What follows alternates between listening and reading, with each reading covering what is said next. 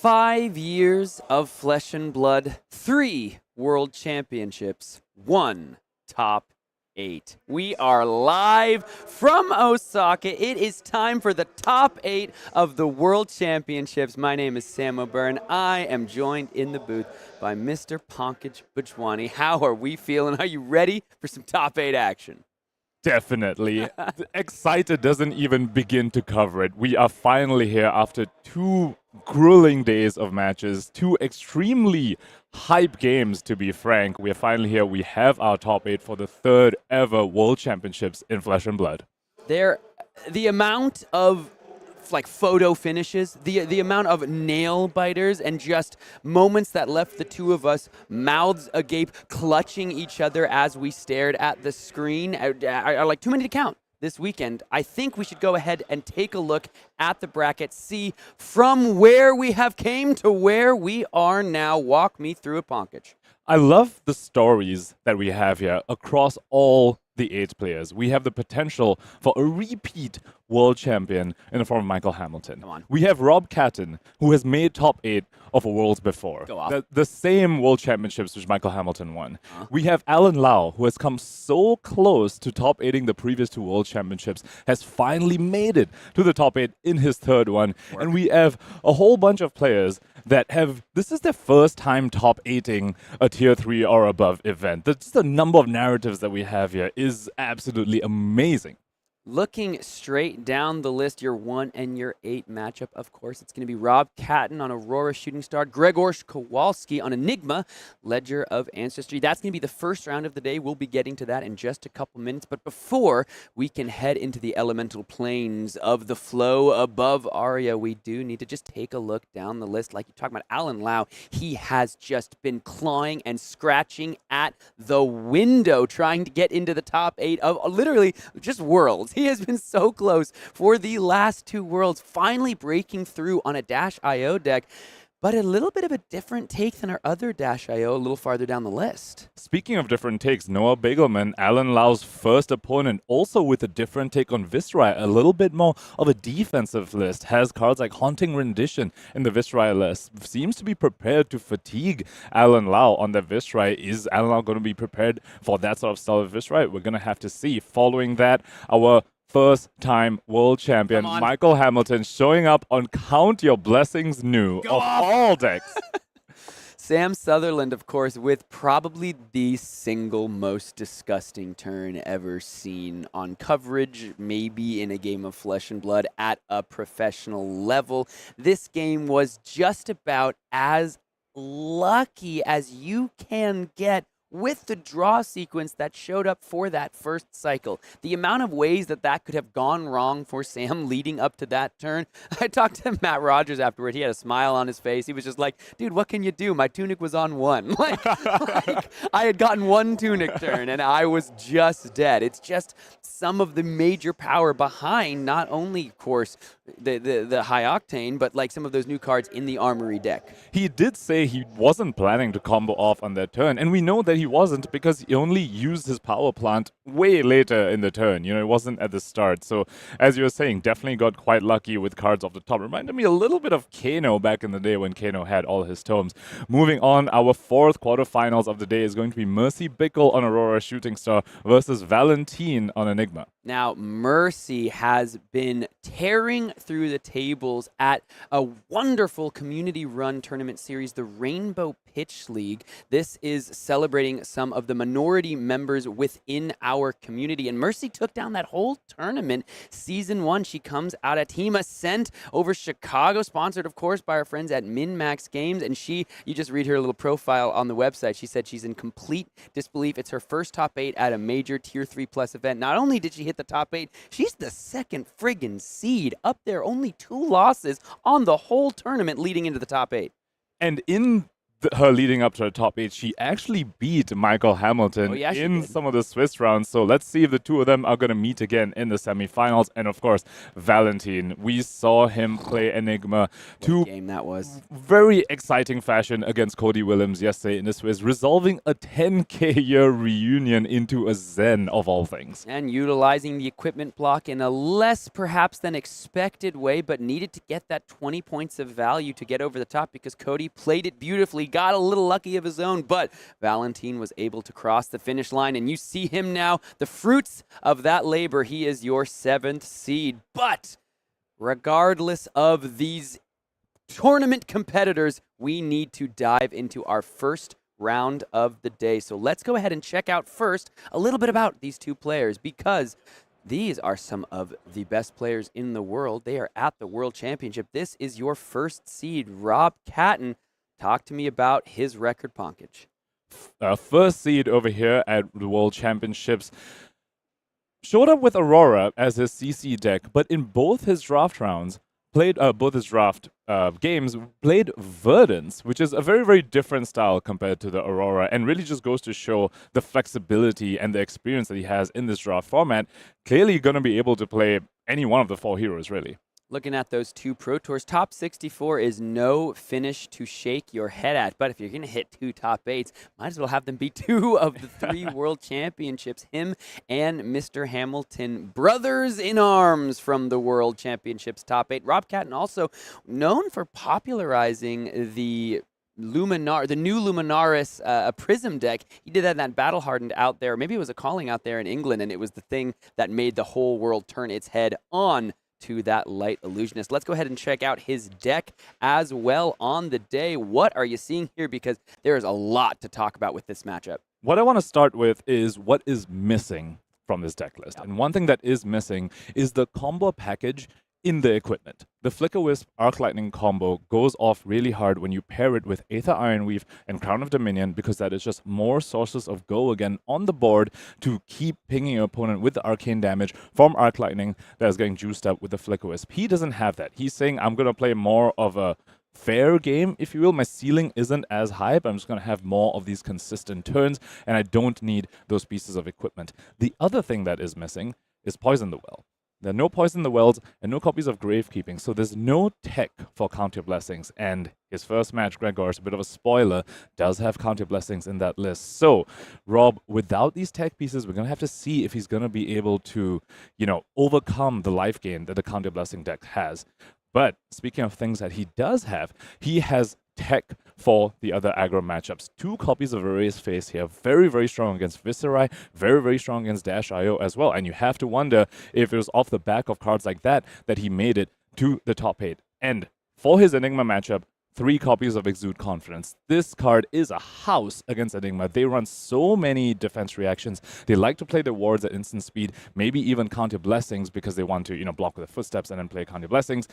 This Exude Confidence card could be very, very problematic for Grzegorz. Also interesting to see the blinks in that blue slot as well. Coax a Commotion, an interesting card as well in the list. Now, Ponkage, as we look ahead to this matchup, let's go ahead and move on into the next profile of our competitor here. This is going to be Grzegorz Kowalski, looking at representing Team Poland. This is a name many know from competitive circuits throughout the TCG landscape, playing Enigma today, and like you mentioned, going to be on that Count Your Blessings list. Both of our top 8 players so far, the ones that we have seen, favoring the same hero in draft in both their drafts.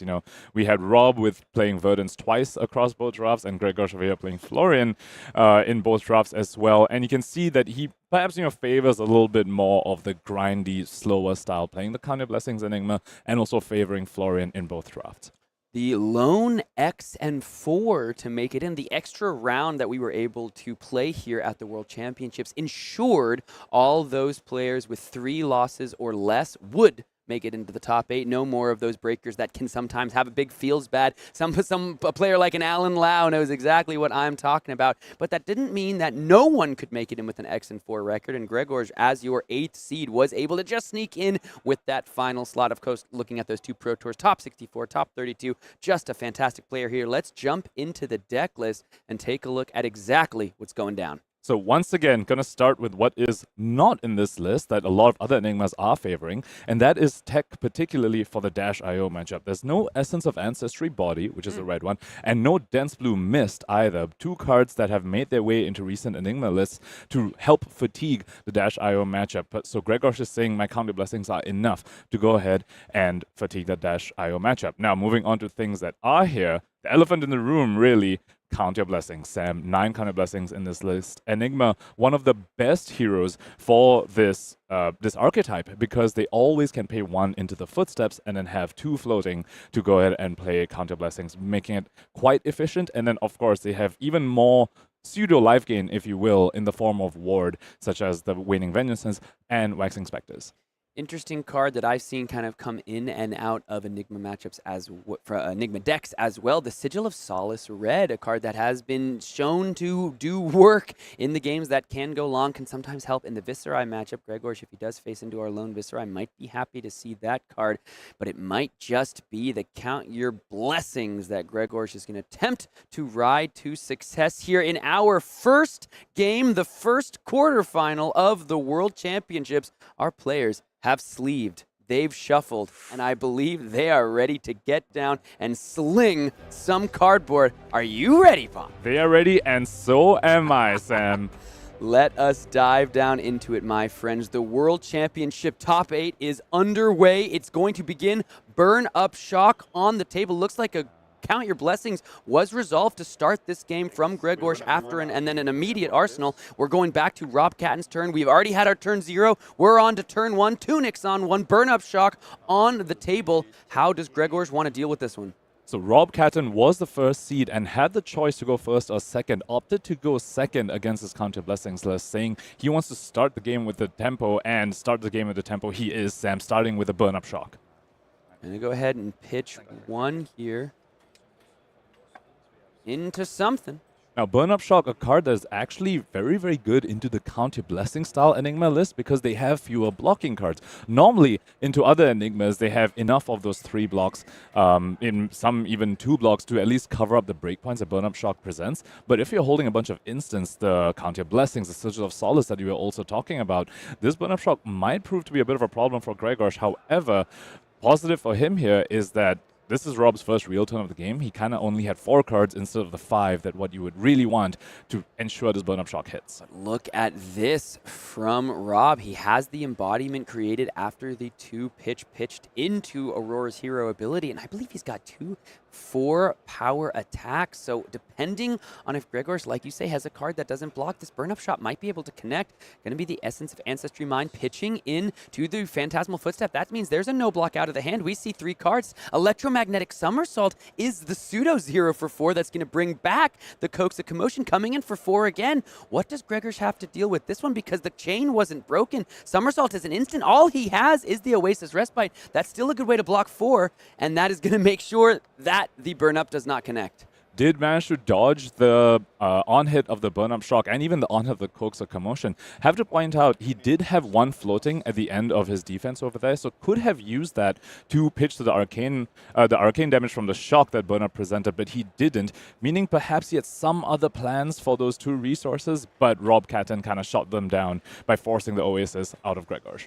Yeah, Oasis there. It was a no block, so there were 2 no blocks in the hand, but unfortunately for our Aurora player, one of them did a nice job at preventing all 4 of that damage. Able to utilize those resources nicely with the Phantasmal Footsteps to cover up the other breakpoint.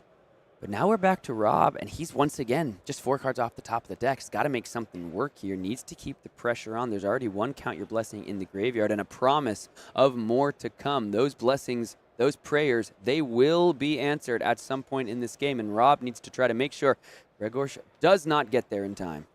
Those were some threats right out of Rob Catton's deck, and he only got 1 point of damage through to show for it. He needs to start setting something up, but this is the bind that Count Your Blessings Enigma puts on you. You can try and set up, but they're not just a deck that, you know, wins by... They don't fatigue you by blocking, they fatigue you by gaining life. So if you set up, they punish you by gaining a bunch of life or putting a bunch of ward on the table, and it puts you in this really rough spot where you need to balance putting enough pressure while also setting up, which can be very, very difficult to do for a deck that is as linear as Aurora is and not as exponential, for example, as a hero like Viserai is, for example. 4 damage on the combat chain with the Gone and the Flash. Looking like it's going to be a Rage Spectre plus the Phantasmal Footsteps again into the block here. Phantasmal Footsteps doing a great job blocking so far in this game. And there's the second Count Your Blessings we've seen so far. Hit the pitch. No reactions there, so currently no go again. Is there a blink or a similar style of effect? We're just going to be pitching 2 cards into the Embodiment of Lightning and Arsenaling here, so a little bit of a setup turn from Rob Catton, but Flicker Wisp goes to the bottom. He did pull 2 cards on defense from Grzegorz over there. You know, Grzegorz was maybe being worried about something like a Channel Lightning Valley, but Grzegorz had the second Count Your Blessings to use those 2 resources floating so efficiently. It is a nice pitch outlet when you're also utilizing the Phantasmal Footsteps as much as we've seen Grzegorz. And there's the third Count Your Blessings. You can see just a head shake there from Rob. 3 already in the graveyard. So when you're looking at the life totals, Grzegorz Kowalski on a deck that's going to deploy, like you say, so many pieces of ward all the way up to 50. And I promise this wasn't scripted or recorded because we were just talking about this. If Rob takes a setup turn, this Enigma list isn't trying to fatigue you by blocking, it's fatiguing you by life gaining. So if you just set up, they're still going to gain their life, they're still going to progress their game plan, and you just did an extremely inefficient turn where you sent 4 damage and made an embodiment, and you still just got punished for it. Rob Catton here. Now, you mentioned does not have in that equipment zone all of the equipment pieces that can couple with the Flicker Wisp and the Arc Lightning. Let's say you're doing 2 to 3 damage a go again. You have the Crown of Dominion for a gold. Draw a card. Go again. The Aether Ironweave makes you resources. Go again. Even, you know, you do have the Snapdragon Scalers here, but some people maybe even bringing in, I've seen Vexing Malice. Just that card right there. Make 2 Rune Chants. Go again. Not present here for Rob, so he's going to have to work together a different game plan. Here comes Exude Confidence. You talked to me about why this card is important in the pregame.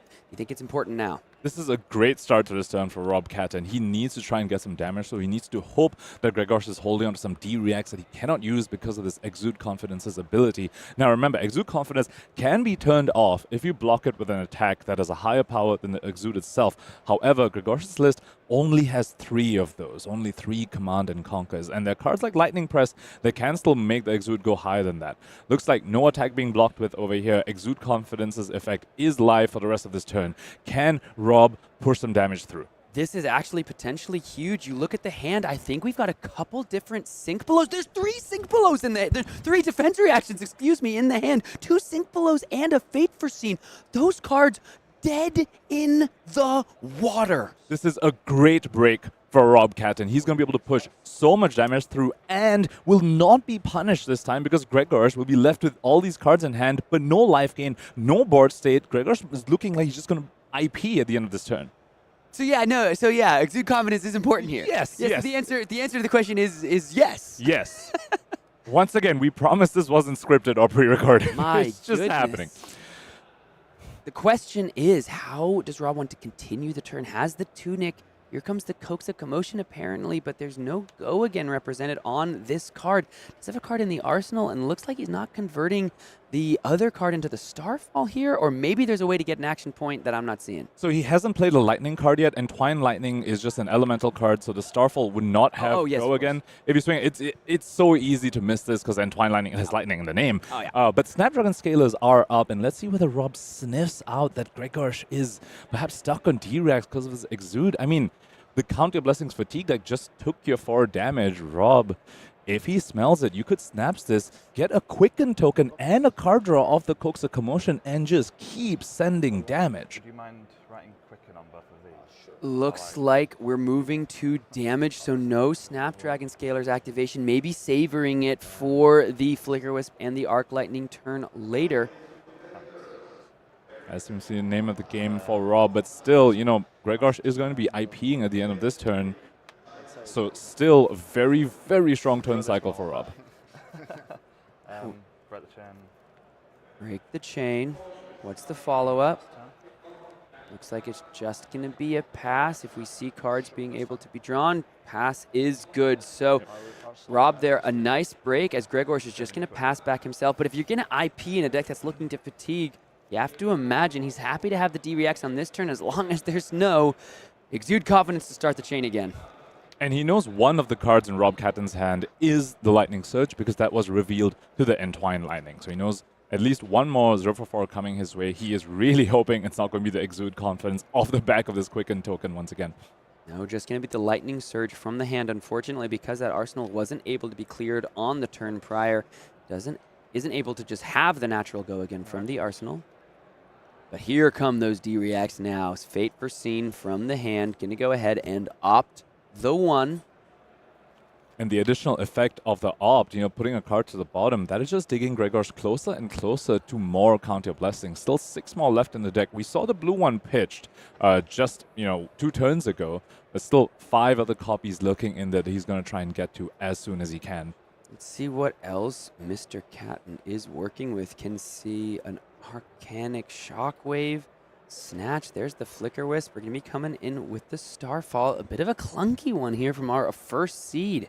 Yeah, and this can sometimes happen. Aurora, oftentimes actually doesn't mind blocking at least with 1 or 2 cards, but this Counter Blessings deck just not giving her that efficiency, and sometimes you just get stuck with these cards that don't have go again naturally, sometimes forcing you to use Aurora's ability to make an embodiment and cash in an embodiment on this turn. Static Shock here going to come in with the Lightning Flow because a Lightning card has been played, so threatening an arcane damage as well, but 3 cards left in the hand. Rob did utilize the Tunic, so maybe once again wanting to create the embodiment of Lightning here. Making embodiment and perhaps setting up the Flicker Wisp, or maybe setting up one of those cards like a Snatch that doesn't naturally have go again, but will have go again on the following turn because you have the embodiment left over. Looks like that might be the name of the game for Rob Catton. Maybe sinking a card away. Let's see what's grabbed off of the top. Just digging closer to more life gain. Found the Sigil of Solace is Grzegorz.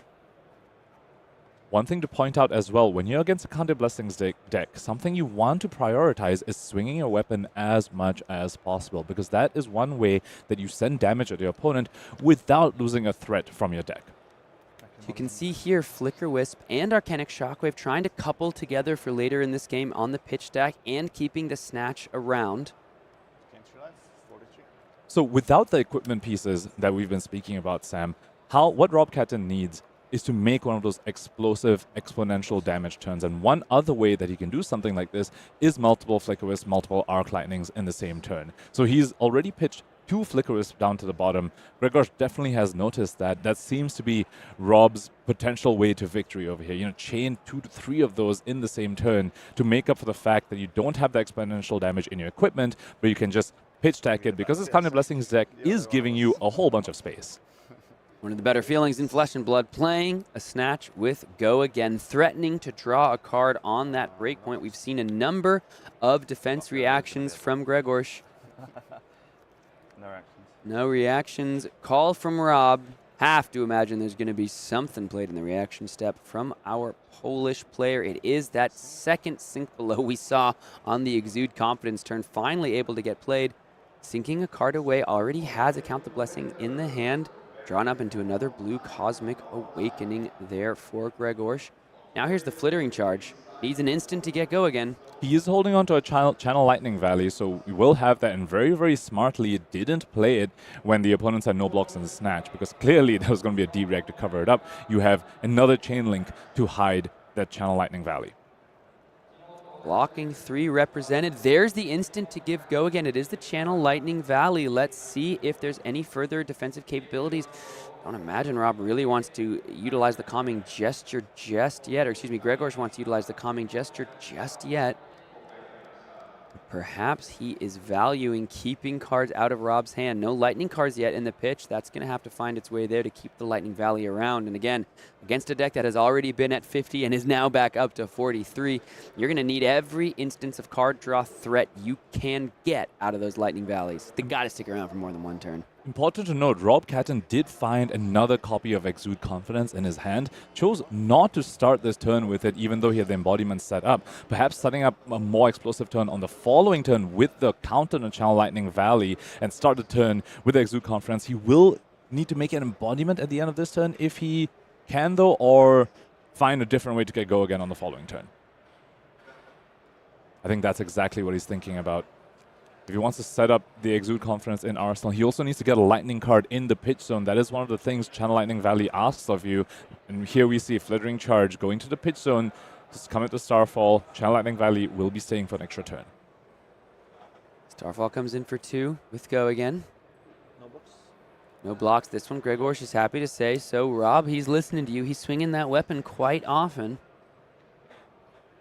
Do you know there's a count your blessings in hand, but the Exude is just going to hit the end of the combat chain. I'm seeing you nod, Pankaj. Why is this making sense? Because he isn't able to set up an embodiment of lightning. If you commit to putting a card that isn't easy to give go again in your arsenal, and you haven't been able to set up an embodiment of lightning, you might just draw another one of those clunkers, but you've already committed to keeping this Channel Lightning Valley around. You pitch a 0 for 4 to come in Starfall for 2, because you're really banking that you can have a big turn on the following turn off the Channel Lightning Valley.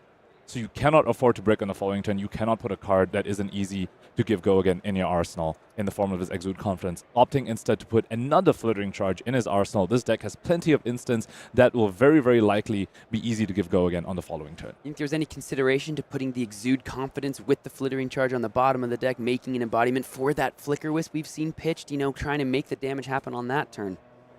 Very well could be, but I think without an Arc Lightning with those Flicker Wisps, it's hard, again, just hard to give the Exude Confidence go again at that point as well. Damage over the top from the Exude. Passing the turn is Rob from here. Does have that Rabble for the Arsenal. For the first time this game, Rob Catton has a life lead. I imagine it's going to go right in Grzegor's favor very, very quickly. Yeah, don't hold your breath. I imagine instead it'd be better to count your blessings. That's going to move up to 4 in the graveyard. Grzegorz back up to 44. Rob's put in so much work, and he is even further behind the starting line here. But Burn-Up Shock in the hand.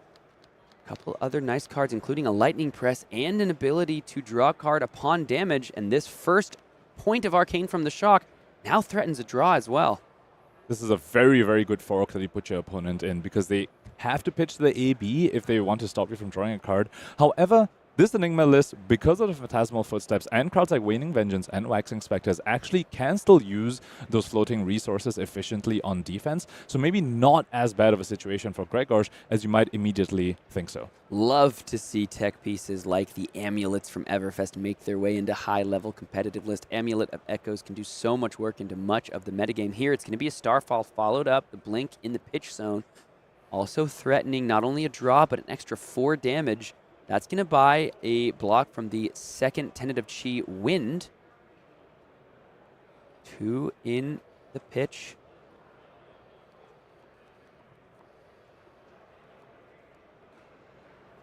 Two cards remaining on defense for Grzegorz. We know Rob has the Flittering Charge in arsenal. Lightning Press in hand to give it go again as well. Current Funnel, not exactly the threat you want to draw on this turn when you're threatening the Channel Lightning Valley, but hey, that is still yet another 2 damage. Got 2 in the pitch for either that Grasp of the Arcanite or the Aurora hero ability. I have to point out, the cheeky Amulet of Echoes that you also pointed out in the pitch zone, you have to wonder, is this Grzegor's plan for the multiple Flicker Wisp, multiple Arc Lightning combo that Rob Catton might try to pull off later in this game? We've seen him pitch 2 Flicker Wisps already. Is Grzegorz saying, this is how I'm going to match your Flicker Wisp with this Amulet of Echoes? Yeah, that would be a nice way to do so. You play 2 Flicker Wisps or 2 Arc Lightnings and Amulet of Echoes. Said, now I'd like you to discard 2 cards, please. Hopefully it's full. Ooh, the Flicker Wisp on top. So this Ravenous Rabble is only coming in for 3. So I was a bit mistaken. I thought it was a Flittering Charge in Arsenal. Instead, it was a Ravenous Rabble. In any case, still a card that had natural go again over the Exude Confidence, which was the other option that Rob Catton had to go ahead and put in that arsenal. Still 2 floating, but now, as a result, this can just buy a 3 block from the hand. Only 1 card left for Grzegorz here. 2 floating. Lightning Press now can be played on top of the Ravenous Rabble. He's been sitting on it this whole time. Threatens the draw and threatens an extra 4 damage as well. This Lightning Press represents 7 if it hits, but there is the sink below from the hand. That is the last card, though. So this Current Funnel, if Grzegorz wants to stop the Burn-Up Shock on head, will have to pop the Calming Gesture or give up Tunic. Let's see what the play is, because here's Current Funnel. This is quite a big threat. This is threatening a card draw and 4 extra damage. But important to know, the card draw specifically is Flicker Wisp. That is one of the things that Ravenous Rabble does tell your opponent when you follow it up with a Snatch, or you have the Channel Lightning Valley. You're telling your opponent, oh, you're going to draw Flicker Wisp, which means not any more damage coming after this turn off the back of the card draw if Grzegorz gives it to him. Yeah, and the Current Funnel here, Ravenous Rabble, not a lightning card, so this one here going to just be playing no go again on this attack, and I think it's actually fascinating. You wonder if Grzegorz is thinking to himself, you got to draw Arc Lightning off the top for that Flicker Wisp to be any good. Maybe he's happy to see that go to the arsenal. You want to set it up for something in the second cycle. Maybe that's part of what Grzegorz is really having to think about. At the same time, you haven't seen a single Arc Lightning yet, and that is the third Flicker Wisp that you've seen, so could be seeing one very, very soon. Oh, he's reaching for the Traverse the Universe. No Transcension has happened yet. To take the Traverse without a Chi in the deck is something every player that sits across from an Enigma hopes to do. Yeah, I think so. Wow. Saying he's not going. No, he's still going to search, or do you have to shuffle no matter what? Yeah, he's going to search his deck. You can see him there having a little fun with it because there's no Chi. You search it and you fail to find Rob a little bit unfortunate over here, revealing a yellow off the Rabble and not having another 0 for 4 to go with the Burn Up Shock Channel Lightning Valley. Unfortunately had the current funnel that he was forced to send, but did force a Traverse block without getting any Chi off of it. However, that Traverse was still quite a bit of value, Sam. It denied a card and 4 blocks, so effectively blocking 2 plus 4 plus whatever a card is. 9 to 10 block on a Traverse. Sure, you don't get your Chi, but that's still quite a lot of value from one piece of equipment. Does the action card become lightning? These are two separate entities. But when meld happens, it puts all the words together on each part, so this becomes a lightning instant Runeblade action. Looks like Rob is just clarifying something. This becomes a lightning New meld cards from Rosetta can be, there's lots of intricate rule interactions with them. I did misplace. We just double check with colleague of mine just to make sure that Okay. It doesn't matter for this turn. Yeah, wondering, I guess, exactly what type of card it is when. When is it a lightning instant? When is it a Runeblade action? Does it happen all at the same time when you meld both sides? I'm going to be making Does get the properties of both, so... embodiment. Well, Rob is 2 floating over here, still able to cash that into Aurora's ability, despite not having an action point. Because Aurora's ability, of course, is an instant. However, no points of damage leaked through on that turn for Rob Catton. That is yet more threats out of his deck. Opponent still sitting above 40 life. And that was just a couple bad breaks, like we said. The Flicker Wisp off the top to make that Ravenous Rabble not a break point. Grzegorz had to find that third sink below just off the 4 cards off the top of his deck. That meant because of the defensive power and just the lackluster offense, thanks to the current funnel and the Flicker Wisp on the top, not only no draw, but no burn up as well. And a deck like Aurora, facing a deck like a Count Your Blessings Enigma, you need to get a little bit luckier than what Rob was able to find on that turn. Rob Catton was sincerely hoping that Grzegorz found some life gain in that hand rather than blocking cards. Was really hoping, come on, have your Count Your Blessings here. All those Sigils of Solace. Please don't have another D-React. And a whole bunch of 3 blocks, unfortunately for him. Grzegorz did have those answers. Flicker Wisp goes to the pitch. Looks like 3 damage over the top from the Erase Face. So now Grzegorz down to 41. Erase Phase on hit, unlikely to matter too much against Grzegorz. But 3 damage though. Rob Catton happy to see that and happy to send his Flicker Wisp to the bottom as well. And we have to point out the Traverse shuffling the deck. You know, for a moment there, Grzegorz had a bit of a counter pitch deck going with that Amulet of Echoes to go with the opposing double, triple Flicker Wisp. But Traverse just shuffled that deck. The Amulet of Echoes now is not matched with the multiple copies of Flicker Wisp. So it could be anywhere else in the deck. Really important point because we are seeing another Flicker Wisp go to the bottom. If we can find some Arc Lightnings to pair up with that, that is where the damage potential can get huge. Grasp with the Arc Knight. Once again, that's the second time we've seen an Arcanic Shockwave and a Flicker Wisp pitched together. Any response from Grzegorz? No. Rob's just going to set up. He knows he needs to make sure that this all happens in the way that he wants. No lightning card played that turn for Rob Catton, so was not able to make an embodiment off of Aurora's ability, but could still, you know, form that mean pitch tag that he seems to have going on by pitching into Grasp instead. If Grzegorz is able to find that Amulet of Echoes earlier, can play it out, just have it sitting there until the multiple Flicker Wisps are played. Having a laugh about potentially the go again here on the Command & Conquer. All those turns ago, the Cooks of Commotion. Now Crown of Providence joins the picture, joins the fray. That means that Arsenal card heads to the bottom. That's some hidden information from Rob. That's one of the first cards that Grzegorz doesn't know about headed to the bottom. Coupling with those 2 Flicker Wisps, Arcanic Shockwaves. Very, very efficient block with a Crown of Providence over here because, both players have each other's deck list. Rob knows exactly the threats available in Grzegorz' list. He knows it's really only the 3 Command and Conquers that he has to worry about. At least one was already blocked with early in the game. So that was, there's only one more at most Command and Conquer left that might be coming at him if, Grzegorz isn't forced to block with it. So Rob Catton's saying, all right, this is probably my best chance, maybe even my only chance to just get the Crown of Providence effect. Let's just go ahead and cash it in here, and if I just put enough pressure the rest of the game, I will need to face the third one. Third copy of Burn Up Shock in the hand as well, and looks like the first sighting of the specialization Arc Lightning. Wonder if it's going to get deployed on this turn. If it was, you'd have to imagine it would have been the first action played, so maybe that's headed to the bottom to finally pair with those Flicker Wisps. But after this turn, there will be no more burning or shocking from our Aurora player, and this is where so much of the damage can lie. Rob here has to find a way to get one of these to connect. You have to imagine to fully get the damage over the top.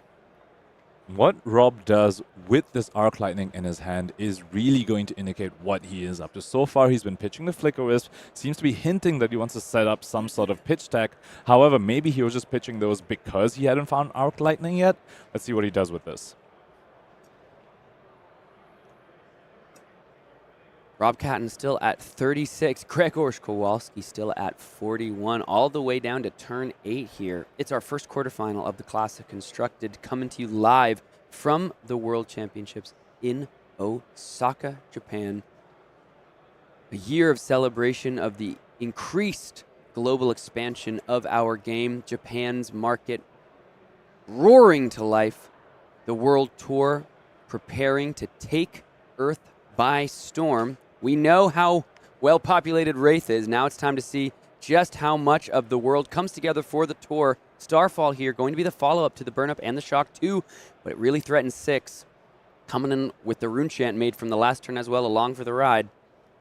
And what a great game to start our top 8 of the World Championship. So many fundamentals of Flesh and Blood being showcased here. Even though these are, a little bit of newer heroes, but, Rob Catton is showing us what you need to do against a deck that can fatigue you. You have to have a mix of setup, have a mix of sending enough pressure, and some good old-fashioned pitch stacking, something that hasn't really been very present in the game for a while.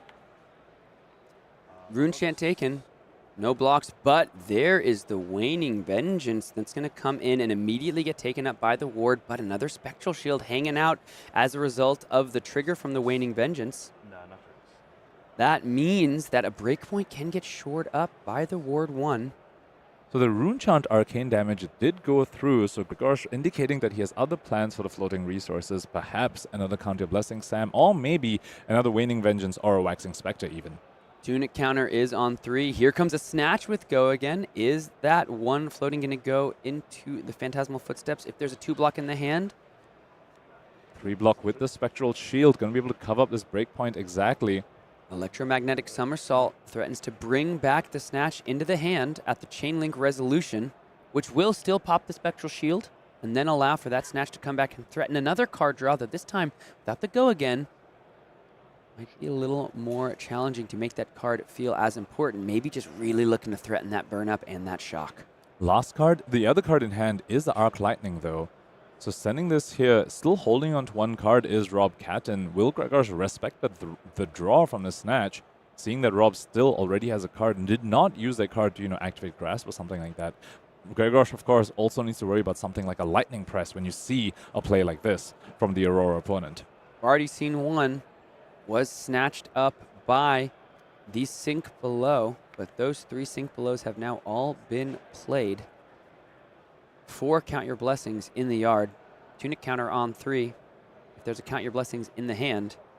Count Your Blessings, or, there's so many no blocks in this Enigma list. There's all those Chi, there's Sigil of Solace, there's the 9 Count Your Blessings. Earlier when Rob Catton had a Burn Up Shock, Grzegorz did had the defensive capability and has it again. Once again, the Waning Vengeance going to come in Ward 3 exactly. Make a Spectral Shield for the back. Rob Catton, just a little bit of a resignation in that Sigh.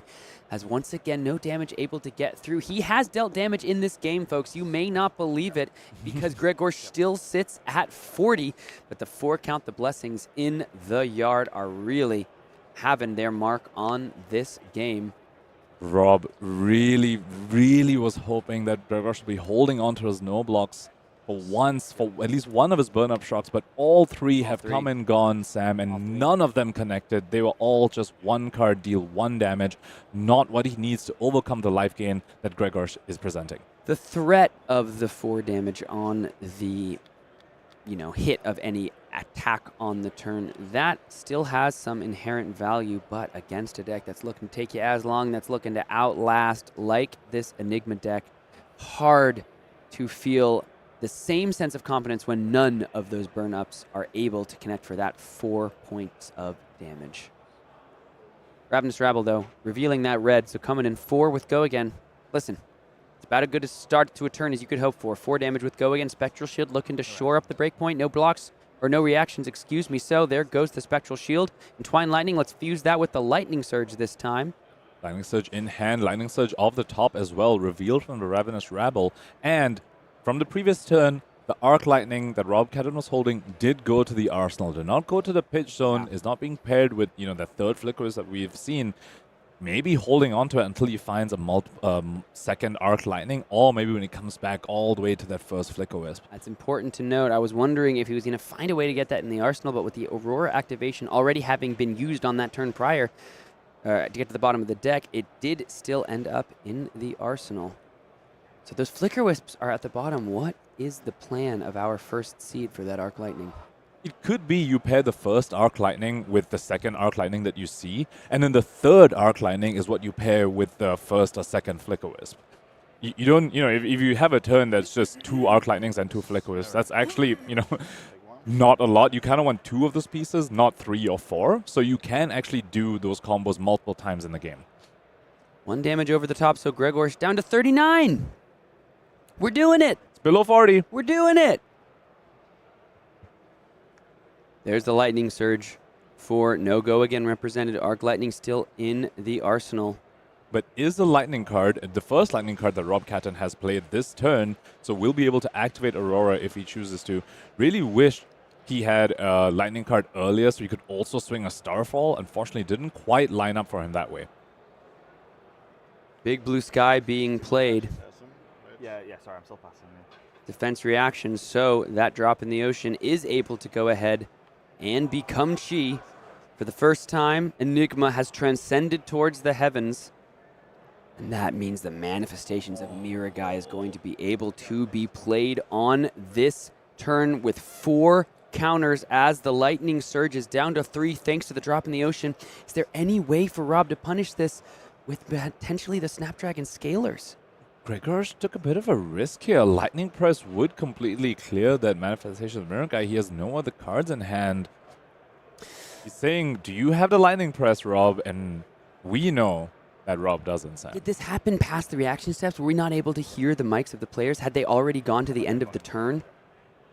Looks like now there's going to be an embodiment of lightning created, but now there's a Manifestations of Mirai with 4 counters on it. Tunic only to 2, so it's just going to sit there, not swing in for 8, which is important because I've heard someone very smart tell me that if a Mirai swings 2 times in the game, that is always a recipe for success.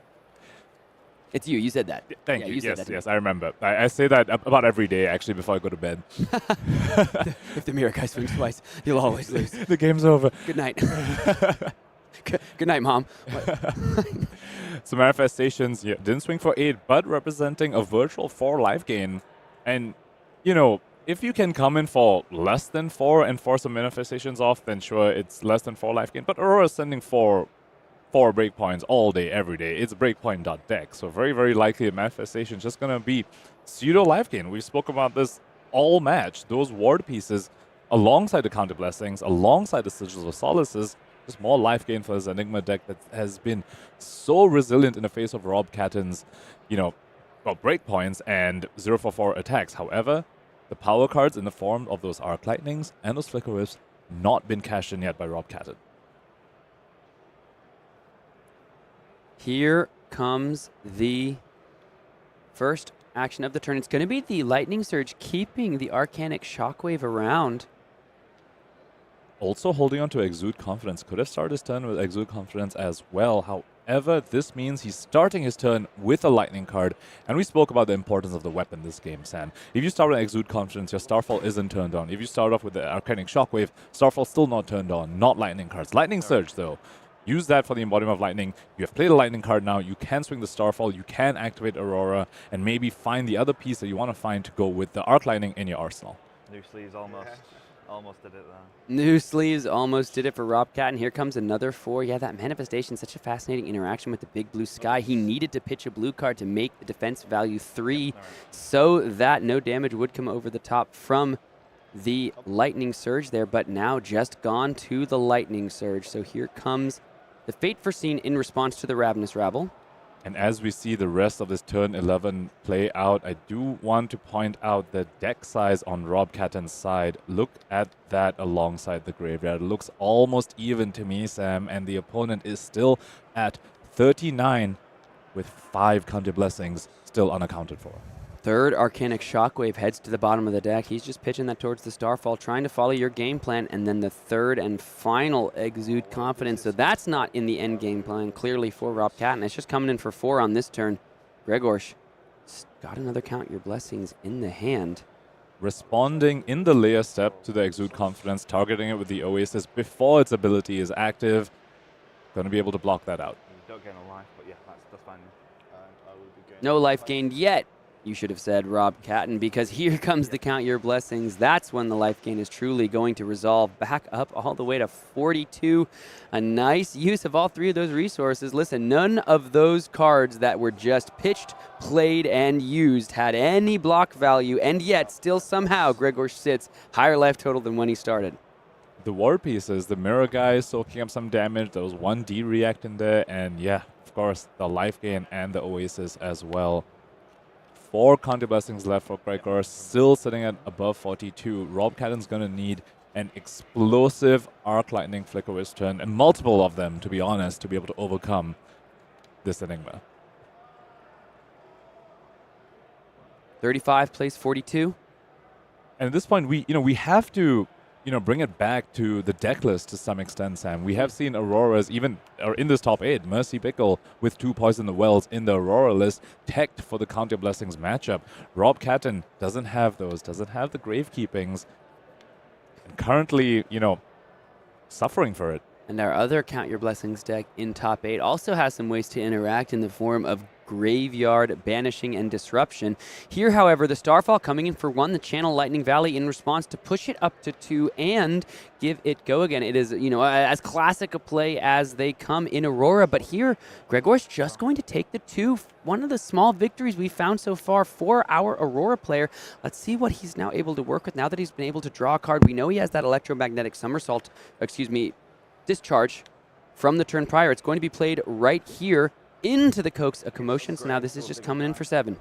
Able to draw a card and has a lightning card already in the pitch zone. Channel Lightning Valley gonna stick around. Arc Lightning still sitting safely in Arsenal. If this Coax of Commotion gets the hit, and we know Rob is also holding onto a Lightning Press, he can set up into the next turn with Channel Lightning Valley, a Quicken token, and an Arc Lightning in Arsenal. This could be the start of a turnaround for Rob Catton.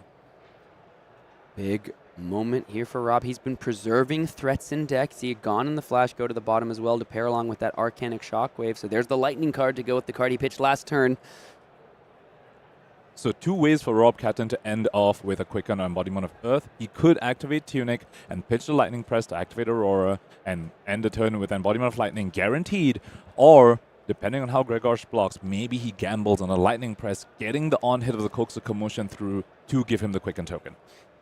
7 damage on the combat chain is the ask. You can see the Electrostatic Discharge coursing through that mug of ale that happy-go-lucky fella has. A lot of attack power for a card with such a sunny disposition.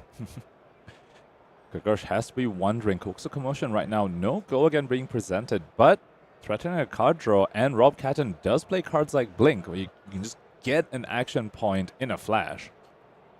Cosmic Awakening in Levels of Enlightenment, 2 Mystic, 3 blocks perhaps, headed to the combat chain to block. 1 damage still represented to come over the top. Rob Catton saying he's thinking on Snapdragon Scalers here. And this block is perhaps representing Grzegorz saying, okay, if you play a lightning press, I might have a 0-4 to cover up this entirely. Or are you just going to go ahead and ostensibly let this one through? Just get the on hit with this, but potentially IP one. And the sequencing of these reactions now becomes important for that reason you say, Rob. It looks like he's thinking about the Snapdragon Scalers, might be using it as a bit of a mental angle here, making Grzegorz wonder what cards could be coming in the hand or the arsenal. Is just going to commit the Snapdragons before Flicker Wisps? No, putting it back down into that leg equipment zone here.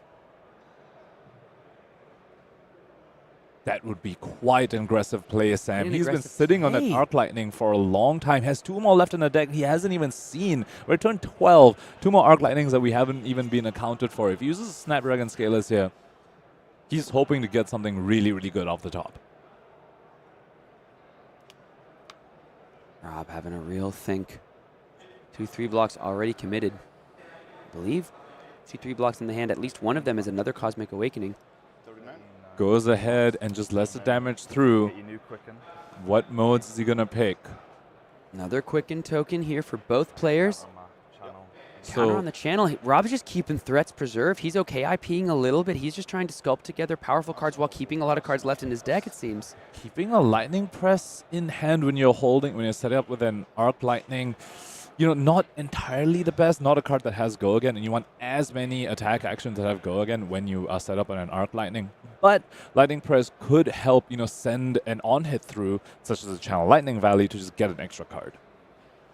Quicken token here going to work pretty nicely with one of the biggest staples in our game. It is, of course, the Enlightened Strike, going to go ahead, bottom a card, but with the Quicken token, that draw a card option does seem pretty tempting here for our first seed. And I believe Rob was holding on to 2 second strikes there and the Lightning Press from the previous turn. Bottoming one of the second strikes, not holding on to 2 of them, doesn't want to get greedy. This Enigma list has been blocking a lot. He has no guaranteed, he's not guaranteed as E-Strike is going to, land even a point of damage through. So hold on to a Lightning Press, which is a bit less damage on offense, but potentially can get an on it through for a Channel Lightning Valley and for the other second strike.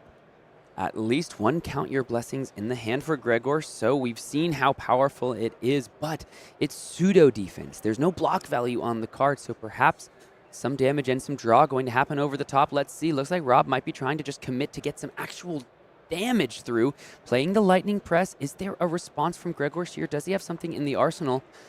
And with the block that Grzegorz has presented, a D-React still doesn't cover the on-hits. Rob Catton saying, let's just cash in the press now. If you don't have a D-React, he's gonna League 5. He's League 5. League 5, down to 34. And card draw from Channel Lightning Valley as well. Still 4 cards remaining, but one of them is an Arc Lightning that looks like he isn't going to use on this turn. But 3 cards remaining, has already League 5, has gotten the card draw.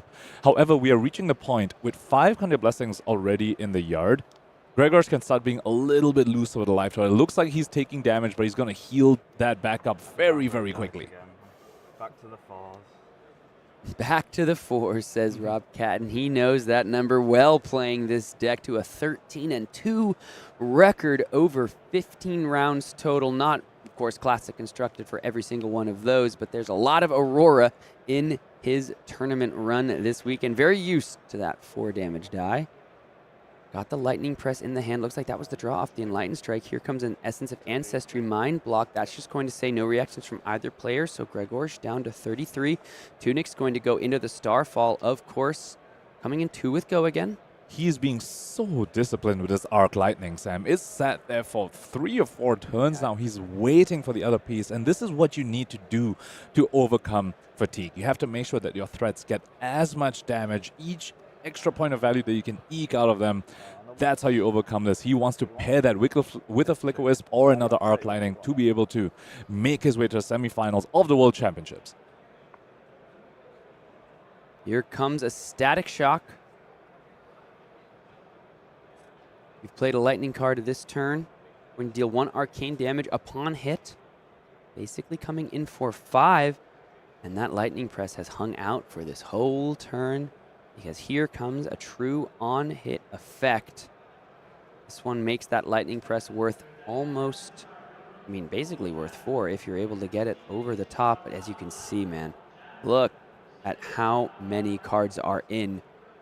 So Rob had the option over here to pitch both the second strike and the lightning press in his hand to Aurora, which will make an embodiment and also keep the channel lightning value around for an extra turn while preserving good threats in deck. Opting instead to send the damage now because Grzegorz has already leaked some damage this turn. So Rob kind of smelling blood in the water over here, saying, I'm gonna just send the damage right now and not set up that much.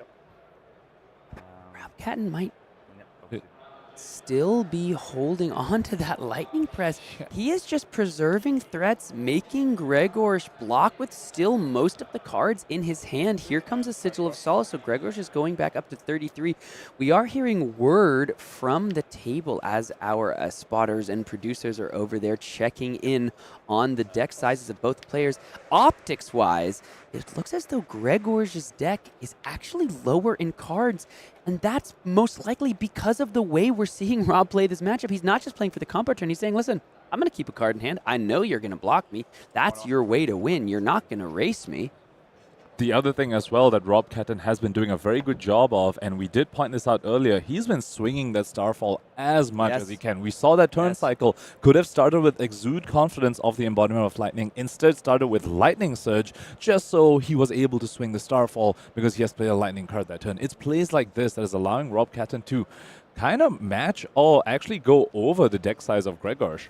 20-ish cards, I think, on that count. I might have missed the beginning of that, but Grzegorz, there's a lot of cards being used to block, used to play in the Count Your Blessings. That's the thing about them is when you play them, they're gone. You do have to count them in your graveyard, of course, and their effects do stack and get better over time. We are seeing a kind of a new game plan be actuated before at least my very eyes, imagining that this Aurora deck just tries to maybe become does the fatigued become the fatiguer Ponkage? Nice call out to our next set of the Hunted becoming the Hunted. But in terms of life gain left in Grzegorz' deck, 4 more Counter Blessings, and just doing some quick maths over here, that's 33 more points of life gain in this Enigma list. So, while he might be losing out a little bit on deck size, once you get to that ending state where both players are just swinging weapons at each other, and Rob Catton's side would be a Starfall, and Grzegorz' side it would be Spectral Shields with counters on them, Grzegorz actually wins if he's able to get to that point. And because he has 33 more points of life gain, it's not just deck size that matters, it's also that he just has the better weapon. Rob, back from speaking with one of the judges, just making sure, had a question about something that we maybe will never know. Taking a look at the hand here. There is an Arc Lightning in here, and we know there's an Arc Lightning in the arsenal as well. Is it finally time? Well, there's no attack. Arc Lightning, Somersault, Lightning Press, Discharge. This is a whole handful of instants and non-attacks. You can see here Rob just reaching for the Starfall because that might be all he can do on the turn. That is not a great look for Rob Catton over here. But on the bright side, this Enigma list doesn't put that much pressure, but Grzegorz might just be able to gain a bunch of life. 26 cards for Rob Catton as for Grzegorz' count. Even Grzegorz said 20. Like, he is surprised. He is maybe as surprised as we are. Rob's got 6 more cards in the deck at this point than Grzegorz. Though, like you said, the life gain, and even though Enigma doesn't have a true weapon, her hero ability creates one on demand. As we get to the weapon comparisons, 1 chi in Enigma is going to represent 1 extra point of life because of the Spectral Shield and 2 damage on offense. That's effectively a 3-point swing, whereas on the Aurora side, once they're out of lightning cards in deck, Starfall just going to be coming in for 1. I guess off the grass for the Arknight can be 1+1, but that is still less damage than the Spectral Shield on the other side. Discharge to create an embodiment of lightning and just pass the turn. This is going to be the 3rd turn in a row at the minimum that lightning press has hung out in Rob's hand. He is desperately waiting and trying to find the perfect card to pair with that +3 pump. He's got an embodiment set up. What can Grzegorz do with 5 full cards? Let's take a look. Lean in, folks, because it's starting to get down to the wire here in our first quarterfinal of the World Championships. What is Grzegorz going to do with 5 cards? I'm going to hazard a guess here, Sam. I'm going to say he's going to gain some life. 5 cards, 4 in the hand, 1 in the arsenal. Grzegorz down to 31 after gaining So much life at this point in the game, and with promises of gaining even more. Rob here taking a look at the graveyard, seeing just what is left in the threat and life gain department. Quicken token, gaining 6 thanks to the Count Your Blessings, 1 + 5, so immediately back up to 37. Life lead back in Grzegorz' favor once again. Yet another Count Your Blessings coming in. Man, Ponkid, you really are a good caster. You nailed it. He did gain a bunch of life. How could you have possibly figured that out based on the board state and based on the trends of this game so far? I just got lucky, man. You know how it is sometimes. Better to be lucky than good. My mantra, I tell that to myself every night before bed as well. Your guy needs to hit twice. Better be lucky than good. I'll call you tomorrow, Mom. Embodiment of Lightning on Rob Catton's I like that side. canonically you speak to your mother every night before bed. Yeah. It is canon. Yeah. It is known. E-Strike in hand pairs very well with this Embodiment of Lightning. A very wise man once tweeted, I believe, that your deck is good if you are able to choose the draw a card mode on E-Strike. And this Aurora list certainly can do that. That wise man, by the way, was Alan Lau. I've heard he's good. Top 8 competitor at the World Championship in his own right. He'll actually be our next game. Oh. He's that good. And Lightning Strike, once again, pairs nicely. Still has the Lightning Press in the hand. Holding into Lightning Press, the Blink, and an Entwined Lightning as well. It's a bottom of card to this This is a big, E-Strike. yeah, this is a big bottom. Putting away the attack here. Going to get rid of the Entwined Lightning.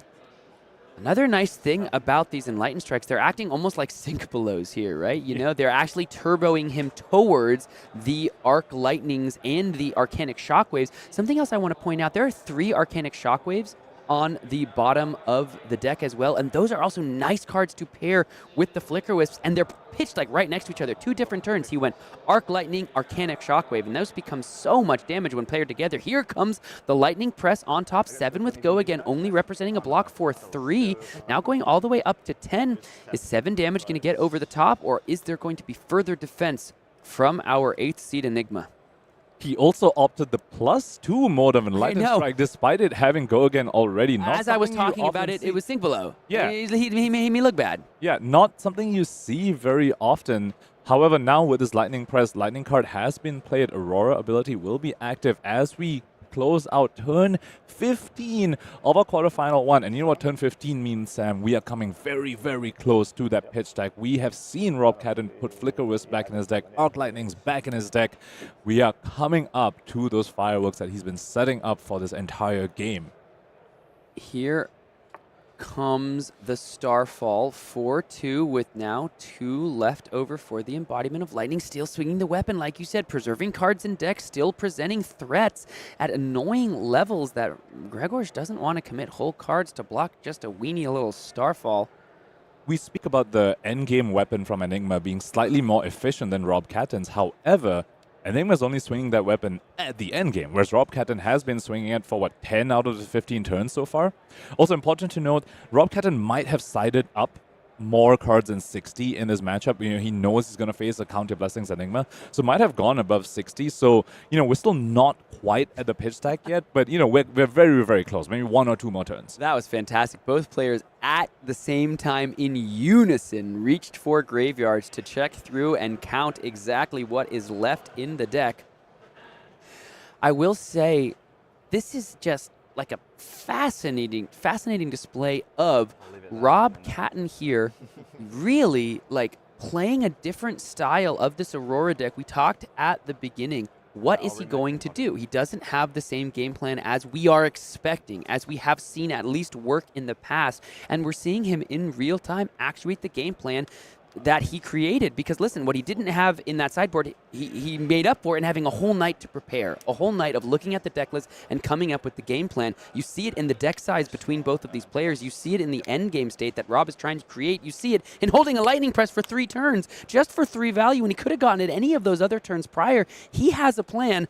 Let's just see if it works. He's recognizing, he clearly thinks that he can overcome the life gain without needing bad cards like Poison in the Well. He's saying, you know what, I don't need this crutch. I have a pitch deck. I'm a good fundamental flesh and blood player, and I know how to manage my threats. I know how to get the most value out of my cards as possible. I will overcome your life gain. I will swing my weapon every turn while you are just sitting there IPing or blocking my weapon inefficiently. Taking 2 is Grzegorz, down to 39, once again dipping below the starting life threshold. Living on the edge is Grzegorz Kowalski. Here comes the flittering charge. 4 instant gives it go again. Currently just sitting there without any ways to gain action points. This time, the draw card mode picked on that Enlightened Strike instead of the +2, and Rob Catton will be able to use the remaining cards. I believe he's holding on to a Discharge and a Snatch. With 2 cards, so it's... Yep. 2 cards left. The same Arc Lightning has been sitting there and hanging out. I wonder if it's just now at this point, it's just waiting for the flickers, man. It's been there for like 8 turns, 9 turns sitting in the arsenal. Phantasmal Footsteps going to be the block. Here's the Discharge to give the flittering charge go again. Discharging, charging up the flittering charge, which means the Starfall can now come in thanks to the Tunic. Weapon being swung every single turn. Grzegorz just falling potentially down under the weight of the repeated swings of the Saber, filled with the energy from the heavens. And now the Discharge can power up a Snatch coming in for 7. No go again, but the card draw is still something that Rob is going to have, or that Rob is threatening and Grzegorz has to think about, because the Snapdragon Scalers remain online. With the arsenal from Rob Catton's side not having been moved for so long, Grzegorz probably has a bit of a hint that that is a combo piece that Rob Catton wants to hold on to. So, you know, making the call that this card draw isn't going to matter, but he could activate Aurora. Activate Aurora with the yellow and make the Embodiment of Lightning, so Rob able to convert the card drawn off of the Snatch. How many do you get? 8?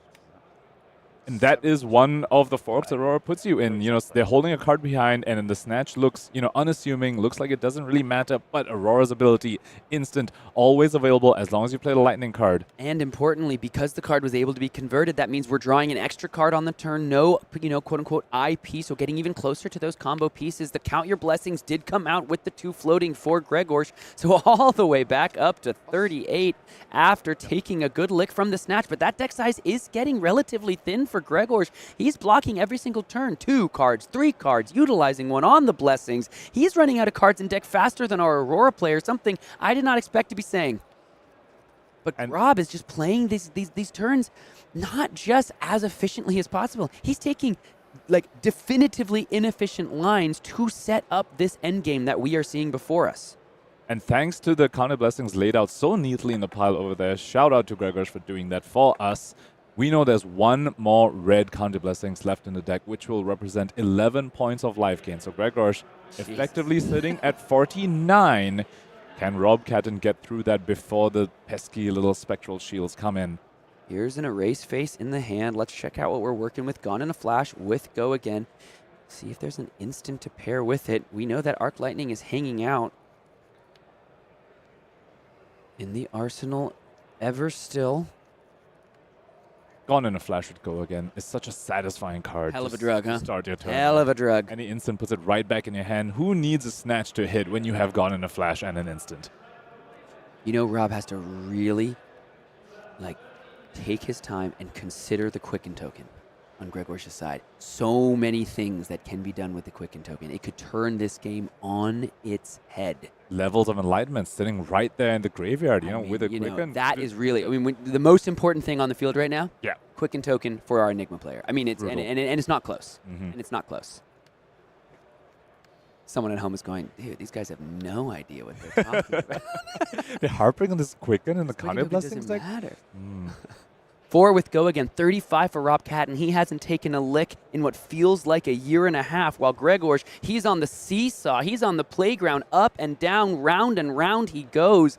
Looking like, once again, the Phantasmal Footsteps. We've maybe seen this movie before. When you pitch 1 and have 2 floating, has Grzegorz found that final Count Your Blessings? Will his prayers finally be answered? Will he finally get up from prostration? He's been there so often in this game. Oh, 2 no blocks in the hand. Initially going to be doing some transcending. Preserve Tradition, targeting a card. Most likely going to be, I was about to say Cosmic Awakening, because there is a huge part of the endgame of this Enigma deck when you can just come in for 20 at the end of a game. Yeah, we've been speaking a lot about the weapon from the Enigma side, the shields, but Is he still sitting on a Cosmic Awakening in Arsenal? His Arsenal also hasn't moved. And I Yeah. think it was a Cosmic Awakening it all was those from turns long- ago. yeah, I think it was. But now one of those Shis going to the pitch zone, so unlikely to have a Cosmic at least this turn following. But, you know, that's one way to overcome the Your Shield just being slightly better than the opponents. Just smack him for 20. Waning Vengeance here, representing the 3 ward. Looks as though we have passed through reactions and resolutions, so the Gone and the Flash is going to hang out on the combat chain, not returning in a flash back to the hand. Here's 2 with Go again. That's going to take care of the Spectral Shield, so Grzegorz back down to 38. The Seesaw is just ever so slightly moving back towards the ground. Here comes the second strike, but now damage has been taken. That 1 damage actually very important because here comes an extra point of damage and Go again with the second strike. And 2 floating with a Lightning card definitely having been played this turn, so has the option to activate Aurora, maybe even Grasp of the Arcanine, more sort of recurring damage to be presented. You know, we speak about recurring. Rob probably a little sad that he couldn't recur the Gone in a Flash, because that's another way to just have 1 card deal more deck damage to the opponent. Something that I also I just got so excited about and I want to highlight from Rob, this is a top 8 game plan. This is an untimed match game plan. This is something he can only actuate, he can only put into action because we're at 57 minutes on the round timer. This would have been called in the Swiss rounds, but because he has the luxury of time, he doesn't have to feel the pressure to just play out the lightning presses, play out the E-strikes, right? Like he is able to just keep a card back, just keep taking it chill because he knows if he can just keep going long enough, he might be able to actuate a game plan that would be beyond what would be possible in the Swiss rounds. And that works on both sides, right? It's the same thing can be said for the Counter Blessings deck itself. That's also a strategy that works a lot better in the untimed rounds than in the Swiss rounds. Mirror Guy being used for its ward for a cheat up Mirror Guy, just used for Second ward time. for to just stop that second strike. Grzegorz saying this is not my game plan. I'm not trying to hit you with a massive Mirror Guy, twice in a row. I can sleep easy. Don't need to say that at night anymore. I'm going to hit you for 20 with the Cosmic Awakening. And that's a Flicker Wisp. Ponkich, we've hit it. We've reached it. Turn 17. Let's take a look. Yeah, there's the Arcanic Shockwave that was pitched along with both of the Flicker Wisps. But the 2 floating on the last turn was used on an Erase face, so there's no embodiment of lightning on this turn. Yeah, but Arc Lightning will give the next action Go again as well, so he doesn't really need the embodiment of lightning for this turn. Like seeing the start of the combo, Flicker Wisp coming in for 2 arcane damage. No Tunic on 3, though, which is so important. The Tunic on 3 does give your Starfall Go again without even having to pitch a card. Wonder if Rob is going to play it all on this turn or take a little bit more of a setup. There is another Flicker Wisp coming, I believe, just another little bit in the pitch deck. There's another Flicker Wisp and 2 more Arc Lightnings left in the deck too, and we spoke about this. You can do the combo twice in the game. You have the cards to do it. I mean, you can't spend all 6 of those cards in 1 turn anyway, so you can use them across 2 turns. So he's free to go ahead and start doing this right now. Here comes the Arc Lightning now. This is going to give Go again, and the Flicker Wisp gives all action cards that deal arcane damage +1, so another 2 points of damage. 1 is going to float into the Oasis Respite. Fascinating. Walk me through the interaction. So the source of damage for all the pings from the Go again is actually still the Arc Lightning. The source of the damage is not the card that has Go again, because Arc Lightning is the one that says every time you go again, I'm the one that's going to deal you the 2 damage because I'm juiced up by the Flicker Wisp. So Grzegorz is saying Oasis is going to target the Arc Lightning, prevent the next 4 damage that it would deal, preventing 2 from its own effect, its own Go again. This is so sick because the Arcanic Shockwave normally deals 1 arcane damage, but is being powered up by the Flicker Wisp. Here comes a 0 for 6, and there would be 2 damage over the top of it from the Arc Lightning, but the Oasis Respite going to eat up that as well. This is, of course, we've been wondering what the arsenal is for Grzegorz. It's that Oasis Respite. He's been saving it for this as well. 2 damage over the top is going to connect, so Grzegorz down to 29. Does have a Fate Foreseen in the hand as well. And Rob Catton showing more of his discipline. Didn't use both Flicker Wisps, saying, I'm just going to use one of them right now. Here comes the Fate Foreseen, going to opt a card to the bottom. Haven't seen the Amulet of Echoes, which is probably another reason why he wants to spread out the 2 Flicker Wisps. If you play both of them, you're vulnerable to the Amulet of Echoes. And yes, that card was pitched a long time ago, but it hasn't hit the arena yet. It might be coming up in the next turn or 2. It's not might coming up, Sam. It's in his hand right now. It's going to hit the field on the following turn. Which means that spreading out those Flicker Wisps, even more discipline from Rob Catton. He saw that in the pitch zone just like we did. And pitching the other Flicker-Wisp, going ahead and gonna arsenal that last Flittering Charge in his hand. Both players know this Flittering Charge was revealed to the Arcanic Shockwave. Rob Catton saying, I need the go again. I've got Rosetta Thorn at home. Starfall coming in for 2 and 2.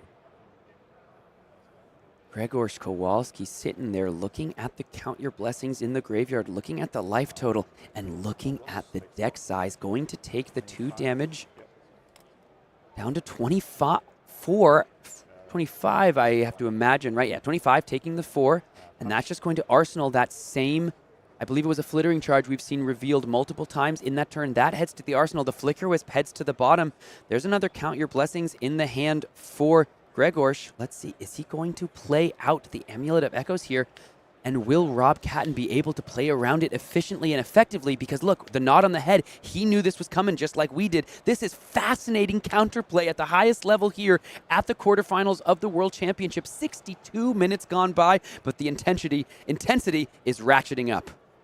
So the Amulet of Echoes wasn't on the field in the previous turn cycle, and that was Rob Catton's last chance to have a multiple Flicker-Wisp or multiple Arc Lightning turn. From now on, he can only spread them out as the way that he did in the previous turn. 1 Arc Lightning, 1 Flicker-Wisp, no more than that, because otherwise he will get juiced by his Amulet of Echoes, which means instead of having 2 massive combo turns, say with like 2 Flicker-Wisps and an Arc Lightning, he has to spread them out and have them be have to be 3 different combo turns.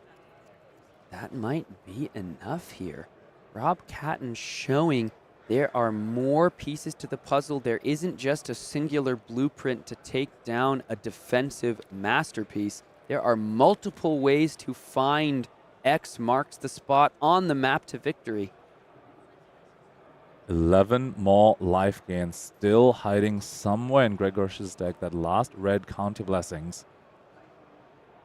And Rob Catton knows this. Opponent's life shows 25 on the tracker, but it's effectively 36. The type of flesh and blood we're getting to watch, it's where you're playing the whole first cycle of the game, but both players are really already playing for this moment. They're playing for the time that they have sculpted their deck nearly in its entirety, and we're now getting to see like the true match of flesh and blood really begin in earnest. 63 minutes in. It was really about 57 minutes in that we were like, okay, here we go. This is what they've been playing for an hour, and now we're getting to see all of the strategy, all of the foresight be put into practice here. How can Rob Catton try to get over the hump, get over the finish line, and get into the semifinal? This is a matchup of raw fundamentals, Sam. This is getting every point of value from each and every one of your cards, either on offense if you're on the Rob Catton side, on Grzegor's side, on defense. We have been talking a lot about Rob Catton's, style of play, about how he is, getting all the points of value from his cards as possible, but we also have to commend on Grzegor's side. Every time he's pitched for Arcane, every time he's used a card on defense, it has been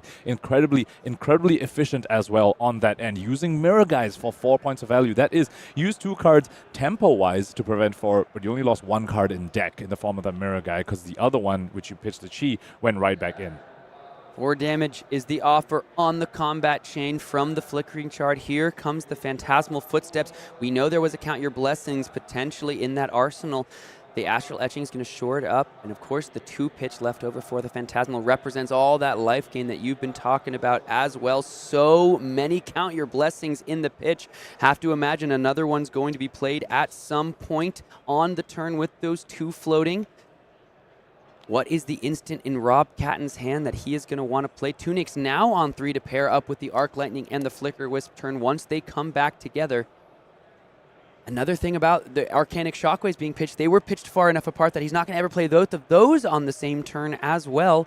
Blinks have been kept around as well to add action points on these big turns. And Blink with Flittering Charge does mean you end up with 2 action points afterwards, because Flittering Charge gets go again from you playing Blink, and Blink gives you an action point on top of that. Will he be able to use both of them, though? Remains to be seen. Looks like Blink is going to be used here, goes to 2 action points. Probably going to see a swing of the Starfall, you have to imagine. Will he utilize the Tunic to do so? Yes, he's going to do so with his Find All Spring Tunic counter. Or no, he reached for it and then walked back. So here comes the Static Shock. This one now, because of the 2 action points, this card ostensibly has go again as well and is threatening a point of Arcane. This also would have been buffed up by the Flicker-Wisp, but it looks as though Rob Catton is just keeping it in the hand.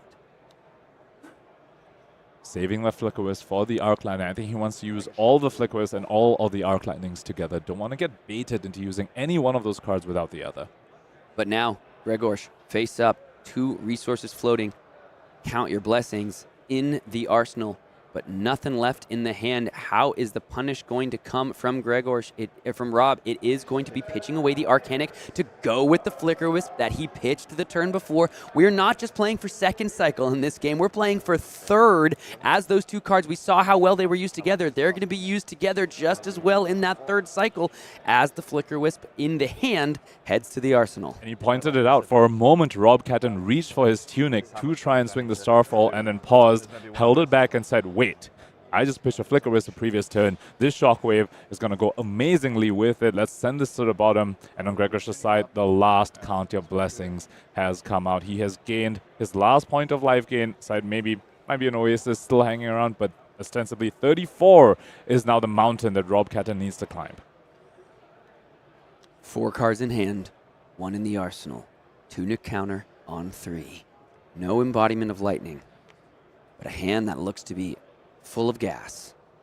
What can Rob string together to put the pressure on now that he knows exactly what the deficit is? He's up in life. He's got 1 more life than Grzegorz, and there's not going to be another Count Your Blessings resolved this game.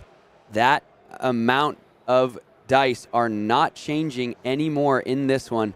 We don't got to watch it tick up any further. That life total, it's only moving down on Grzegor's side. But Grzegorz, like you've said, has played this beautifully, efficiently, even needing to utilize those mirror guides on defense. The question is, will it be enough? Gone in a Flash in Rob Catton's hand with a Blink. That is the best that is a very, very effective combination of cards. Gone in a Flash, Blink puts it right back in your hand, and you get an action point as well. Look through the graveyard, making sure you have all your threats accounted for. We're reaching the point of the game where at this level of Flesh and Blood, both players know exactly the contents of each other's decks. Here comes the Gone in a Flash. 4 damage. Instant brings it back to the hand. Blink in the hand for Rob Catton as well. Also, Lightning card being played already, which means we might see another swing of the Starfall in the near future. A card that has really been very instrumental to actually chipping down the life gain that Grzegorz has been pulling off this game. And, you know, similarly, you talk about swinging the weapon every turn on Rob's side, using the Phantasmal Footsteps as much as possible on Grzegor's side to keep cards in deck and just continue to get so much block value out of the equipment. But here comes the Blink, continuing to put the pressure on while preserving that Arc Lightning Flicker Wisp combo, trying to keep more cards in deck. Grzegor's deck is looking mighty, mighty thin, though Rob's is not that much better. Here comes the weapon once again. We're keeping that Tunic for the combo turn. 2, go again. 2 cards now already out of the hand for Grzegorz. Nothing in the arsenal here. Grzegor's deck definitely looking thin, but in terms of threat density, those Cosmic Awakenings, Sam, that's 1 card in deck to deal 20 damage. We're going to have to see whether that's going to be enough to get over Rob Catton, still 35 life, and slightly higher deck count. And, hey, 3 total block on the Grasp of the Arcanite. Interestingly here, gonna see the Arcanic Shockwave pitched, or excuse me, used on the chain. Just get the value because we do have another nice 0-4 to come in after the fact. No blocks, any reactions played. There's the big blue sky, and we have pitched another blue card, so we might be able to make this a full block for 4 if Enigma's hero ability is resolved here. But if so, that means that Spectral Shield is most likely just gonna get eaten up by the Gone in a Flash. But because of both of those blue cards being pitched, big blue sky now blocking for 4. Yep, and which means the shield will stay around because this, I believe, the Shockwave doesn't have go again right now. Yes. Yeah, but you know, you brought us up earlier, Sam, very astutely. He's gonna swing with the shield. He's gonna eat up the Quicken token. Oh my goodness! Yep. And then, I mean, if that Quicken token is eaten up, it's a bit wasted. It's game over. Yeah, I mean, man. You can't win this game without getting way more value out of the Quicken token. A Cosmic for 20 go again was supposed to be Grzegor's game plan. Unfortunately, gonna lose the Quicken token over here. Tragedy. Unironically, could that be sick? 2 Cosmic Awakenings back to back on the same turn. You need 6 chi somehow. He did attack with it. He did attack with it. Yeah, so 35. Quicken should be gone. Technically, the Quicken is gone. Anyway, we're just messing around. Embodiment of Lightning on Rob Catton's side, probably going to actually be used to full value, unlike the Quicken Token on Grzegorz' side. But there is the Arc Lightning, and it is a Flicker Wisp in the arsenal, correct? So now this might be time to see those paired up together, even though there is a Spectral Shield. Rob has to be careful. Another reason why you didn't want to play the Gone in the Flash on the last turn is because it would have allowed that Amulet of Echoes to be turned on. So he does still have it in the hand, kept it around, pitching the Chi into the Arcane Barrier on the Calming Gesture. But here's the Flicker Wisp now. 2 arcane damage fused with that Gone in the Flash that was kept in the hand.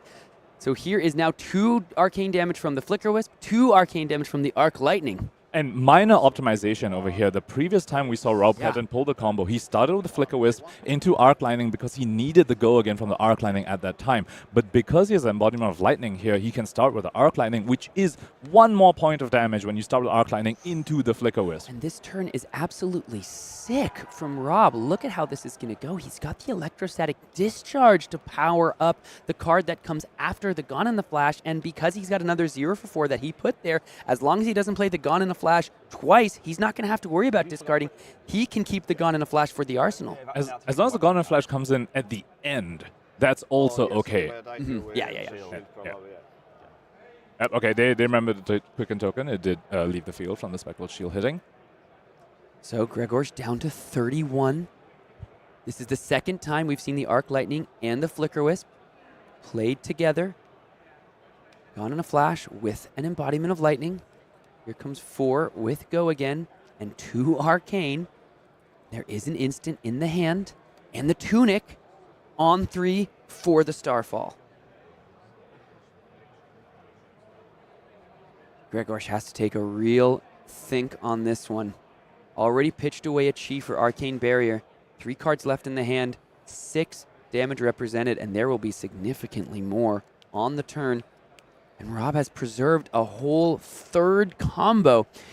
This is the game plan. We said, where are the gold tokens? Where are the Iron Weaves? Rob isn't playing for one big turn, clearly. When he has the luxury of time, he is able to spread out his game plan, masterfully pitch stacking these cards together, even for 3rd cycle, and that is how he's looking to win this game. He said these equipment pieces are simply crutches. You don't need the Iron Weave. You don't need the gold. Your deck is strong enough. I'm an Aurora player. If I swing my weapon every turn, just 3 different turns of Arc Lightning Flicker Wisps, I don't care if you heal up to 80 life at Enigma. I will still beat you down.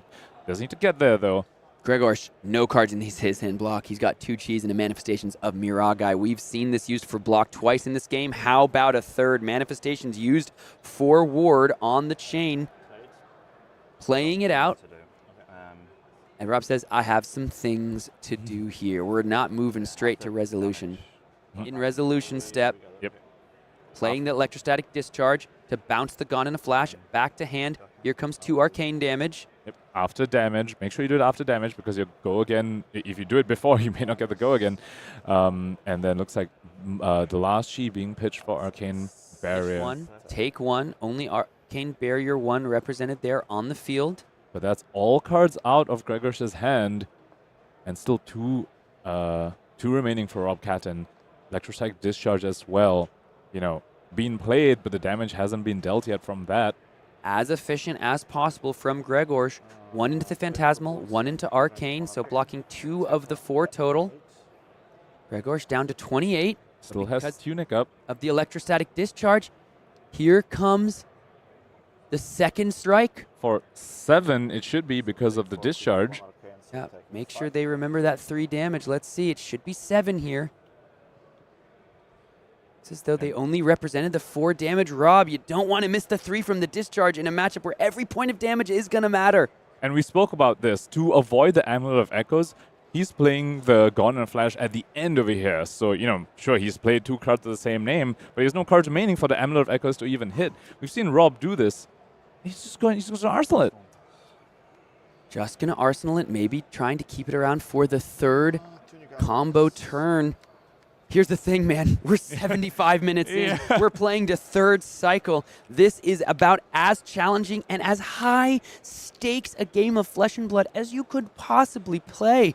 Rob Catton has done everything right in this game, has sequenced everything perfectly. You have to hope that that 3 damage is not going to come back to haunt him as he stares towards the semifinals from the outside rather than the in. Gone in a flash back to Arsenal. We speak about recurring threats. That's one of the cards that can just recur itself again and again. And we just saw the deck being spread out. 4 cards remaining for Rob Catton in deck, 4 in hand, and 1 gone in a flash in Arsenal. 9 cards remaining, 23 life remaining on Grzegorz' side. 23 life remaining, gone in a flash, and blink, and a channel lightning valley, and an arc lightning. Can we utilize the arc lightning plus the channel to try to draw the flicker wisp because it's not in the hand yet? What is Grzegorz able to utilize on defense with only a total of 7 cards available to him? We know one of them should be a Cosmic Awakening. Are the rest Chi? I believe he's holding some blocking cards right now, Rage actually. Spectre, I think, has been pitched a couple times. Yeah. There's the Cosmic and the second tentative Chi. See what he's got in there. There's the Cosmic Awakening. Yeah, only 1 Chi and 3 blocking cards. Yep. Here's Although the Entwine Lightning. Cosmic Awakening, maybe not something he wants to block with. Chi, though, you have to imagine, gonna be pitched to Footsteps and maybe in the Arcane Bearer if Rob Catton gives him the chance to. But as we get to this life total, even though Rob Catton's weapon is slightly less efficient than Grzegorz', the opponent's at 23. If you have the life lead to overcome the fact that your weapon is slightly less efficient. That's fascinating because your weapon really becomes 2 with the Grasp of the Arknight and the Starfall. Yep. But the Spectral Shield eats up the Arcane. Eats up the Starfall, probably. You pitch to the AB. You pitch to a Rune Chant. Yeah. So then So it's kind of like actually kind of stalemate-y? just kind of. Well, the shield still comes in for 2, and you have to deal with that. Yeah. Yeah.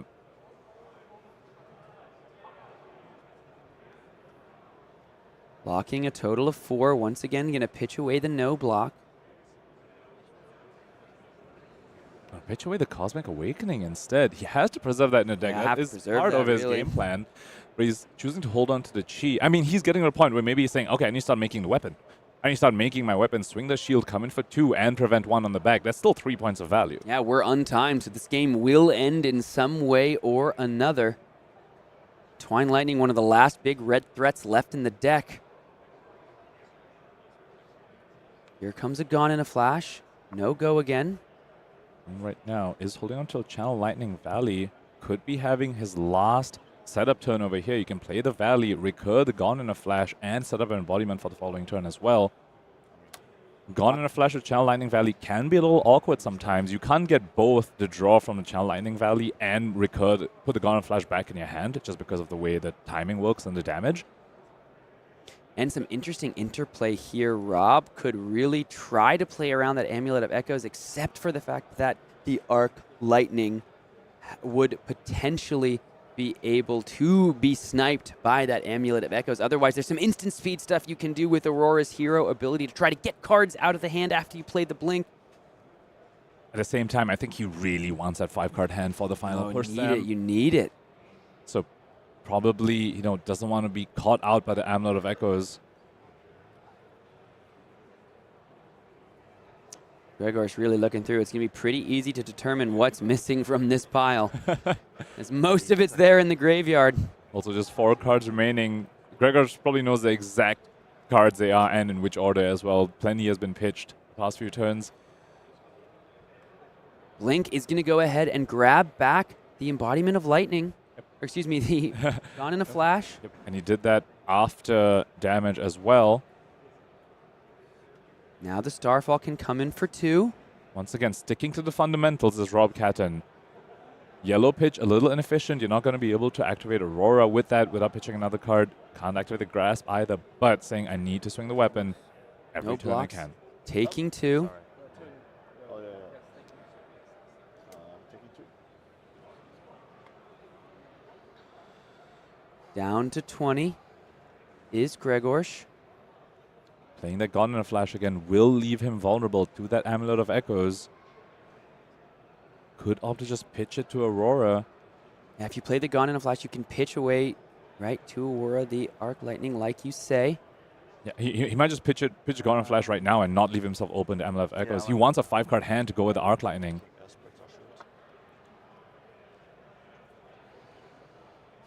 Just going to go ahead and make a Spectral Shield with that final Inner Chi.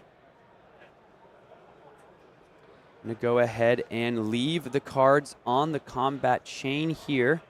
Are they wondering if I play the lightning card again? Because I put the blink in my graveyard. Looks as though the judges here may be giving the players just a chance to take a second. Probably in reference to maybe the 3 damage that was missed on the previous on the turn discharge. from the discharge. What a slog Shout out of a to our game for judges bottom round, the first one. for stepping in and making sure that the game state is as clean as possible and all pieces of damage are accounted for. But listen, this game, coming down to it, it's going to be one final push with that final Arc Lightning and Flicker Wisp. Channel Lightning Valley going to the bottom. I mean, I'm not going to make you call it, but do you think he has enough damage to get over the top? With another Arc Lightning, Flicker Wisp combo and the cards remaining in his deck, I think he's got It's- one more it's gonna be- Arcanic. Did he pitch away one more Arcanic? believe so. He's got the Snapdragon Scalers. Yeah, I'm more worried about the lack of reds, I think. There's threats. another Channel Lightning Valley in there, which isn't ideal. If you don't have any threats left in deck, it doesn't matter that you draw a card, you know what I'm saying? 20 life on the opponent's side, it's going to be incredibly close. I'm not sure if I can call this, Sam. No, it's going to be so close. And I wouldn't ask you to. I was just Yeah, I curious know. what the guess would be. What do you all think at home as we are getting ready for the conclusion of the quarterfinals? Go ahead and cast your vote as to who you think is going to walk away into the winner's circle into the semifinals. Will it be Rob Catton or Grzegorz Kowalski? I don't know. The name of the past 2 days has been these nail-biting, clutch finishes. You and me are just like Yeah, and watching these games like, what's happening? the first quarterfinal. Yeah.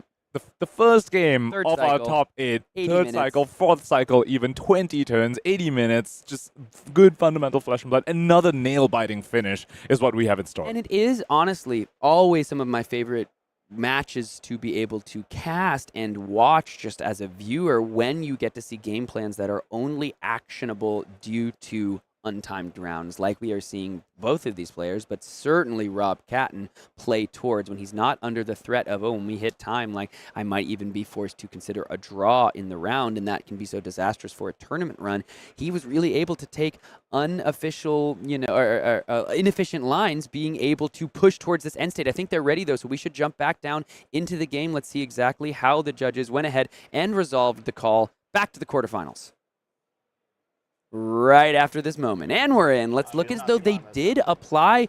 The 3 damage was applied from the electrostatic discharge. It's not, a May effect. It is just a trigger from the card. So it looks as though Grzegorz down to 17.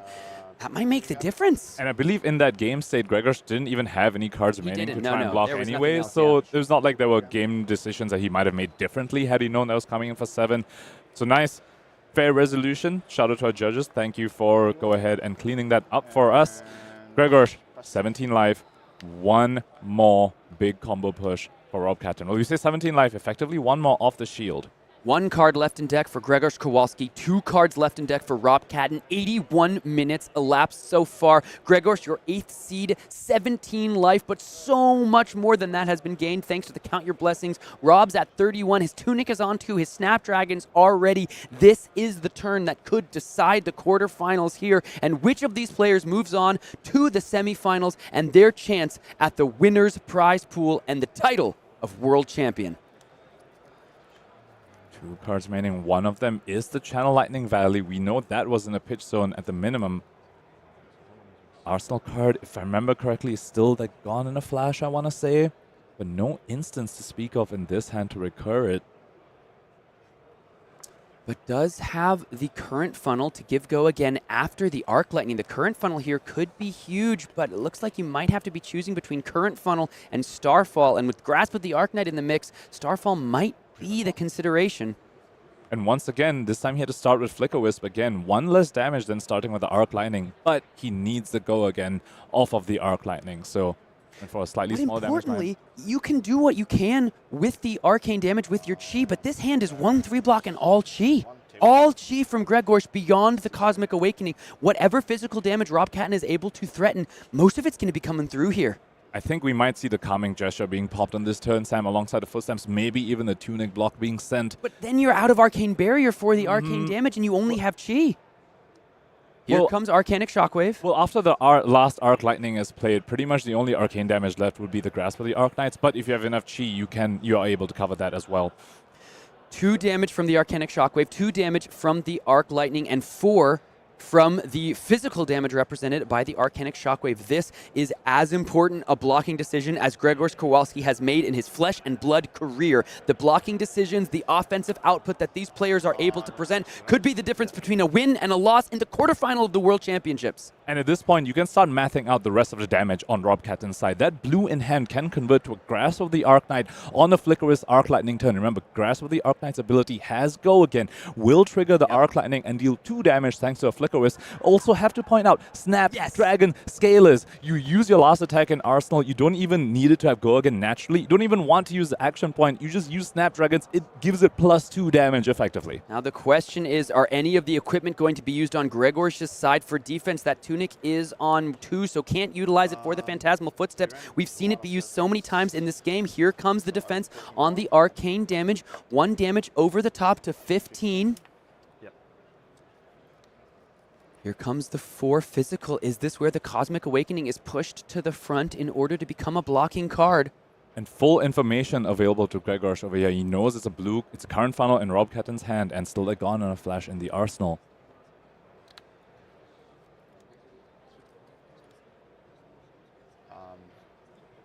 Listen into the players. Take 4. Take 4. Is the Down call. to 11 goes Grzegorz Kowalski.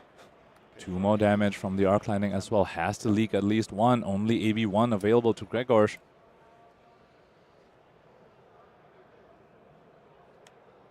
Pitching current funnel. For the Starfall, it looks like 2 and 2. Rosetta Thorn at home. We've seen this happen 3 times this game so far.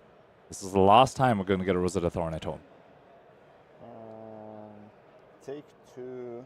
Take 2 arcane, or take 2 physical, pay for the arcane. So taking 3 down to 7 here. Still has the Snapdragon Scalers and the Grasp of the Arknight available. That's 4 arcane damage. Grasp of the Arknight represents 3 more damage. 0 for 4 in Arsenal alongside Snapdragons becomes another +2. 7 life for Grzegorz. Is there enough on this turn? Rob is reaching for the embodiment of lightning here. He's thinking. Embodiment of Lightning means you don't have to commit the Snapdragon Scalers, but is there a better turn? Is there a better turn to you use have that? the Flicker Wisp, you have the Arc Lightning. This is when you want to get all the damage. The Grasp of the Arknight represents so much damage with the Go Again and... Yep, breaking the combat chain is the call. This has to be a Grasp of the Arknight activation. Activating the Grasp of the Arknight. Here comes a Rune Chant and 2 arcane damage from the Go Again. 1 is being committed, so 1 gets over the top. Grzegorz down to 6. Gone in a flash. 1 and 4, potentially +2 from his Snapdragon Scalers. Grzegorz is at 6, currently already 7 damage looking like being presented if it Rune Chant and the Snapdragons is used. Will he use that Cosmic Awakening? Pitches in to the Rune Chant and blocks out the rest of the damage. So only 1 arcane damage would come over if the Snapdragons are used here. Only 3 cards left in deck for Rob and 4 cards left for Grzegorz. Maybe all chi, maybe that last card is the Cosmic Awakening. Might not even need it at this point. No, it is the chi. It is the chi from last turn. Probably just don't even need it at this point.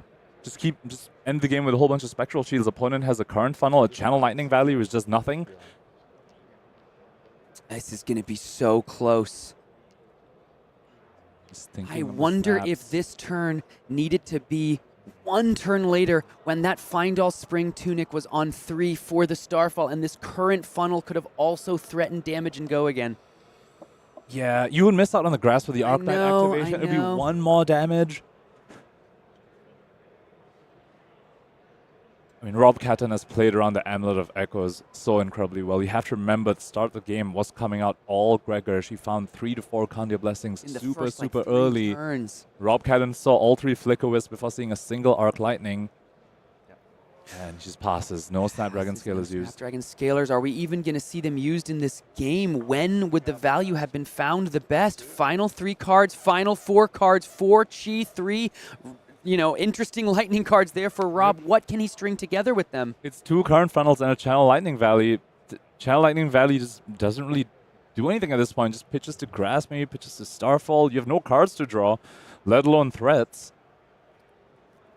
So this game comes down to weapon swings and spectral shields.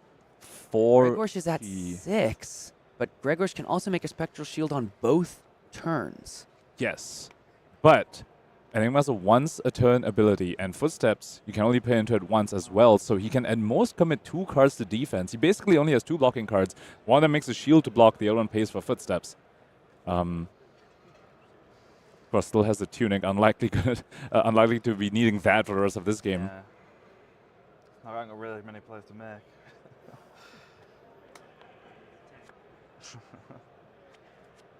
And then a little bit of a rueful laugh from Rob Catton. Just going to come in with the current funnel, coming in for 2.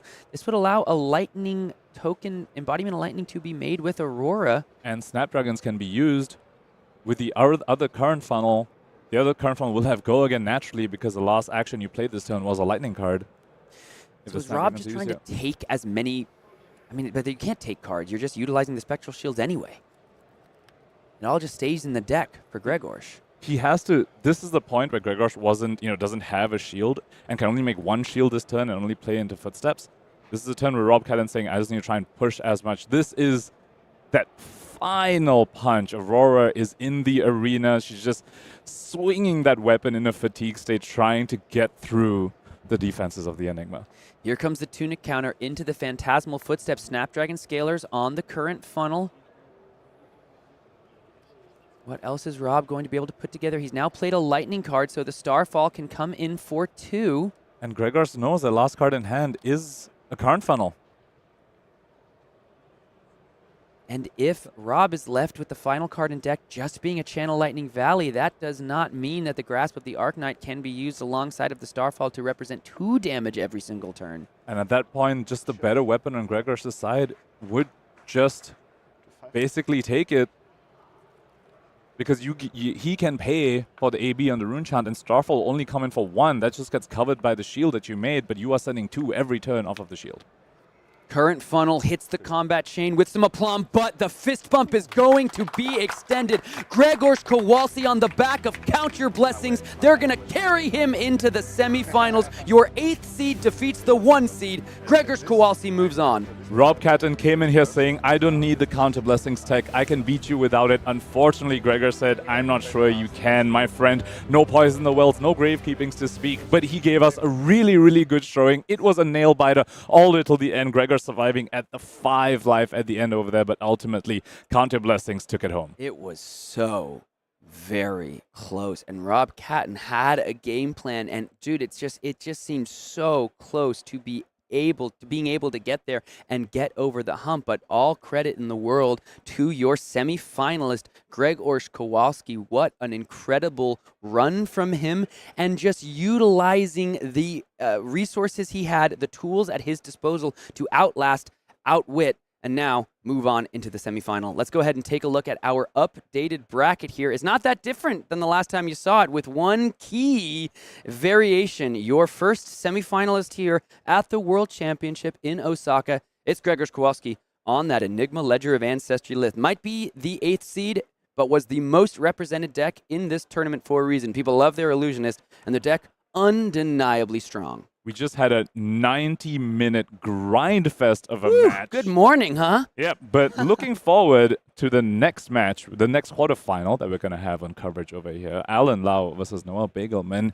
I imagine that's not going to be quite the 90-minute grind fest we just saw. It's looking to be a little bit like an aggro mirror. Noah does have a little bit more defensive capabilities, but Alan Lau on the Dash.io, we can expect some real mean, high-octane gaming from him. Just saying. Lion Man. I hear from Noah that he brought in those 4 blocks for a reason, but we also heard some rumblings that Alan Lau's deck has been built to be darn near unfatigable. So we'll have to see if Noah Beygelman is able to go ahead and take care of it, utilizing arcane damage and offensive pressure, or if he just runs that dash deck out of threats. Well, we're going to move on to the other quarterfinals. And, of course, our other 2 co-casters, Brian and Craig Krempels, will be bringing that to you. Don't go anywhere. We'll be right back with the second quarterfinals at the World Championships. It has already been such a fantastic start to the day. We have been seeing Count Your Blessings at its height, at the peak of its power. The question is, will it carry Grzegorz Kowalski to the finals, or will the semifinals be where his tournament run ends? All questions will be answered soon.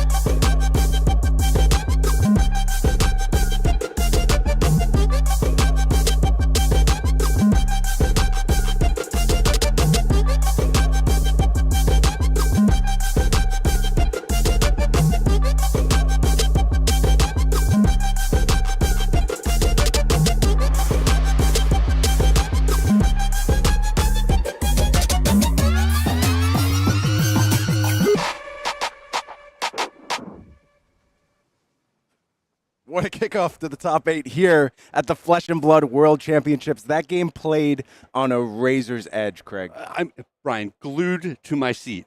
I loved absolutely every turn. The game planning, the jockeying for position back and forth, the end game. Oh, it was so beautiful. And look, I know that's not going to be everyone's thing. There's different kinds of Flesh and Blood matchups for everyone. I will say myself, Craig, Ethan, glued to the monitor, could not take our eyes off it. So many nuances, so many strategies being executed, counter strategies to counter strategies. It was an unbelievable game. I want to hear more from the man who won it. Why don't we head down for an interview with Grzegorz Kowalski? Welcome in, everyone. I am here with our very first semifinalist, Grzegorz Kowalski of Team Poland. Congratulations, my friends. My first question, are you okay? How was that grinder of a game? It was so close. Man, what a game. This is supposed to be a good matchup for me. So Yeah. of course, the nerves were pretty big because it's a top 8, but I thought like especially my opponent didn't have any hate cards. We played open deck list, so he didn't have like poison or something like this. So it should be really good for me, but he played extremely well.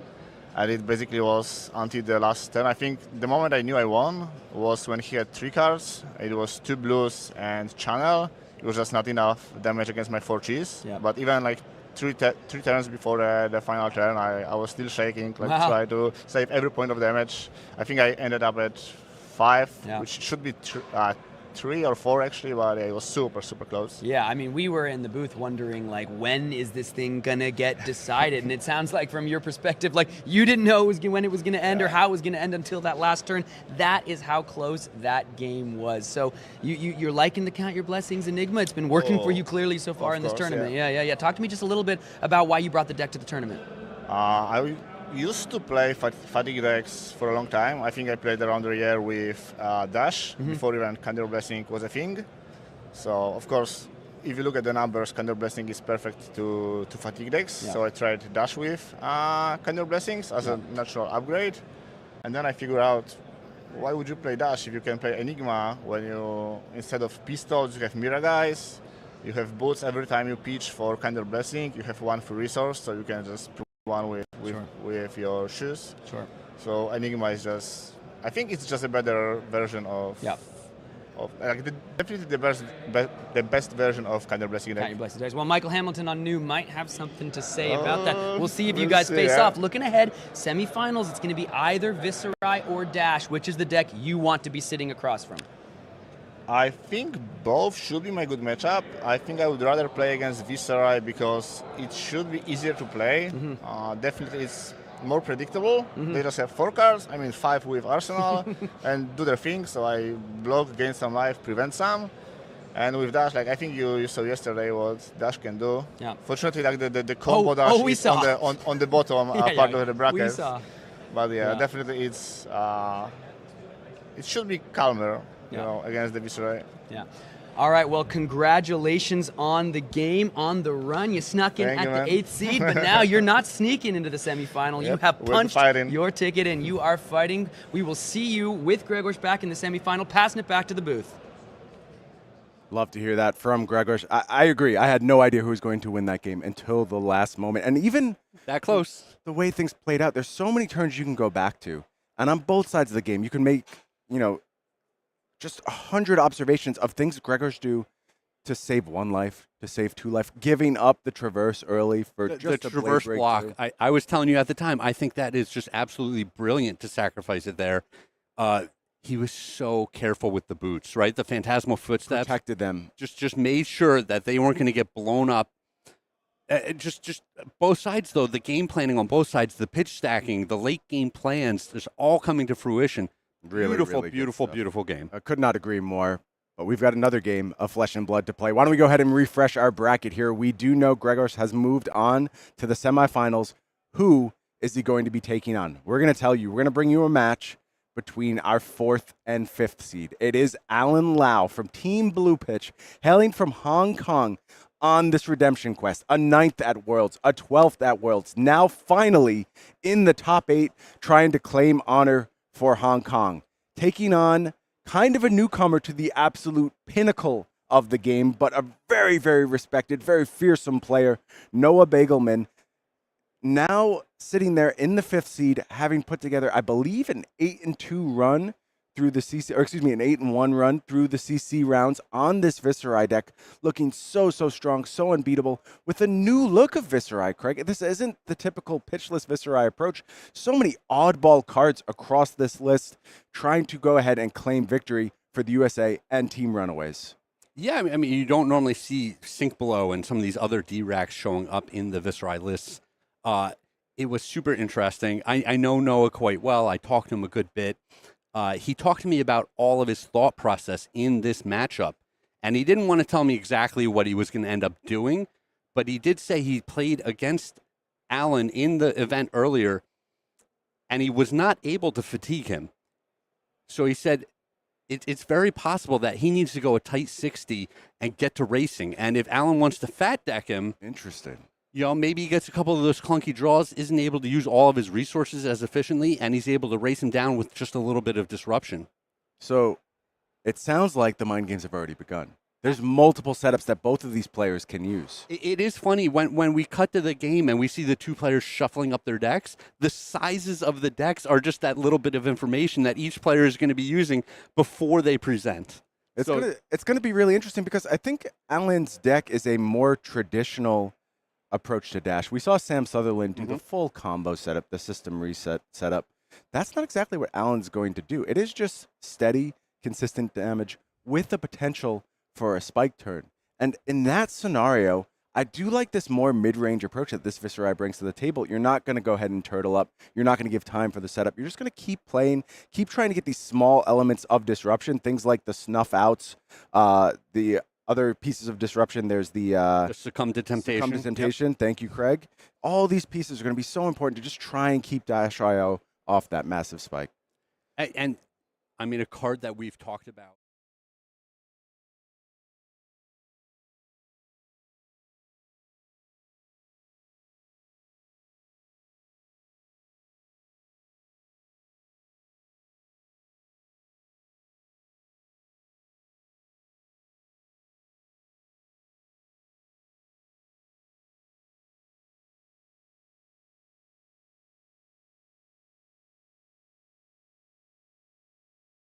How much damage Rob actually did throughout the course of that match. It was almost an astronomical number. Yeah, a ludicrous amount of damage being dealt in that game. Still not enough. Not enough. Just shy of completion there. It sounds like we're about ready for our next match. Why don't we go ahead and set the stage a bit more? I want to tell you more about Alan Lau.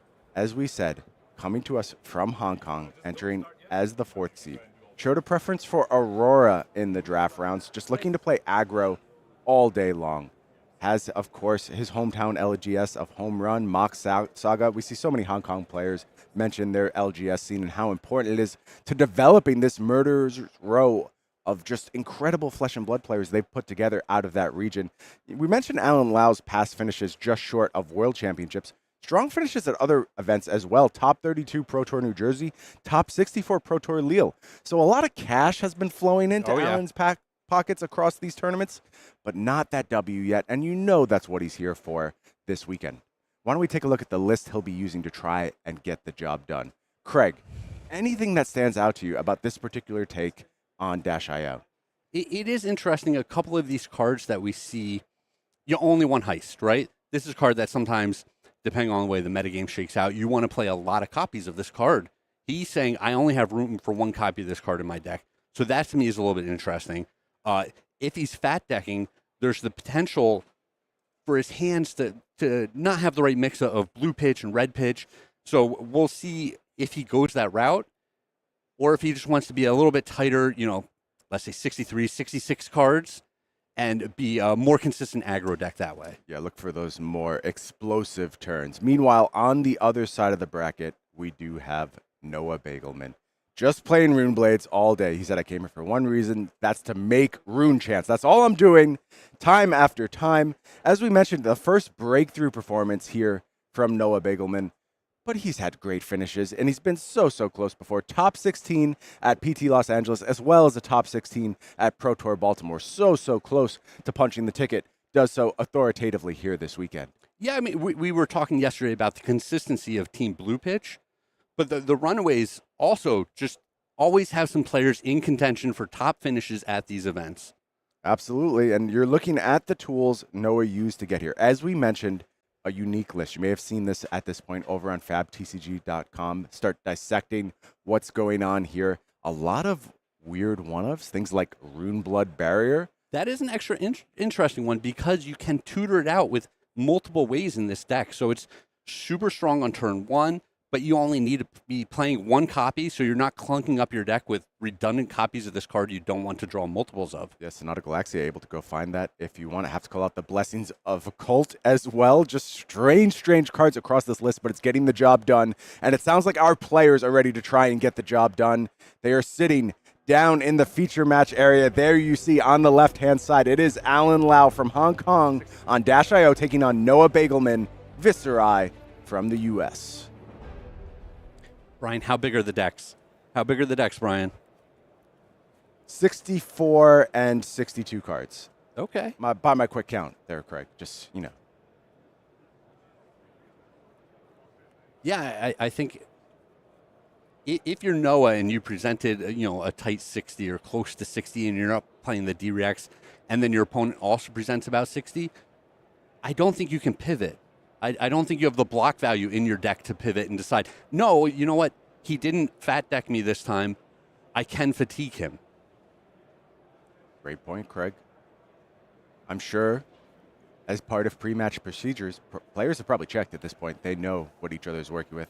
We're going to start things off on Alan Lau's side, and does so effectively with a spark of genius. This is going to go ahead and get whatever item we are looking for on these early turns. And you see the Cerebellum Processor come down, new addition from that Dash.io Armory deck, and making his presence felt in the metagame immediately. Yeah, and this is interesting. He's going to be able to start his second turn, but we would call it turn one, with 4 cards in his hand, with his arsenal, and with the processor already in play. So a bit of a setup going on here. Feels like a big advantage to go first in this matchup. Both of these decks set up extremely well. And Dash.io, the first one to get to do so here. Excuse me, Brian. There's still the possibility of Dash.io finding another piece, another item off the top of the deck. That would be scary. Looks like the answer is no. Alan just looking to move to Arsenal here. And the turn is going to pass back to Noah. So I would say a good start from Alan for sure. A fine start, but I Not think great, not backbreaking. if you're Noah seat, you're saying, no, the spark of genius is so good on other turns. I'm actually glad that it happened here. He didn't find the extra item off the top of his deck. I'm glad that didn't happen here. It sounds like we've gotten deck counts here from our players. 60 cards from Noah, a tight package, as you suspected, Craig. On Alan's side, 72 cards. 72, Brian. Fatigue is not going to be an option here for Noah. Or at least it cannot be the primary game plan. He's going to have to go ahead and get aggressive, look to offer damage. And it sounds like with 60 cards, that's what he's set up to do. Mordred Tide. Great start. Yeah, nice way to kick things off if you're looking to do damage. Perhaps the most powerful card in Viserai. See how many rune chants we can put together on this turn. Kick things off with a grasp activation. Going up to 2 rune chants on the back of that. Great, too.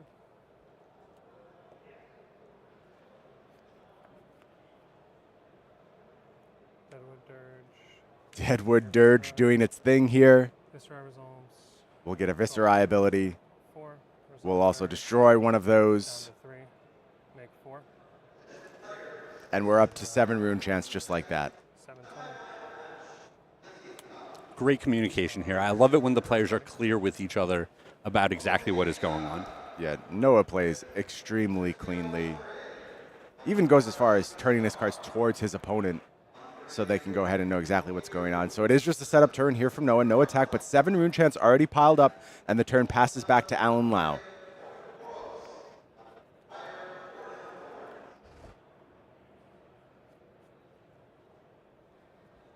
With 72 cards in deck for Alan Lau, he has submitted every available card. 8 pieces of equipment, 4 in play, 4 more remain in the inventory, but all playable cards are in deck right now. Is that consistency hit going to matter, or is Alan still going to be able to find consistent damage with this Dash.io deck? And I think it's interesting, the way he has constructed his deck is actually very good for fat decking. I would agree. He doesn't have a lot of these extraneous items that aren't good in certain situations where you only want to side them in very specific matchups. He just has kind of some more boost cards that he's bringing in when he wants to fat deck. Looks like Throttle on the top of the deck. Alan wants to go ahead and reset here. Going to activate the Teklo Foundry Heart. Banish 2. Get a few more resources. No misses in this deck. Now we're looking at the top card one more time. Looks like a Twin Drive available to Alan. Maybe a BIOS update as well. Expedite, though, going to be the play here. Another boost. 0 to 60 hits the banish zone.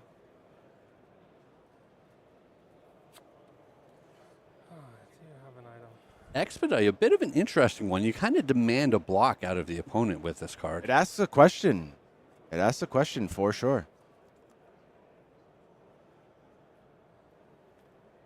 quasi on hit. Looks like it's going to be enough for Noah to go ahead and commit a card to the defense here. Does use the Warmonger's Diplomacy to defend. And then BIOS update comes down. And Twin Drive is going to banish 2.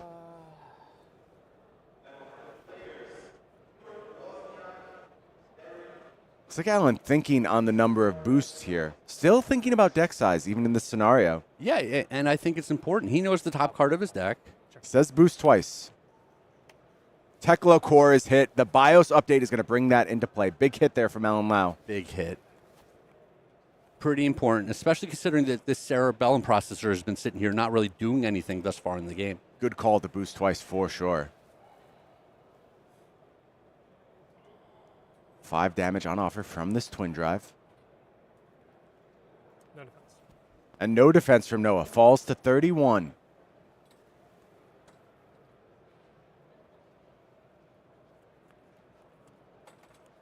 Excuse me, 28. Pumped by the BIOS update. And an interesting decision here.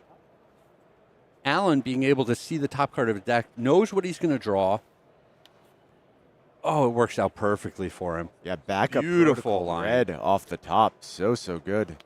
He's got the card to Arsenal. He found the item off the top of his deck. Taking a look at the available options here.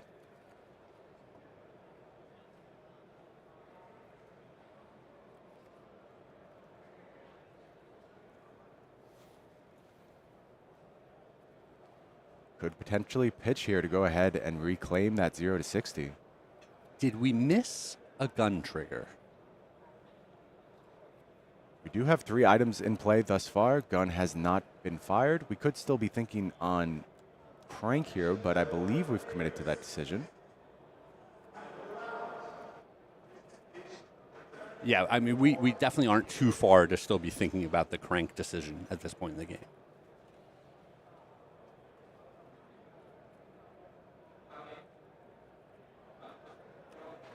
Alan deep in the tank already. It shows how much nuance there is to this Dash IO deck. Sure, it may look like Dash Go Burr, throw items all over the place, throw damage all over the place. It is nowhere near that simple. Every single card in your deck has to be managed. Well, So many triggers to keep track of, so many things you have to think about as the Dash IO player. Yeah, you're working with so... Yep, he was just considering that. Yeah. You're working with so much more information than the other decks as well. I mean, if we look at this situation, he knows the top card of his deck. He knows whether or not he wants to shoot with the gun. Is he going to arsenal this card? He has access to all the cards in his graveyard. Like, this is a big decision tree here. We are cranking and firing off that Symbiosis shot here.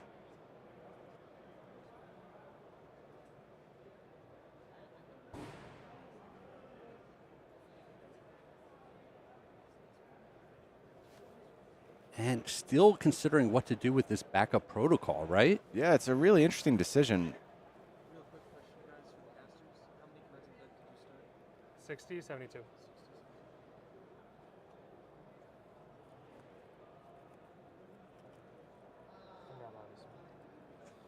Yeah, of course I did. Do you set the yellow or do you get back a red? This was a very effective turn for Alan. And he's set up to have an even better turn next turn. It is definitely imperative for Noah to punch back even Is that a harder. pretty simple choice? No? Looks like Alan is going to go ahead and crack Okay. the backup protocol. Reclaim a Twin Drive for the next turn, and that's going to head to Arsenal. Noah says, seems like a simple choice. Alan says, I don't think so. Well, you can cry any card. Alright. We're back to Noah now. 3 cards in hand. Going to kick things off with Sonata Galaxia. Going into the deck, do some searching.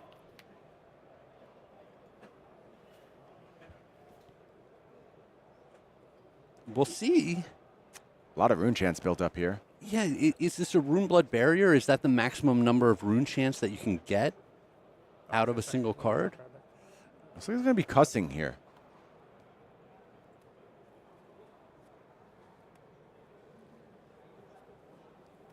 That was an interesting decision from Noah. It's possible the barrier's not even in the deck. Sure, 60 cards, playing it tight. I think that's reasonable. Did you say ninth play or nice play? I mean, they need that night play here. Oh, okay, yeah.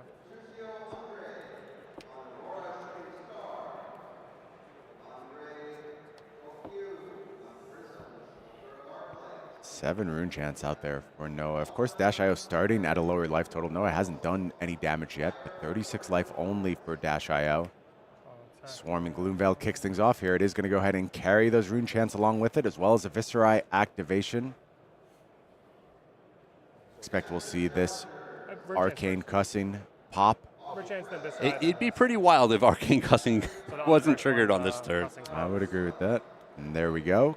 Cussing is going to hit the bin. That's going to bring more rune chants with it. And you go to 29. Alan does, in fact, take all 7. Yeah, all modes active. All gas, no brakes, Brian. If you weren't happy with the last match, this is the match for you. This one's going to move a lot quicker, for sure. All modes of Swarming Gloomveil. Alan's like, I wasn't defending or preventing damage anyway. Do not care. Follow-up Revel here, 4 and 1. going up to 9. What Last a card in Arsenal. turn. Oh my Ninth gosh. Blade of the Blood Oath. Craig, you and I spoke before this match. It feels like Noah has these Ninth Blades on a string, and there's only 2 in the deck. But whenever Noah is set up like this, it's just ready to go. And we said he needs to present a ridiculous amount of damage to keep up in these situations. Mission accomplished. And mission accomplished, right? Resolve Rebel. Alan happy to take it all, but what a turn from Noah.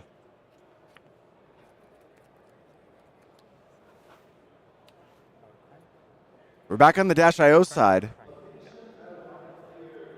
Boom Grenade off the top, 2 action points ready to go. Huge amount of threat for the rest of this turn. Yeah, and that's a great start. It kind of opens up that Cerebellum processor to draw the perfect card off the top when you see it. Yeah, could be playing a 6-card hand in this instance.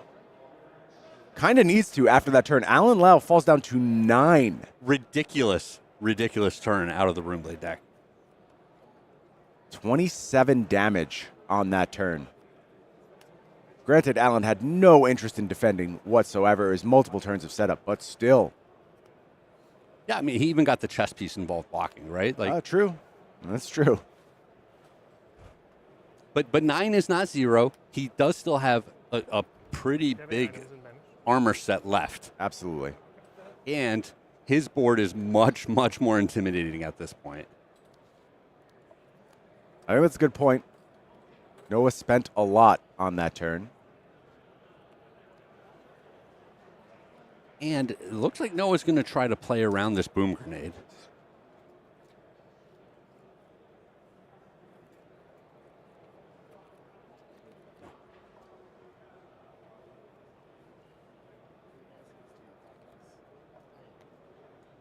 You know, it makes me wonder if his hand is just a bit clunky, or if he's saying, no, the Boom Grenade's a bit too much damage.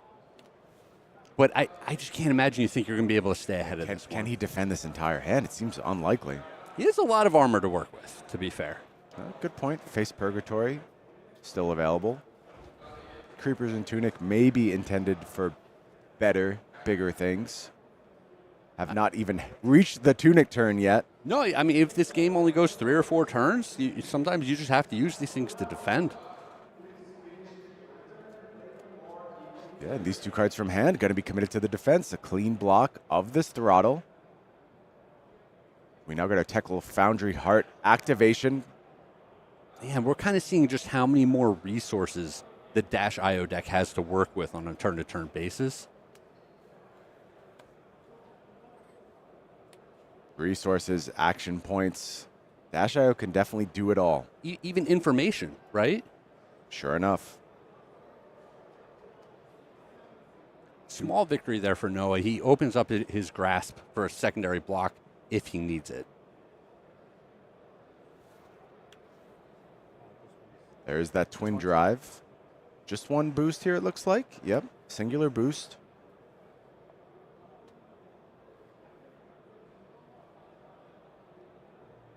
Still looks like Noah trying to get away from this turn without taking a hit. It's so tough. Like, Take 5. okay. It's hanging on to the armor. I think it was a clunky hand from Noah. I didn't really see anything that he could produce here. He had Rune Flash, he had Amplify all in hand. It was going to be a low output turn anyway. May as well get the most defense value out of the hand you can. And now for Alan with a spare action point, calls on Cerebellum Processor once more to rejuvenate the hand. It is interesting that Noah chose to concede that boom grenade in that situation, right? Like, he definitely could have gotten just a little bit more armor involved. But you're saying, hey, you're looking at another card with your Cerebellum Processor at a minimum. Is my armor going to be more effective at blocking something else later in the game? Some armor is going to get involved now by virtue of T-Bone. Going to go ahead and suck that grasp up. Close things out with the gunshot. And Noah falls to 17. Cerebellum Processor has done its thing. It's not going to be active for the next turn. First card drawn off the top of the deck, Cerebellum Processor. But this does look like a rather clunky all-blue card hand for the Dio deck. Is a low output turn going to open things up for Noah to go on the offensive next turn? We will see. Alan's going to look to go ahead and reset the arsenal, take a card into hand with the Crown of Providence. Reaping Blade only gets in for one. Tekla Core now wrapped up, but still with those resources to work with. Did our hand improve on Alan's side? Well, an item off the top would make all the difference in the world here, right? Alan's going to go looking for it, that's for sure. Oh, my gosh. That looked at like a peek at a boom grenade there. That would change the math significantly. This zipper hit just offering 4 right now. No defense. No defenses, and it is the red boom grenade off the top, Craig. It's big, but Noah still has a pretty big buffer to work with his life total. He took some additional armor out of Alan from last turn. I don't think Alan is so far ahead here. Can't believe you didn't comment on my boom grenade sound effect, but that's okay. We'll move on.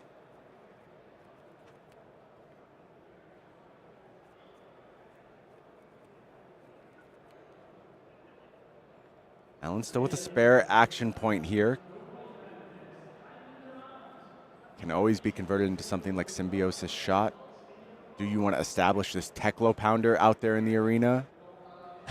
I don't think we have enough turns left in the game to justify playing the Pounder. I can understand that.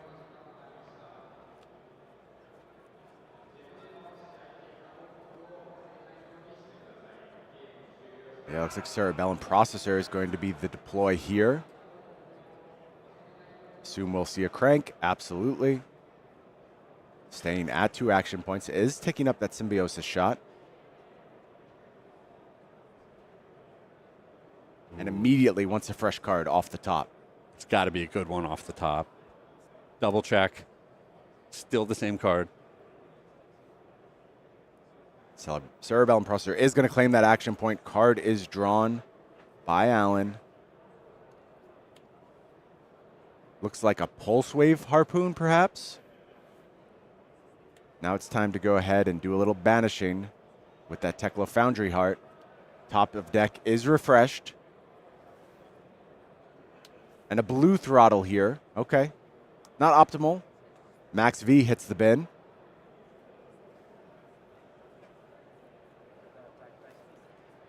I think Noah wants to preserve his whole hand here, right? We might see him just give up a whole bunch of armor, make sure that he lives through the turn, and then says, I'm going to threaten your hand on the next turn. He needs to offer damage. Yes. Correct. He can't just sit back and defend. It's not going to work, especially with that Cerebellum Processor. Yep, another live processor. He needs to hope he catches Alan with a hand that does not defend well, lands some disruption. He needs to do something to go ahead and interact with Alan's next turn.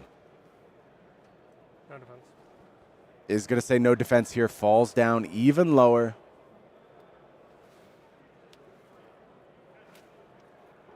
And blue zipper hit comes down.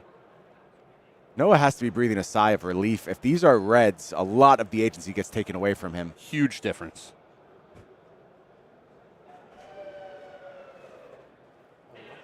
No. Oh, and this is super interesting. Don't you have an extra action point? Oh, you burned on processor. Alan actually missed boosting here. That's interesting. Super interesting. Are we past the point? We're going to get the judges involved. We will Sure, sort out sure. and figure exactly what's going on here. Oh, it's so tight. I don't know. I don't know how that one's going to break down, It's so Craig. tight. Yeah, this match is so close. We've seen Noah go ahead and commit on this particular turn cycle to just taking some damage. He feels like this is the moment. absolutely. I have to get some cards for your hand. Do you have a sense of who's ahead in this game right now? I mean, it's very dependent on just how good Noah's hand is on the next turn, right? We're saying he still has, I think he has kind of 4 points of armor that he can work with. So that's the 4 points of buffer that I think will get him through this turn into the next turn. And then it's imperative that he sends multiple attacks and mixes it up with like a Revel in Runeblood somewhere in there where you get way more value out of a card. You end up getting 4 or 5 points of value out of a card instead of the typical 3 or 4 that you might normally get. Talk to me a little bit about Face Purgatory's role as we come down the stretch. Are you looking for a spot where you can go ahead and actually leverage this for the ability, or has this been relegated to Blade Break 2 at this spot? Is there something kind of akin to the Scowling Fleshbag setup where you're trying to get that last key card from the Dash IO, or do they not really leave you a window where they have that vulnerability? Yeah, I think it's just so situation dependent. I think in general, it's just 2 points of armor in this matchup. It's rare that you want to commit 2 cards from your hand plus this for a mystery card off the top. And, you know, they're doing a lot with their hand, and just taking 1 card from them generally is not super crippling. They'll just keep doing what they're doing. But there are situations where, let's say they pump one of their attacks with the BIOS update, something like that. It starts to become very enticing getting more cards involved in the block. Makes a lot of sense. It sounds like our players have got it sorted down in the feature match area. We'll head back down. Alan was allowed to go ahead and boost here. So this is going to be 3 go again from Alan. And Noah takes it one more time, falls down to just 2. Follow up here. That's Pulse perfect. Wave Harpoon going to demand one of these cards from Noah. Yeah, Noah really needed to get out of this turn with his whole hand. Will not any longer, has to reveal these 3 cards. I will say the decision from Noah was quick. It feels like that means these cards are somewhat interchangeable and he can afford to give one up. But still, a 4-card hand, you can already see by the texture of his hand, plays so much differently than the 3-card hand here. Absolutely. And right now, he doesn't have the starter. We don't know what he's hiding on the other side, but he doesn't have that non-attack action that turns Viserai on, where you're going to generate those additional rune champs that you need. This is a big decision from Alan Lau. You want to grab the correct card here. I believe that Pulse Wave Harpoon may have been found off the Cerebellum Processor activation on this turn. Looks like Rune Rager Swarm going to be committed to the defense here. Noah has the option to just go ahead and fall down to 1 here and work with these 3 cards in hand. It was such an interesting decision for Alan because each card is so different. He's showing you 1 blue card. Do you take his resource card? He's showing you 1 easy go again card. Do you take that card? He's showing you a 6 attack when you're sitting at 8 life. Do you take the big heavy hitter card? It looks like Reduced to Rune Chant may have been the card that is going to be kept by Noah. Oh, excuse me, maybe Malefic Incantation. Okay, that could be a good one. 2 pieces of equipment deployed to the Symbiosis shot. That's a bad sign. Noah has to do it to stay alive. Only Face Purgatory left as far as armor goes. Yeah, with all these counters on the gun, with only 3 cards to work with, Noah's such a tight spot here.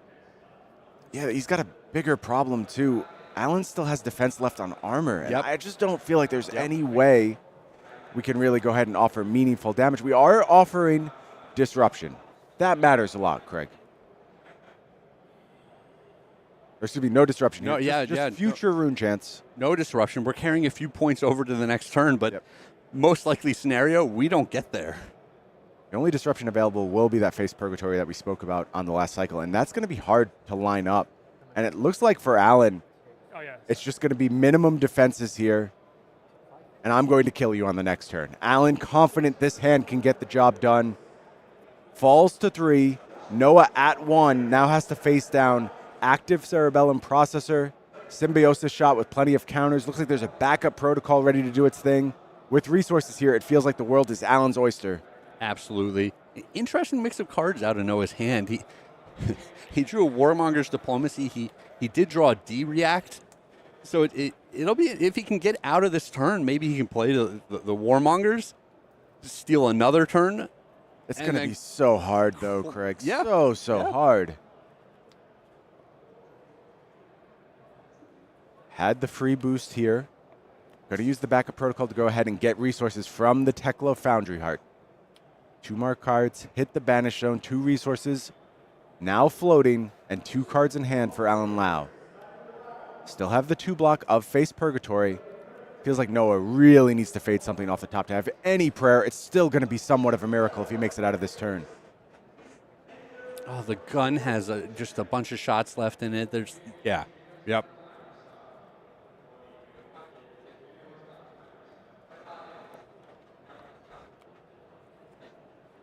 Alan leads off with Zipper Hit. Awkward number, offering 5. Yeah, great break point here. That demands the Face Purgatory, as well as 2 cards. Okay, so we did find a spot to go ahead and get value from this Face Purgatory, potentially. I actually like this a lot. No, this is real good. That is going to get the last card in hand here.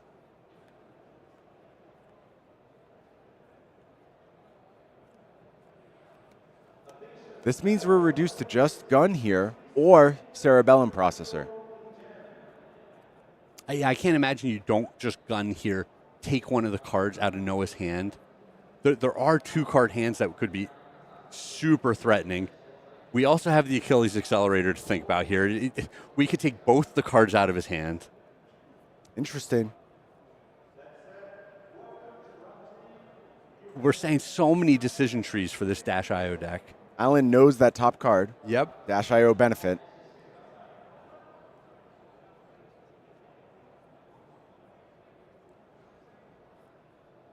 Do you want to give up your Arcane Barrier here? Fair question.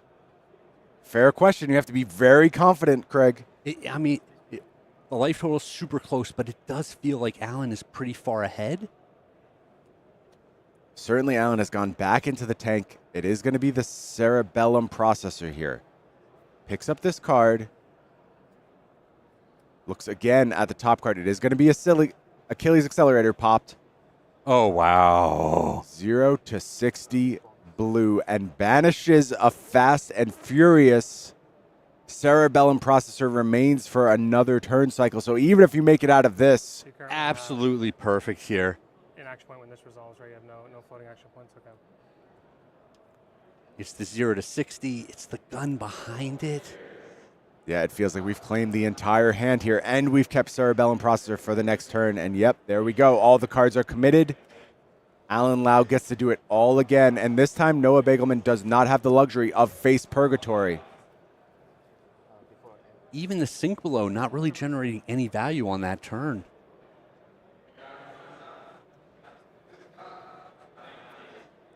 And Noah just going to have to draw up and pass as Alan found the combination here to go ahead and punch his ticket into the semis. It starts with a break point. Hell of a way to start, Craig. I mean, it's the perfect card in this situation, right? Is there a D-React in Noah's hand to try and cover this up? No, 2 cards are committed. Second play here. Spark of Genius. It gets a backup protocol red. Action point gained from the crank. Symbiosis shot ticks up. Resources at the ready for Alan Lau. Turn this into a 0 to 60. You are cooking. Yeah, almost any boost card in this situation is a fine card to have. Dash.io says boom grenade off the top. That represents an additional action point. That represents 2 gunshots.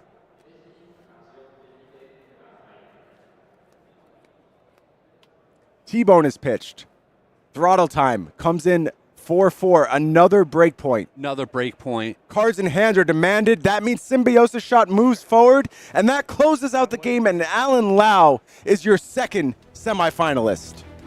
And just too much, a little too fast. He won the die roll. He had that pretty good first setup turn, and then those first 2 turns, just both players, no blocks, crashing into each other. They both went for it, and I think Alan Lau found just a bit more gas to go ahead and punish in that scenario. Really, really impressive stuff from Alan Lau. It felt very measured, very controlled. It wasn't all about explosions all over the place. It didn't look like Sam Sutherland's game where you did 60 damage in a turn. It was just consistent output, boost damage, and a lot of blues were played over the course of that game as well. And I think that's a side effect of going ahead and presenting 72 cards, but it didn't matter. And with that plan, Alan insulated himself from maybe Dash.io's greatest weakness, fatigue. The fatigue, and also through the Swiss rounds, they saw Noah and Yuanji deploying this fatigue plan rather effectively. So they said, hey, we're going to fat deck. We're going to make sure that doesn't happen. But we said his fat deck is just more boost attacks. It's still very consistent. It's one of the benefits of having a team like Team Blue Pitch to go ahead and work with. You know, they sat down, they figured out this matchup, they did all the calculations. Can you go ahead and play this with 72 cards? Are you in a comfortable spot? To me, the answer was clearly yes. You gave up some points of value across turns, but just eliminating that possibility, it feels like on a turn-to-turn basis, you are better than Viserai. You make more damage than they do. And if they're committed to the plan of going and racing you, you're going to come out ahead in that spot. It's only the fatigue you really have to worry about. Yep, and a little interesting side note that just kind of jumps out to me. No high octane in that game. Yeah, very true.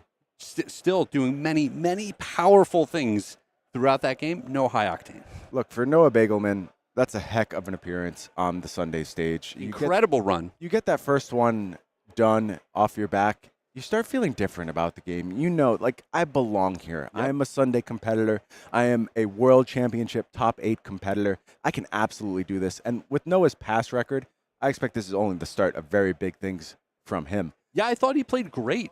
Agreed. The lights, the pressure, the excitement did not seem to get to him building, at any point. let's not deny the deck building that was done here by Noah. Him and Yuanji really cooked up something special with this Viserai list. I'm curious how it affects the metagame going forward. But I don't want to take anything away from our winner, and it sounds like we are ready to go ahead and hear from Alan Lau. Why don't we go ahead and throw it to an interview? Welcome in, everyone. I am here with your second semi-finalist of Team Blue Pitch. It is Alan Lau. How are we feeling? Thank you, Brian. This is a very interesting match. Yeah. For the quarters, because I played against Noah yesterday. Mm-hmm. Oh. And I used because I know he's being on fatigue, so I play 72. And it's really interesting that you have to guess, will he change for the Argo Pen to against you? And when he turns on the Spring Tunic, I know that he's gonna raise me, not like Swiss round. And yeah, and because if someone want to raise Dash.io, they probably on the unfavored side. So I got pretty lucky in the game. I got Dash.io trigger every turn, and yeah, and the games goes well. Listen, that is maybe often how the aggro races can go in Flesh and Blood. If you really can find your power cards, get a little bit lucky, get that thing over the top, and that little bit of luck might have carried you into the semifinals. So, looking ahead now, we've got Enigma next, right? How are we feeling about that matchup? It's got to be, like we were talking about yesterday, it can be good, it can be challenging. Can you push through? What's the plan looking towards the semifinals? So basically, against Fatigue, my strategy is play my whole deck, and I think I saw the match, the first quarter final. It was very amazing, and I think the Enigma player, he plays very well. Yep. But I will try to do my best. Yeah. And I have nothing to say there. You're just like, hey, listen, dude, I'm going to try to win the game. I try my best. I know it's been so close so many times for you at these huge World Championship events, but now semi-finals, feeling good? You feeling ready to try to take it all the way? I try my best and not to think about that. Yeah, my bad. Yeah. Then I'll just shut up and leave it back to our fantastic casters. Well, congratulations. Wish you all the best of luck, you and the whole team, and we'll send it right on back down to the booth. For Alan Lau, the first step of that redemption journey is now complete. He has moved on to our semifinal, looking to take on Grzegorz Kowalski on the top side of the bracket. Meanwhile, coming up next, it is the GOAT of Flesh and Blood, world champion Mackl Hamilton. Will he be the first two-time world champion? Find out next.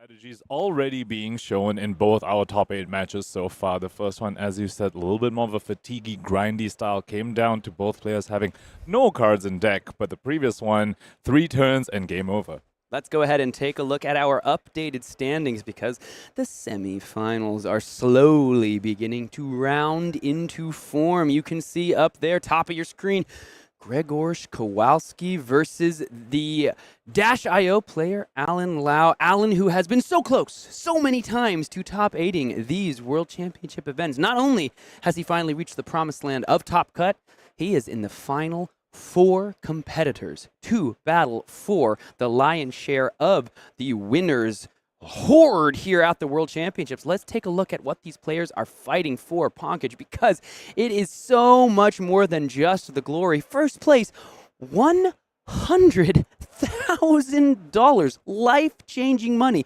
Just ask one of our next competitors in the semifinals match, because let me tell you, I know it changed his life. Only 2 players so far in the history of this game have managed to cinch that 100,000 USD alongside the Gold Foil Legendary, the PTI, and the Champions Prize card. And of course, the rest of the top 8 as well. Still a lot of money in the line there. I think the runner-up getting 25,000 USD alongside the Gold Foil Legendary and the PTI as well. And for our players in these quarterfinals, you are looking to double your potential winnings. It is a game of flesh and blood for nearly $8 grand. Of course, all of our players getting that PTI and the Gold Foil Legendary, but only one player out of the nearly 500 that competed in this World Championship are able to get the prize Pro Tour Champion branded, but World Champion card with the hero you won on. Truly, these cards are like one of one. The story, the legend wrapped up in the card. When you take down these Tier 4 events, there have only been 2 heroes to ever be world champions, Icelander and Phi, who joins their ranks this weekend. This is such an iconic and flavorful card, Sam. Just hero text box. Empty, just says Pro Tour Champion in big block letters. It is absolutely gorgeous. We're going to have to see which one of the heroes is going to be the next one to enter the legends of the past. And which one of our players is going to go ahead and take down the tournament. And if you asked Mr. Mackl Hamilton, he might have something to say about taking down a world championship. Of course, this is our first world champion in Flesh and Blood's great history. I was front row in San Jose for his finals match against our friend Chris Aioli, and he is back at the top of the heap here this weekend to try to not defend his title, as there was a year in between, but become a 2-time world champ.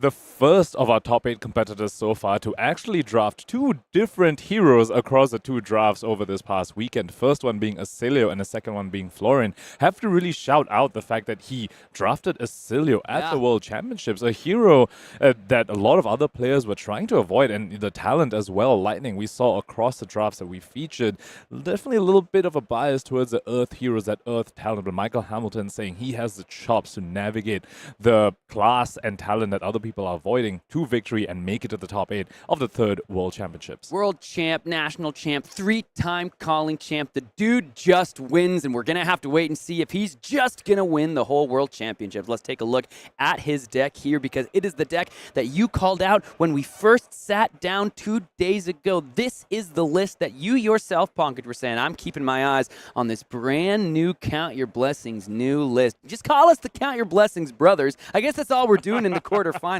Talk to me about the list. So this list only came up in the meta 2 weeks ago when Dash.io also came in, and you have to imagine a lot of people were thinking, okay, Dash.io's here, very vulnerable to fatigue. What's one of the ways we can fatigue this deck? Count Your Blessings, a very, very prominent solution that was also on the rise coming up. And Mackl Hamilton, one of the only people saying, I'm going to put Counter Blessings in new instead of something like Enigma, or even something like the Bravo that we've been seeing, and try and make that work. And that is so interesting because new already asks your opponent so many questions. Here's a Bonds of Agony, or here's a Surgical Extraction, and I'm holding 2 cards back. What react am I possibly going to have? Am I going to pump it over? And eventually the opponent says, oh, I can't play around everything.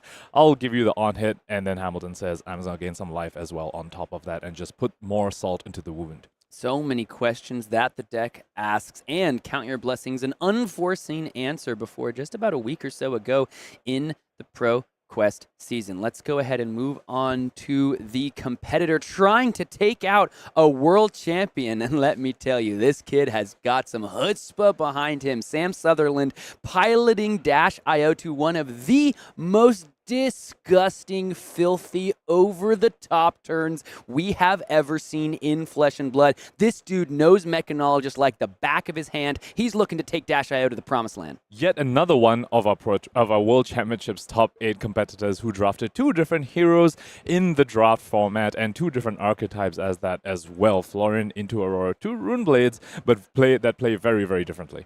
Look down there at his accolades as well. Been so close again in these World Championship levels. He said to me yesterday, I've heard him talking to his friends, he's always just been that one win away. And we got to see him not only in the win and in yesterday on stream, but take that extra win in about the most dramatic fashion possible. And let's take a look at the deck that got him there.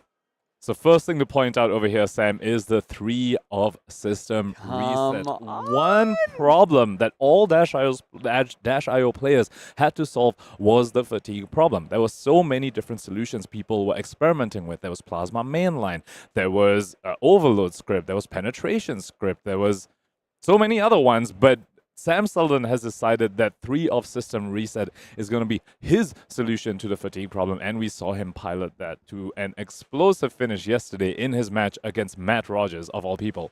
Let's go ahead and dive in, folks. I believe it is time to get ready to see which of these 2 players are going to be our 3rd semifinalist. We have 2 national champions here at the World Championship. They have their countries behind them. They have their deck in hand. They are ready to fight for the title of semifinalist here at the World Championship. It's Mackl Hamilton, a world champ in his own right, versus Sam Sutherland. New versus Dash, top 8. Let's get down into it. We just saw what Dash.io could do in something like an aggro mirror against Noah Beygelman's Viserai, and how Dash.io was just a little bit too fast, just faster, and got over the Viserai's defenses. We saw Sam Sutherland yesterday play against a Count Your Blessings Enigma and managed to get over that with his anti-fatigue package, but Count Your Blessings New asks a very, very different problem. She is not just going to gain life and start a war, she's going to disrupt you while she's doing that, disrupt your anti-fatigue plan in the form of a system resets. This is going to be an exciting match to be able to spectate.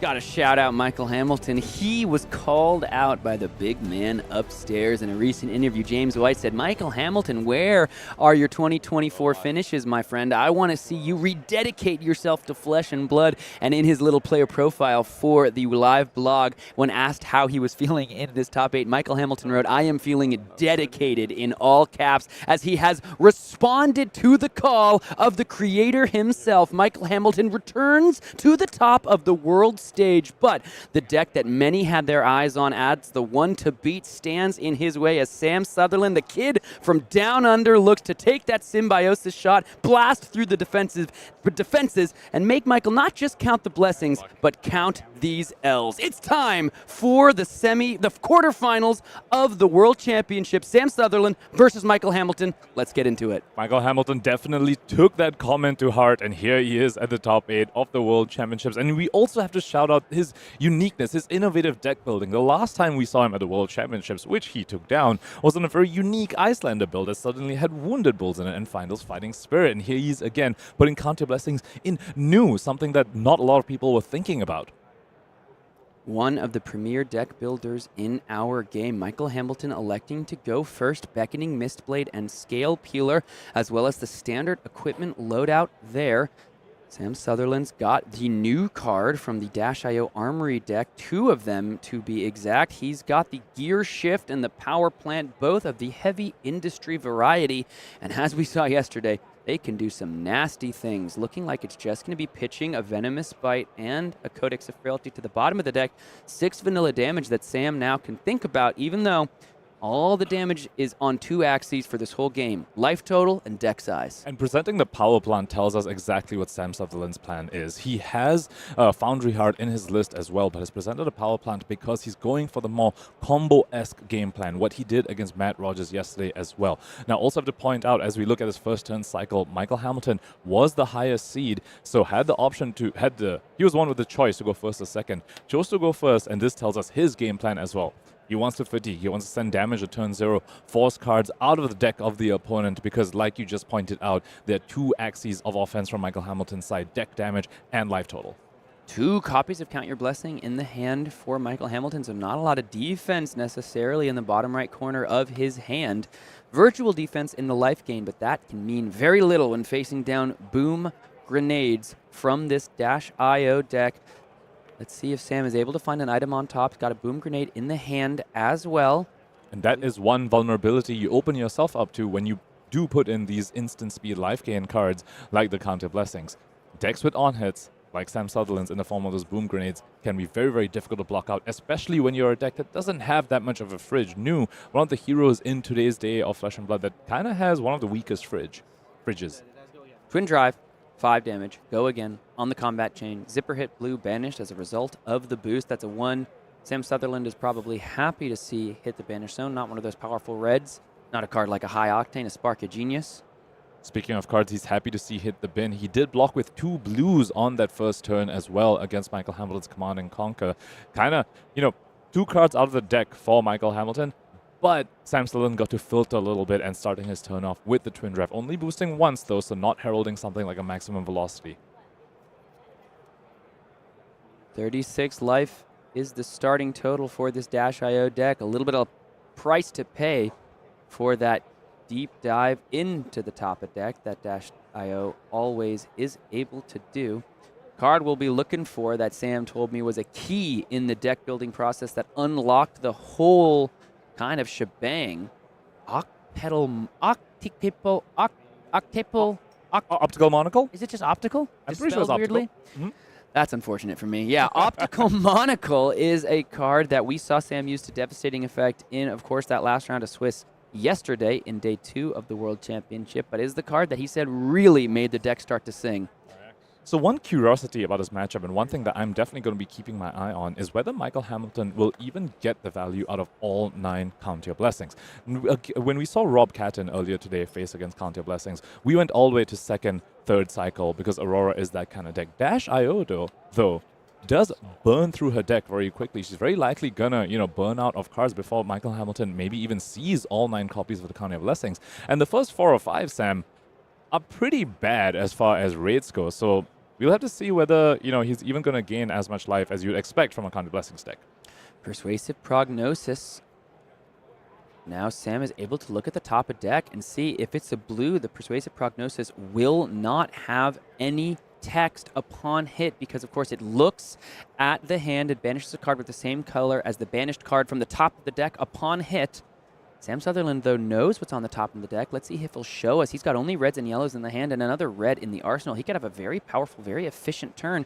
The question is, will he be able to keep it through this Persuasive Prognosis? And here are the questions that, as you say, this new deck asks. 3 cards in hand and 1 in the arsenal, but we know 2 of them count your blessings. You brought up the top card of the deck, Sam, and Sam Sutherland will know what color it is, and he may be thinking, oh, if it's a blue, I can dodge a disruptive effect of Persuasive Prognosis, but goes back to the questions that Anu is presenting. If Justinic is one of the reacts over here, you could trigger the Justinic first to banish the top card of the deck, and then the one after that is an unknown one, and Sam Sutherland doesn't know for sure whether he'll be able to dodge a disruptive effect. And that's not even counting the other potential reacts, maybe Pathwell Travel to give this go again, and then go around any blocks you might present, or the Venomous Bite that Michael Hamilton's holding, or even just more Counter Blessings. This is going to take the heavy industry gear shift here. Sam Sutherland looking to respect the blocks a little bit. Perhaps the card on top is a card he doesn't want to see banished.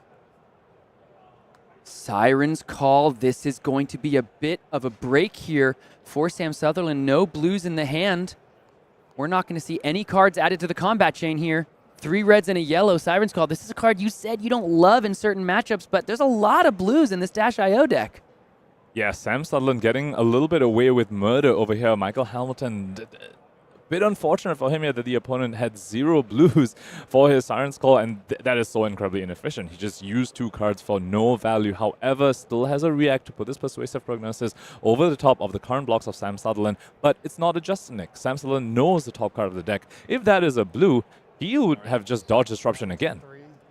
And if it's an item, he could play it in response to the trigger of the Prognosis. Let's see what the card on top is. Is it a blue or it is a backup Protocol red, and that's a big one to lose. This trigger will go on the stack after this ability fully resolves, but reveal your hand and I'll banish a red from it.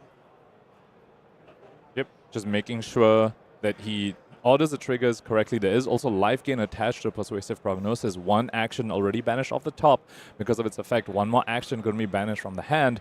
2 life gain. 2 life is going to be gained by Michael Hamilton, by the time this effect fully resolves. And important to note, he did not pitch a red to that Venomous Bite, so no Fang Strike was created. 1 point of value was lost So there. I'm going to gain 2, 1 from the protocol, 1 from the Also, interestingly, Sam Sutherland did have the option to play that backup protocol in response to the prognosis, but didn't want to see, I guess, was concerned about the top of his deck still being red, and rather would have seen that backup protocol hit the banish zone. Now 1 block left on the heavy industry gear shift. And Michael Hamilton has full knowledge about the cards in Sam Sutherland's hands. No block. Let's see exactly how Sam wants to work through this turn. Steam counter comes off the boom grenade. Yellow boom grenade in the hand. 2-0 cost, but a pulse wave harpoon that's now going to be not nearly as effective as with 3 other boosts, 2 or 3 other boosts to go alongside it. It's a bit of a head scratcher for our Australian player. Also less effective because Michael Hamilton knows of its existence. He knows that Sam Sutherland's holding onto a Sprocket Rocket, a Pulse Wave Harpoon, and a Yellow Boom Grenade. 1 copy of Carnival Blessings went to Michael Hamilton's arsenal. The other copy hit the pitch zone, the yellow one. Is it a BIOS update or a Cerebellum processor? You put it down. He knows. He's watching us. He's watching us somehow. I think it might be the processor on top. Sam here probably wondering if this is going to be an important one to get out off the top of the deck. These are the questions a Dash.io master needs to figure out how to answer. You get so much information in this deck. Every banner, every boost off the top can completely change the texture of your turn. He did not know what that top card is going to be when he declared his blocks on a prognosis. He randomly banished. He knew he was going to banish the backup protocol, but he didn't know what was going to be after that. And now that he knows it, he needs to really think, if that's a power card, like High Octane, Spark of Genius, Maximum Velocity, you can't just boost that away when your opponent's going to gain as much life as a 9 CYB deck is going to do. World champ here, going to go ahead and check the graveyard, check the banish, count the eyes, cross the T's, count the blessings. Let's see just how Sam wants to navigate this turn. I feel like maybe we should also call attention to the Crown of Providence down there. That's a gold foil EA. That's something that only a calling or national champ winner can obtain. I believe Sutherland is definitely one, maybe both. Bit of a thinker there from Sam. You can see him really giving the camera his thinking face. And you have to imagine that's a power card on top that he just doesn't want to boost away. Remember, he is running 3 off system reset. We saw how potent that card can be for his combo finish. You can't really, just boost cards like this away. You have to fully understand the value of each and every one of them. Oh, Sam was so close to making that decision, but he is really agonizing over whether he can boost this processor or play it off of the top. Can crank it to gain the action point back. As we speak about threats, maintaining threats in the Dash.io deck, also important to point out, the yellow boom grenade that's sitting on the field. If you don't send enough threats because you want to preserve cards from deck, you don't want to boost away your threats, well, then you're going to lose the boom grenade, and that's yet another card from your deck anyway, a card that can be quite important in this matchup. Sam Sutherland here agonizing over this call, placing a card down on the combat chain. Is he going to boost away with the Sprocket Rocket, that Cerebellum processor? Maybe it's a BIOS update, but I'm pretty sure it's a processor. Let's see just how he wants to do it. Boom Grenade is going to come out. Steam counter. No crank past the turn. No crank past the turn, and it looks like it might just be that BIOS update after all. So it was a BIOS update. Didn't want to boost that away. He's putting Hamilton... He's gambling that Hamilton doesn't have the disruption. He's saying, look, your Counter Blessings deck, Oh, it's can the you actually convert? reset. Oh, it's a reset. It's Yep, the that's system exactly why. reset. God, Yep. so much of this art is Yeah. a mechanology with cables connecting to their cranial region. Yep. So we were speaking about that exactly. High Octane, System Reset, Spark of Geniuses, Maximum Velocities, all these cards are important threats he needs to conserve in a matchup like this when your opponent's going to gain all this life. So went ahead and passed, but that was not free. That yellow boom grenade that doesn't have a steam counter on it is going to go away at the start of his turn. But Adaptive Plating can galvanize it and effectively turn it into 2 extra block against some sort of disruption that Hamilton might send at him. What a play here from our 6th C-IO. Sam Sutherland playing a boom grenade, passing the turn from there. We are seeing these aggressive decks taking inefficient lines in order to try to get over the hump against such powerful, not only disruption in the form of this new deck, but also, of course, the Count Your Blessings that make all of the defensive engines whir together. It looks like Beckoning Mistblade going to start the turn here for Mackl Hamilton, coming in for 1, threatening go again on a blue attack and +1. Sam took a whole turn just to set up. You have to imagine blocking is not in his exact interest. Going to take this first damage down to 32 on the turn. Next blue attack from Mackl Hamilton, +1 and go again. And this is so scary. You never know whether the new needs the go again and the plus effect from the Beckoning Mistblade, or if they're just sending it because they can't convert their hand. However, the persuasive prognosis in the pitch zone may be heralding that Hamilton, did have some blue that he could convert the Beckoning Mistblade on hit with. Let's look here. It looks as though we might be utilizing both pieces of equipment for Mackl Hamilton. If this Bonds of Agony hits, could be a huge turning point in this game. Particularly because he hasn't blocked with those equipment yet, Sam. I think he was gambling. I think he wanted Sam Sutherland to commit blocks and then Hamilton would just, move past reactions and send something else because the Bonds of Agony does have go again. But now, I'm not sure if he's happy about being forced to use the equipment here to punish Sam's no block. And I think perhaps Sam Sutherland is happy to see these cards be used without their block value. He's saying, listen, you can take one of these cards out of the hand, even though the system reset is in there. Will Mackl Hamilton take that important piece completely out of the deck? So that was a read that Mackl Hamilton could also make, right? He saw Sam Sutherland say, just play a boom grenade and pass. And you know that he's holding boost cards in hand. So you're thinking, oh, he didn't want to boost away a threat off the top. You know he has a threat in his hand, so maybe that's why he's saying, yep, I'll go ahead and just use my equipment and get whatever the combo piece is out of your hand. All 3 copies from your deck. Is the top of the deck an item? Can he pitch away the system reset? The answer is no. One of these cards is being taken, and then 2 other copies at least can be taken from the deck and banished as well. System reset, such an important piece. Sam Sutherland didn't even commit it to the block here to preserve the other 2 in his deck. Well, if this Bonds of Agony hits and Mackl Hamilton chooses a system reset, he won't be preserving the other 2 in deck. He would have lost all of them. Yeah, I'm saying if he had blocked with the system reset. Yeah. Yes. Losing all 3 system resets could be... I mean, his deck is built around system resets. He's holding optical monocles. So... But Sam Sutherland clearly knows what he's doing. Those attack reactions were on the board. So he knew the Bonds of Agony could be live, and he just went ahead and let Hamilton have it. And you saw Sam flip the second one off of the top. It was the top card in deck as well. Sam Sutherland there saying, listen, it was on the top of my deck last turn as well. Nothing you can do about that. So he has got to make a whole new game plan. He built this deck around system reset, and Bonds of Agony is going to go ahead and take all of the copies out of the deck into the banish zone. Mackl Hamilton, of course, going to look through that whole deck and make sure he knows exactly what's in store. Did he find the 3rd copy? Because if he didn't, that means... It was on top of the deck. Yeah, Sam just flipped it off the top. Was that the 2nd copy? Yeah. So where's the 3rd? Because I don't think Hamilton pulled anything out. No, he did. He did. Oh, he did. Oh, okay, cool. Okay. All right, well, that's quite a big blow for Sam Sutherland here in the quarterfinals of the World Championships. But we have to commend Mackl Hamilton's read as well. When Sam Sutherland, all he does is play Boom Grenade from his hand, you know he has a threat. He doesn't want to boost off the top. So Hamilton committing those equipment pieces despite not blocking with them, saying, I'm going to get that threat that you're trying so hard to preserve. Mackl Hamilton now able to go ahead and just take stock of everything present within Sam Sutherland's deck. What is Sam Sutherland going to be able to string together? The Dash Master here.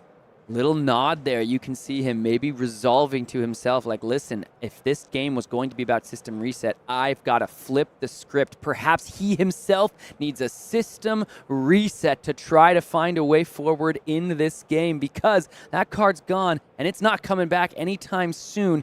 He's got to do this maybe the old-fashioned, honest mechanologist way. High-octane, maximum velocity, spark of genius cards that have been around for quite some time. It's not going to be the system reset that gets him over the top. And Michael Hamilton now looking through the deck, he's allowed this luxury over here in the untimed top 8. Look through the deck, look through every single copy, and try and figure out what is in Sam Sutherland's arsenal. That's not something he has information about. He did not glean that information yet. But looking through the entire deck, and you know his deck list. You know the opponent's deck list. You know what's in the yard, in the banish zone. You have access to full deck. You know what's in the hand as well. He's going to take his time here to try and figure out what's in Sam Sutherland's arsenal. And that is so flavorful, Sam. You are literally mind reading your opponent, trying to piece together the history together and try and figure out what they could be hiding. You see Sam Sutherland there had to wipe the hands, perhaps the palms a little sweaty. Losing those system resets has to take a bit of a blow on the mental, but this dude is calm, cool, collected, an absolute killer, a proven winner in our game of Flesh and Blood. He just has to prove that he can do it when adapting his game plan on the fly, and command and conquer to follow things up. Salt in the wound here for Sam Sutherland. Michael Hamilton had go again on Bonds of Agony, already took those system resets out of Sam Sutherland's deck, following up with more disruption. Just going to buy the Crown of Providence, though. Crown of Providence, of course, even though it's gold foil and extended art. Wow, the Slither is going to, or the Fang Strike here is going to be committed. Sam maybe not thinking exactly about that, though it's not going to go ahead and get any value from the Arsenal disruption. Sam went, I was like, wait, what's the problem? What's bad? Already dodged the disruption. Crown of Providence, an incredible card in Dash.io, particularly because you know the top card of your deck. You know exactly what you're swapping your arsenal out for. There's no uncertainty there. There is uncertainty on whether Sam Sutherland can come up with enough of a big enough combo to overcome the Kanye Blessings now that all his system resets are out, though. And let's be clear, for Sam Sutherland, this was him putting the onus on the new deck to have the disruption, not just have a handful of Count Your Blessings. That is not a guarantee in this flavor of new. He literally played a Boom Grenade and passed on the turn prior. So for Sam, he was literally just like, dude, if you got it, you got it, but I think you might be a little bricked up with those Count Your Blessings. Unfortunately, the perfect card to punish the Bonds of Agony there, but the trade of losing those 2 block on the equipment pieces, Michael Hamilton's going to have to find the D-reacts from this point forward, because no fridge really, and without the Black Tech Whisperers and the Silver Generation, those equipment pieces are gone for good. Michael Hamilton on the front foot here, but definitely not fully locked yet. I mean, this Dash.io deck can still spit out a disgusting amount of damage even without system resets. There's so many Dash.ios over this tournament that don't have that card in their list and still able to output the damage they need, particularly against an opponent that doesn't have the fridge, doesn't have as many D-reacts, has a whole bunch of non-blocks as well. And right now already that question is being asked of Michael Hamilton. Red Zep head on the field with a yellow Boom Grenade to back it up. We have to wonder, too, Sam Sutherland down to 22 after taking all of the licks from the Command and Conquer and the Bonds of Agony there. Michael Hamilton, he's not trying to race. He's not trying to put the pressure on. But if Sam Sutherland's not careful and continues to try to take too many setup turns, a couple Just Nicks have already won big Tier 4 events. We might see damage start to fly out of this new deck faster than even Dash and her High Octane might have anticipated. And that is a scary proposition for Michael Hamilton to go ahead and accept. If he starts committing to try and raise Sam Sutherland, a deck like his might end up not letting him do that. Maybe he has a hand right now, with the Justinic and the Bonds of Agony that he's holding, that you can go ahead and send more damage. But with all his counter blessings, if he trades the damage and eventually draws a hand that is just a little bit anemic and doesn't send that damage, he might just lose all the tempo that he traded all that life to gain.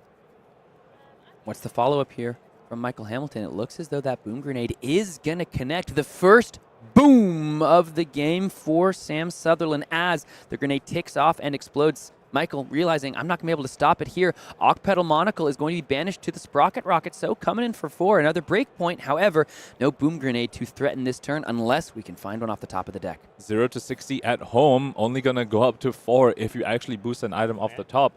But Dash.io knows what's at the top. So item gone. And interesting choice by Sam Sutherland to actually boost the item off the top instead of going ahead and playing it to Dash.io. And I think that comes back to him having lost all the system resets. With all the system resets gone, these optical monocles not as good anymore. We saw how effective it was yesterday because you put your processes back on the field and you can opt into exactly what you want. We don't have system resets, optical monocle. He decides I'll just boost away and turn it into +1 damage for the Sprocket Rocket. First response here with the Count Your Blessings in response to the Pulse Wave Harpoon. So if you look there. You can see a Siren's Call as well as the Count Your Blessings. So not able to pull any cards from Michael Hamilton's hand because there were no actions in that hand, but Hamilton says, I'll just put it there myself. Yeah.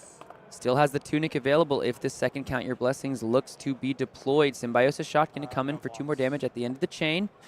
We've seen our first Boom Grenade go off this turn. We've seen our first Count Your Blessings in response. Will there be a second alongside this Tunic counter?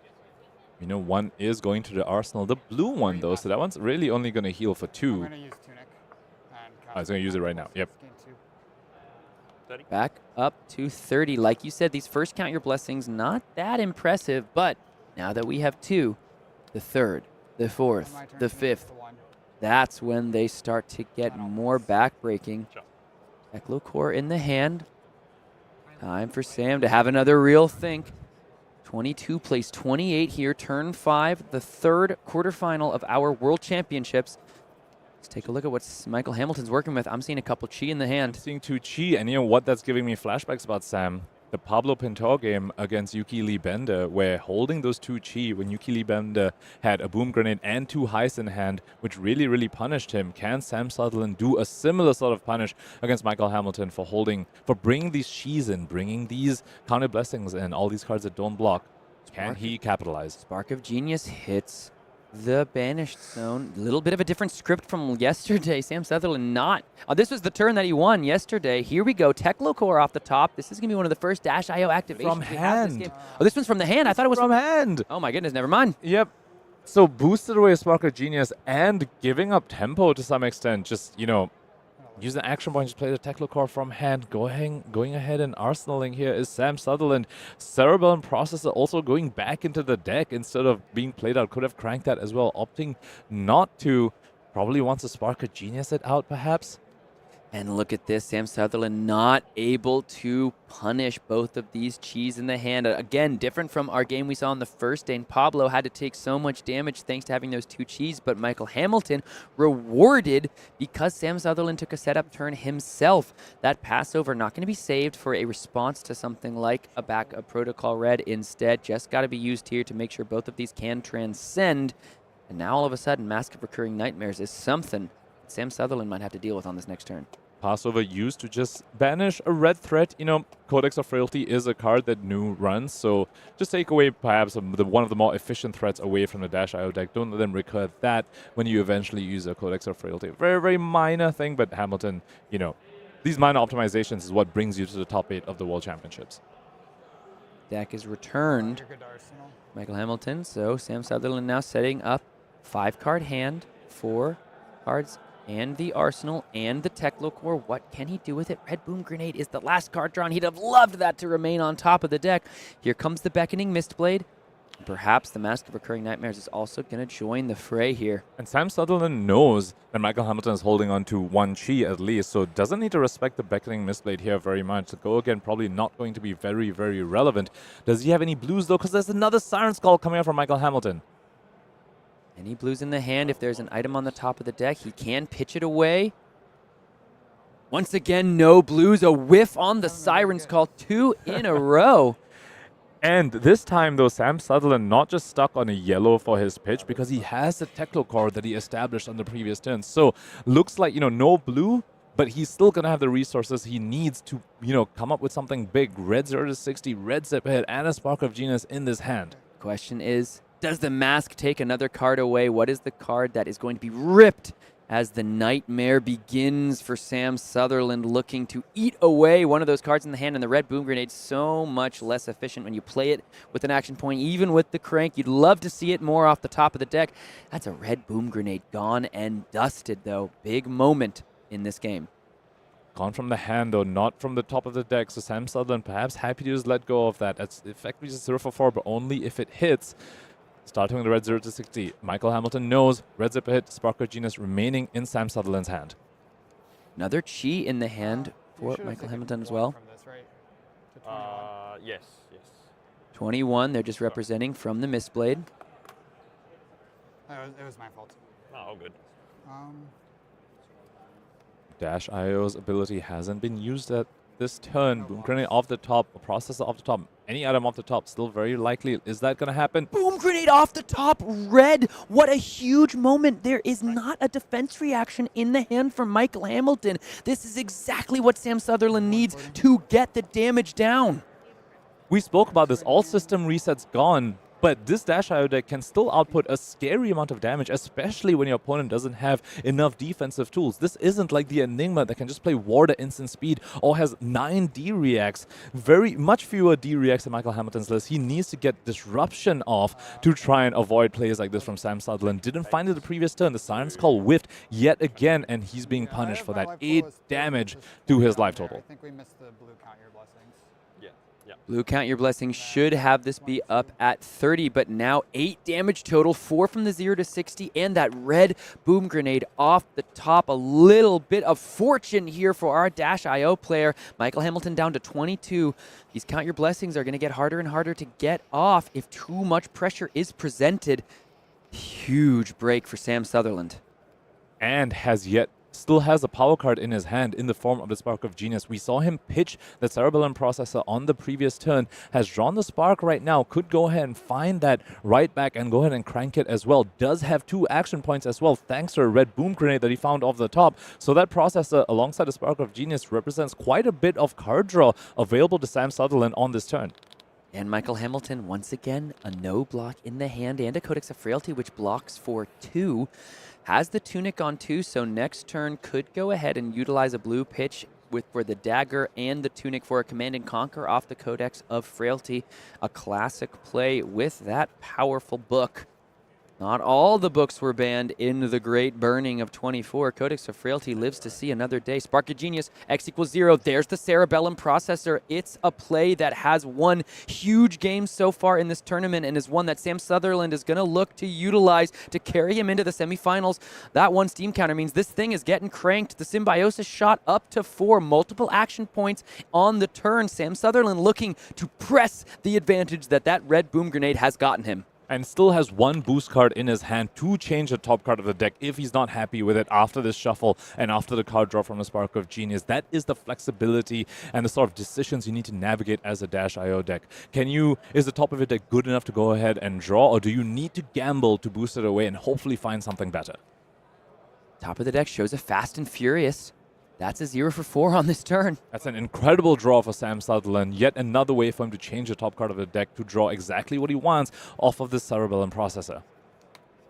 Fast and Furious from the arsenal sends a Twin Drive to the Banish Zone. We've already cranked, so here's 4 more. 1 resource still for that zipper hit in the hand.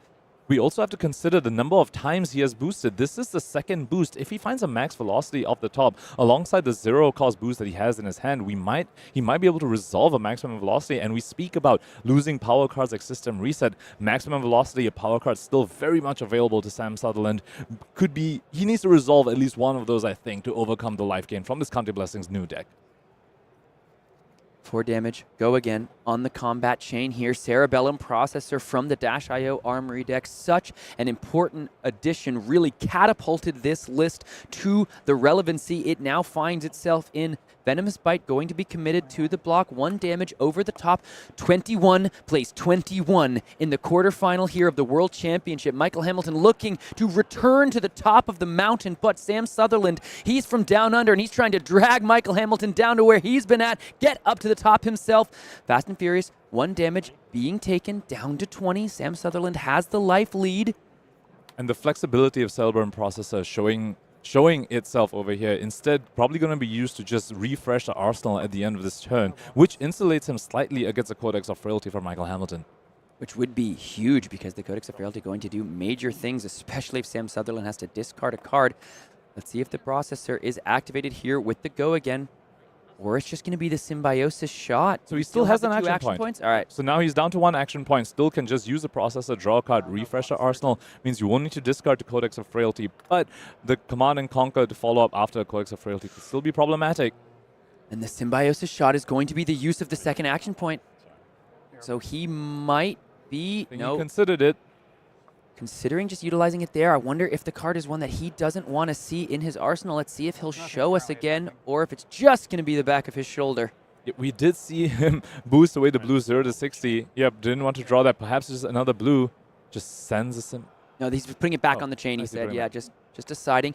Heavy industry gear shift here. He's going to banish the top 2 cards of his deck and gain an action point for each mechanologist card banished this way. So he's going back up to 2 action points here. Just once again, I think changing the top card of the deck. What is he able to find?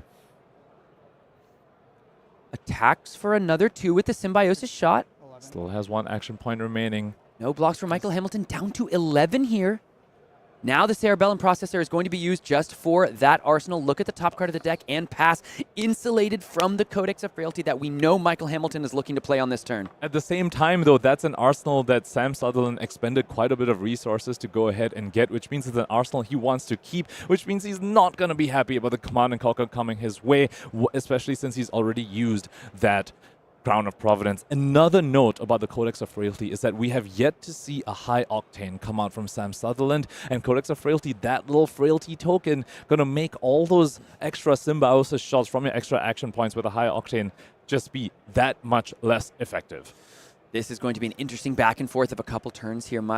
Sam Sutherland's deck looking a little thin. Graveyard and Banished getting pretty high, but his hand is not looking all too hot. He might have to take another kind of setup turn, and then the onus will be on Mackl Hamilton to convert that setup turn to disruption. Codex of Frailty is going to be the play. He's down to 11 here. Luckily for Sam Sutherland, of course, not as many Count Your Blessings has been found, but the Command and Conquer coupled with the Tunic going to be so powerful. Do believe there are some 3 blocks on offer for Sam Sutherland, but that arsenal that he worked so hard to get is now going to be powered down by that Frailty token. He committed the heavy industry gear shift to change the top card of his deck to the point where he was happy to Arsenal, but that Arsenal is now getting attacked by this Command and Conquer. Is he just going to put those 2 kind of not very effective blues on the combat chain to block? Ooh, the T-Bone is kind of nice because you can take out either the Tunic or the Mask. But it looks like it might just have to be used to preserve the arsenal that he worked so hard to protect and generate on that last turn. That's going to leave him with a Boom Grenade and a maximum velocity in the hand. And the Scale Peeler effect as well needs to be called out over here. It is live, the Adaptive Plating and the Heavy Industry Power Plant both blocking for 1 less thanks to that Scale Peeler. Mackl Hamilton will also refresh the arsenal off of the Ponder. Here goes a 6 block, 0 to 60, and the T-Bone. Luckily, the grain that tips the scale is in the pitch zone. Now off the top of the deck, another Teklo core, so that Boom Grenade is going to get another set of resources. Going to be really hard for him to utilize them on this turn. Yeah, with just 2 cards remaining, and I believe he's holding on to a maximum velocity Yeah, in he his is. hand as well. Not a card that can be played. Let's see if he shows us what that arsenal is. Maybe that comes out and gets replaced with the maximum velocity. Maybe he finds an item off the top as well. Count Your Blessings and a bunch of cards that do very little for Mackl Hamilton in the hand. It's going to depend on what that random arsenal is to really see if there's any disruption, because if there's no true disruption on this turn and that maximum velocity hits the arsenal, Sam Sutherland might be setting himself up to go max, to go with the full velocity and try to just blast through Mackl Hamilton's defenses and punch his ticket to the semifinals. And we brought this up at the beginning, right? How many Count Your Blessings will Mackl Hamilton realistically be able to resolve over the course of the game, given how fast the Dash.io deck decks itself out? Sam Sutherland already, look at that deck size, not looking very, very thick over there, but only 2 Count Your Blessings resolved from Mackl Hamilton's side. Pause really quick for me. Cerebellum shot. Sorry, Cerebellum. They had a counter on it. We just caught it. You just got it. Sorry. Yeah. Yeah, they're just checking on the Cerebellum. Judges, of course, and attendants both doing such wonderful work for us all weekend long. Huge shout out to the judge staff here in Osaka.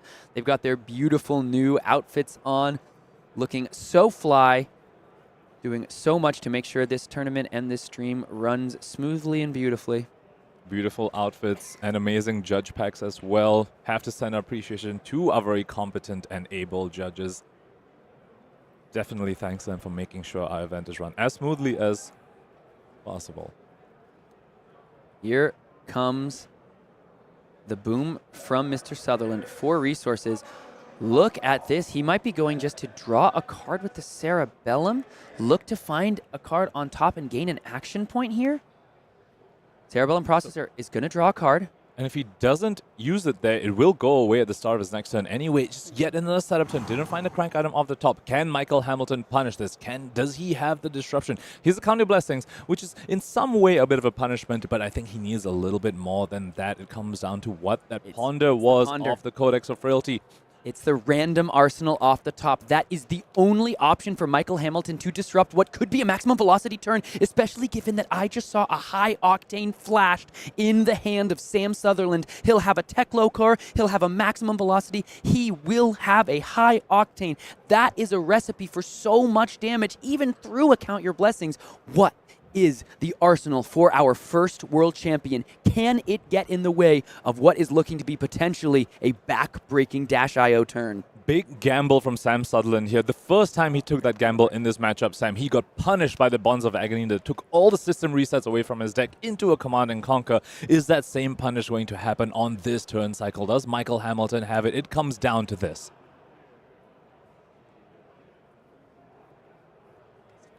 Mistblade comes out onto the combat chain. Scary start to the turn. The last time this happened, it was a Bonds of Agony with Go against Sam Sutherland. Once again, though, saying, nope, show me that you have it. Make me care, Mackl Hamilton. And if you don't, you're going to get domed. I know this hurts Mackl Hamilton to come in with these daggers. He's talked about how much these daggers do not feel good to use. 2 resources for 1 damage. It hurts the value-loving heart in this man. But on this turn, if that random arsenal is not enough, this will be much of what he is able to represent. No blocks on the Scale Peeler. Sam Sutherland down to 18 to Mackl Hamilton's 11. Turn 7, 40 minutes elapsed. Show us the card. It's Surgical Extraction. He found something. The Scale Peeler means that adaptive plating will only block 2 if he galvanizes the Cerebellum Processor. There's also the Heavy Industry Power Plant, but it has Temper. So if it blocks this turn because it has -1 defense, it will be broken. Sam Sutherland will have to commit some defense or that hand is being ripped apart. Mackl Hamilton, the plot armor allegations are not being lost this weekend, my friend. One ray of light for Sam Sutherland, though, is that he still has 1 charge of the Teklo core on the field. So he, looking at his hand right now, just has 1 resource card in the form of that blue throttle. But the Teklo core could insulate him a little bit. Looks like he might be preparing some blocks, however, for the Surgical Extraction. This would be interesting. He could block for 3, 4, 5 with the adaptive plating, but no, just going to commit all of the defense here, utilizing the 2 cards in the hand. Such patience coming out from Sam Sutherland, saying that I just need my opponent to not have a disruptive turn. That's when I'll be able to come back into this game. Looks like he might be setting himself up to, well, take another setup turn. Will have the Teklo core resources, Symbiosis Shot, and does still have that High Octane in hand. The question is, if he establishes it in Arsenal, will he be able to protect it? Oh, the Surgical Extraction so huge off the top of the deck there from Mackl Hamilton. He's leaving himself open to something like a Mask of Recurring Nightmares play or something like a Venomous Bite, anything to make the Surgical Extraction go over. But also, the Surgical Extraction has Go again, so he's also open to some follow-up like a Leave No Witnesses that might attack that arsenal. Sam Sutherland, we've been seeing him take gamble after gamble this game. Let's see if it pays off for him eventually. Bonds of Attraction is the choice between playing that attack action or resolving the Count Your Blessings in the hand. Close the chain. For Mackl Hamilton, chain is going to be closed, which means no reactions. Sam Sutherland's hand is safe from the Surgical Extraction, and the Bonds of Attraction is just going to look to gain, hopefully, 2 life if you're fans of new or fans of our first world champ. Bonds of Attraction is still threatening a Mask of Recurring Nightmares over here. Blue cards have been played. Sam Sutherland still doesn't have a read on whether the last card is a Chi or whether it's just something else. This card, of course, banishes a card from the top of the deck and then a card from the graveyard. So this would gain 1 life if the card from graveyard banished is the same as the top of the deck. Any card there will work. There are red, yellows, and blues in that graveyard. And based on the block that Sam Sutherland made, you have to wonder whether Mackl Hamilton made the read that Sam Sutherland wants to protect the top card of that deck, and that's why he blocked out the Surgical Extraction. Remember, aside from just taking a card from the opponent's hand, you also banish a card off the top of the deck. Looks like Sam Sutherland is going ahead and letting this go through, saying, I will lose the top card of my deck. That is fine. Yellow zipper hit. Honestly, probably as happy as Sam Sutherland could be to see a yellow be taken. That means that backup protocol red will have even more options on the turn that it gets activated, because that'll be one more red card safe from this Bonds of Attraction effect. And we have to speak about information gained over here. Sam Sutherland now knows that the arsenal that Mackl Hamilton is going to have right now is not an attack reaction and not a chi. Nope. That means that card is likely a Count Your Blessings. Teklo-Core, final counter removed. 2 resources in the pitch zone. What is Sam Sutherland going to be able to set up? And will Mackl Hamilton have found disruption? Looks like I see adjusting, but I see Warmonger's Diplomacy. That may or may not be disruption. Just very much depends on the texture of Sam Sutherland's hand on the following turn. Let's listen as the deck is counted.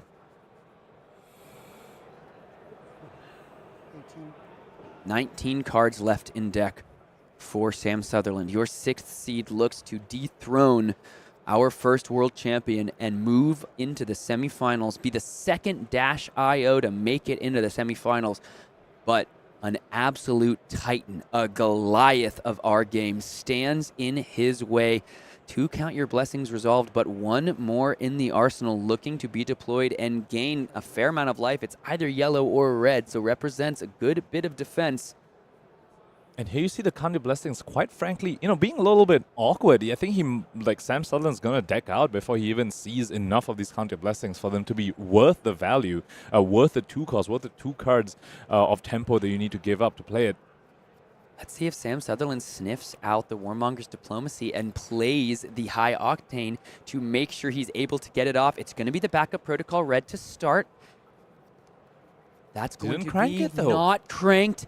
The turn is going to be passed, which means that Sink Below, as of now, is going to have trouble finding value, but the Warmonger's Diplomacy is going to stuff the High Octane and the Spark of Genius in the hand of Sam Sutherland if it is resolved for Mackl Hamilton. Sam Sutherland is just waiting. He knows he doesn't have that many turns left in this game. He doesn't have that many power turns left. The cards like High Octane cards, the boost cards you need to go ahead and resolve before you can resolve a maximum velocity.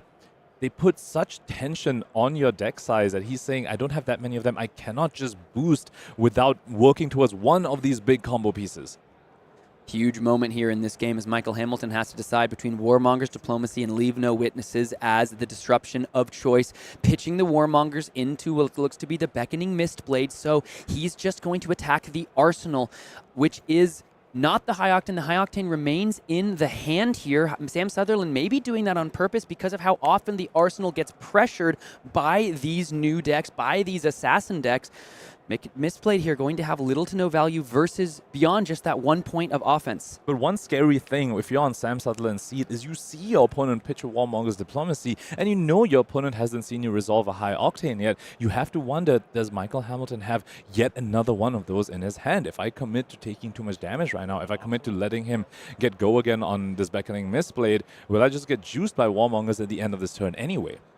Mackl Hamilton, though, I mean, it's probably too much value for him to pass up. Attack with both of these, come in with the Leave No Witnesses, 2 floating for the Count Your Blessings, and then the Sink Below heads to the Arsenal. That is about as beautifully sequenced as we could hope for this turn. You get all the value out of your pitch, you establish a defensive piece in the Arsenal, and you still pressure the arsenal of your -IO player. And as you so astutely pointed out, with 19 cards left in deck before this turn, now 16 after drawing 3, Sam Sutherland's got 1 or 2 turns of boosting left before this game will just be over. 2 floating for the Count Your Blessings, but very, very importantly, also threatening a potential attack reaction for the follow-up Leave No Witnesses. And that, we spoke about this at the beginning of this match. This is why New as a Count Your Blessings deck is very, very different from Enigma as a Count Your Blessings deck. You get to hold cards and threaten reactions when instead you actually is going to be gaining life and punish your opponent even further for making the wrong estimation of what your follow-up is with those resources.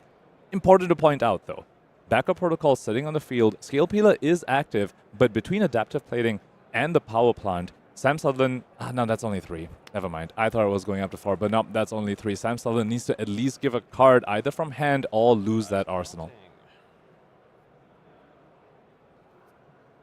Sam Sutherland has the High Octane and the Spark of Genius to couple together, and a blue and the backup Protocol red. The question is that enough without the card in Arsenal to really do all he wants to do? Symbiosis shot is up to 4, so there's a lot of damage in that pistol, in that gun to come through. Top of the deck is another High Octane as well, but that would get banished to the Leave No Witnesses. He's committing to letting this go through. 4 damage coming through. Card of the top banished. Card in Arsenal banished for Sam Sutherland. That's more deck damage being done. Sorry, I think you've gained information from me passing reactions. that is fair. Yeah, easy. So we're just going to go ahead and banish both of those cards, Zipper Hit and the High Octane. 2 silvers, which is relevant for cards like Levels of Enlightenment. Yep, not relevant for something like Black Tech Whisperers because Mackl Hamilton does not have that in his list. What he does have, though, is a 3rd Counter Blessings coming out from the Arsenal, going ahead and gaining 3 life total. But only the blue, which is important in a game that's not going to go long enough for these Count Your Blessings to get all the way there. Mackl Hamilton wants to see the reds resolved at the very least, because though they themselves do come in for just a higher floor, Sam Sutherland is probably breathing a sigh of relief that that is the color of Count Your Blessing resolved on this turn. Look at, so at the end of the turn, the Teklo core is going to be found, so that's even more resources to power up the High Octane and the backup Protocol red. So Sam Sutherland does get a little bit of value of losing the High Octane off the top of the deck. He's now able to establish another Teklo core and another counter on the Symbiosis shot. He's also holding on to some power cards here, Sam. He's got Spark of Genius and High Octane as well. Does he have the other boost card to go ahead and leverage those pieces? Because High Octane with the Spark of Genius, he still has processes left in his deck, can go ahead and get more card draw off, has the backup Protocol on the field right now, and we know there's a maximum velocity in the graveyard as well. That alongside the power plant and the Teklo core, can he go ahead and resolve 1 maximum velocity in his game, which would be quite necessary for him to overcome Mackl Hamilton's life total right now? The sink below that will head to the Arsenal is so huge on this turn to try to outlast this Dash.io deck. And it is huge for more than just one reason. Aside from just being able to block with the card from your arsenal, it can also let Mackl Hamilton perhaps sink a no block. Should he draw it on this next turn cycle? He's running those chi cards. He's running those counter blessings. Sink below can help you just unclunk that hand if Sam Sutherland manages to pull off something big. This might be the turn for Sam Sutherland. He's only going to have 3 cards to work with, but backup Protocol and the Teklo core work to make some more magic happen, as well as the card draw off of the High Octane. And with the Teklo core, you don't have to pitch a card, so that just becomes an extra card in your hand, and a resource will still be floating. Will this be enough for our Australian to dethrone the first world champion Flesh and Blood has ever seen? The most important turns of these players' careers coming down right before our eyes. For Mackl Hamilton, the 2nd title of world champion on the line. For Sam Sutherland, his first tier 4 at this level of event, his first top 8 at this level of tier 4 event, and he is looking to punch his ticket into the top 4 to the finals and potentially even win this game. He's using the 2 floating on this turn to activate the backup Protocol red here and grab a Twin Drive.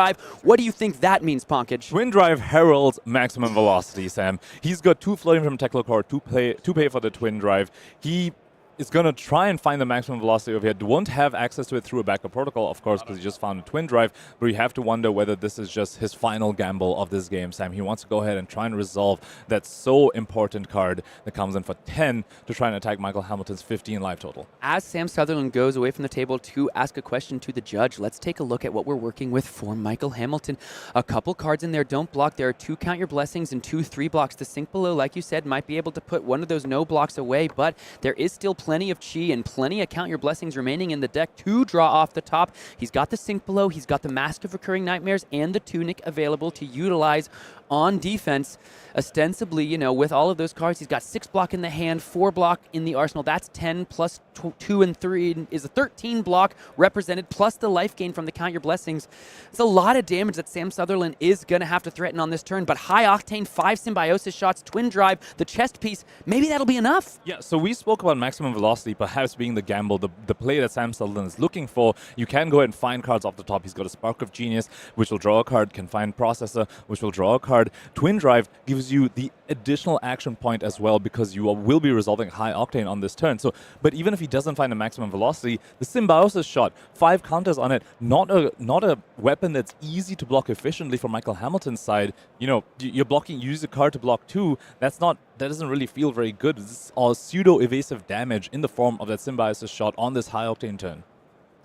High octane, the resolution here. Drew a card off the top. I think it was that blue optical monocle. Resource card for the Twin Drive. Let's see if he also activates the power plant on this turn.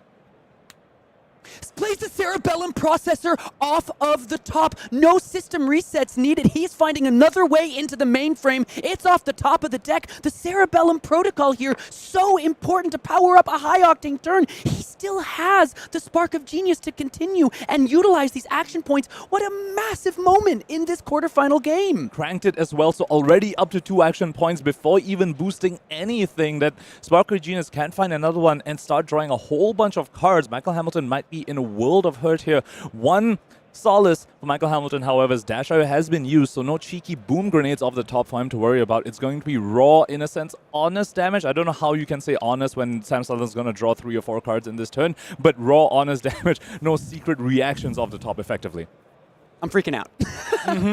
Heavy Industry Power Plant is going to be the activation here, pitching the resource card that was drawn. Every single boost on the turn gains a resource. Michael Hamilton at 15 to Sam Sutherland's 11. This may be the turn that decides this quarterfinal game. Will Michael Hamilton have a chance to repeat as world champion, or will Sam Sutherland get the job done? This is the last turn of the game. He needs to try and find a maximum velocity off the top, or hope the symbiosis shot with 6 counters on it, and almost certainly enough action points to fire almost all of them. One of those 2 things needs to happen if he wants to try and make his way to the semifinals of the World Championships. 2 resources floating. Sam Sutherland taking a look through the graveyard here. Michael Hamilton, at the moment, can do not but stare and wonder what is to come. We cannot forget the high octane makes action points every single boost. There is a risk here, though, Sam. He knows the top card of the deck, but if he goes ahead and chooses to boost twice on the Twin Drive, he doesn't know what the second boost is going to be. Is that going to be a threat that he needs? Is that going to be a maximum velocity? There's a Fast and Furious. There's a High Octane, but the Fast and Furious, by being banished as a result of the boost, does get to put the Steam counter on an item here. Yep. So it'll go onto the processor. He'll make resources off of the power plant as well. Not super happy to see a high octane go, but that still means there's a maximum velocity somewhere in there. Twin Drive as well, coming in for 5 right now. Coming in for 5 and continuing to bank up those resources, so just like nothing even happened here. Cerebellum Processor still has those 2 Steam counters, but I don't think it's going to matter. Sam Sutherland's deck is getting kind of thin. He's got to find the max velocity on this turn. He's already boosted twice. He's up to 4 action points. He can draw a card with the Cerebellum. He still has the Spark of Genius as well. You just don't know where that max velocity is. If you play the Spark of Genius and it's the second card you would have drawn, then you shuffle away to the bottom. It's just impossible to say. But of course, those 4 action points, the Symbiosis shot, those are going to have such big impacts on this turn as well. At the same time, Spark of Genius in some sense thins your deck as well. You go ahead and find the processor, you reshuffle, and you're that much more likely to go ahead and draw the maximum velocity. And then, which also means your processor is also more likely to draw you into another maximum velocity as well. Potentially, Twin Drive as well. 2 boosts did happen. He just needs to boost 1 more time to go ahead and make a maximum velocity live, should he find it. No system resets in this game, Punkage. Sam Sutherland lost all 3 of them to the first bonds of agony that was present in this game. And yet, Sam Sutherland has navigated this end state to have a chance to push through the blessings. He will answer the call that Michael Hamilton sends to the heavens if he can make it happen on this turn. He took so many gambles this game, Sam. Pass the turn. Pass the turn. Play a boom grenade. Pass the turn. Did so many of those kind of plays. Let's see if that pays off for him. Michael Hamilton went ahead and sank, but he didn't sink away. One of his no blocks, he's just holding on to it. Is he going to get punished for that? No sink. Maybe is it the only blue in the hand? hand? Does he need to keep it to resolve the other Count Your Blessings? No, I think he has a bonds. Anyway, here comes the Symbiosis shot. Preserve information. If you're Sam Sutherland, down to 3 action points, comes in for 2. Not only are you preserving information, you are making sure you're getting full value from the Symbiosis shot. It was at 6 counters. You cannot put any more than 6 on it. Sam Sutherland going ahead and expending one of them is going to spark for another item, making sure that he can still put a counter back in the Symbiosis shot. These are the little efficiencies that show us why he is a master of this class. Here comes the Cerebellum processor once again. Dash continues to tap into all of metrics. There are going to be 3 more cards drawn on this turn. Spark of Genius, Cerebellum, all 3 of them replace themselves, give you cards, and Sam Sutherland still has, I believe, the Sprocket Rocket in his hand that he started with. That's a 0 for 3 as well. That can become a 0 for 4. And makes a resource as well because the power plant is active this turn. Sam Sutherland, he is gambling. He has to find the maximum velocity in these 3 cards. Let's take a look at what the top card of the deck is. Including resources, correct? Yes, 2. I have 2. Okay. And you're Yep, good two to floating, focus making on sure the board stays represented correctly, draws a card off of the Spark of Genius. 2 more card draws available, all the action points he needs, can even make more with the Sprocket Rocket in his hand. Found a 0 to 60. That's good damage, but it's not 10. Looking at the top, he's always going to be able to see. He can also boost to get cards off the top of the deck. He gets to see. Here goes the Sprocket Rocket, boosting away a Boom Grenade. That makes it an attack for 4. Makes action points as well, and makes a resource as well, thanks to the Heavy Industry Power Plant. He can go up to 4 resources of the 2 0 boost cards, has 2 card draws. He could double maximum velocity this turn, Sam. This is a potential outcome that could happen. 3 floating in the pitch zone for Sam Sutherland. He's going to draw off of the Cerebellum processor, and Sam Sutherland has found the end to the combo. He has found the missing piece of the puzzle. It will be able to be resolved. Will it be enough? 1 maximum velocity in the hand, 1 other 0-cost boost will put him up to 4 resources floating. As can he find something off the top to use the final 2 resources after maximum velocity? Mackl Hamilton down to 11, 3 cards in hand, 2 of them don't block though, Sam. Mackl Hamilton down to 11. Sam Sutherland flips the cards around in his hand, comes down 0 to 60 here. The next processor draw is going to be so incredibly pivotal to whether Sam Sutherland can close this game out. Also remember, any spare action points he has at the end of this can just go into the Symbiosis shot and just start, gunning down Mackl Hamilton's life total. Sam Sutherland here has to keep a cool head. He sees the writing on the wall, but any miscalculation could be the difference between his ticket to the semifinals and defeat. High Octane still has 3 action points remaining for the Symbiosis shot and that maximum velocity. Still has the Cerebellum processor ready to draw a card. However, he is down to not. His options are being a little bit restricted at this point. He can go ahead and draw the card off the top right now or change it 1 more time. He has 1 more boost card. He can go ahead and change it, but after that, he's going to need to be happy with whatever the card below the card that he knows about is. So that's what he's thinking about right now. Is the card on top good enough, or does he need to change it? Does he need to gamble and try and hope for something better? To his perspective, he doesn't know Mackl Hamilton's holding 2 no blocks. He thinks Mackl Hamilton could block out at least with 3 blocks, maybe even 4 blocks, and 3 extra armor on the field as well. He needs to make his calculations very precisely. 11 plays 11. The game is all tied up. Only 3 Count Your Blessings have been played on the turn. Sam Sutherland needs to do the calculations correctly. As you mentioned, that deck is running out of cards. 3 cards left in hand. Sync Below's already been used. Remember, Mackl Hamilton did not sink away one of those no blocks. Let's see if that goes ahead and bites him. Although he's still able to convert the 2 Count Your Blessings into 4 life, effectively. If it's a red, yeah, it'll be maybe, 6 life if it's a red? 3 plus 3? Yeah. Run through the whole lineup. Coming up on 55 minutes remaining, just the end of a normal timed game of Flesh and Blood. But these players have earned their extra windows to think. They have made their way all the way into the quarterfinals of the World Championship. They are going to take their times and make sure that they find everything they need. Still has the Cerebellum processor available to him. 6 counters on the Symbiosis shot. It's feeling like this could be enough for our Australian. 3 action points still remaining for Sam Sutherland. One of those action points gonna go to the maximum velocity. He's gonna draw. He's happy with the card on top. He thinks it's good enough.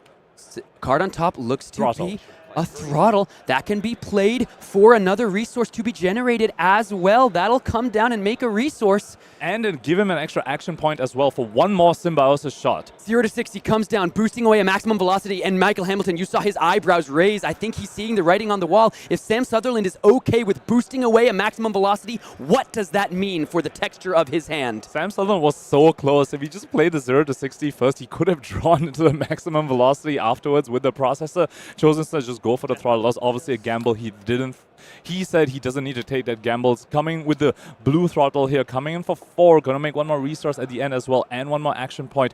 Going up to 4 action points currently. Sam Sutherland has 16 more damage after this. Maximum velocity plus 3 Symbiosis shots on top of the throttle. It's already in the chain. That's a total of 20 damage. Can Mackl Hamilton block this out? Mackl Hamilton has to stare down a blue throttle for 4. Floating resources went all the way back up to 3. Looks like he's going to say no blocks. Down to 6. Now the Symbiosis shot is already threatening lethal.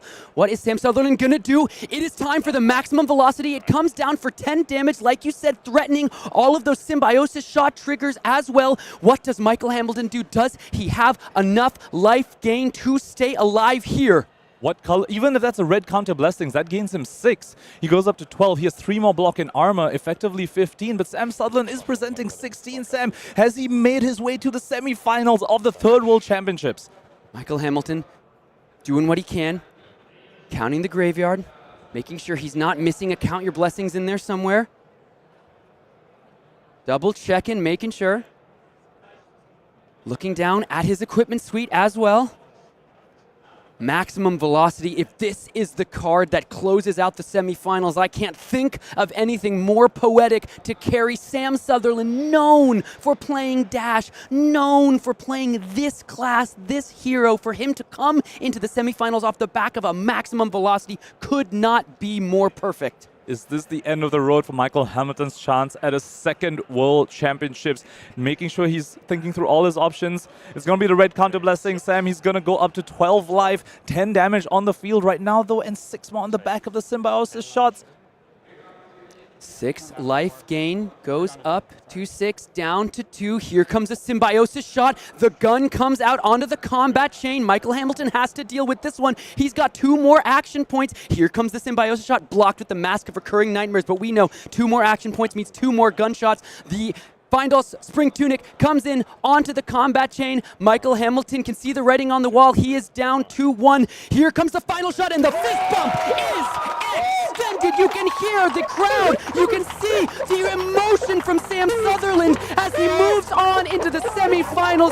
Just the pouring of emotion from one of our game's brightest stars. Look at Sam Sutherland. Expect the handshake. No system reset. No problem. He is your 3rd semifinalist. And the crowd goes wild. What a hard-earned and hard-fought victory for Sam Sutherland, showing us why he is the machine, why he is a mechanologist in this suit, showing us how he can navigate past getting a whole bunch of power cards lost from his deck. He says, I don't need them. I'm going to high octane. 1 maximum velocity is what I need to close it out. My friends, this is Flesh and Blood, an exploration, just an exaltation of the game at the highest level. You get to see 2 of the game's masters compete, and at the end, the sportsmanship, the camaraderie, the emotion from our top players. Let's waste no time. Let's hear from Sam right after the game. Brian Gottlieb here with the man of the hour, Sam Sutherland. Sam, I will tell you, I've played a lot of Flesh and Blood. I play a lot of games against Jason Chung. I feel like he plays Flesh and Blood in a way that I've never seen anyone else play the game. Yeah. Until today, when I watch you play. And that's somebody who, maybe short of James White, has the most hours invested in the game. That was stunning play from you. Tell me about your mindset as you progress through that game. I'm not going to lie. I was dooming that whole game. I didn't know what my win condition was going to be.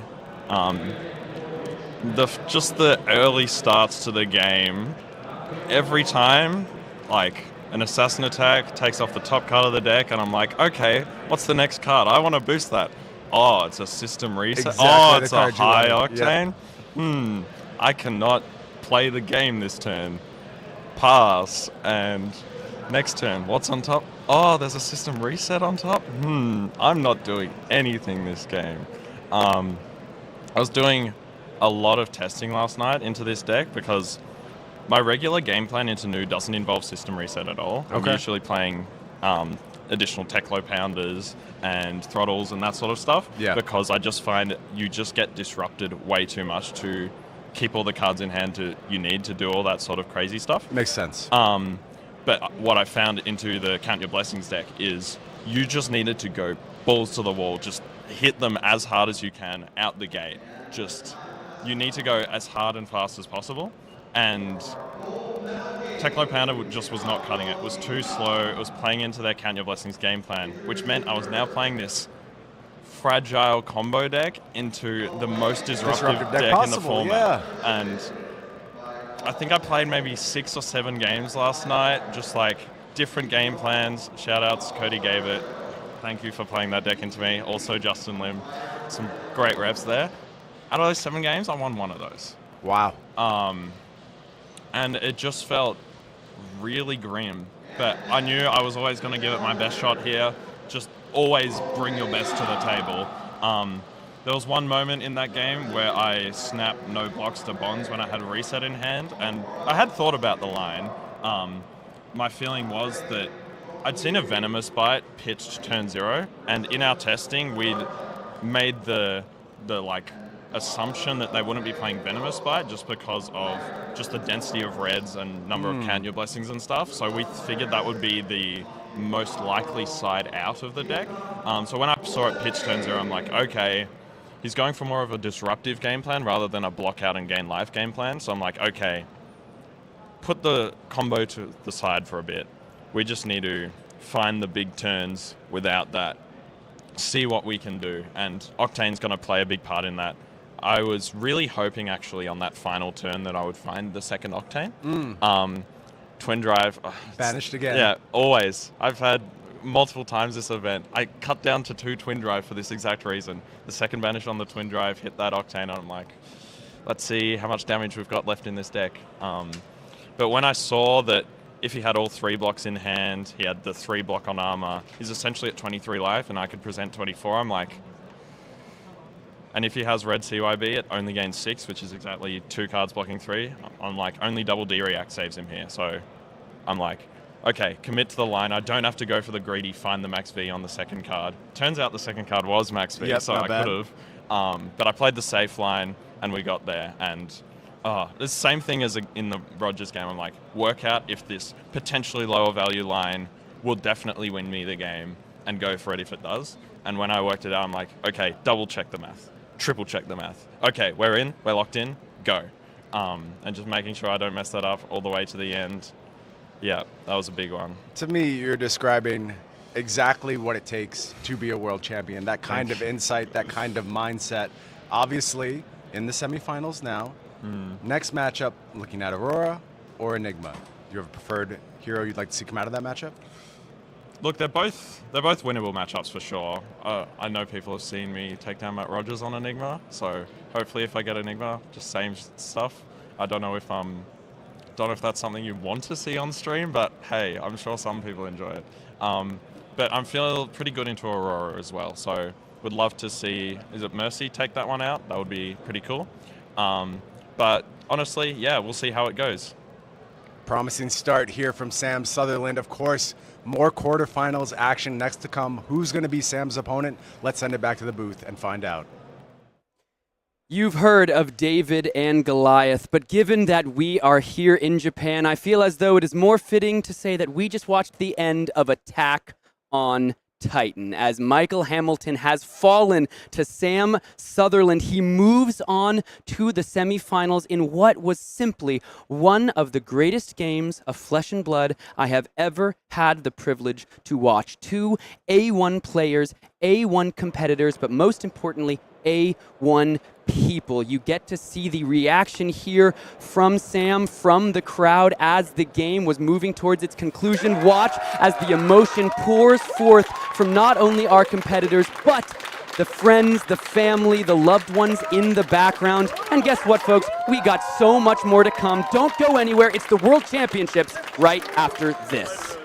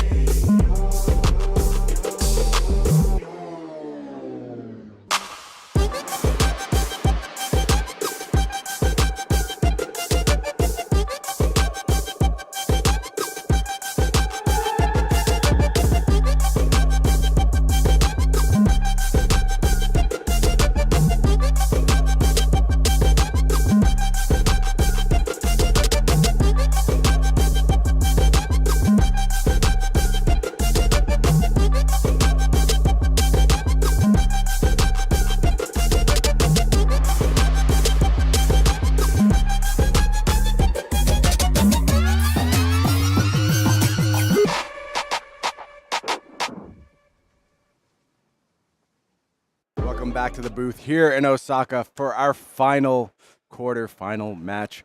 Craig, you ever sit on the sidelines and get a little jealous of a co-caster? Because I'm feeling that way this weekend watching Pankaj and Sam's matches. Just all-timer after all-timer being played in front of us. I mean, that last match was absolutely bonkers, right? I think there were 4 different turns just out of Dash.io where he passed without presenting an attack action. And he just puts together all the pieces. He's out there just on another level. I feel like a big theme this weekend that you and I keep revisiting is the IP, the virtual IP, where you go ahead and you just don't take full advantage of your hand because you're setting up something else. I mentioned in my interview with Sam, I see Jason Chung do it to us in development all the time. It's like his favorite mode of playing Flesh and Blood. And frankly, y'all don't get to see him because he's locked behind the development doors, but he would certainly be one of the greatest Flesh and Blood players on the planet. And I don't see it really out there in the wild as often until we get to this top level of the game, until we get to the World Championships, and we get players like Sam Sutherland down there in the feature match area, just putting on an absolute clinic on how you get the maximum value out of your deck. Well, just an understanding of what actually matters in this matchup, right? We see him taking damage, just taking disruption on certain turns and being like, okay, this changes my plan. Time to reset. I'm not going to attack, set up an item, pass, Let's see if you can do that to me again. And let's just be frank. Samba's getting put through the grinder. Just Yeah. the worst possible outcomes. All the best cards making their way to the top of the deck. Hamilton having the disruption in critical spots over and over and over. And like he said, things looking grim. Playtesting tells you it's grim. Yep. And he buckles down and finds the way to victory. I mean, he lost those system resets really early in the game. That's his deck. That's what his deck Yes. is built around. Yes. Still, Sam Sutherland on to the semifinals. Why don't we go ahead and take a look at the bracket as we set the stage for the rest of what's to come. We've already seen the top matches play out. We know up there it's going to be Grzegorz Kowalski taking on Alan Lau. One more time, it's going to be Enigma versus Dash.io. Will that be happening on the bottom side of the bracket as well? That depends on what Valentin Mackl on Enigma can do against Mercy Bickell. We saw this matchup played with Rob Catton and Grzegorz Kowalski, but this one looks different. Valentin Mackl on a much more aggressive build of Enigma. Very different. We're not going to be able to see Valentin Mackl just buckle down, block, play for the ultra late game. His deck's not set up to do that. Now, it sounds like our players are already ready down in the feature match area, so I don't want to waste any more time. I want to hear from them. I want to see what they're packing as we go ahead and get ready to battle. And there you see it's Mercy Bickell, the second seed going into this top 8. Plays out of Heart of Gold Games and has a top 32 in the past. Top 32 at Pro Tour Los Angeles, but that's it. That's the only real big Tier 3 finish. We don't have that calling resume built up yet. We do have a victory in the Rainbow Pitch League. Incredibly tough competitors in that league, so nothing to sneeze at there. But as far as this kind of absolute top tier of the game, this is the breakthrough performance for Mercy Bickell.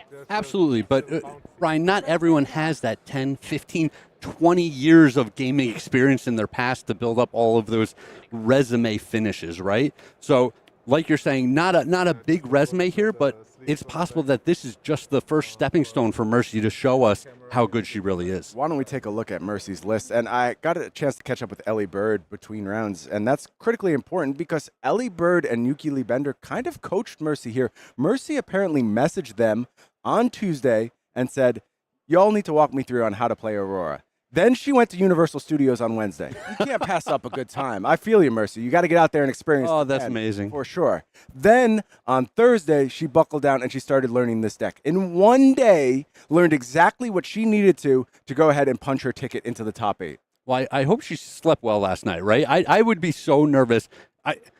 We each have a wealth of experience, and I'm still nervous going into some of these top matchups. And Mercy has not been here before. Yeah, I spoke with Mercy. Unfortunately, she did play a match in the feature match area, but it didn't make it to camera due to time constraints. And I spoke to her and I said, I'm really sorry we didn't get to follow your top 8 journey the entire way. And she said, no, I think it's good. I think I would have been too nervous and I would have blown it. I said, surely you would not have. Given your record, I'm very comfortable you would have performed. Sure. But this is the first time she's going to be tested down in that feature match area. Given how she's performed this weekend, I feel like she's going to be up to the task.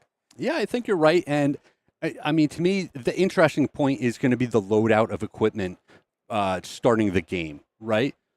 We have open deck lists in our top 8, so she knows that she's going to run into a little bit of this disruption in like the Command and Conquers, the Phantasmaclasms. So we'll see what the loadout of equipment is to deal with that. Meanwhile, we'll head over to the other side here. It is Valentin Mackl. That's the Austrian national champion. Finished second at Austrian Nationals the year before, so his own redemption quest there to go ahead and take that victory. Top 8 in the calling in Barcelona after that Worlds. So usually using his buff at Worlds on the calling, this go around going ahead and participating in the World's top 8. And Valentin Mackl, I mentioned this to him. I first crossed paths with him, I think, around 2009 in a pro tour for another game. Was a young kid at that point in time. I was already old. I've been old forever. But to see him mature and turn into somebody who's able to succeed in multiple card games, really, really cool stuff. Yeah, an impressive run here. I love the blinged out hoodie along the way. And let's take a look at this deck list. Yeah, over on Mackl's side, as we mentioned, this is not Count Your Blessings. This is that more aggressive take on Enigma. Of course, things like 10,000 Year Reunion tell me Valentin's actually looking to end this game. Not going to turtle up. Going to go ahead and try and look to get into the arena and offer damage whenever he's able to, as well as some disruption. You mentioned the Command and Conquers. You mentioned the Phantasmaclasms. They're going to play an important role in this matchup as well. Absolutely. This type of deck build means we're going to see more of those pivot turns where you choose to take damage, lose your board state, and then reestablish with some disruption or that big attack that punches back hard. Sounds like our players are ready to go down in the feature match area. Let's zoom on down, and there you see on the left-hand side, it is Mercy Bickell trying to start off that resume in the most impressive fashion possible with a world's victory. She's going to be taking on Valentin Mackl, the Austrian national champion, on Enigma. And let's start off with the most important thing, the equipment loadout. We see Crown of Dominion, Ether Ironweave. Craig, what does this tell you? Yeah, this is interesting. This means that Mercy is planning kind of for that late game. We often see the Aurora players play that second cycle pitch game where they want to show up with the Arc Lightning Flicker Wisp combo, and then they've got these extra go again effects off of all of this equipment. That is exactly what Mercy is playing towards here. We're going to keep a close eye on that pitch stack, try and see where those Arc Lightnings and Flicker Wisps end up. This game could end in an explosive flourish if she's able to put these things together well.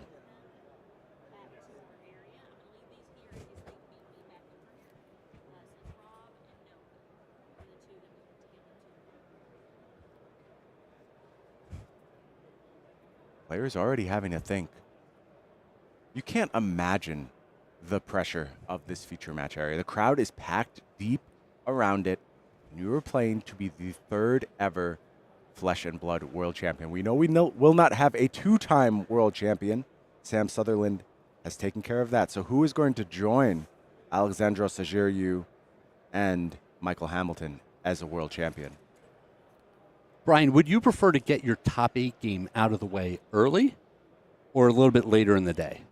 I don't think it matters, Craig. I think no matter what time you have to do it, you're going to be feeling those nerves. You're going to be feeling the stress. At least with this late start that Mercy and Valentin are getting, they only have to sit through one game between their next match. With folks who played at the absolute top of the bracket, thinking of Grzegorz, it's been a long time since he's been in the booth at this point, almost a few hours, and I could see that being really, really hard on nerves for sure.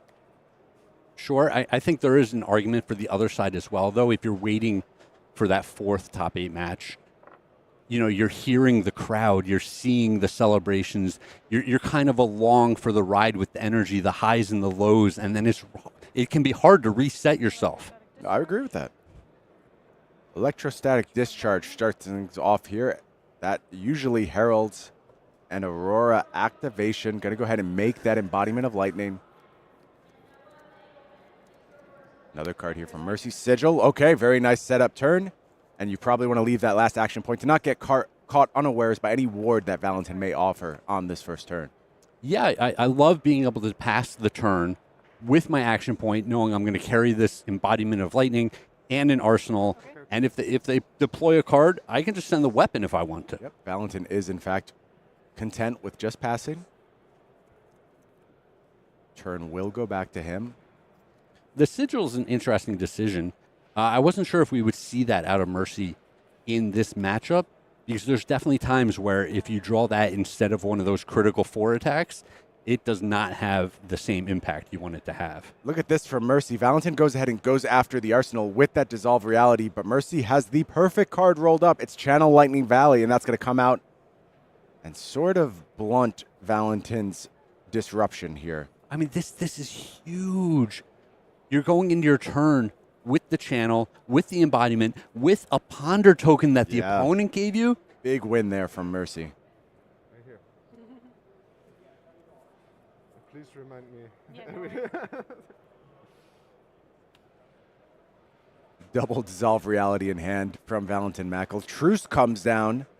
New card from Rosetta.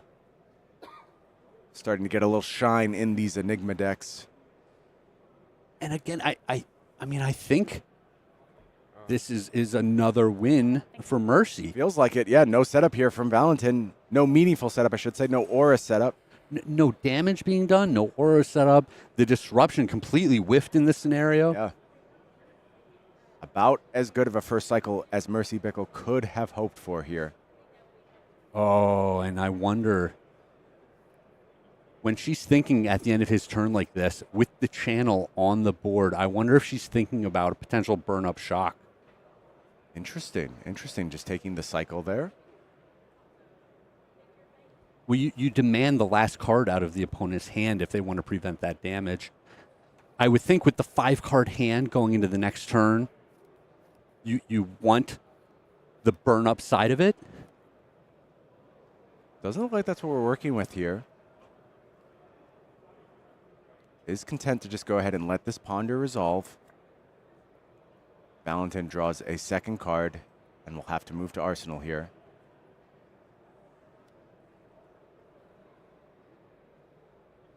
That life total is off for what it's worth. We will get that sorted shortly. Valentin should still be at 40. Was that just a... No. Great question, Mercy. Okay. No, You don't are question correct. it. You just take the extra point, right? No, a competitor like Mercy certainly going to play fair.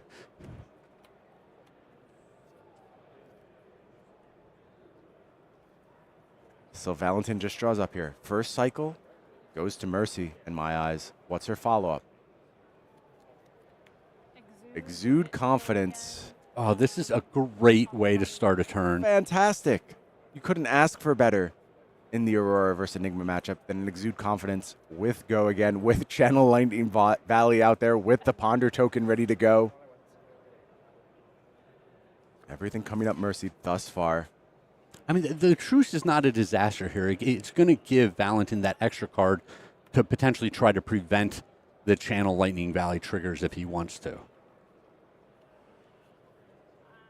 Yeah, big defensive hand here for sure. But even, I mean, starting with the 4 attack that you can't put the D reacts in front of, it means all of these 4 attacks are going to demand 2 cards or a card and a piece of equipment. Certainly will depend a lot on the texture of Valentin's hand. Does have Command and Conquer. Like to see that against Exude for sure.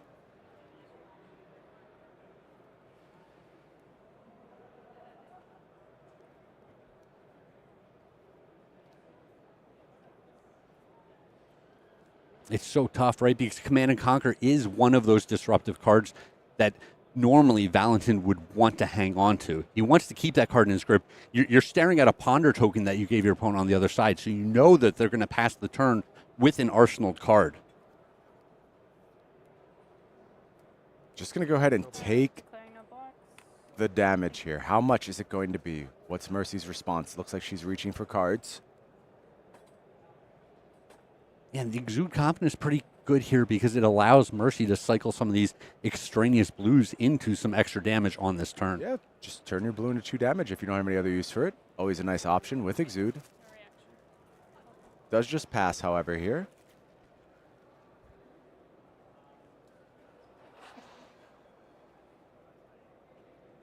Valentin with the rarely seen tissue timeout in the feature match area. I think we actually saw that last round as well. Okay, something going around, I guess. 4 down to 36. So first strike here goes to Mercy Bickell. Gets the draw off the Channel Lightning Valley. Now going to want to look for some lightning cards to pitch to go ahead and keep that around for another turn cycle. Yeah, I believe her hand had some current funnels in it. Yeah, she's all good. Has the current funnel. Electromagnetic Somersault on offer as well.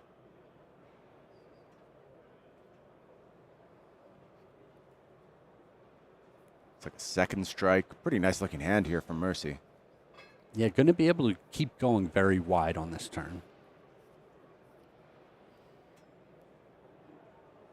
Let's not forget that Exude Confidence as well. That gives her a lot of knowledge about what's going to go on for the rest of this turn.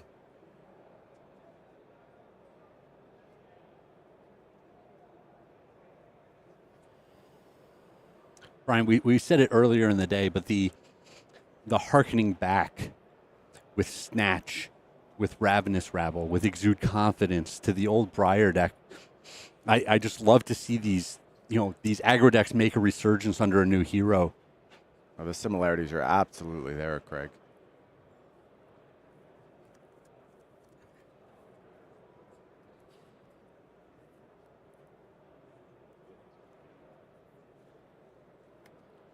Second strike, 4 go again. Second strike, the next play here. Valentin once again says no defenses.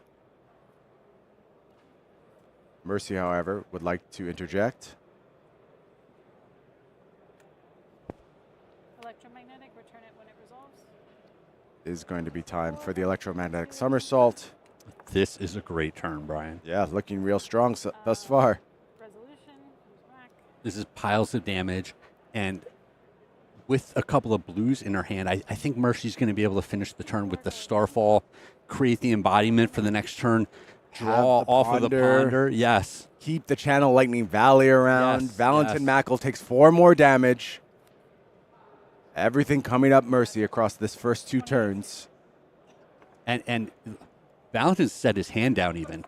It looks like he is resigned to potentially taking all of this. Well, it tells me Valentin's working on something big on his side. He is working with 6 cards on that side, 5 in hand from the truce as well as an arsenal. Yep. No. So certainly going to get up to something this next go around. Valentin falls to 26. You mentioned the on-off nature of this particular version of Enigma. I expect a huge turn from Valentin. This is the turn where he really wants to set up and hold tempo for a few turns. 22. Look at this. Just I will pay for an embodiment. really, Brian, I mean, this is everything you want to be doing if you are the Aurora deck. Nice looking chain here from Mercy. And then I will ponder. And just gets everything. Gets an arsenal. Keeps the channel Lightning Valley. Attacked for a bunch. Beautiful first full turn. Spectacular. From Mercy Bickell. And I mean, it's also worth stating that all of this equipment's still sitting around. Just you know, the gold is a great resource. The either Iron Weave is a great resource. And you have a pop-off spectacular turn like this, and you still have everything working for you on the next turn. We were talking about how these cards, the Crown of Dominion, the Aether Iron Weave, were going to set up for the future. The game is already leaning in Mercy's favor. We don't have to worry about the future right now. Here and there is a brief judge call going on. We're going to let that go ahead and get sorted out really quickly. But, I mean, after a full turn cycle, unquestionably, everything went well for Mercy. Yes. But as you're speaking to these pieces of equipment, I almost wonder if the Crown of Providence was the right piece to show up with. This game, we're very early still, but it doesn't look like this is going to go deep, a long game. And I would much rather have that Crown of Providence to save my arsenal on the CNC turn, to sculpt just the right card in my hand, to keep the pressure on the opponent, than to have this gold sitting around not really doing a whole lot. Understood. It looks like there was a discrepancy about a tunic counter. It was sorted. It was awarded to Valentin. Valentin started the turn here with a Spectral Manifestation, is able to go ahead and create that Spectral Shield with 3 counters on it. That's going to be a source of offense for sure. Also offering offense here is Levels of Enlightenment. It's been responded to for Chi, and that means there's going to be more potential blue cards pitched this go around. Yeah, this is kind of the classic play the levels. In response, I'm going to transcend. I'll pitch my transcend card. I'll get more modes out of the levels. Yeah, Enigma going to add a Spectral Shield to the army here. That's going to offer a second mode. And now Levels is going to go ahead and resolve. 3 and go again. Draw a card. I'm sorry, which modes? Draw a card and go again. We are going to draw a card off this Levels and get go again. There's the card draw. And like you were saying, Valentin kept that big hand. This is that pop-off turn, establishing the board, pushing some damage. But if I'm in Mercy's seat, I don't care. Agreed. My start was so good. Yep. Keep that channel rolling. Start leveraging that life total. You know there's not going to be a count your blessings moment. The life total is not going to get rejuvenated all that much for Valentin. That one is free. Well, and you've started with such a big life lead with the way this game has played out so far. Yeah, use it as a resource. Go ahead and declare no blocks if your hand works well. Take the damage from the Spectral Shields.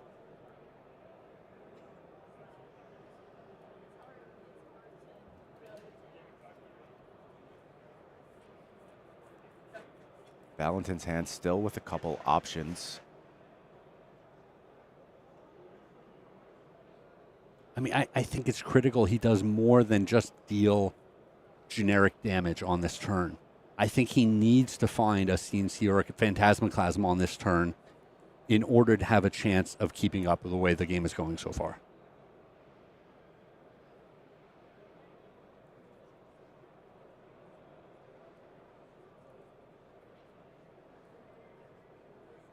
Mercy deep in the tank on this defending decision.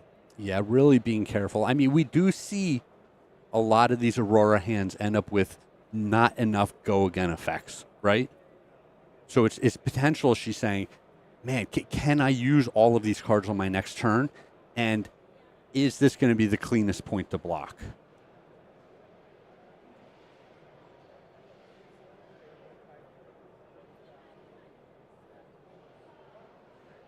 Will have 5 cards at the ready for the next go around. Valentin still with 3 cards. 1 in arsenal, 2 in hand. No blocks. 436. Does declare no blocks and falls to 36, does Mercy. Another blue going to be pitched here. And another attack from a Spectral Shield to left floating. 2 damage headed Mercy's way. So we're at 3-4-2 so far on this turn. A little bit of setup as well. 2 Spectral Shields out there now, which could be leveraged in the future. Yep. 1 more resource being spent for Mage Master Boots. Okay. That tells me it's time for a 10,000-year reunion, Craig. We talked about Valentin's deck having the capacity to get more aggressive. 10,000-year reunion certainly does that. Offering Ward 10 here.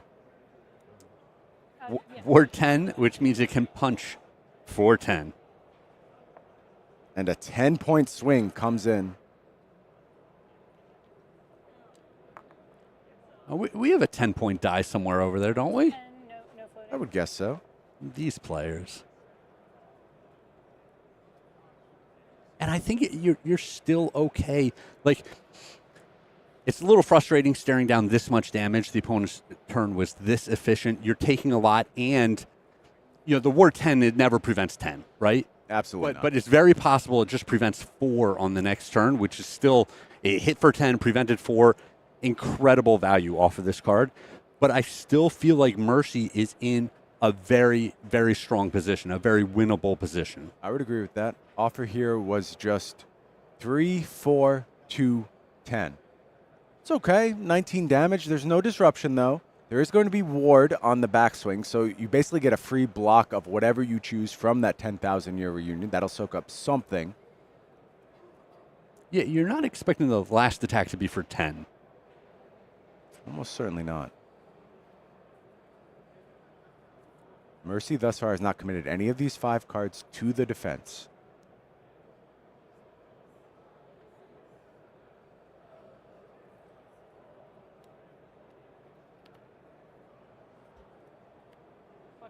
Does want to take a moment, though, to go ahead and use the Ether Iron Weave. I wonder if that tells us this card's going to be applied in the next turn, Craig.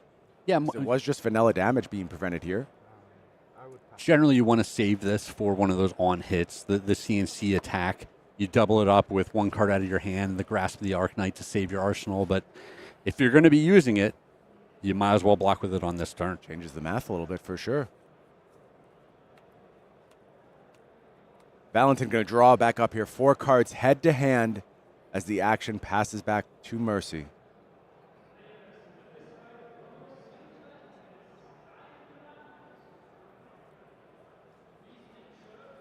And Brian, I appreciate the deliberate pace that we're seeing out of Mercy. There's probably some amount of nerves. You're playing on the biggest stage. The stakes are an all-time high. There's a crowd behind you.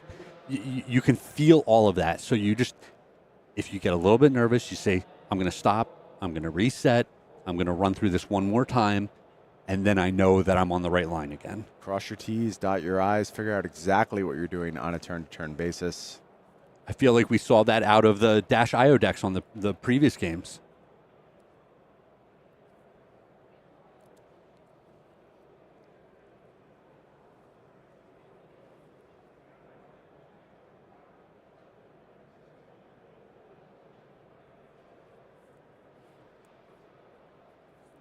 part of the consideration here is that all of these ward effects are on the board. Yeah, it changes all of the defensive math for sure. Between blocking and the ward cards, I mean, you kind of want to make sure that Mackl doesn't get the maximum use out of them. Snatch starts to turn here from Mercy. Going to have Go Again on the back of that embodiment. Offering a double draw here. Will draw from its own trigger as well as Channel Lightning Valley. Should it get through? I expect it will not. There's Ward 10 on the board after all. Hard to push this one through. Yep.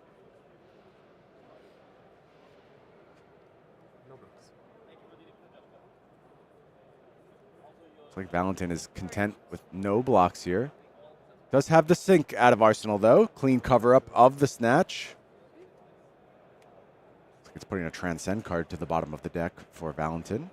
He'll pick up something new on his side.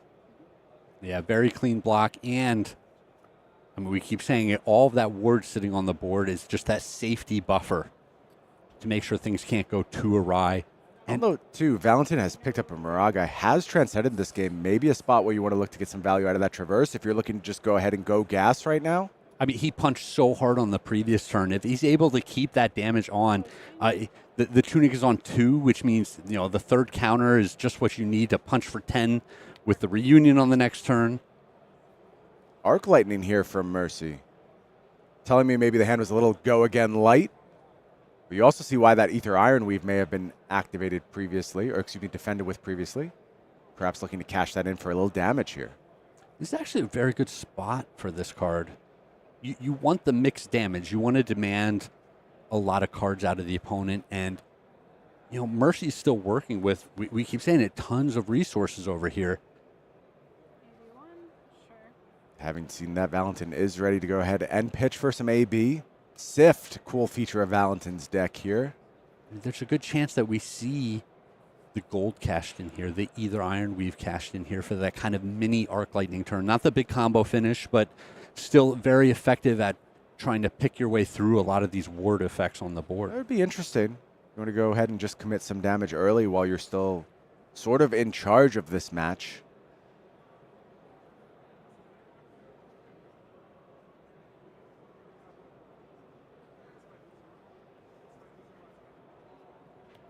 It's another Snatch. Again, offering that double trigger. Again, facing a 10,000-year reunion. Unlikely to reap that many cards.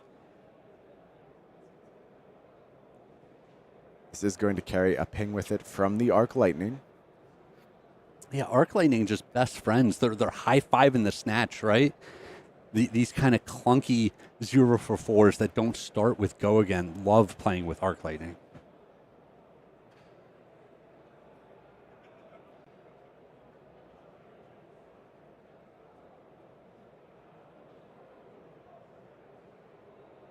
I've not seen the Arcane represented in any way thus far.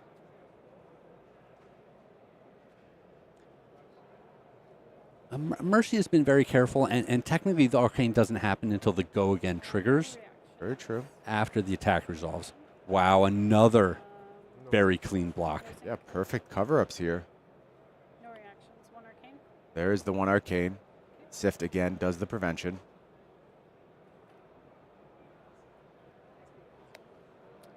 Close chain.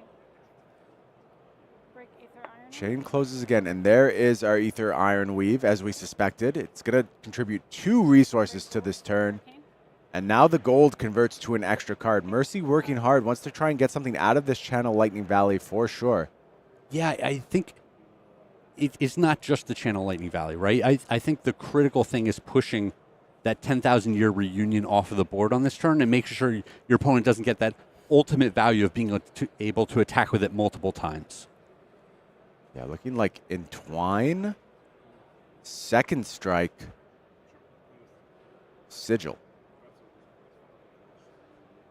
And I think this hand is still going to kind of get it done here. We have our weapon that we can attack with. 2 in hand. Yeah, maybe just leverage those zeros. The foil, along with a pitch Sigil to go ahead. The foil to all of this is the Traverse. Mm. Being able to search up another blue in order to pitch for AB could be the difference on this turn. Kick things off with Entwine here. That is going to be fused with the second strike. That means 4 go again on offer once again.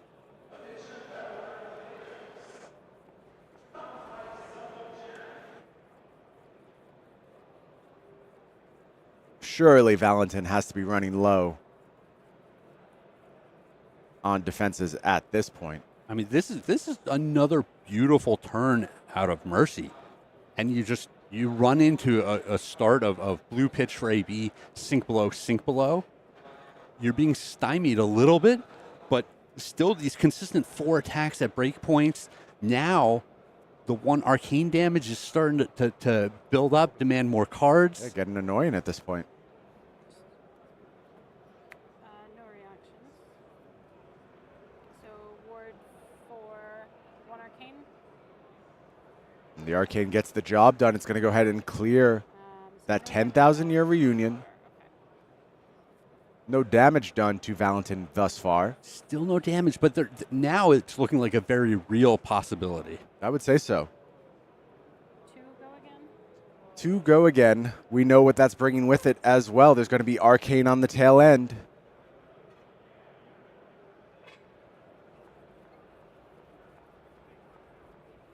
Look at this turn, Brian. What a beautiful turn.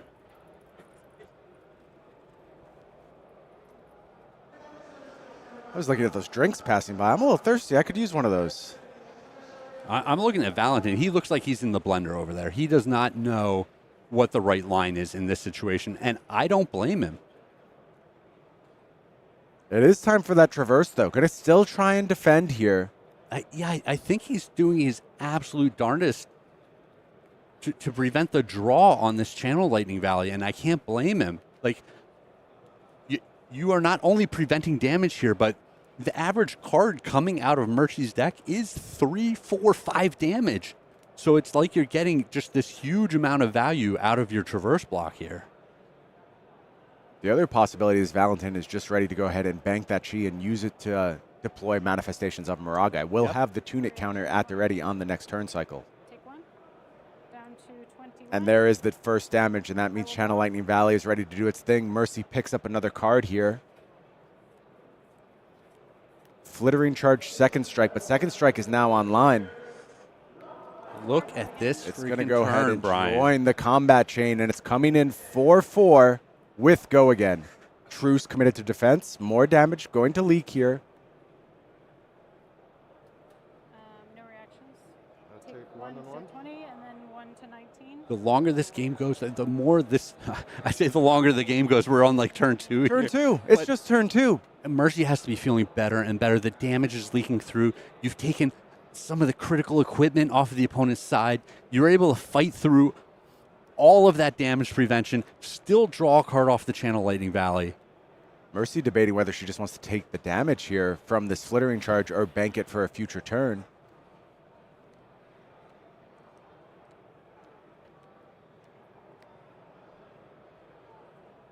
Is going to put it out there on the chain. Take 4 down to 15. Pass to end. Valentin Mackl falls to 15 after only 2 turns of aggression. And only 2 cards in his hand, is that correct? That is correct. It's a Chi and it's a Manifestations of Moraga. If you want 2 cards, Craig, those are the 2 cards. Definitely. But you also have to feel like you're falling pretty far behind in this game. This Manifestation is going to go ahead and get in. And very important on Mercy's side this go around. No Channel Lightning Valley. Gold has been used. There are resources taken away from Mercy at this point. So maybe with this Manifestation offering some damage here, you can go ahead, equalize life totals a bit, and hope that the defensive value of this ward can maybe carry you to parity. I want to see the instant speed burn up shock here to just take this thing right offline again. That would be spectacular. Would that be a blowout. I don't think it's going to happen this go around, Craig. I haven't seen it flashed from Mercy thus far.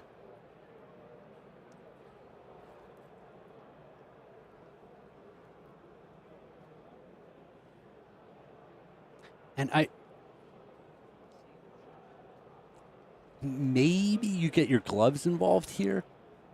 But obviously, when you're staring down these big ward cards on the other side, it is imperative that you clean them up off of the board. So you're often just taking the damage, making sure that you can punch back harder than the opponent can defend. I mean, I had 2, then I use. Yeah, you're good. You're good. Whew.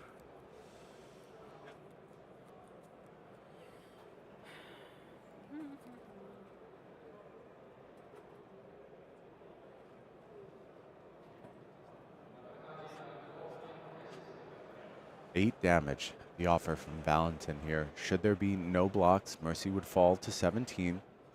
2 block ready on the equipment, 3 total left. Take 8, 17. She's just going to take here, falls to 17. Yep. She's got to go after that manifestation. Let's see what Valentin draws up. Is he going to find a good defensive hand here? Would love to see more in the way of defense reactions. Yeah, he had some D-reacts at very good times on the last turn. Starting to run out of the sink belows, which are often critical for cleaning up some of these clunky hands. When you draw the transcend cards, you don't want to be transcending. You'd rather have another block card. Not a lot of sink belows left in the deck now.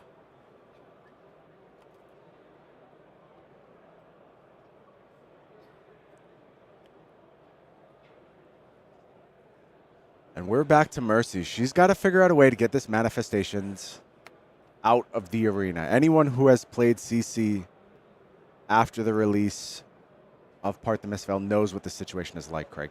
That is a threat maybe unparalleled in the history of Flesh and Blood as it remains in the arena across turns. Limited All-Star, constructed All-Star. 100%. Enlightened Strike starts things off here. Going to draw. So that means we're almost certainly getting the Snapdragon Scalers here. I get it. This is a turn where you have to make sure you have the gas. You can't afford to let this stick around. You're on the front foot. You're in the lead in Mercy's seat. Keep it going. Keep the pressure up. Use your equipment when it makes sense to. Yeah, if Valentin somehow manages to squirm his way out of this turn, leaving that manifestation on the board, it is a disaster for Mercy. So I agree. Let's go ahead and use our equipment here on this very critical turn. Try to keep playing from ahead. Valentin says no blocks. Believes that protecting this manifestations is not possible.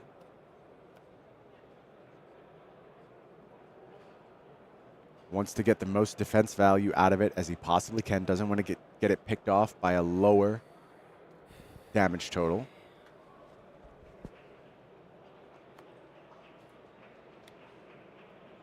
It is going to be pressed as well as this Enlightened Strike. Yep, that turns on our weapon. Damage. And Valentin takes 4. Will give up the manifestations.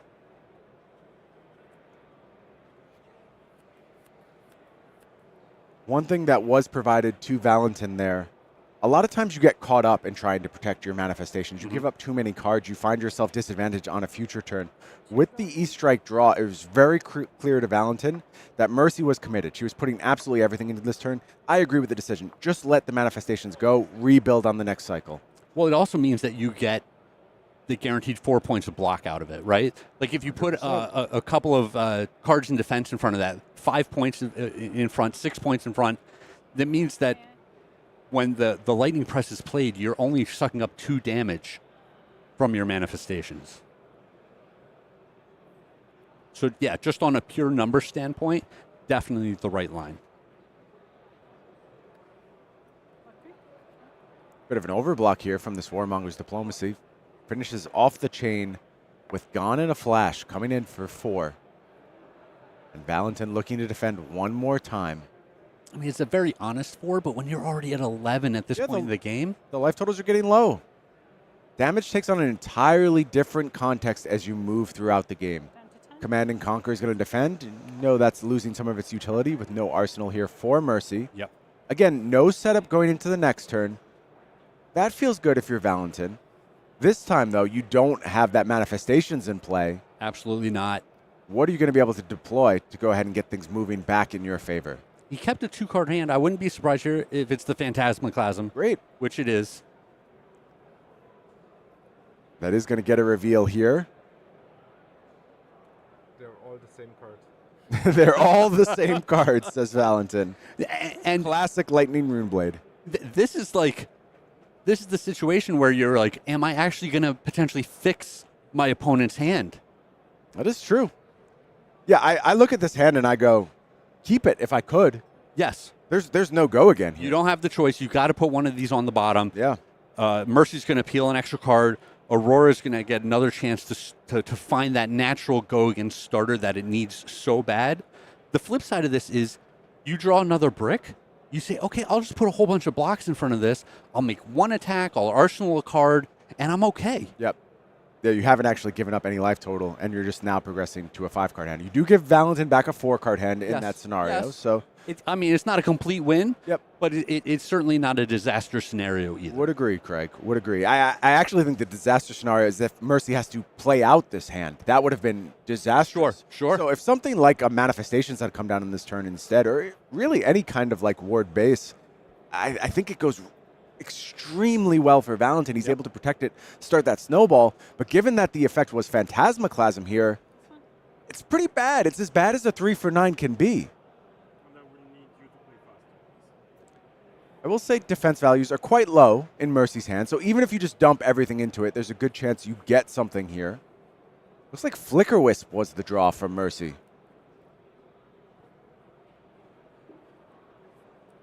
Flicker Wisp, interesting in this situation.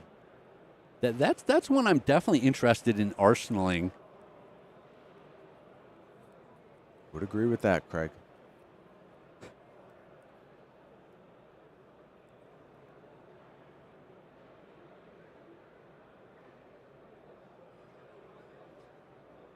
And Mercy also has that life total buffer, right? You're going to take a little bit of leaked damage on this turn, but you send in the 4 attack, you demand a card out of the opponent's hand, you arsenal the Flicker Wisp, and potentially you just take whatever Valentin throws on his next turn.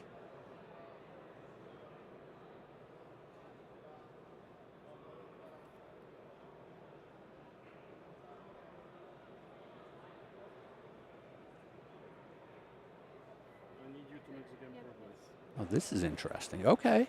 Wants to defend with the Flicker Wisp here. Combines that with a couple other cards. To just stem some of the bleeding here. And keeps 2 cards for this cycle. Just 0 for 4. Arsenal is 0 for 4? Yeah. Yeah, I mean, I don't hate that either.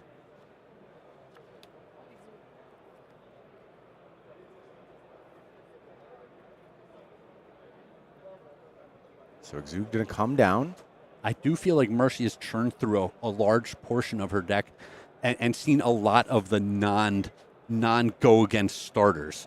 So you have to start thinking, no, I'm going to get that starter that I need in that hand, so let me arsenal the 4 attack. It's going to have the punch that I want. And, the flip side of this, if everything goes wrong and I have to block with a bunch of cards out of my hand on the next turn, I would much rather have a 0 for 4 coming out of my arsenal than that Flicker Wisp sitting there. Makes a lot of sense, as it often does with 0 for 4s. A bit more damage, going to make its way through. Tunic techs up for Valentin. Plays a Rage Spectre. That's a nice one.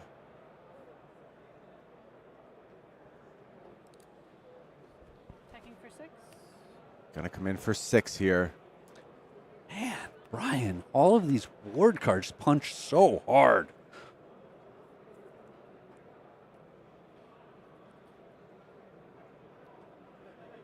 Easy to see why so many players have fallen in love with Enigma. Offers something unique in Flesh and Blood. A good tournament for Enigma, I would say. Not great. She was the most represented deck in the entire field. Yeah, I mean, honestly, after day 1, it was Looked looking rough. like a bad tournament for Enigma. I'll point out, too, Valentin, Mackl, and Grzegorz made it in as the 7th and 8th seed. By the skin of their teeth. I think 9th was an Enigma as well. So there's a lot of Enigmas right on that cusp. Yeah, right in the mix.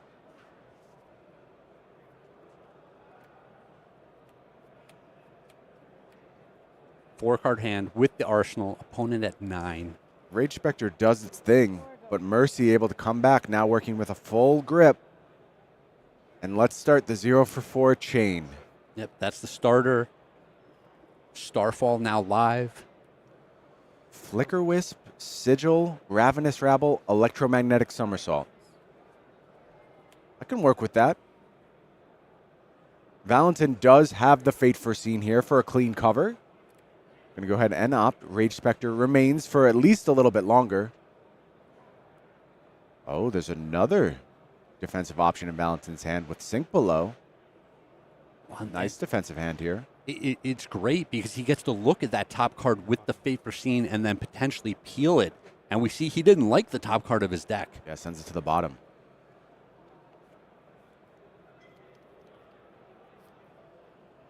These D-Reacts really teaming up to help just smooth out Valentin's hand. Is there any chance Valentin gets through this turn with that Rage Spectre still alive? What a win that would be. 2 go again. Flicker Wisp is pitched here to go ahead and charge up that Starfall. Coming in for 2 with Go again. And it's interesting pitching the Flicker Wisp here.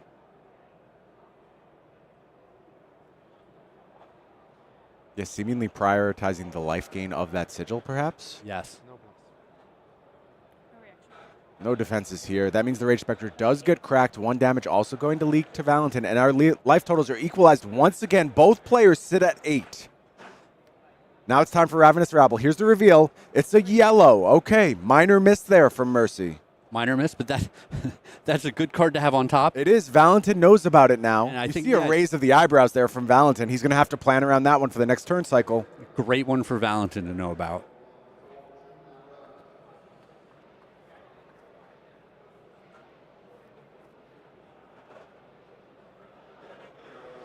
And even Mercy knowing about this Arc Lightning on the top of the deck, it means potentially you don't make that last attack out of your hand and you arsenal it to make sure you get that little bit of extra value on the next turn.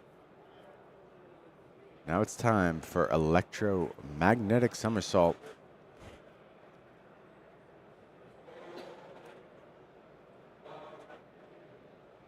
Sink Below is going to be applied here. A little bit of an overblock. Valentin looking to set up the hand a little bit more, maybe do a little sculpting. Maybe find a little disruption for the next turn. Something like a CNC could yield dividends for sure. And does Mercy want to hang on to this Rabble for the next turn?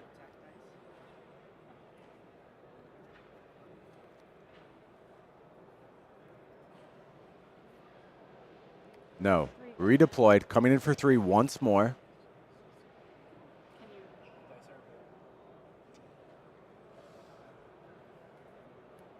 Valentin puts 10,000 Year Reunion in front. And you see that, and it feels like if we had Arsenal the Ravenous Rabble, you do get to IP Valentin. You definitely wanted to be blocking with that card on that turn.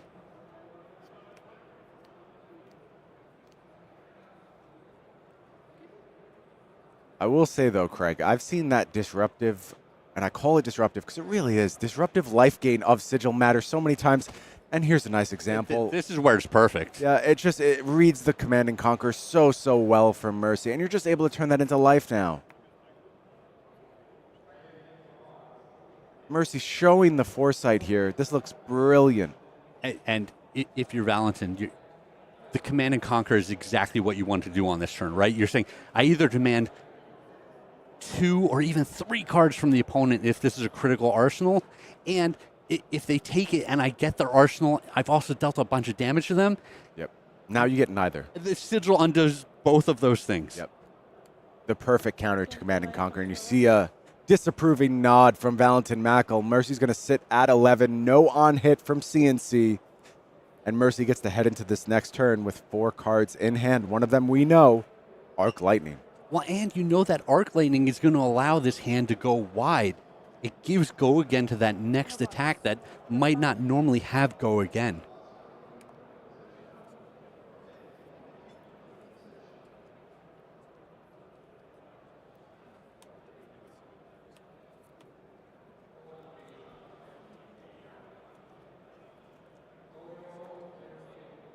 we're back over to Mercy here. Kicks things off with this Arc Lightning. It's like a Lightning Surge. Warmongers. And Electromagnetic Somersault. We can make this one work. We can get something out of I this. actually like this hand a good bit, Brian. We're going to be able to use the blue in order to activate the grasps, getting an extra point off of the Arc Lightning, still attack with the weapon. We're still doing a bit of everything here. This looks good. We're spreading a lot of damage around between physical and arcane. Over on Valentin's side, looks like we want to use this Tunic resource to save as much life as possible. It's so tough because if you're going to end up pitching a blue on this turn anyway to prevent a bunch of arcane, you would love to carry that Tunic counter around for just a different critical spot.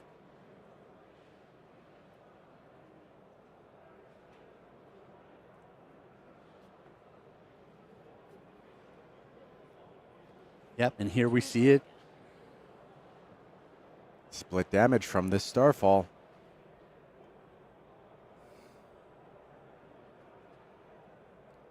This turn's good, Craig. It's real good. It is real good. And for a hand that looked kind of unassuming at first, I actually really like how this comes together. We're getting to the point where Mercy's going to start demanding the entire hand from Valentin each turn, and he doesn't have that headpiece to pivot. Yeah, Enigmas do not play well out of that position without Traverse.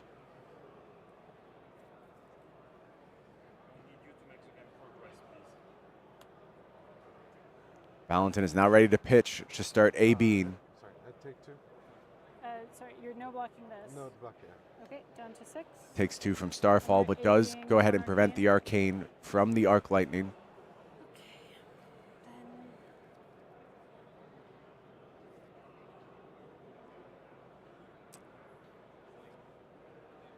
And this is what I was talking about earlier in the turn. We had to pitch anyway to prevent the damage from the Arc Lightning. I wish we had just hung onto our Tunic counter a little bit longer until we absolutely had to use it. 4 go again off of Arc Lightning. Lightning Surge, 4 go again. We know this can be somersaulted back to hand to do its thing one more time. Still 2 resources at the ready. Could mean anything for Valentin. We know what it's representing, but still a lot of unknowns here for Valentin. Prevention again. Valentin falls to just 5. Does Mercy want to somersault?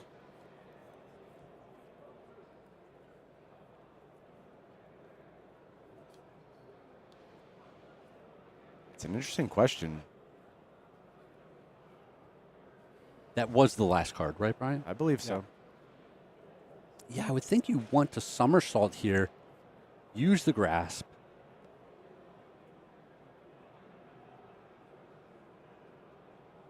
All right. It's looking like the answer is no, Craig. Going to save it for a future turn. Make a rune chant. Pass. And the turn is just passed here. Back over to Valentin. Very interesting. Players at 5 apiece. Mercy prioritizing that 5-card hand. Yeah, I feel like Mercy is saying, I'm going to carry this Rune Chant and this Arsenal card, and next turn, I'm going to just put a stranglehold on this game. Decision to make Rune Chant versus Embodiment, a very interesting one as well. So many options over on Mercy's side. Especially staring at that one floating resource. Yeah, you know it's unlikely that the Grasp Arc Lightning trigger is actually going to do much for you. We're back to Valentin's turn now. Counter goes on Tunic. Oh, wow. And Valentin says, I got to go all in. Giving up the AB here. And making a Spectral Shield. You paid 1, you're attacking for 1. 2 floating.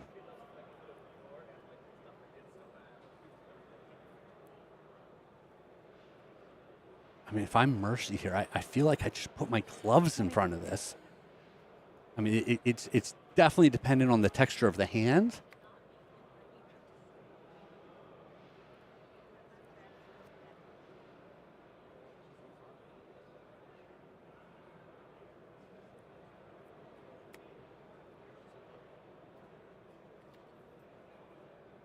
Mercy weighs out her options. 5-5 with a berth to the semifinals at the Flesh and Blood World Championships on the line. As you suggested, Craig, Mercy goes ahead and reaches for that grasp. With one card. I'll block one. Defends one. The last two resources are going to be used to deploy etchings. Take 3. 3 more counters. Mercy takes 3. You see why Valentin had to go all in. Has to leave himself vulnerable to that rune chant. Just wants that little bit more damage. Mercy. Before, hold on your turn. Okay. Give me one moment. Still working at the end of Valentin's turn here. Maybe that's where we get our embodiment.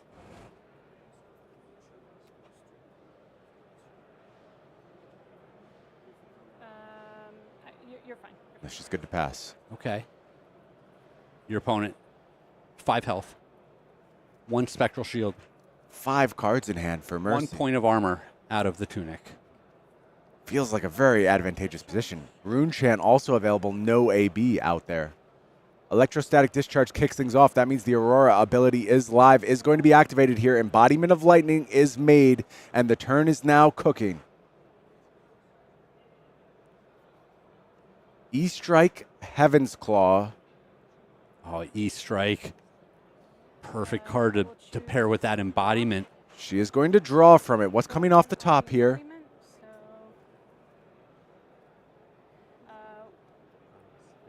Sorry, 8.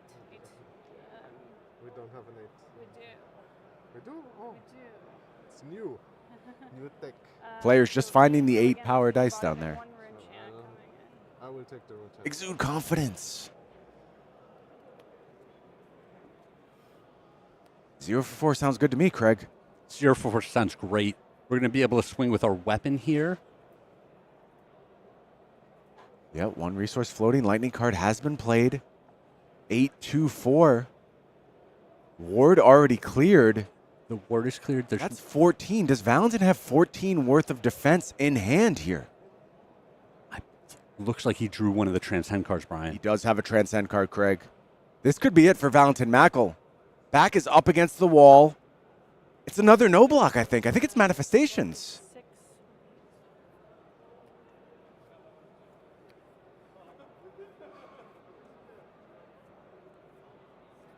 What is the Arsenal card? It's the Electromagnetic Somersault. From the previous turn.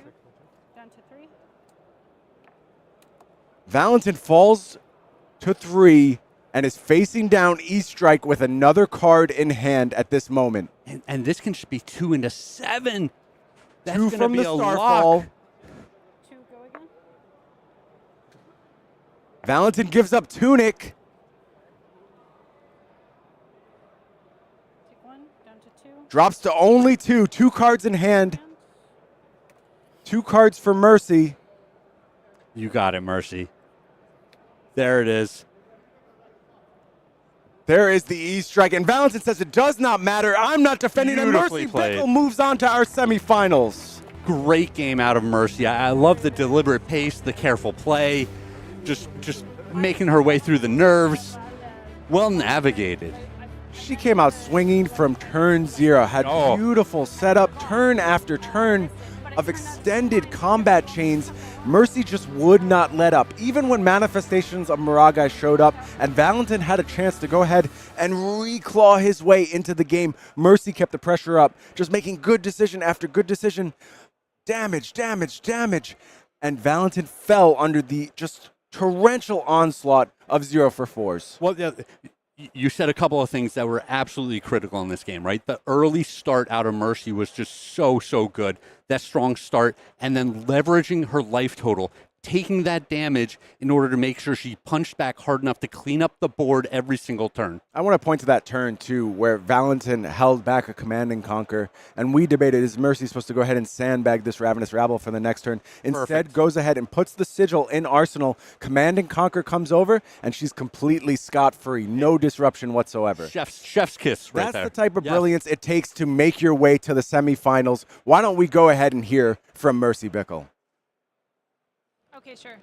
Welcome in, everyone. I am here with our final semi-finalist. We got Mercy Bickell. Congratulations. Let's Thank go. you. How we Thank you. feeling? How we feeling? I don't really know. I mean, pretty ecstatic. It's the whole thing is very surreal. You know, I've never top eighted anything above a ProQuest, so it's been an amazing experience so far. Well, now you certainly have. You are in the semifinals of the World freaking Championships on Aurora. Talk to me about the deck. Talk to me about your run through the tournament. Like, what led you here? Yeah, so it's actually kind of a funny story. So about 2 weeks ago, before we left for Japan, I kind of was like, New was my old deck. I kind of wasn't feeling her anymore. I didn't think she was that good in the meta, but I hadn't really picked up a new deck. Things were, really busy outside of Flesh and Blood. So I finally was like, okay, I'll try Aurora. I played like an Armory. And then went to Japan. And then the Tuesday before Worlds, I mentioned to Ellie Bird, a friend of mine, that I was playing Aurora, and I was like, can you give me any tips? She gave me her deck list that she'd been working on with a group, a very esteemed group for weeks, and then she gave me the deck list on Tuesday. I went to Universal on Wednesday, and then I learned the deck on Thursday.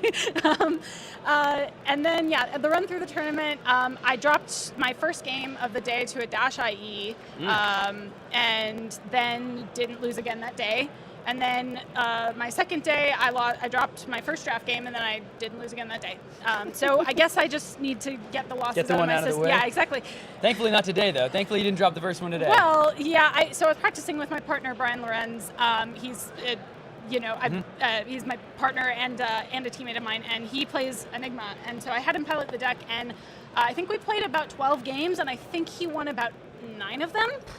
So I was feeling pretty bad, but it worked out today. Yeah, hey, listen, sometimes one Armory is all you need, and some people are just built different. Now, I do want to give you the opportunity because, if I'm not mistaken, you were the champion of the Season 1 of the Rainbow Pitch League, if I'm correct. Yeah, which is such a wonderful community-run tournament. Melody, Elaine, Kiki, right? I would just love to give you the chance to shout it out, talk about your experience there, talk about what that meant, and maybe the confidence it's given you now as you step forward into the semifinals.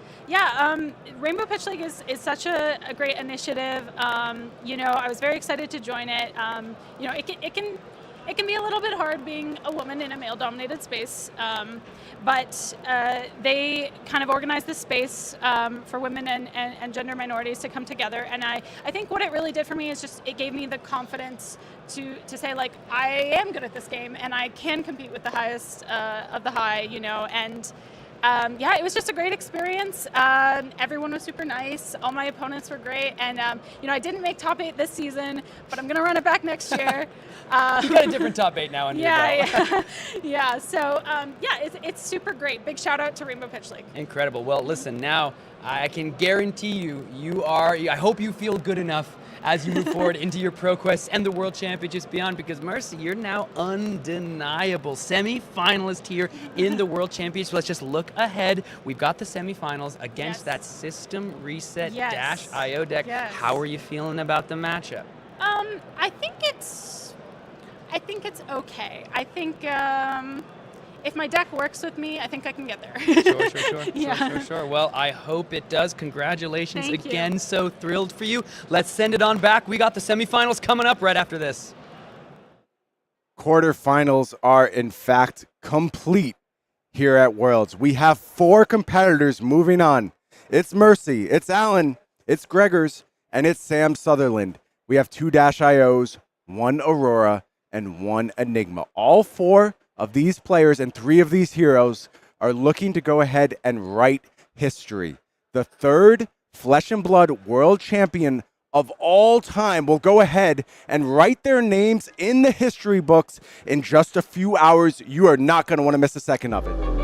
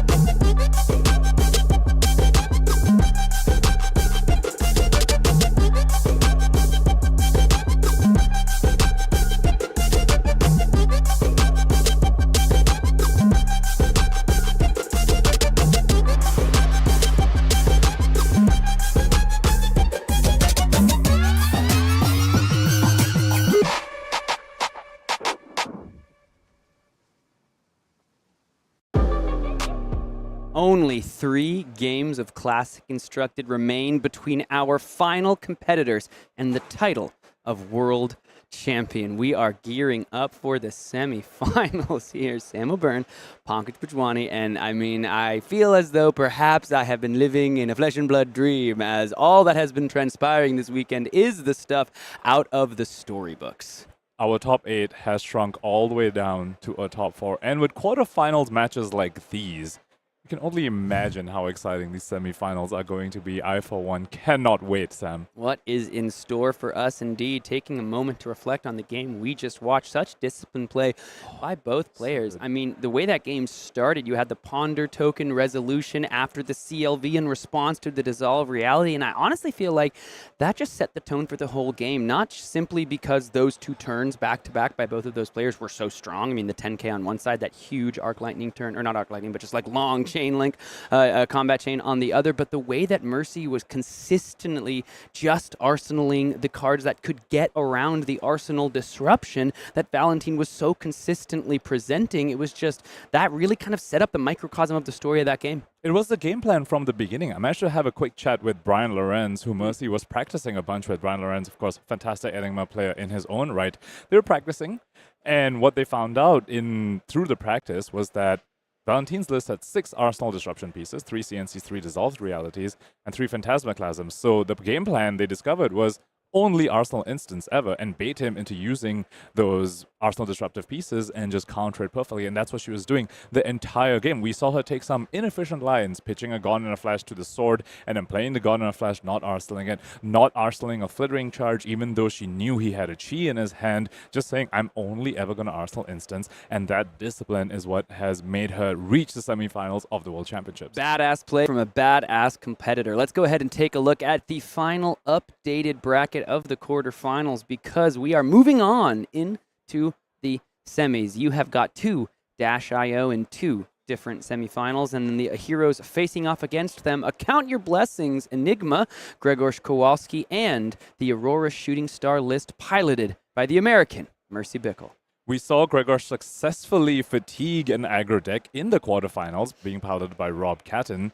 However, got a different beast coming up over here. Alan Lau on the Dash.io. Dash.io a little bit more fatigable compared to something like Aurora, but also all the more explosive. We're going to have to see whether he'll be able to count his blessings enough to overcome the aggression that Alan Lau is going to be able to put out. And one interesting thing about Alan Lau's list is that I was having a chat with Noah Beygelman.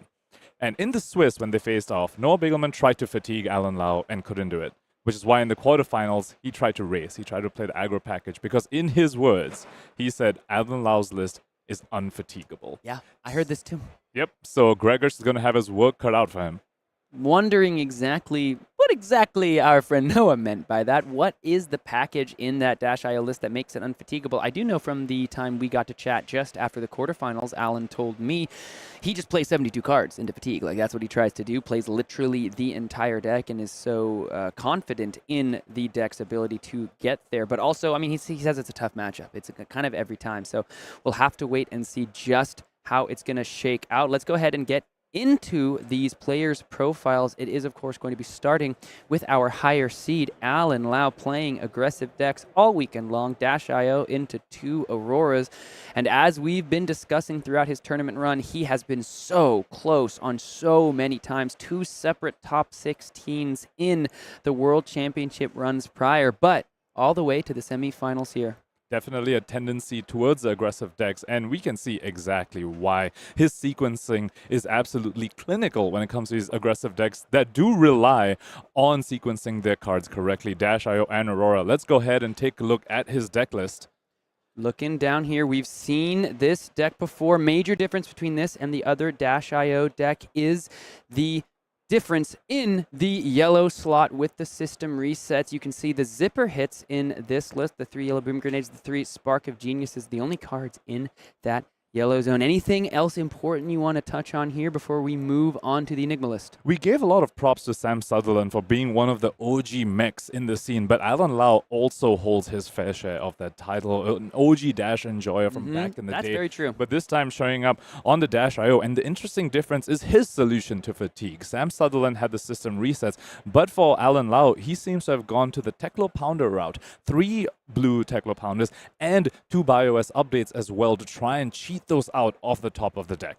Let's go ahead and check in with our other competitor, the 8th seed in this top 8, Grzegorz Kowalski out of Team Poland, a fierce competitor. Again, we saw aggressive decks for the other player, Alan, but we saw some defensive decks here, Enigma and the 2 Florian decks. Let's go ahead and just quickly glance over this Enigma list because we are getting ready to dive into the game. But the main thing we got to talk about here, 9 copies of Count Your Blessings. We've seen it. We've been counting all weekend long. We're going to be counting up the amount of times that card can be resolved in this game. And we saw that Michael Hamilton wasn't able to resolve even close to half his counter blessings in his match against Sam Sutherland. Let's see whether Grzegorz is going to be able to have a better shot at counting his blessings. Well, count the seconds remaining, folks, because they wane and wax much like the moon above Enigma, the Ledger of Ancestry, as Dash.io looks to boost her way to victory. It is time for the first semi-final here at the Flesh and Blood World Championships in Osaka. Game actions first being taken by Alan. Looks like he's on the play. Gonna find a red boom grenade off the top. Looks like deciding on crank resolution here, checking the top of the deck when the trigger hits the stack. Gonna go ahead and leave it with that steam counter. Also, pitching a high octane is Alan Lau. That, has to give you some pause if you're on the Gregor's side. What sort of threats does Alan Lau have that he doesn't want to arsenal that incredibly powerful card going first? Of course, he was the highest seed in this matchup, so chose the option of going first. Sigil of Solace, a nice counterplay from Grzegorz. You see Alan there kind of representing 4 damage on the board in that boom grenade, and Grzegorz kind of immediately responding and gaining 3 of that life back that boom grenade does represent. Of course, Alan here now has priority and can continue the turn now that Grzegorz has lost a card out of hand. Still passing priority. He did not use his action point yet. Dash IO's ability, of course, lets him play the card off the top as an instant. Goes ahead and passes anyway, decides not to attempt to punish Grzegorz for going ahead and playing that Sigil of Solace on the first turn of the game. Both of these players been playing for many years. Their highest placement so far in their flesh and blood careers. Only a handful of people have ever been semi-finalists at the World Championship. They are on a small list, about 12 names on that list, and actually even less because we've had some repeats in Mackl Hamilton. Seeing the Sigil of Solace over here coming out from Grzegorz' side does make me wonder whether he sided in the Counter Blessings at all. Looks like he answers it immediately and goes ahead and resolves the red one, gaining another 3 life. Going up to 46 is Grzegorz for his first real turn of the game. 1 resource floating. Grzegorz going to pass the turn here. Alan's just going to check the top of the deck before making sure that is okay. So 3 life gained, 3 defensive value on the turn for Grzegorz. Got that final card in the hand. Let's see exactly what offensive pressure Alan Lau is able to put together, because that boom grenade is tick, tick, ticking, and without something like a Fast and Furious off the top, this is the last turn we're going to be able to represent that damage. Giving a full 5-card hand to Alan Lau and Dash IO while he has a red boom grenade on the field. Cannot feel good. Let's see whether Grzegorz maybe, arsenal a D-React. I mean, held onto a D-React in his hand to try and combat this boom grenade. And as we speak about differences in Dash IO lists, Alan Lau has opted for 3 copies of Red Expedite and 3 copies of Red Metex as well, something where we don't commonly see. He's really leaning into these item cheating cards like Expedites, Metexes, and BioS updates as well. Pitching into something here, 2 floating. Looks like it's going to be a red zipper hit. Here's 5 that Grzegorz has to think about. Something I do want to also take note of, the stone wall gauntlet there in the equipment zone. That is something we haven't seen in at least a little bit on the Dash IO matchup. Something that's not going to get a lot of value, mostly just going to be there for that 1 block in favor instead of the Spectral Shield. So Teklo Pounder is a card that Alan Lau runs and is likely going to be his solution to the fatigue matchup. So we could see the Stonewall Gauntlet block for 2 at least, but Mechanology is very able to just close the chain, so probably not going to be blocking more than that. 2 cards used here still to block the zipper hit, but a card preserved in deck by Grzegorz. Looking back at the top of the deck, is there a way to get this boom grenade to connect without breaking the chain and allowing that Phantasmal Footsteps to block again? 2 big reds in the banish zone there as well for Alan Lau. In his game against Rob Catton, we really commended Grzegorz for his efficient blocking. And we're seeing that again here, pitching the blue for the footsteps, using the 1 floating for the Oasis. I believe he's also holding on to a Fate Foreseen as well. However, the number 5 breakpoint is actually incredibly awkward for Enigma to deal with. They have all sorts of 0 for 4 blocks. But getting the 5th block, you get a 1 for the footsteps if you get to pair it with a 4 block. But another one here being sent by Alan Lau. We might be putting in the Stonewall Gauntlet much before the Teklo Pounder if it is that D-React to try to cover up the 5 points of damage. 3 red cards in the banish off the top. Not something that Alan wants to be seeing, but he's got to do what he can to try to get this boom grenade to connect. Fate Foreseen here. Card going straight to the bottom from our Enigma player. Does Alan Lau have another 0-cost attack to go ahead and send Grzegorz' way? It looks like it's just going to be a Symbiosis shot. This boom grenade might just hit the bin without getting its effect.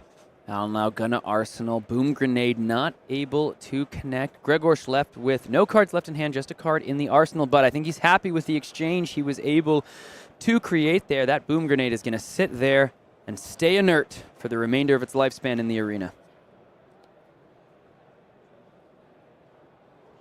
Boom grenade ticking down, start of the turn, no steam counter yet. Grzegorz just had to pass down to 44. We're on to our second real turn of the game here. Alan Lau, after his first turn 0 of just establishing that boom grenade, is now able to finally put on some offensive pressure, but Grzegorz did a great job blocking on that first turn. Only 2 damage leaked that entire previous turn cycle with 5 cards from Alan Lau, including a red boom grenade. This turn, though, has found that spark of genius, and you have to wonder if he's perhaps looking at that card as just a setup card. You know, Teklo Pounders, he has 3 of them in the list. Might want to get them out as soon as possible. Spark of Genius, a very, very good way to go ahead and get that. Another red powerful threat hitting the banish zone. These are just popping out like fireworks here. We want to see blues. Those are the colors we want to see in the sky, not the reds and yellows of these type of fireworks from the top of the deck. They should be on the combat chain, Alan, not in the banish zone. 4 damage, significantly less threatening without the boom grenade on the field. Of course, could be found off the top of the deck at any time, but those 2 resources probably looking nice for the backup protocol red. And that's no typical just red boost card either, Sam. That was a maximum velocity that was just boosted off the top of Alan Lau. And we saw this happen to Sam Sutherland. Sometimes you're just forced to boost away your power cards, or you just hold back and not do anything with your turn. Alan Lau going ahead and saying, fine, I'll lose another maximum velocity. That's 4 reds in his banish zone so far. No sync on the sync below. Grzegorz likes his hand. And that was a D-react in his arsenal. He was set up really, really well after his first turn. Playing the Sigil, had multiple D-reacts available to him to combat that red boom grenade.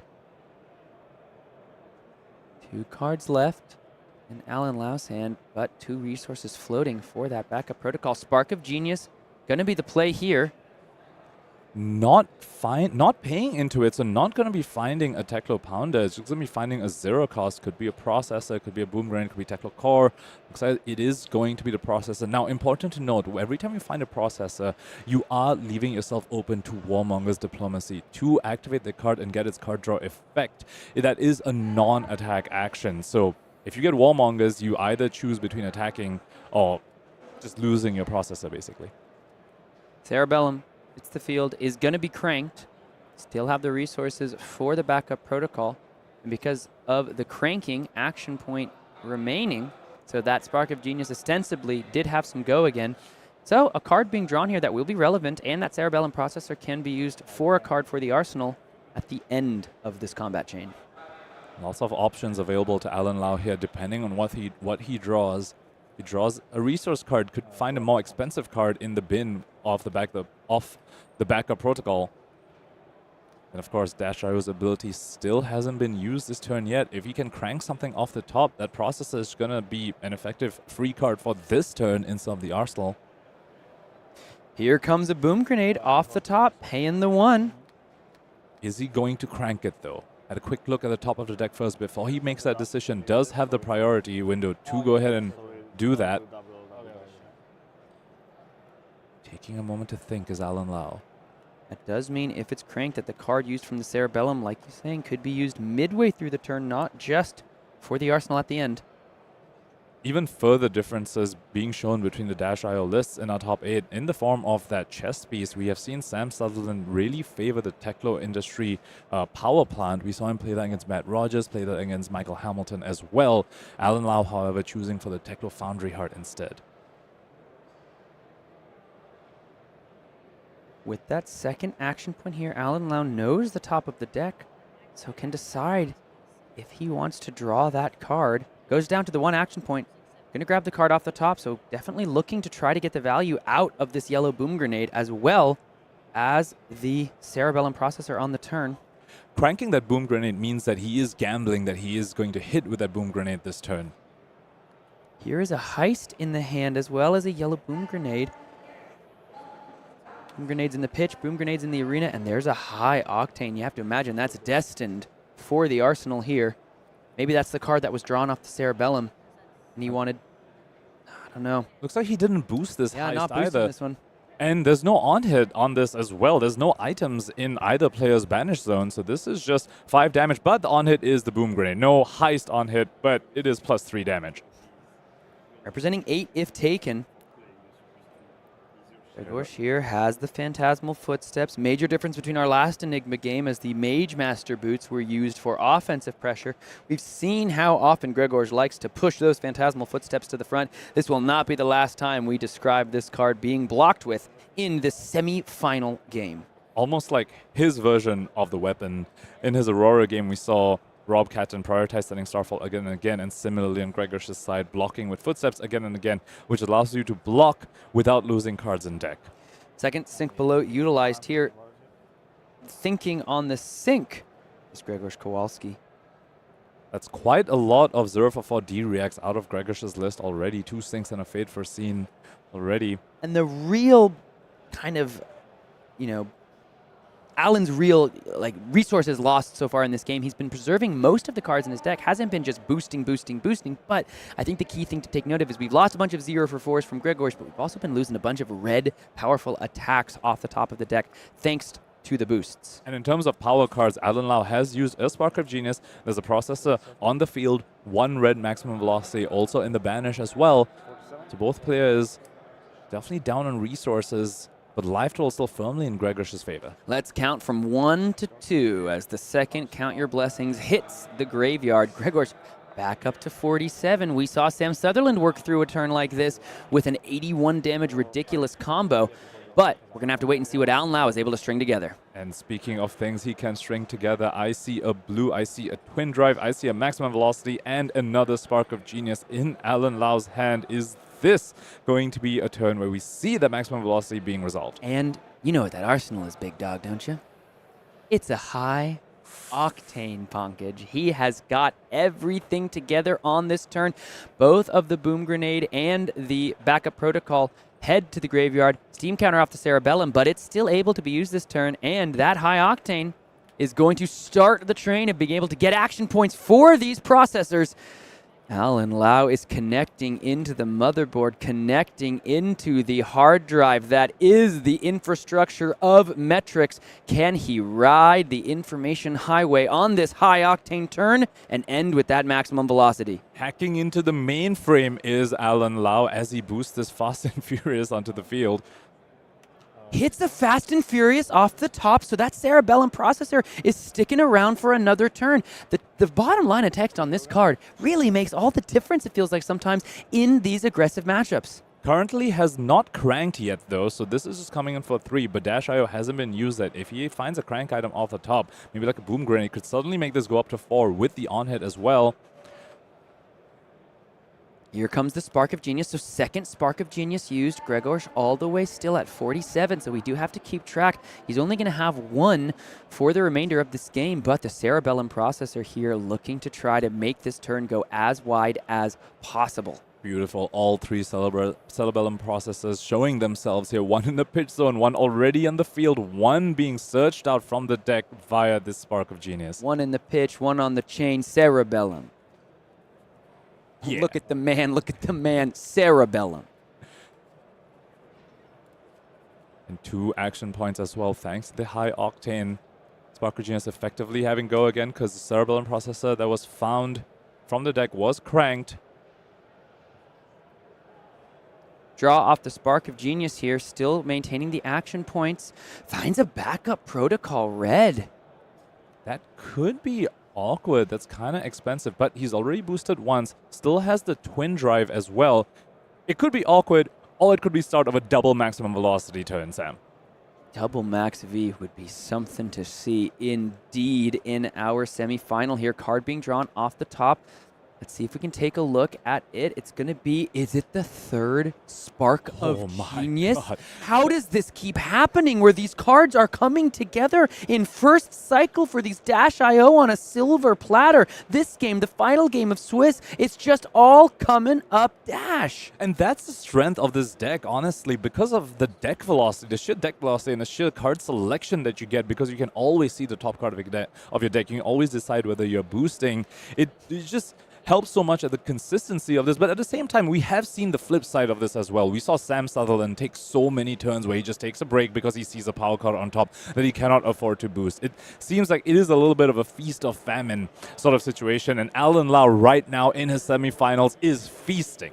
As you can see, Dash says it's pretty simple. If you just grab and then you connect, that's it. You grab the Spark of Genius, you connect the item to the combat chain, that's it. I get to draw a card and keep going. Eureka indeed. And Alan Lau was not able to find a 3rd processor, of course, because that 3rd one is in the pitch zone. Instead finds a Boom Grenade and cranks it immediately. He is telling Grzegorz, look, you are going to get boomed this turn.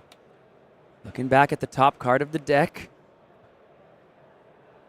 First card on the combat chain, still just the one action point now, but potentially that twin drive is going to really make some things happen here. Here comes the T-Bone. This is going to grab a piece of equipment.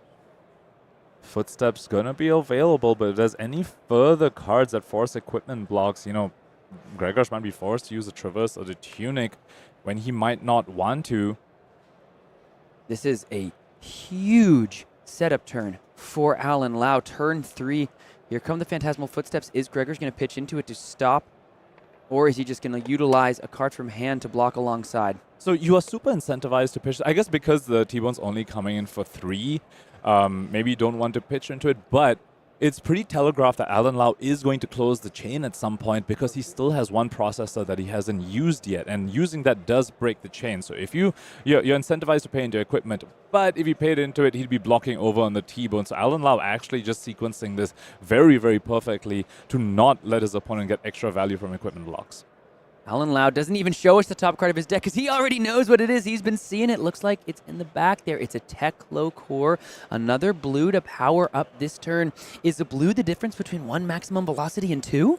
Very, very likely. He still has Teklo Foundry Heart for more resources if he wants to. He needs a total of 6 resources, 2 for a max V, 2 for another max V, and 2 for backup protocol to resolve both of them.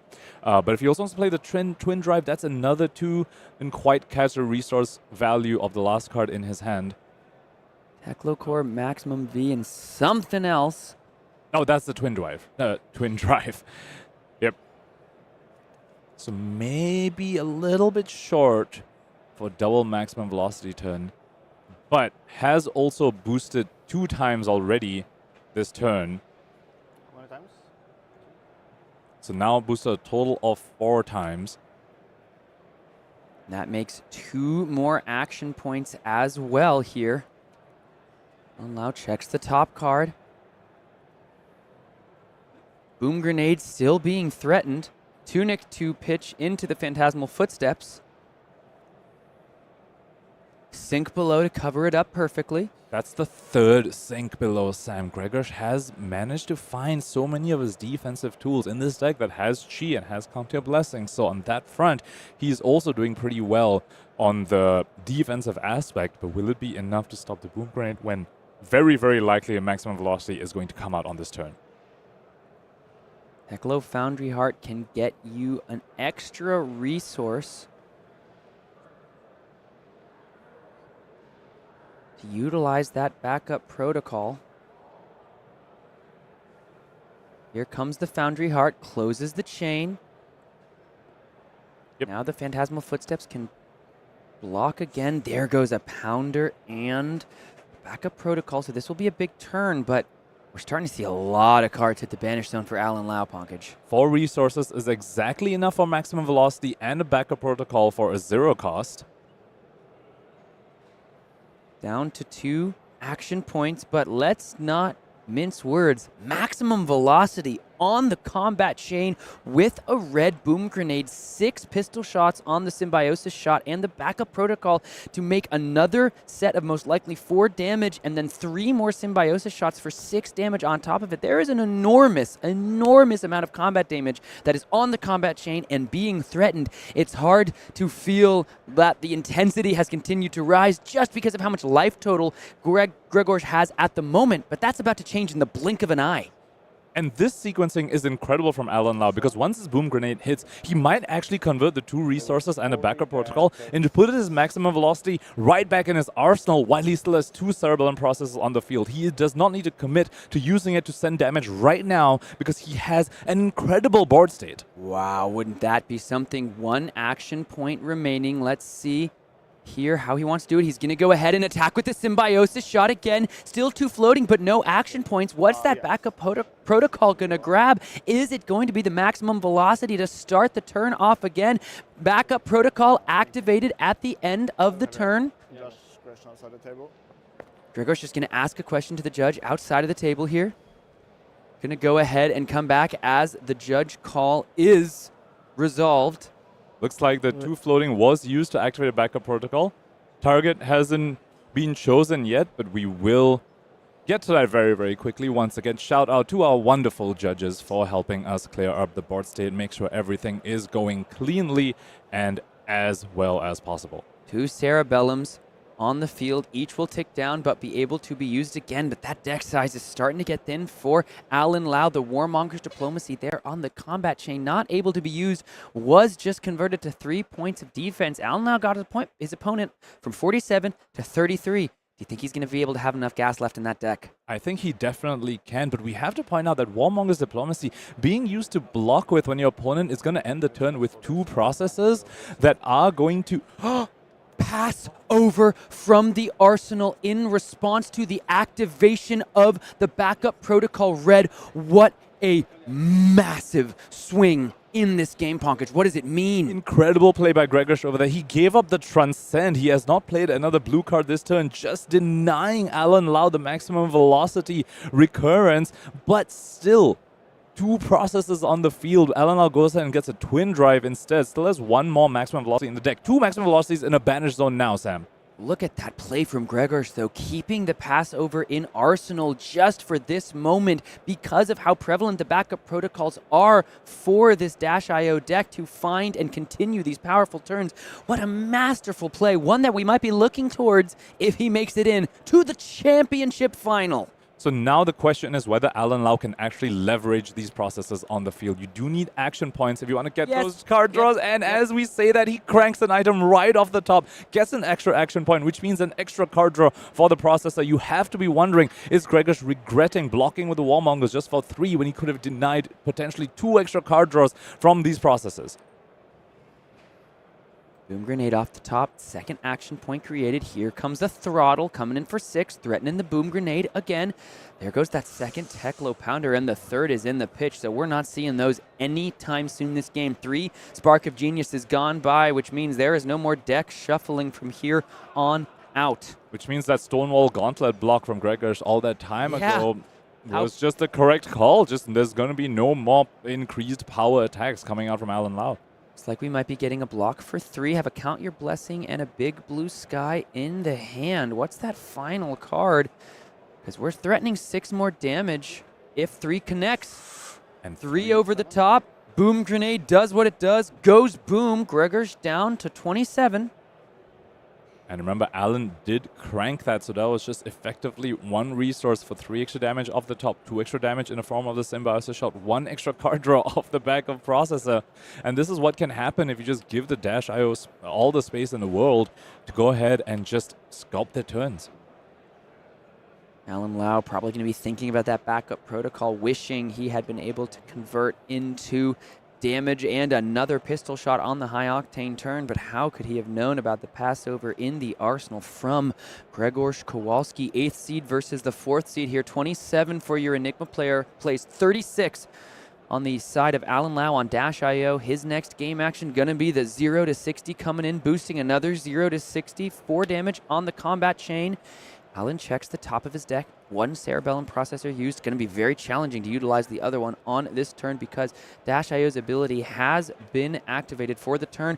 Looks like Grzegorz reaches for, once again, the Phantasmal Footsteps. See if he wants to utilize it here. He's done it so many times in this game and does have another Count Your Blessings to utilize the card in his hand for pitch and for block.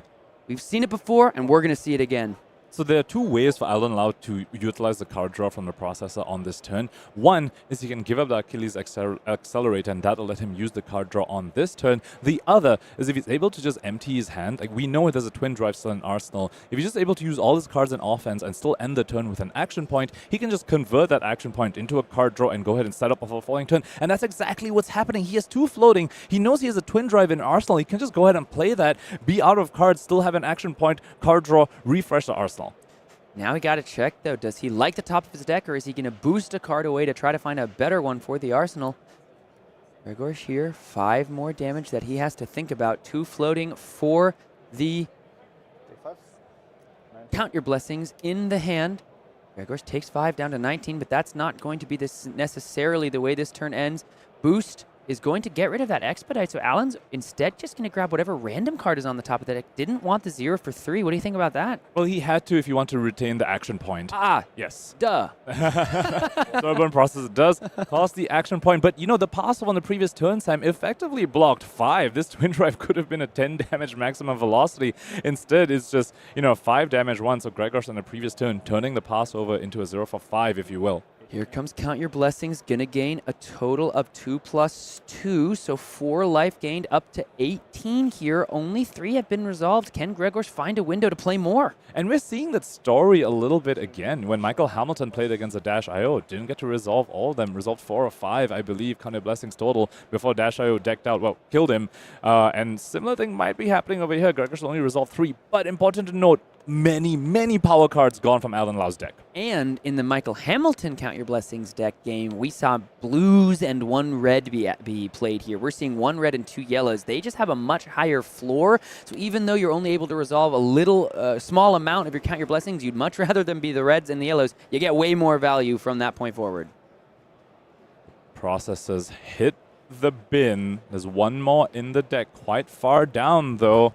Here's the High Octane number 2, draws a card off the top. 5 counters on the Symbiosis shot. There's a lot of damage locked up in that gun if Dash.io is able to find the boosts. And I'm seeing 3 cards in the hand, and is one of them another maximum velocity? One of them is a maximum velocity, but he needs to boost 3 times to get there. We don't know what his arsenal was. That was a random draw off the top at the end of his previous turn off the processor. He needs to figure out a way to get to 3 boosts if he wants to resolve that card this turn, or maybe just go ahead and arsenal it, set it up for a future turn.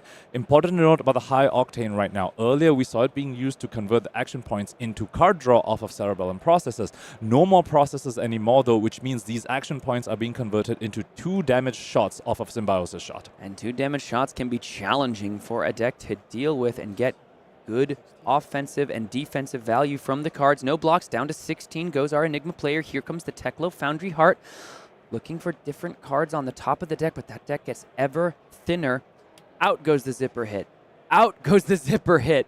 Blues this time too. Alan Lau finally banishing some blues off the top instead of reds. However, played a blue this turn as well in the form of that blue 0 to 60. Alan Lau up to 3 floating here. Ooh! Got the throttle coming down, boosting 1 time. Does this mean the maximum velocity is destined for the Arsenal on this turn? Yep, 2 boosts so far. No way to go ahead and get a 3rd boost and still have resources to play the maximum velocity since the Foundry Heart has already been used. Waning Vengeance here, going to go ahead and block for a total of 4, creating a Spectral Shield on the back end, and then here come 3 pistol shots, potentially. Still a card in the arsenal and 1 floating. Have to wonder exactly what it is. Pistol shot number 1 threatens the Spectral Shield. And this is very good sequencing coming out from Alan Lau. While you still have the action points remaining, just go ahead and send the shot. Don't let your opponent know whether you're going to use your last action point for an attack or whether you're going to use it just to set up an item, maybe something like a Teklo Core or something that will really help your following turn. And since you've hidden what you're doing, your opponent maybe missed their chance to block. Here comes a Med-X from the Arsenal. This is going to be a 1 for 4. We're losing another red card, but once again, another action point. So that Symbiosis shot is going to get more and more value. Grzegorz down to 13, and we know there's a maximum velocity headed to the Arsenal. An important card, but it might be tricky to get off. And Grzegorz is going ahead and taking it. He's calling Alan's bluff. He's saying, show me you have the item, and he does not. So Medic's on hit was just nothing. It was just a 1 for 4 with go again, but give Alan the extra action points. Grzegorz all the way down to 5, but going back up 7. Count Your Blessings here, gaining so much life. How different is this? Just reds and yellows being resolved. So different than the last time we saw Count Your Blessings on stream. Grzegorz back up to 11, but no ward on the field whatsoever. Alan Lau, maximum velocity in Arsenal. He might just have to sculpt that together the honest way off the top of the deck. He's got to find the items, find the action points, find the boosts. And then he might just find his way into the finals of the World Championships. No setup this time for Alan Lau to help with the maximum velocity. The last time we saw him resolve it, he had 2 cerebellum processes on the field. I believe a Techlocore as well. This time, none of those pieces. It takes a very specific hand to be able to resolve a maximum velocity when you don't have the extra resources from Techlocore or the extra action, the extra card draws from the processes.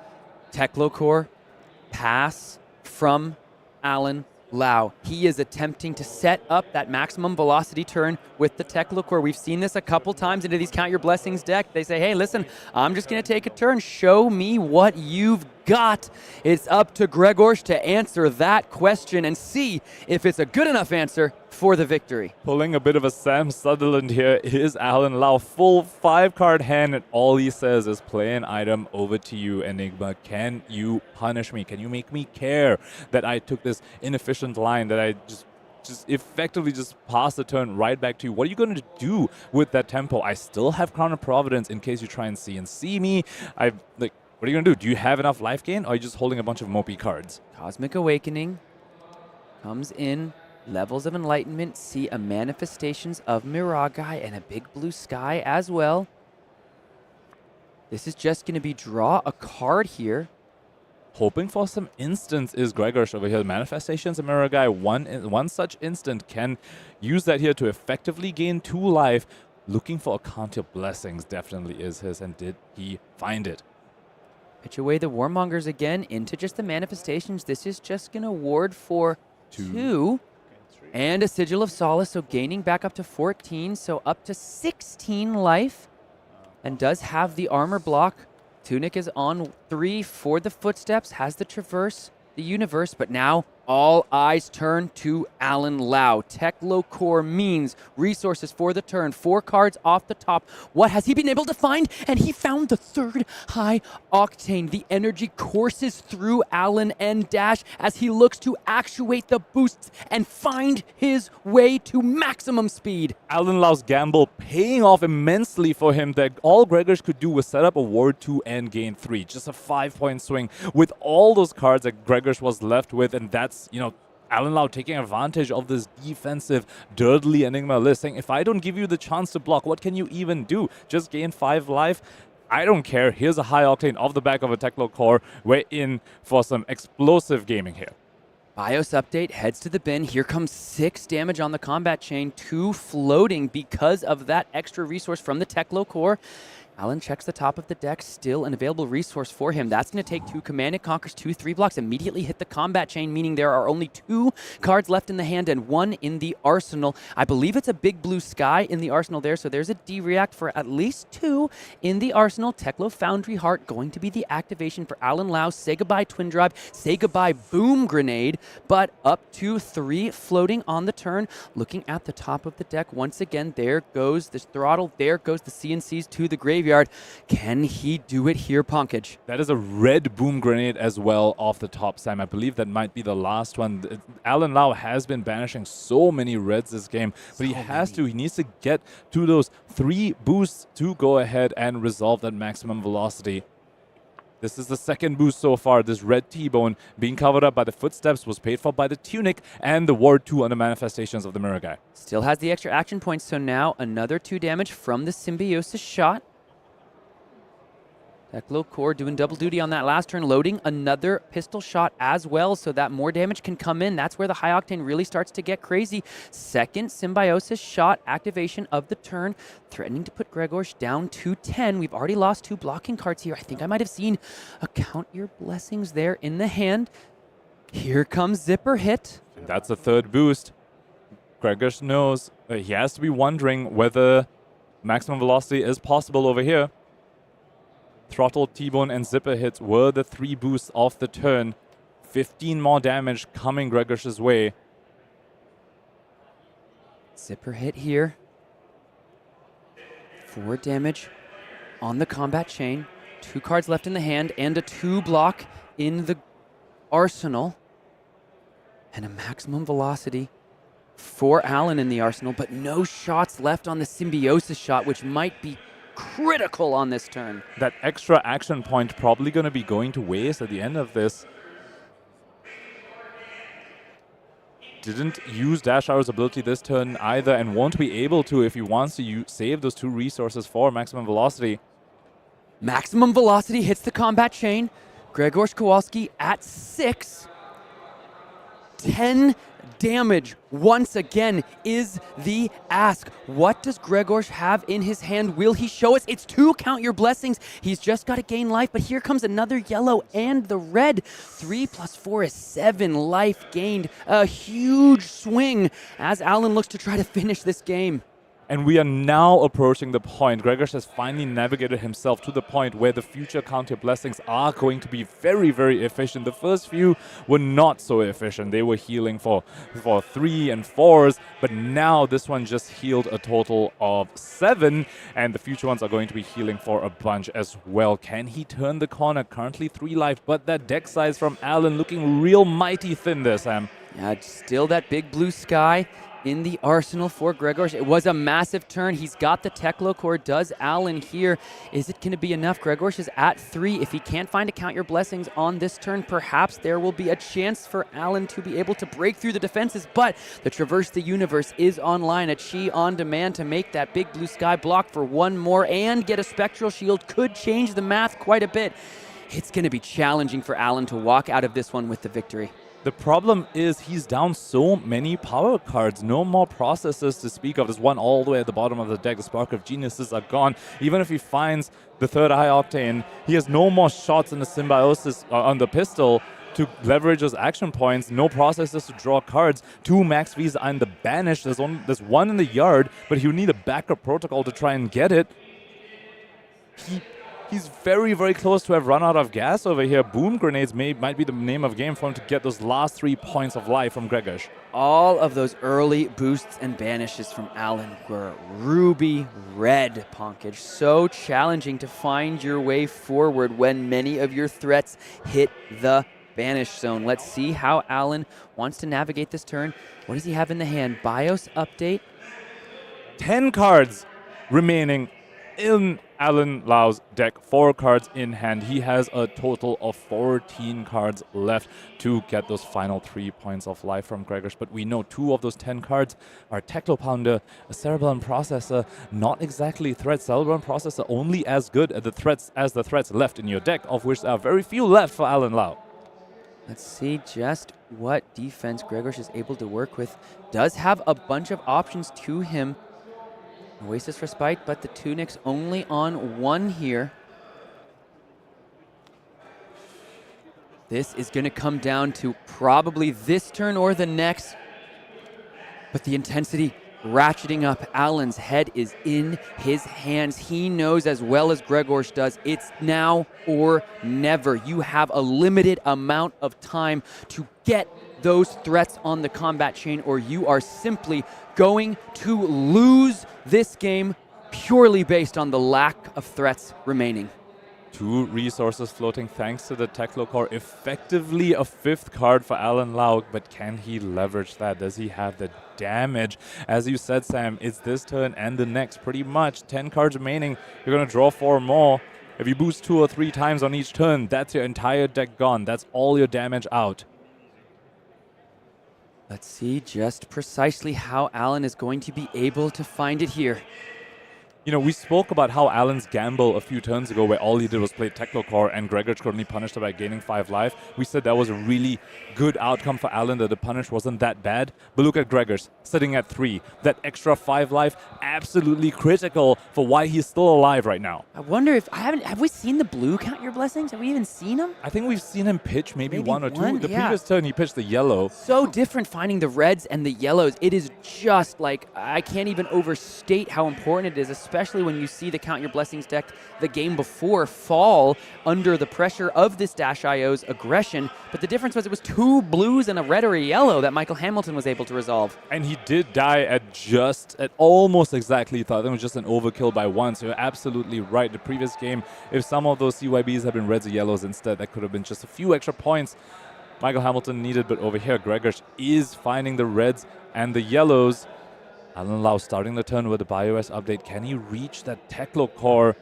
Getting that off the top for free off of BIOS update might be the extra threat he needs. BIOS updates, let's check the banish. It's going to be a Fast and Furious, but there's no item in the arena here. But, of course, for the rest of the turn, if an item is banished for boost, it does just hit the combat chain. And this is coming in for 7, and now that's 9 cards left in Alan Lau's deck and 2 remaining in hand.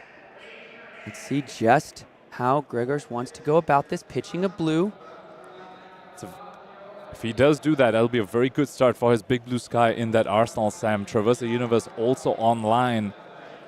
He knows this is if not the last turn, this is the second last turn of the game. That Traverse the Universe is getting to the point where you just want to cash in that value for as much as you can.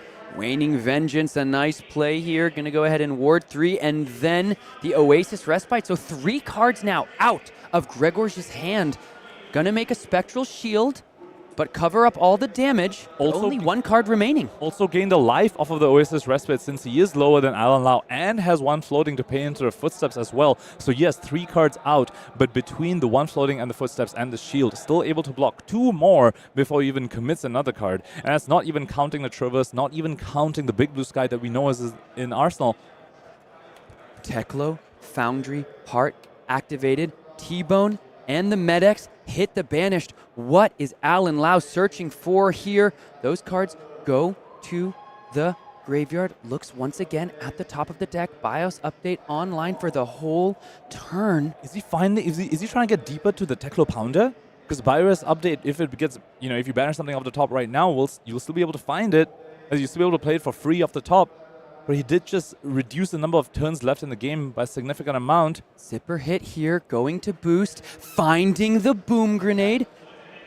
That's just going to go straight into the arena. Thanks from the BIOS update. What is your question? So this triggers, right? Yeah, when it hits the arena, you still get the crank resolution. Yep. And BIOS update does say next time you boost this turn, doesn't really care about closing the combat chain or anything. But Alan Lau is double checking, can he look at the top of the deck before he decides whether he wants to crank this or not? I'm not sure I understand the question, I'm sorry.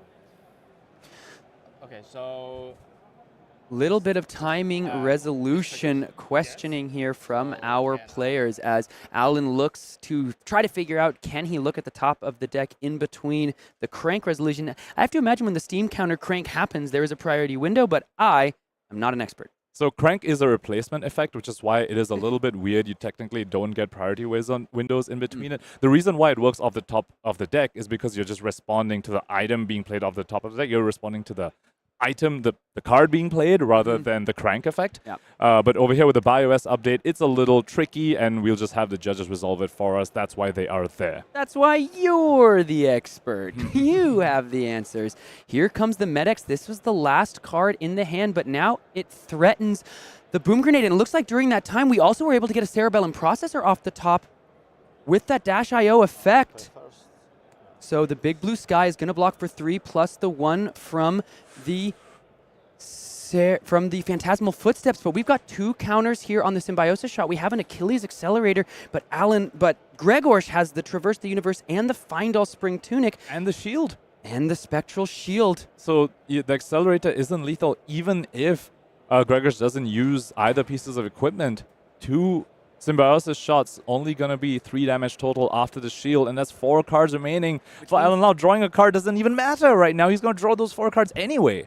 Going to draw those 4 cards anyway, and unless it's a 0-cost card on top, and if he draws those 4 cards, there will be nothing left to boost with. It's coming down all the way to the wire. Which of these 2 players will punch their ticket into the finals of the World Championships? Coming down to the wire has been the name of the game for so many of our games this past weekend, and not the least today either. Grzegorz, no blocks on its shot, taking 1, loses the shield. Shoots again, Symbiosis shot, end of the action points for Alan. And we spoke about this earlier, Sam, the third processor Process is only as good as the card you can draw with it, but when you only have 4 cards remaining, you're not really drawing any cards. That was just effectively just a dead card off the top. And if there are only 4 cards remaining, Alan needs to have 5 total to be able to boost once, and then the Achilles Accelerator can attempt to get over the top. But Grzegorz is going to draw 4 cards once again and still has block left on the Traverse and the Findall Spring Tunic. Is considering whether he wants to cash in the Traverse right now or save it on the following turn. In case he draws something like a Counter Blessings or something, on-demand blue would be very, very important. Grzegorz looking, motioning like he's going to take the damage, head down to 1, but 1 is all he needs to come alive with the victory here. No action points, right? No action points is the call. Traverse the Universe is the block. You see a little shake of the head from Grzegorz, like, might as well get my block value while I can. A little shrug, like, shrug, why not? I'll take a free chi from my deck. Go ahead and do that. Let's go ahead and just look through the rest of my deck as well, see what else is there. Alan Lau, so close.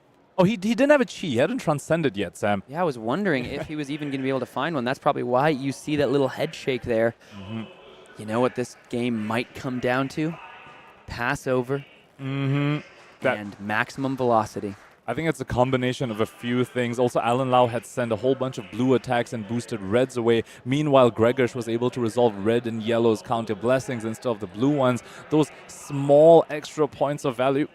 And that is gonna do it. Alan Lau draws up the 4 cards, has nothing left to block with or boost whatsoever. Grzegorz Kowalski looking towards his friends, his family, with a shake of the head as he knows he was inches away from defeat, but instead rides on the crescent moon into the finals of our World Championship. Just goes to show you, just because he had 4 losses and was the 8th seed doesn't mean he is any less of a competitor than the rest of our top 8. First finalist here in Osaka. Speaking of 8th seed, our world champ winner last year was also the 8th seed in that tournament. Seems like there might be some sort of lucky streak going on in the 8th seed slot. Question, what about the first World Championships back in 2022? What seed was Michael Hamilton? I believe it was 8th. 8 seeds looking to continue a lineage of perfection is Grzegorz Kowalski on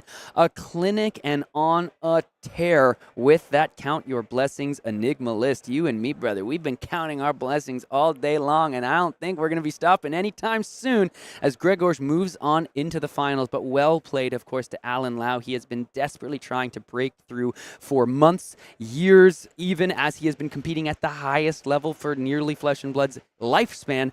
And huge congratulations to make it all the way to the semifinals. 2 Counter Blessings decks came into the top 8 of the World Championships, and 1 has made it all the way to the finals. We're still going to need to see who the Counter Blessings deck is going to go up against, but I'm with you, Sam. Huge shout out to Alan Lau. He worked so hard, finally made it to the top 8, made it all the way to top 4, and incredible performance. We're going to have to wait till we see him again, though. And Team Poland, of course, one of the most passionate in the entire game. The beautiful tokens being created and brought to many, if not all, of the Tier 4 and higher events. I know everybody back home in Poland is cheering on Mr. Kowalski. I know my grandma's up there looking down. Natalie Kwasniewski is stoked somewhere up there in the heavens with Enigma. My grandma and Enigma, they're watching this game as they're, immortal in spirits. Is that where the blessings are coming from? My grandma? Yeah, exactly. Thanks, Bot. What a game by both of those players, and I am looking forward to hearing from Grzegorz just as soon as we get him in the chair for the interview. I know his heart must still be pounding as he was facing down the high octane and that maximum velocity, but literally, you look at the life deficit at the end of the game, it came down to the Passover. Let's pass it on over to the interview and hear from the man himself. Brian Gottlieb here, joined by our first World Championship finalist, Grzegorz Kowalski. Impressive stuff there, but you were playing nothing but nail biters against these aggressive decks so far. How are you feeling? When did you feel like you had that game on lock? Did it take to the very last turn once again? Oh my god, it was really the last turn. Like, I knew he had only 4 cards in the pitch, and if you can't boost with dash, with empty deck you can't boost with dash, so I knew if I survive this turn, it's gonna be mine. When I draw 4 new cards, it's obviously impossible to kill me, even on 1 HP.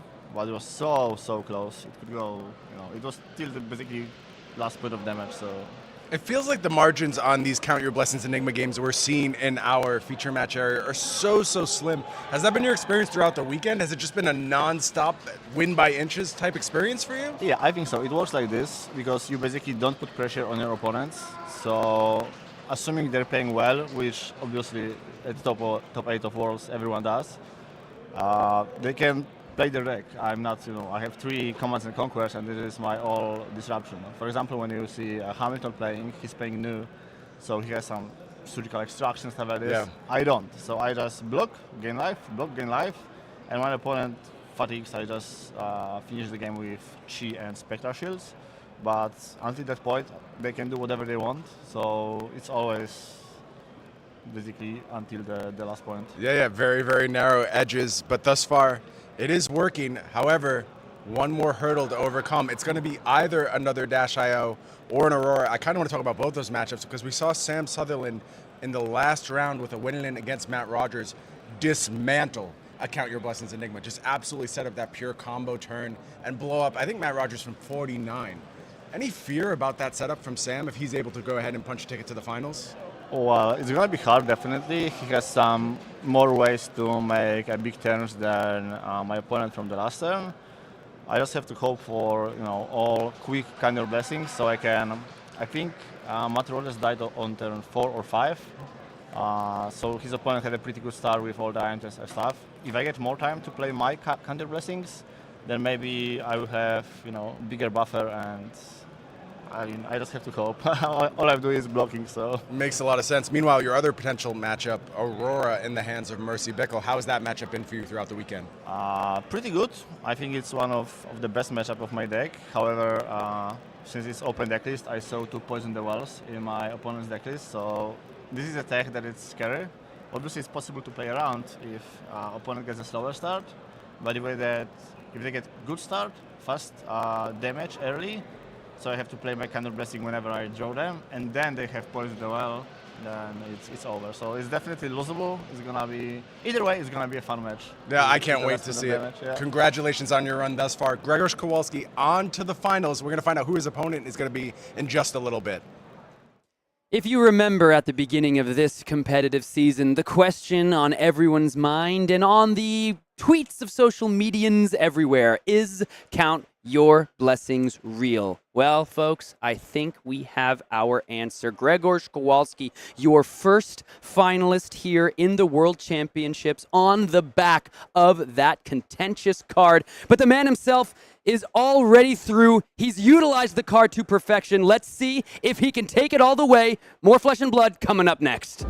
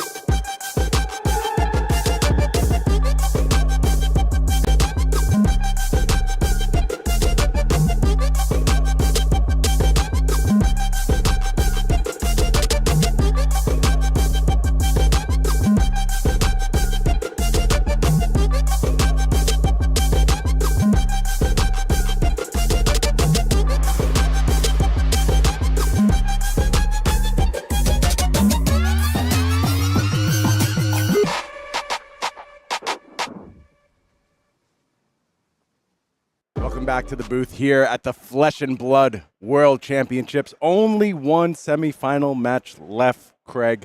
We know who our first Worlds finalist is. Grzegorz Kowalski on Count Your Blessings Enigma, winning by the skin of his teeth every single time. Just beautifully navigated, using every resource, every point of life, every game. And that's what you have to do into some of these just super powerful, aggressive decks. Speaking of super powerful, aggressive decks, we got two of them lined up for you for the feature match area this go-around. It is going to be Sam Sutherland taking on Mercy Bickell, Aurora versus Dash.io. Why don't we go ahead and remind you what we are playing for today? Of course, there's the title of Flesh and Blood World Champion. It means so much to these players. But there's also a ton of cash on the line, Craig. Someone's going to go home with 6 figures, 100K USD. That is life-changing money, my friend. $100,000. Love to have that in my pocket. Yeah. Meanwhile, the runner-up going to go ahead and put 25K in their pocket. Our players who have been eliminated thus far are either going to go ahead and walk away with 16.5 thousand or 7.5 thousand. Not a bad payday for playing the best game in the world, Craig. I can tell you, my wife and I went out for dinner last night, and being able to be involved in this event and then go enjoy an international city at these exotic locales across the world, absolutely spectacular experience. Yeah, someone's going to have that same experience, except they're also going to get $100,000. $100,000, yes. Sounds pretty good to me. Of course, it's not only our top 8 players getting paid this weekend. It goes all the way down to 64th place, $1.5 thousand for that 64th place finish. But there's more. There's even more, Craig. There's a gold foil legendary. We know those are super prized collector's items. Everyone wants to go ahead and bling out their decks with those PTIs. You're going to want to come back and do this again. How could you not want to chase the dragon a little bit and go after it after you've had a strong Worlds performance? But not just that. One more piece, Craig. One absolutely history-defining piece that comes along with it. It is that Pro Tour champion card. And we know the last world champion, Alexandros Ajuryu, for just a little bit longer, the reigning world champion, Alexandros Ajuryu, took home the 5 Rising Rebellion Pro Tour champion card. Craig, you know what these cards mean to these players. We saw Shoma in Amsterdam. Yes. Go ahead and accept the Pro Tour champion, Azuri. Shoma all weekend, cool, calm, collected, felt like he belonged there, felt like he was entirely the master of both the arena and his emotions. Then I handed him the Pro Tour champion card. Just completely overcome at that point. Broke down in tears. It was one of the most beautiful moments I've ever been a part of in gaming because it meant so much to him to have the only Azuri Pro Tour champion card. Which card is going to be claimed today? Is it going to be a Dash.io? We're right on the cusp of finding out. Is it going to be an Enigma? Is it going to be an Aurora? Those are the 3 options left, and we are ready to go ahead and start finding out who the second finalist will be. Will it be Mercy Bickell, coming to us from America, sitting at 13-2 in the Swiss rounds, 2nd seed in this entire tournament in what is really her first marquee top 8 finish in a major. She did have a top 32 at Pro Tour Los Angeles, also won the first ever Rainbow Pitch League. Certainly tremendous accomplishments, but none on the scale of potentially being the world champion, Craig. Yeah, I want to update these accomplishments in real time, right? We want to get that one on the board for her right away, but the job's not done yet, so we don't know just how high she'll ascend in this event. Let's look at the tools she'll be using to try and complete the job. It is, of course, this Aurora deck list. We saw it in the quarterfinals just blow up basically from turn 1, turn after turn of wide shade links. And not only that, turn after turn of brilliant decision making. Yes. There's so many choices to be made with Aurora. Aurora maybe at first blush reads like a straightforward aggro deck. There's a lot of places you can go ahead and park your resources. You can make embodiments of lightnings. You can make rune chants. You have to decide which cards you want to carry over on a turn-to-turn basis. Every time Mercy was asked to make one of these decisions, she made the right one. Yep, absolutely. It was impressive to watch. The decision trees were branching in every possible direction, and I think she had to navigate things just about perfectly to get the win in that match, and she did. She absolutely did. Meanwhile, on the other side, we have a person known to every mechanologist fan around the world. It is Sam Sutherland, and there you see that rapidly growing resume. Top 16 at Pro Tour Amsterdam, top 32 at the last Worlds, won Australian Nationals just a year ago. Now trying to go ahead and add world champion to that list, and played one of the best games of Flesh and Blood I have ever seen in my life against former world champion Michael Hamilton. Well, just even to end the day yesterday, we just had some of those highlight reel games that will go down in infamy. Watch this game and see exactly what you can do. I want to talk about this deck list, Craig, because I am actually not quite sure exactly what Sam is going to bring here. This Dash.io deck doesn't look anything like Alan Lau's that we just saw. It's a fully different look. Yes. It has capacity to go ahead and set up pure combo. I don't think that's the plan here. You're just not going to have time against Aurora. So how is Sam going to build his deck? How about we go to the feature match area and find out? It sounds like our players are ready. And there you see, on the left-hand side, it is Mercy Bickell on Aurora, looking to take on the Aussie, Sam Sutherland, on Dash.io. I mentioned in the lead-up to this, Oceania, the only region without one of these majors under their belt thus far. Australia and New Zealand has not brought home the trophy yet. Can Sam be the man? Can he be the one to go ahead and bring it home for that region? Kind of a region I would look at as the birthplace of Flesh and Blood. I mean, undisputably with New Zealand. The birthplace. But also the birthplace of the competitive scene. That's where the best players in the world came from when this was all getting started.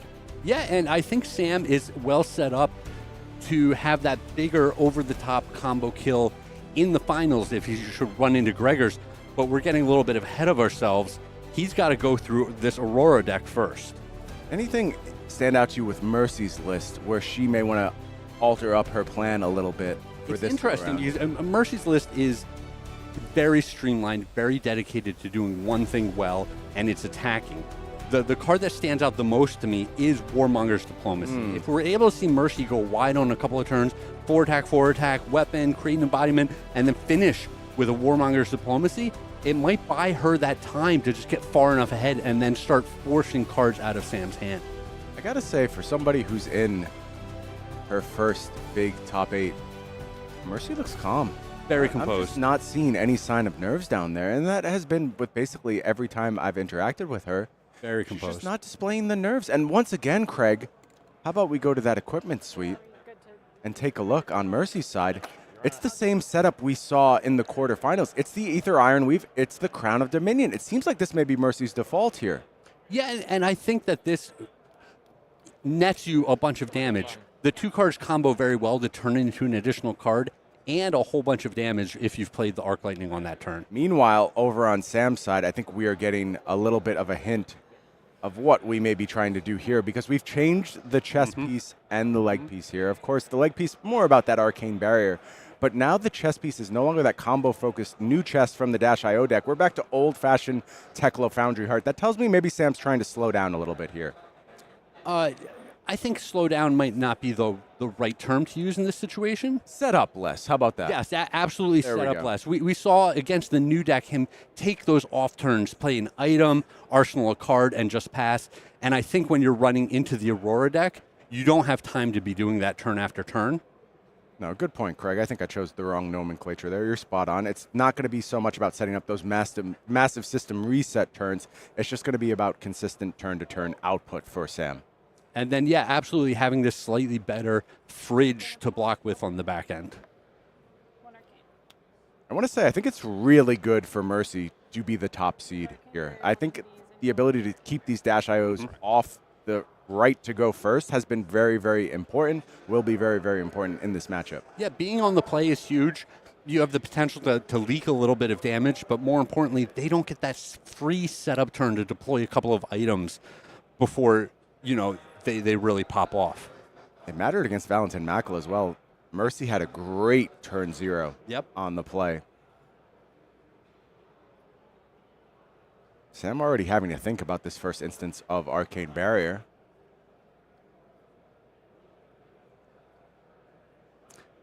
Yeah, the 1 point isn't a big deal, but I think Sam's thinking, I'm now allowed to craft my hand, right? And speaking of crafting, look at how Sam's choosing to do it.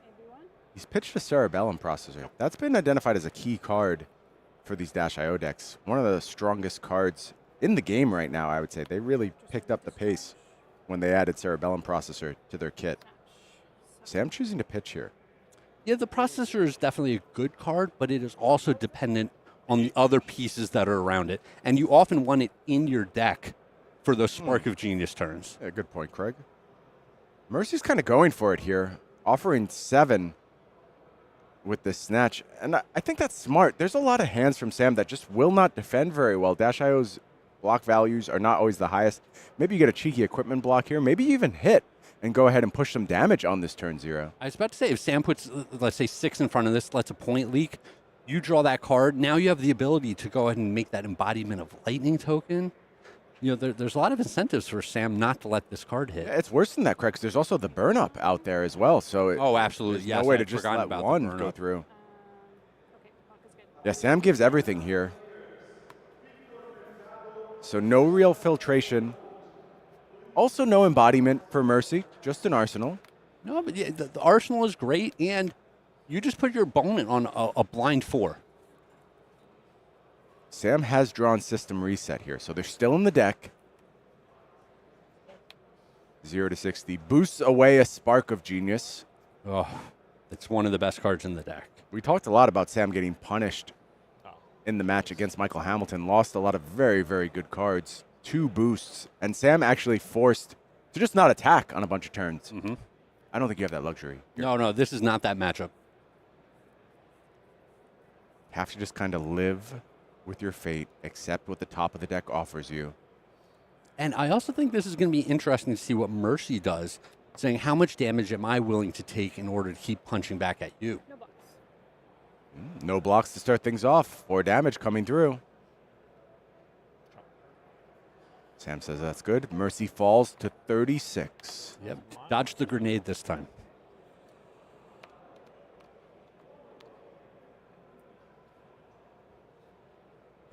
Sam thinks about the follow-up here.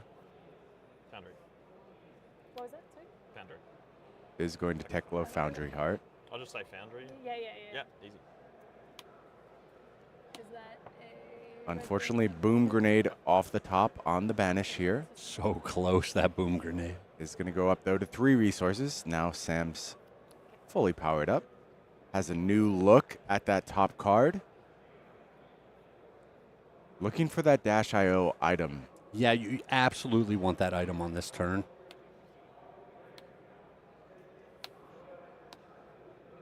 So you've not cranked, so this is... Just 3. 3 with going... Fast and Furious. Yep. Boosting away a high octane, a lot of just critical cards. It's kind of happening to Sam again thus far. Some very, very good options leaving the deck now. And with the 3 resources and only 1 card in your hand, it tells you the only reason he activated that Foundry Heart was to go digging for an item. You know, Dash.io really only outshoots her coverage when she is using that hero ability. That's when you start to get the payoff for the 36 life that you have to play this game with. That's how you catch up. Yeah, absolutely, because you do start in that hole. You need to do something better than other heroes are capable of. Fast and the Furious for 3, it's not it. Mercy's like, I could do that all day. I got 0 for 4s, fam. Oh, yeah, the Lightning Heroes. They don't mess around.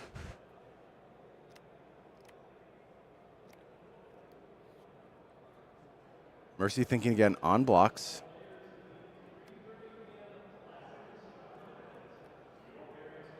And not a lot has changed here.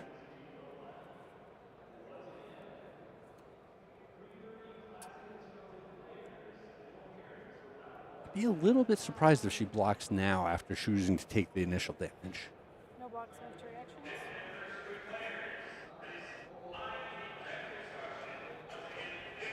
She does say no blocks, but she has a reaction in the form of Channel Lightning Valley plus Sigil of Suffering.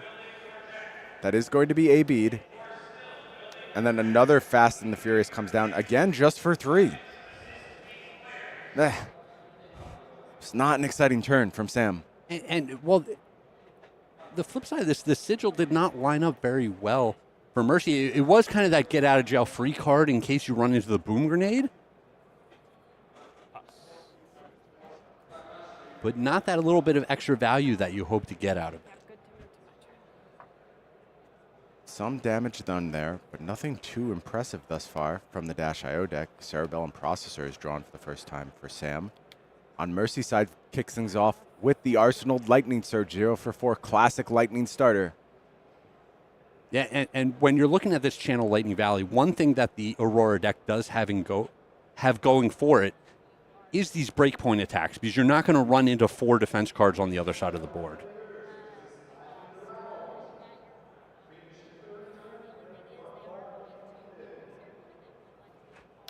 Really, really hard for the Dash.io deck to deny the draw on these turns.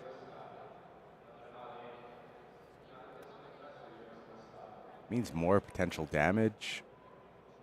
That Channel Lightning Valley potentially sticking around an additional turn.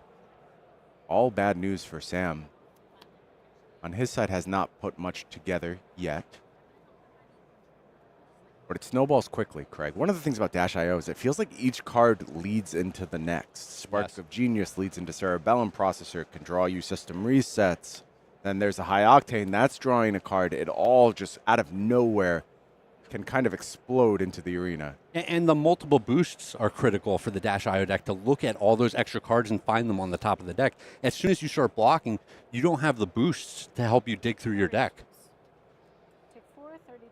Sam says no blocks here. Falls to 32. Mercy's going to draw a card off that Channel Lightning Valley.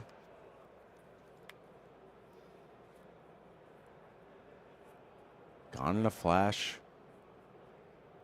Shockwave. And another Surge for Mercy, sorry.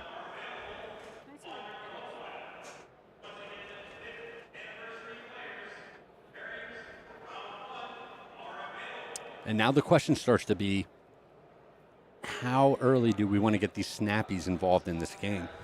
Yeah, can you afford an inefficient turn this early? Assume we're going to want to go ahead and get Starfall going here. Yep. Probably by pitching a Lightning card, making sure that Channel Lightning Valley stays around. That means Gone in a Flash is on pitch duty here. 2 go again. Sam quickly says no blocks, falls to 30. Yeah, after you let your opponent draw from the Channel Lightning Valley, the decisions start to get a lot easier. And I like this line that Mercy took a lot. We're going to save the snappies for the next turn. We're going to start with that natural go again out of the arsenal and be set up for another big Channel Lightning Valley turn. Agreed. This feels like the optimal approach here. Lightning Surge going to be in arsenal one more time, kicking things off. Channel Lightning Valley will stick around for yet another turn cycle.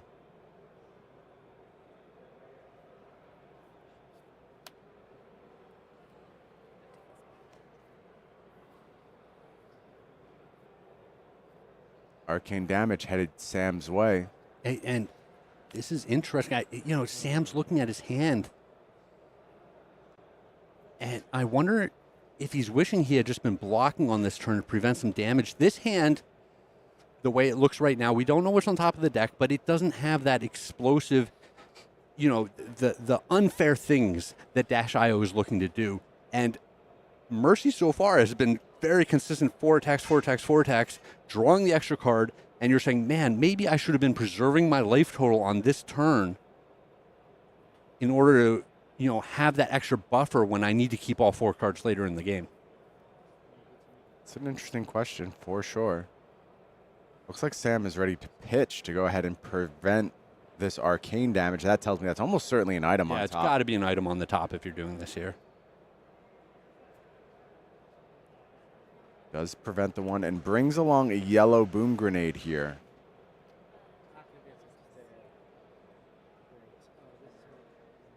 Symbiosis shot, going to go ahead and tick up. Now Sam has to think about the rest of the defenses here. Yep, and this is very interesting. You're looking at the boom grenade, only a 3-card hand from Sam, and you have to wonder, does Mercy try to fight over this card? You don't want to be doing it when you have the Channel Lightning Valley on the board, but we'll see what her decision is.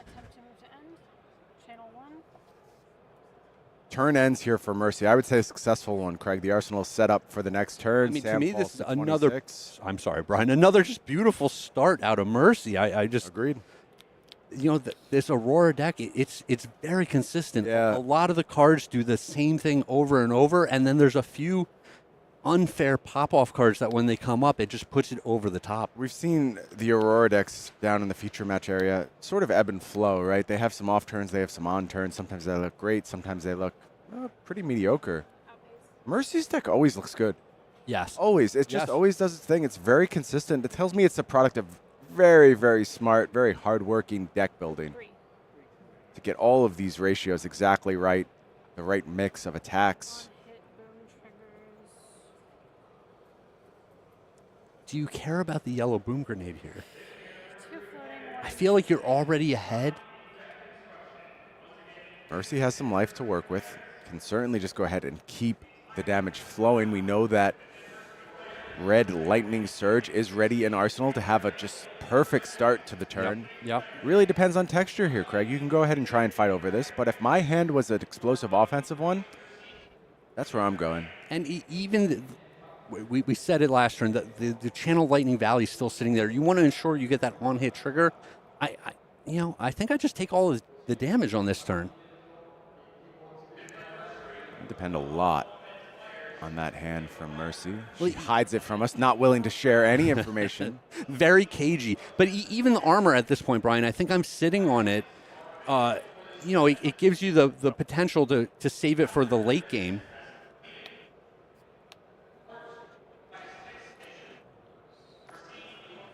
You see this Foundry Heart digging for an item again. Yeah, and once again, a grenade comes off the top. Outpace is the play here. Boosted. Get to look again.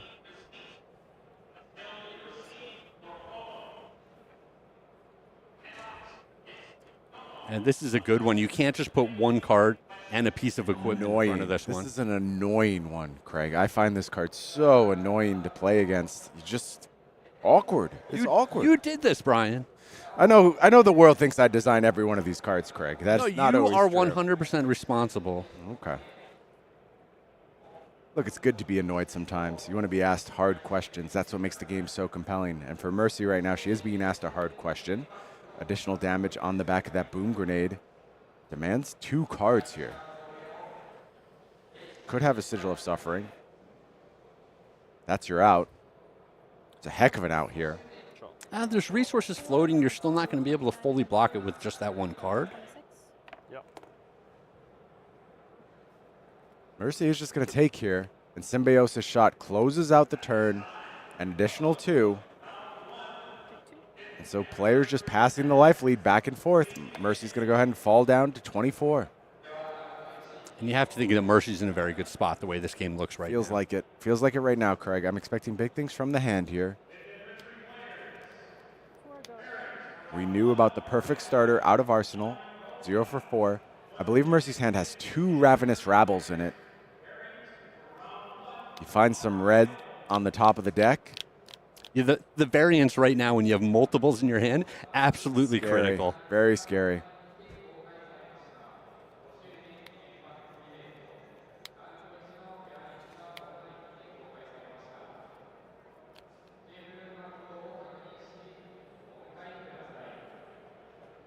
Sam's back in the tank.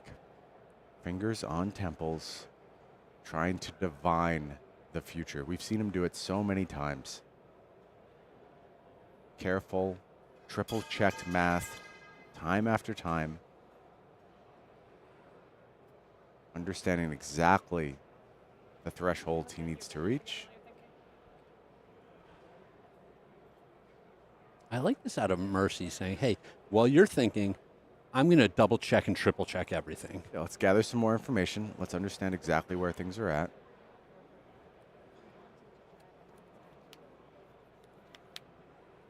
No blocks. Sam says no blocks. Channel Lightning Valley does its thing again. Mercy just getting to play with extra cards all over the place. Is it time to go ahead and gamble on these Ravenous Rabbles? Burn Up Shock. I feel like that makes the variance on the Rabbles even greater. Yes. There's a lot at stake on the top card of Mercy's deck.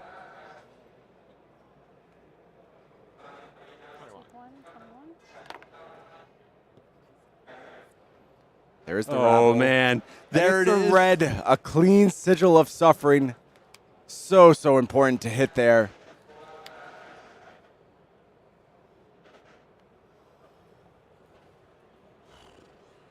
And if you're Sam, can you block? Can you stop this burn up, right? Because you're still looking at so many cards out of the opponent. At a minimum, it's going to be a Starfall into another 4 points, right? At a minimum, an absolute nightmare revealed on the top of the deck for Sam.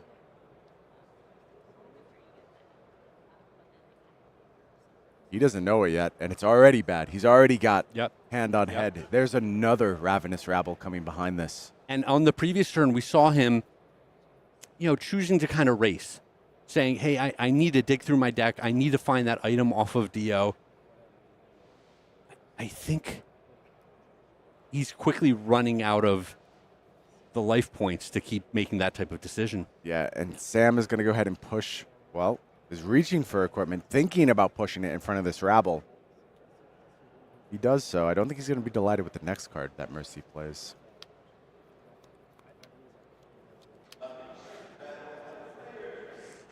Yeah, you have the option to put 4 points in front of this one. The next one, you could put a 3 block in the plating in front of it. Yeah, and he does shove the 4 block of equipment in, and I think refreshed the no block in hand as well, setting a backup protocol to bottom of the deck, I believe. And there's the second Rabble. It's another 0 for 4. And there's still more coming behind that with that Starfall. At a minimum, Craig. Yes, and I think before this, Sam was hoping to kind of squeak out of this turn, but now it's a full pivot to blocking. Yep, 2 cards committed. Last card is the third Ravenous Rabble. Wow. Craig, Wow. how important was that Sigil of Suffering off the top? Unbelievable. If that was a yellow or blue, good God, does this turn just go to hot garbage in a second? Classic hot garbage turns. Thankfully for Mercy, not the case. 4 into 4 into 4, all in the back of these Ravenous Rabbles. Do you give another piece of equipment? Do you give your entire hand over here?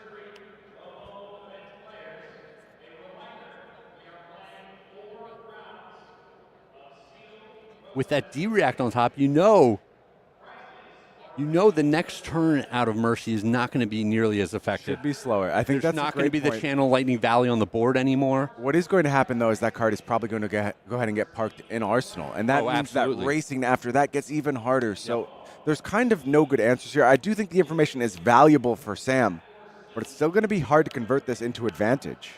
Well, and it does give him the ability to manage his resources in a way to be able to pay for it, right? Yeah, and we are going to reach for the adaptive plating. So 3 pieces of equipment claimed by these Ravenous Rabbles. Huge turn.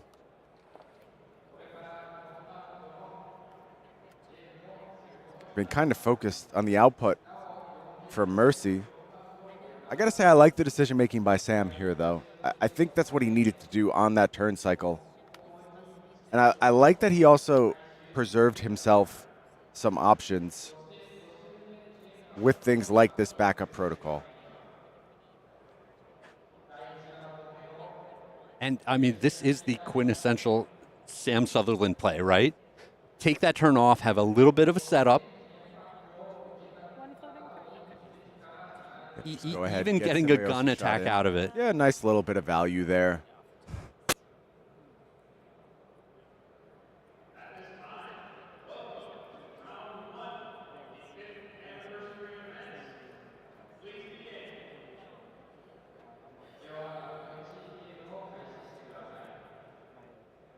Over at Mercy's side, we know the sigil's there. Second strike, somersault, E-strike. Yeah, and this is interesting. There's almost the decision, do I just play my D-React right here and then park a better card in the arsenal to keep the offense going in the future? Seems like that's what Mercy is analyzing at this moment. A lot of decisions here. The E strike, you often want to be able to pair it with the embodiment of lightning token. She does say no blocks here. Content to let Sam draw back up. Double boom grenade hand, I believe.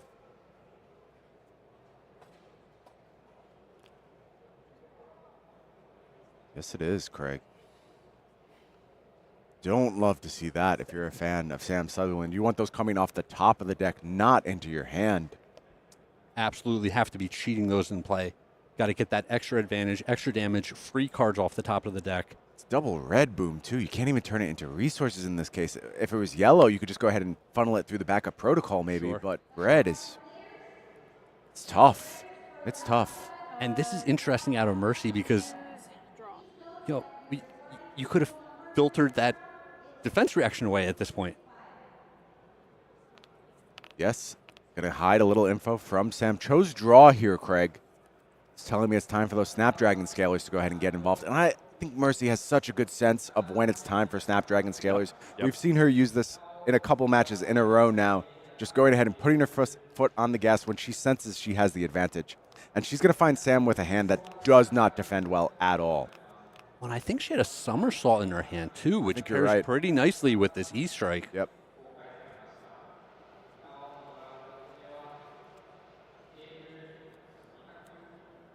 The question continues to be for Mercy, how much damage does she want to deal right now? How much does she prioritize having an arsenal to carry it over to the next turn? Sam is ready to start defending again. Double boom grenade in hand. Feels awful, Craig. Absolutely awful. He doesn't even have the equipment anymore to preserve his life total. A lot of times you say, hey, it's okay, I'll deploy my grenades, I'll block with my equipment, and then the next turn I'll have this big hand to go wide and definitely get the triggers off of my grenades, right? Not the case right now.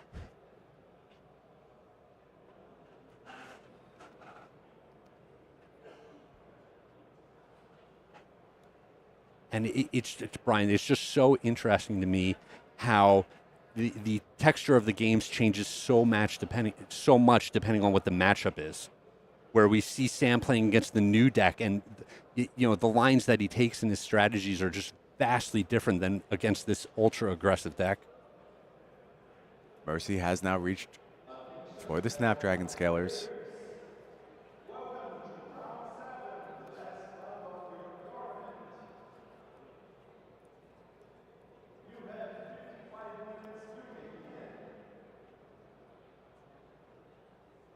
She's really struggling with her decision here. Yeah, I think it's a question of whether or not she wants to use the somersault on this. Step one is definitely these Snapdragon Scalers. No, we won't go again here. 2 is taken by Sam.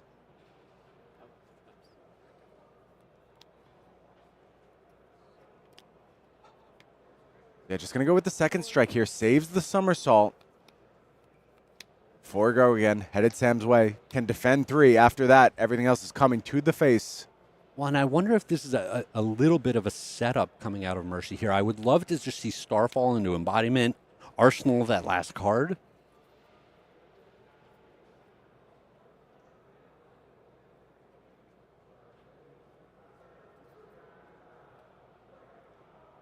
Kind of feels like Sam gets punished no matter what Mercy does. The setup works really well. Just offense works really well because Sam can't defend. It's all moving in Mercy's favor at the moment. Yeah, and a lot of time with the boom grenades, you can force a couple of cards out of the opponent's hand, right? But as soon as you start blocking, these boom grenades don't do anything for you. You need enough life to go ahead and make your pivot turn happen. Sam is rapidly reaching the point where that will not be possible. Yeah, well, I mean, once you're under 15, 12, 10 life, then you're saying, I no longer have the option to keep a full hand for the rest of the game.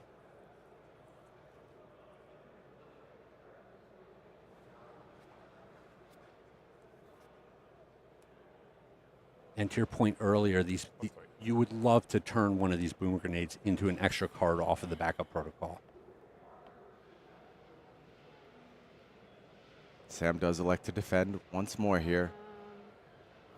No reactions. Take 1, 18. Mercy content to bring Sam down.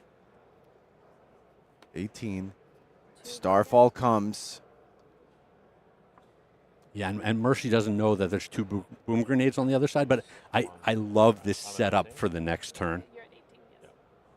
No reactions. Starfall cleanly comes through. Sam falls to 16. And now with 2 resources floating, Mercy can go ahead, use the Aurora hero ability, arsenal up that somersault for a future turn, set up for a huge one the next go around. And it's not going to face any pressure from Sam here whatsoever. And I love this patience out of Mercy, understanding, hey, it's critical in this matchup that I deal as much damage as possible, but sometimes I need to save a little bit for the next turn. Double my gosh. strike hand. How about kicking off with an embodiment of lightning E-strike? There's an arc lightning as well in hand. there.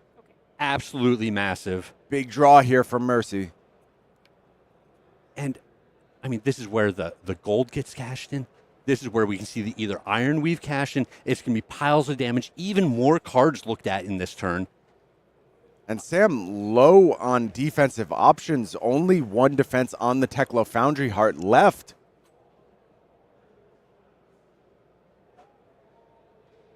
And this is not an easy turn. It is an awesome turn. It is a spectacular time to have all of these options, but Mercy has a lot of unknown information right now. You're going to draw a couple of cards. You don't know what they're going to be, so you have to consider a lot of lines in this scenario. Yeah, and also has that embodiment of lightning ready, so you want to get as much go again as possible out of this hand. A lot of questions to sort out for Mercy. Arc Lightning, 1 Arcane. Arc Lightning is going to do its thing to start the turn. Oh, and the mixed damage as well. If you're able to take the blues out of the opponent's hand, it just makes their turn so much weaker.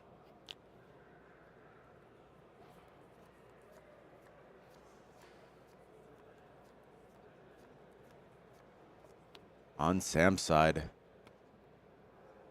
And I mean, looking at this hand, this is what Sam wanted. He wanted to hang on to this high-octane hand, and he's definitely not going to be able to do Craig, it here. I think it's worse. I think there's a cerebellum processor on the top of the deck, and that's exactly where you want it to be. Yep.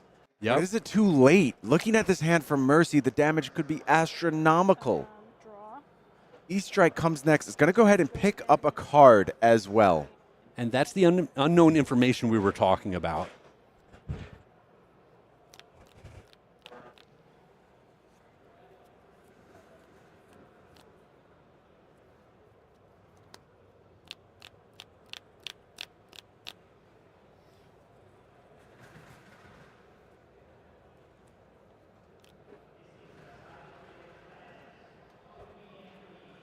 Feels like question after question being asked of Sam. But also so tricky for Mercy, right? You have to choose what card you bottom off of the E-Strike. I think it was probably the second copy of E-Strike. If you have the Somersault in the arsenal, it's already like an extraneous copy that you have. Take 5 down to 10, 1 Arcane coming in. And we're not going to use it here. The 5 is going to connect, and Sam is going to fall all the way down to 9, Craig.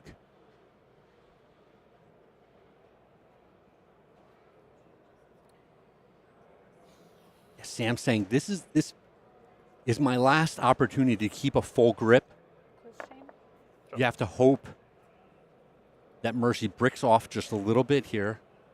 Seems very hard to do. Mercy's going to go ahead and close the chain. Use this Ether Iron Weave before it's even defended. That's how much Mercy has been on the front foot this entire game. Does use it to get 2 resources here.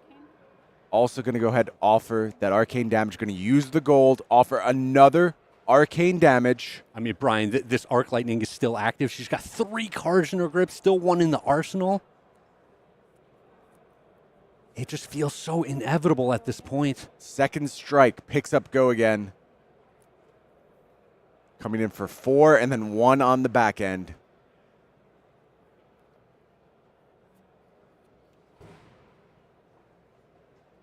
And with this many cards, I feel like Sam has to see the writing on the wall. It's time to start blocking. To what end, Greg? Where does that get us? It just feels like this onslaught from Mercy is not going to stop. And it feels like Sam has given up too much life at this point. We do see these Aurora decks sometimes draw up that hand. It's almost all red cards. Yep. It's all 0 for 4s that don't start with go again. The Snappies is already off of the board. It just feels like that's your only chance. Yeah, that Sam's out. And unfortunately, he's going to face down another second strike here as that somersault goes ahead and bounces it back to hand. Another virtual 0 for 5 on offer from Mercy. There is that second strike.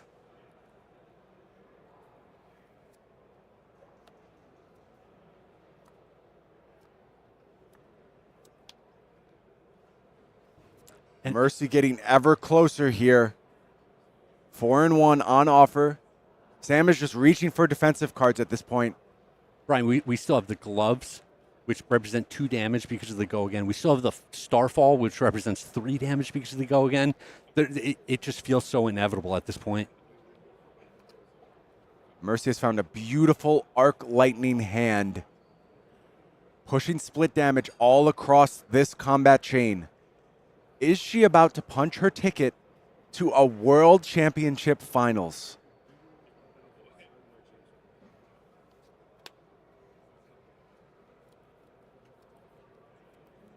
Sam looking at all the options, doesn't like any of them, doesn't like anything he sees in our feature match area. Has looked so explosive, so incredible this entire weekend. Is this the moment the magic ends? I mean, he has played incredibly well throughout the entire weekend, but he's at a point where all of the resources are being taken away from him. Even the items are going to start disappearing from the board with no effect. Just desperately trying to cobble together some math. How can my turns actually produce something that makes Mercy sweat a little bit? Meanwhile, she's just cool, calm, collected, take a sip of water, stay hydrated. Well, I think part of what is happening here is Sam is thinking next turn, can I hang on to 1 card? Can I just play this Boom Grenade, arsenal a critical card, hope she bricks off? And then if that happens, what is the most important card for me to have in my arsenal at that point? Because he has 3 very different cards that he could put in his arsenal. And the long and short of it is that we know none of those cards look like they're going to end up in the arsenal. I just don't see how he can make it through. And you see Sam look up to the heavens, and it feels like he's reaching a similar conclusion. What is the answer? What can I find here? Such a tight spot. And if you're Mercy, you can have a little bit of nerves. You feel like you're right on the cusp.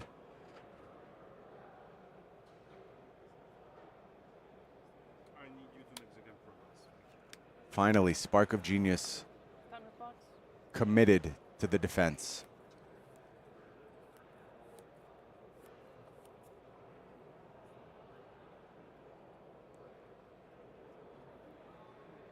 And the Foundry Heart as well.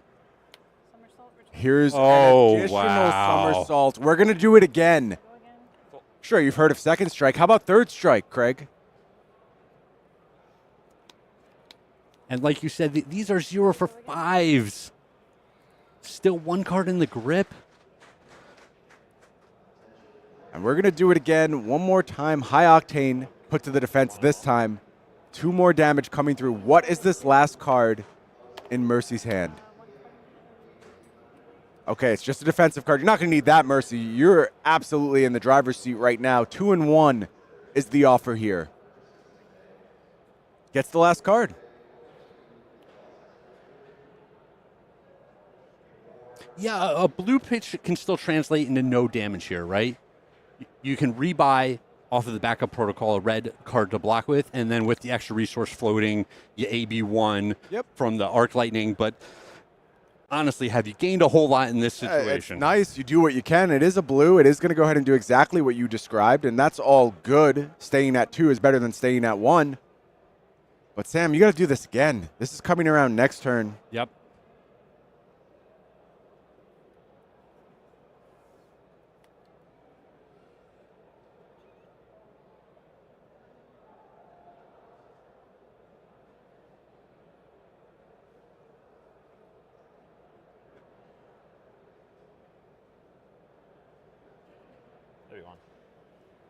Oh, this is interesting. I wonder if there's an item on top of his deck. He could have been thinking about that one floating resource. Do I play an item here? That's what it looks Do like. I prevent the one damage? That's the only thing that really makes sense as far as a decision point. Sure. Unfortunately here, these cards not going to accomplish much. Look at this. Still punching back. Maybe there's some bluff equity available to Sam to make it look like he's thinking of at least playing an item off the top. That influences Mercy's read on his hand in the future. Well, and it might also be, if there's an item on top, that means it's a no block, right? Yep. I'd much rather be playing this and taking 1 damage than drawing this no block for the following turn. Taking a look over at Mercy's hand, it does what you need to, Craig. There's a Flittering Charge. There's a Sigil of Solace. There's a Burn-Up Shock. That feels like the goods for the most part. Mercy's still thinking about defenses here. So much life to work with. Yeah, just take it. Fall to 20. I appreciate still being careful about these types of Of course, you're decisions. playing for a spot in the World Championship Finals. 2 items, Brian. Yeah, this is it, Craig. There's no way Sam gets through this. Cerebellum Processor starts with the AB. I mean, you're happy to have 1 item that you can turn into a block in the form of AB. If any damage leaks, Mercy is going to go ahead and move on to the finals of the World Championships. 2 cards demanded here. 1 card left for Sam. Sigil of Solace grants go again. Maybe I didn't. Mercy up to 23, and this last card will come out of hand. There is a block left on the Tekla Foundry Heart. Here's Snatch for 4. Is this a block? Boom grenade off the top from Sam. I'll crank it. Cranks it. And shows the no block, and that means Mercy Bickell Incredible run. moved on to the Incredible finals run. of the World Championships. Unreal stuff from this Aurora deck. Yep. And we saw the early pressure being critical, taking all of Sam's hand on those later turns when he had the juicy cards. And you heard from Mercy there, everything just coming up in her favor. It's starting to feel ordained. She's looked so impressive down in the feature match area, has played beautifully. Her draws are lining up. She's getting the punishment on Sam when he's not able to find those items. It's just going so well for her. But there's one more obstacle, Craig.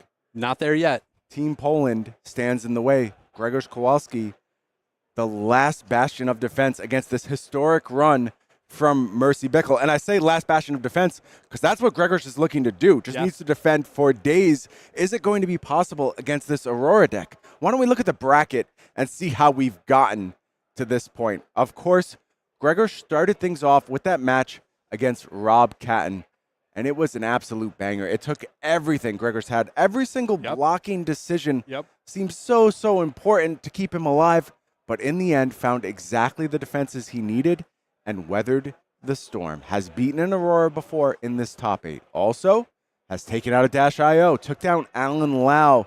Again, by the skin of his teeth. You talk to Grzegorz, he says he doesn't know he's going to win these matches until the last possible turn. Sweating every single step of the way, has now made his way into the finals. Meanwhile, on the bottom side of the bracket for Mercy Bickell, it started off against an Enigma. A very different looking Enigma though, Craig. It was Valentin Mackl with a more aggressive leaning Enigma build. Yep. Just totally giving up on that Count Your Blessings game plan. Trying to race. Mercy said, I don't think so. I got the Arc Lightning in my back pocket. You're not racing me, bruh. And she went right ahead and blew him out of the water. Then comes Sam Sutherland. Put on, honestly, historic performances in his last 2 matches on camera. Did something we've never seen before A masterclass. against Matt Rogers. Yes. Just so much patience. Sets up a tremendous combo. Kills him from 49. Then we go ahead and move on to this match against Michael Hamilton, where Sam has to play perfectly. so perfectly. And again, it started to feel like maybe this was just Sam's day. He had found the secret sauce, put together a Dash.io deck that no one else could keep up with. But then he meets Mercy Bickell. Yep. And frankly, Craig, I like to tell a nice story. I like to say it comes down to the wire. I don't think that game was close. I really don't. No, I mean, things broke pretty well for Mercy, but also the gameplay was just very, very precise. There was a definite plan. Everything came together. The consistent pressure, the carrying the right card each turn into the next turn. We saw it in the top 8 match as well. Just really impressive run out of Mercy so far. And now on the precipice of grabbing the trophy, world champion. Just unbelievable. Historic run, having never been in this position in a premier event before. No Pro Tour top 8s, no Worlds top 8s, no calling top 8s. Did win that Rainbow Pitch League, kind of cut her teeth. She said she credits it with giving her the confidence to know she belongs here. Mercy, I promise you belong here. You've shown nothing but fantastic play all day long. And there's only one more obstacle left. I kind of want to talk about specifics of how we expect this matchup to go. As we said, we've seen this Aurora versus Enigma match. We've seen it, in fact, 2 times previously in this top 8, and we've seen it with both of these players. But I think in both cases, things have changed. First, talk to me about how Mercy setups differ from the last Auroras that Grzegorz faced. So I think the variety in the Aurora is not as drastic as the variety that we'll see in the Enigma decks. They're all trying to do the same consistent 4-4-4-2 carry, draw card now and then. And again, that's what we're going to see Mercy trying to do. But the flip side of this defensive count your blessings, D-react, shows up with different boots, just using every piece of the pie. Gregor's deck, I think this is what he wanted. When you show up with this deck, you say, hey, you're going to push me down, and I'm going to get a little bit back. And then you're going to push me down again, and I'm going to get a little more back. And then by the end of the game, you are now out of gas. You've used up everything, and I'm able to cross the finish line from there. I got to say, Craig, I'm going to disagree with you a little bit. I actually think something has changed in this matchup, and it's the setup I see from Mercy that she has available. Previously, we talked about the capacity for Catton to go ahead and have that big combo turn. Yes. And we said we were a little worried because he didn't have 2 very important pieces of equipment. The first being the Crown of Providence, the second being the Ether Ironweave. Yes. If you want to go ahead and pitch deck a big combo turn, a double Arc Lightning Flicker Wisp turn, you sort of need those pieces to make sure your damage threshold gets high enough. Yes. Mercy's going to present a damage threshold unlike what she faced before. There's also 2 more very important pieces of technology. It is a piece of technology that we have talked about basically ad nauseum in this format. Poison the well. And it hasn't come up yet. I think you make an incredible point here, and I definitely shouldn't have just glossed over this card because it is absolutely critical. It feels so free to have a couple copies of Poison the Well in your deck. They're the blue pitch. They're going to power out your turns early in the game, and then they're just waiting there in the bottom of your deck saying that late game count your blessings that you're absolutely depending on goes the opposite direction. Mercy's got 2 of them. Are they going to be enough to go ahead and shut down Count Your Blessings, shut down Enigma, and claim this world championship? We're going to watch. We're going to see. Sam and Ponkage are coming back to the booth. They're about to bring you the finals of our world championship. A historic result either way. Will Mercy bring the world championship back to the USA for the second time? Or is it Grzegorz Kowalski going to go ahead and grab that title for Europe? Just keep it right there. Alexandros Agiriou can pass it right over to Poland and leave it in Europe. There's only one way to find out. It's going to be a match of epic proportions, and at the end of it, we will have crowned our 2024 world champion. Do not go anywhere.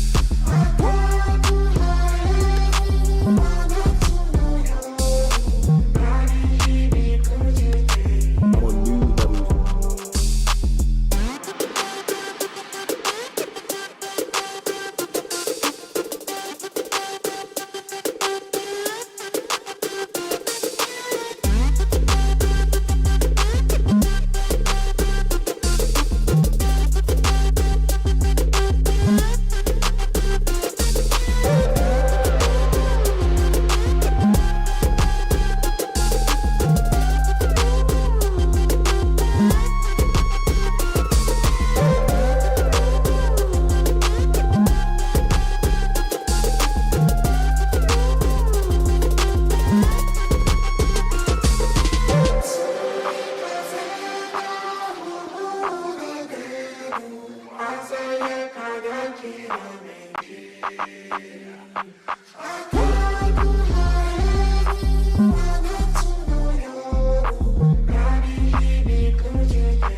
on new levels.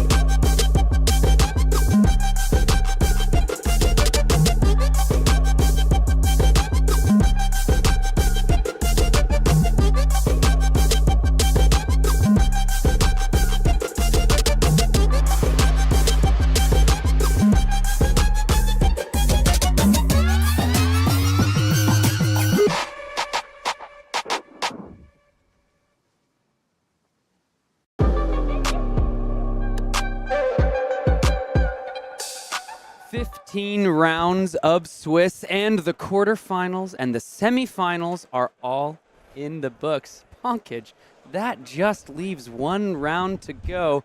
It's the finals of the World Championship here in Osaka, and we have two decks, one contentious. I don't know, see both contentious for different reasons. Is CYB real? Is Aurora the best deck in the format? You can answer yes, perhaps, to both of those questions. I am tingling in my seat right now, Sam. It's going to be an electrifying finish. I think we can expect that from the Lightning Runeblade that's going to be in the finals. You know, just looking by the previous game real quick, we have seen the ceilings of Dash.io over the course of the tournament, but that previous game was a little bit of the floor that you can see when you're forced to boost away your power cards and send blues at your opponent. Meanwhile, Aurora, that consistency. Let's see whether it's going to be good enough for that deck to take it in the finals. Time to check out our two finalists. We have Mercy Bickell here. She told me during her interview this was some of her best, this is the first time she's reached a top 8 beyond the ProQuest level, and here she sits in the finals of the World Championships. Just 3 days ago, she was getting mentored by Ellie Bird and Yuki Lee Bender on Aurora on how to play the deck on the different matchups. All the sideboard cards were given to her by those two fantastic players, and look at her. She has used that knowledge, executed perfectly all the way to the finals of the third World Championships. Let's move on to a quick breeze through her deck list as we check out the Aurora list. Ponkage, tell me the most important two cards in the matchup. The two blue poison the wells. We have seen this matchup before. We saw Rob Catton in the first quarterfinals today against Grzegorz, against the CYB Enigma. Rob Catton, we pointed out at the time, did not have the tech against Counter Blessings, did not have Poison the Wells, and didn't have the combo equipment pieces in the Crown of Dominion and the Aether Ironweave as well. Mercy, however, is prepared for this matchup. Has two Poison the Wells, has the full combo sideboard. Let's talk about our 8th seed, Grzegorz Kowalski. We know the history of the 8th seed at the Flesh and Blood World Championships. The 8th seed has won the last two. The 8th seeds are 100% in record as the finalists to win the whole damn thing. You think Grzegorz has the spice in this list to take him and have him join that venerated list? So we have seen him beat an Aurora already in this top 8 with this Counter Blessings list. Very important to point out that now that he knows that Mercy is packing those two Poison the Wells, he can possibly play around it. How you can do that is, after the Poison the Well resolves, use some of your other life gain effects to consume the damage that Poison the Well is going to deal you. Something like Oasis Respite, something like Sigil of Solace. My friends, it is time. 5 years of Flesh and Blood has all led down to this. The World Championships here in Osaka, the finals. Mercy Bickell, Grzegorz Kowalski, your 2nd seed versus your 8th seed. It's Aurora versus Enigma, and it's time for the finals. Aurora ostensibly favored in this matchup, but of course Grzegorz has that 8th seed blessing to go alongside his counter blessings. Let's see who comes out on top. Mercy, as the 2nd seed, was able to choose 1st or 2nd based on that tunic, still sitting counterless. Have to imagine Mercy has elected to go 1st. perhaps just passing priority here. Sigil of Solace, this is the exact same way that Grzegorz started his semifinals game, so he's going to go up to 43. No Count Your Blessings necessary, but now once again, Mercy has priority and an action point, and as you heard her say, she's going to take another think now that Grzegorz has a card out of hand. Fully passing priority is very, very interesting when you're the one going first and you have setup. You have setup options in the form of Grasp of the Arcanite, bank 1 damage for the following turn, but also Aurora's hero ability. You play a lightning card, you can pitch 2 to make an embodiment for the following turn to go with your arsenal. So passing priority is very, very interesting. Is she trying to conserve threats against a deck like Enigma, against the deck like Count Your Blessings Enigma, where you need to keep every card in deck, or is she trying to set up some sort of combo? Look at this. Burn Up Shock is a huge follow-up after initially just passing priority. Grzegorz has lost a blocking card from, just a card from hand in the Sigil of Solace, and that is the info that Mercy needed to think that she might be able to get through and connect on this turn. There's a no block in the hand. This is going to pitch into the arcane damage here. And that's 2 cards out of the hand, Sam. This Burn-Up Shock is going to be threatening extra 4 Arcane on anything that hits the rest of this turn, starting with the Entwined Lightning. Here comes a 0 for 4 with Go Again. Grzegorz is going to have to really try to navigate through this because I can see only one way in the Phantasmal Footsteps to get around this with the 3 block, and that's if he has another 3 block in hand and wants to commit some other resource in the equipment suite. Otherwise, the Burn Up Shock is going to connect. And there's a Flittering Charge being revealed here, which means at minimum, Mercy will be able to swing the Starfall with the other card and also just swing the Flittering Charge for 4. Grzegorz only has 1 card remaining.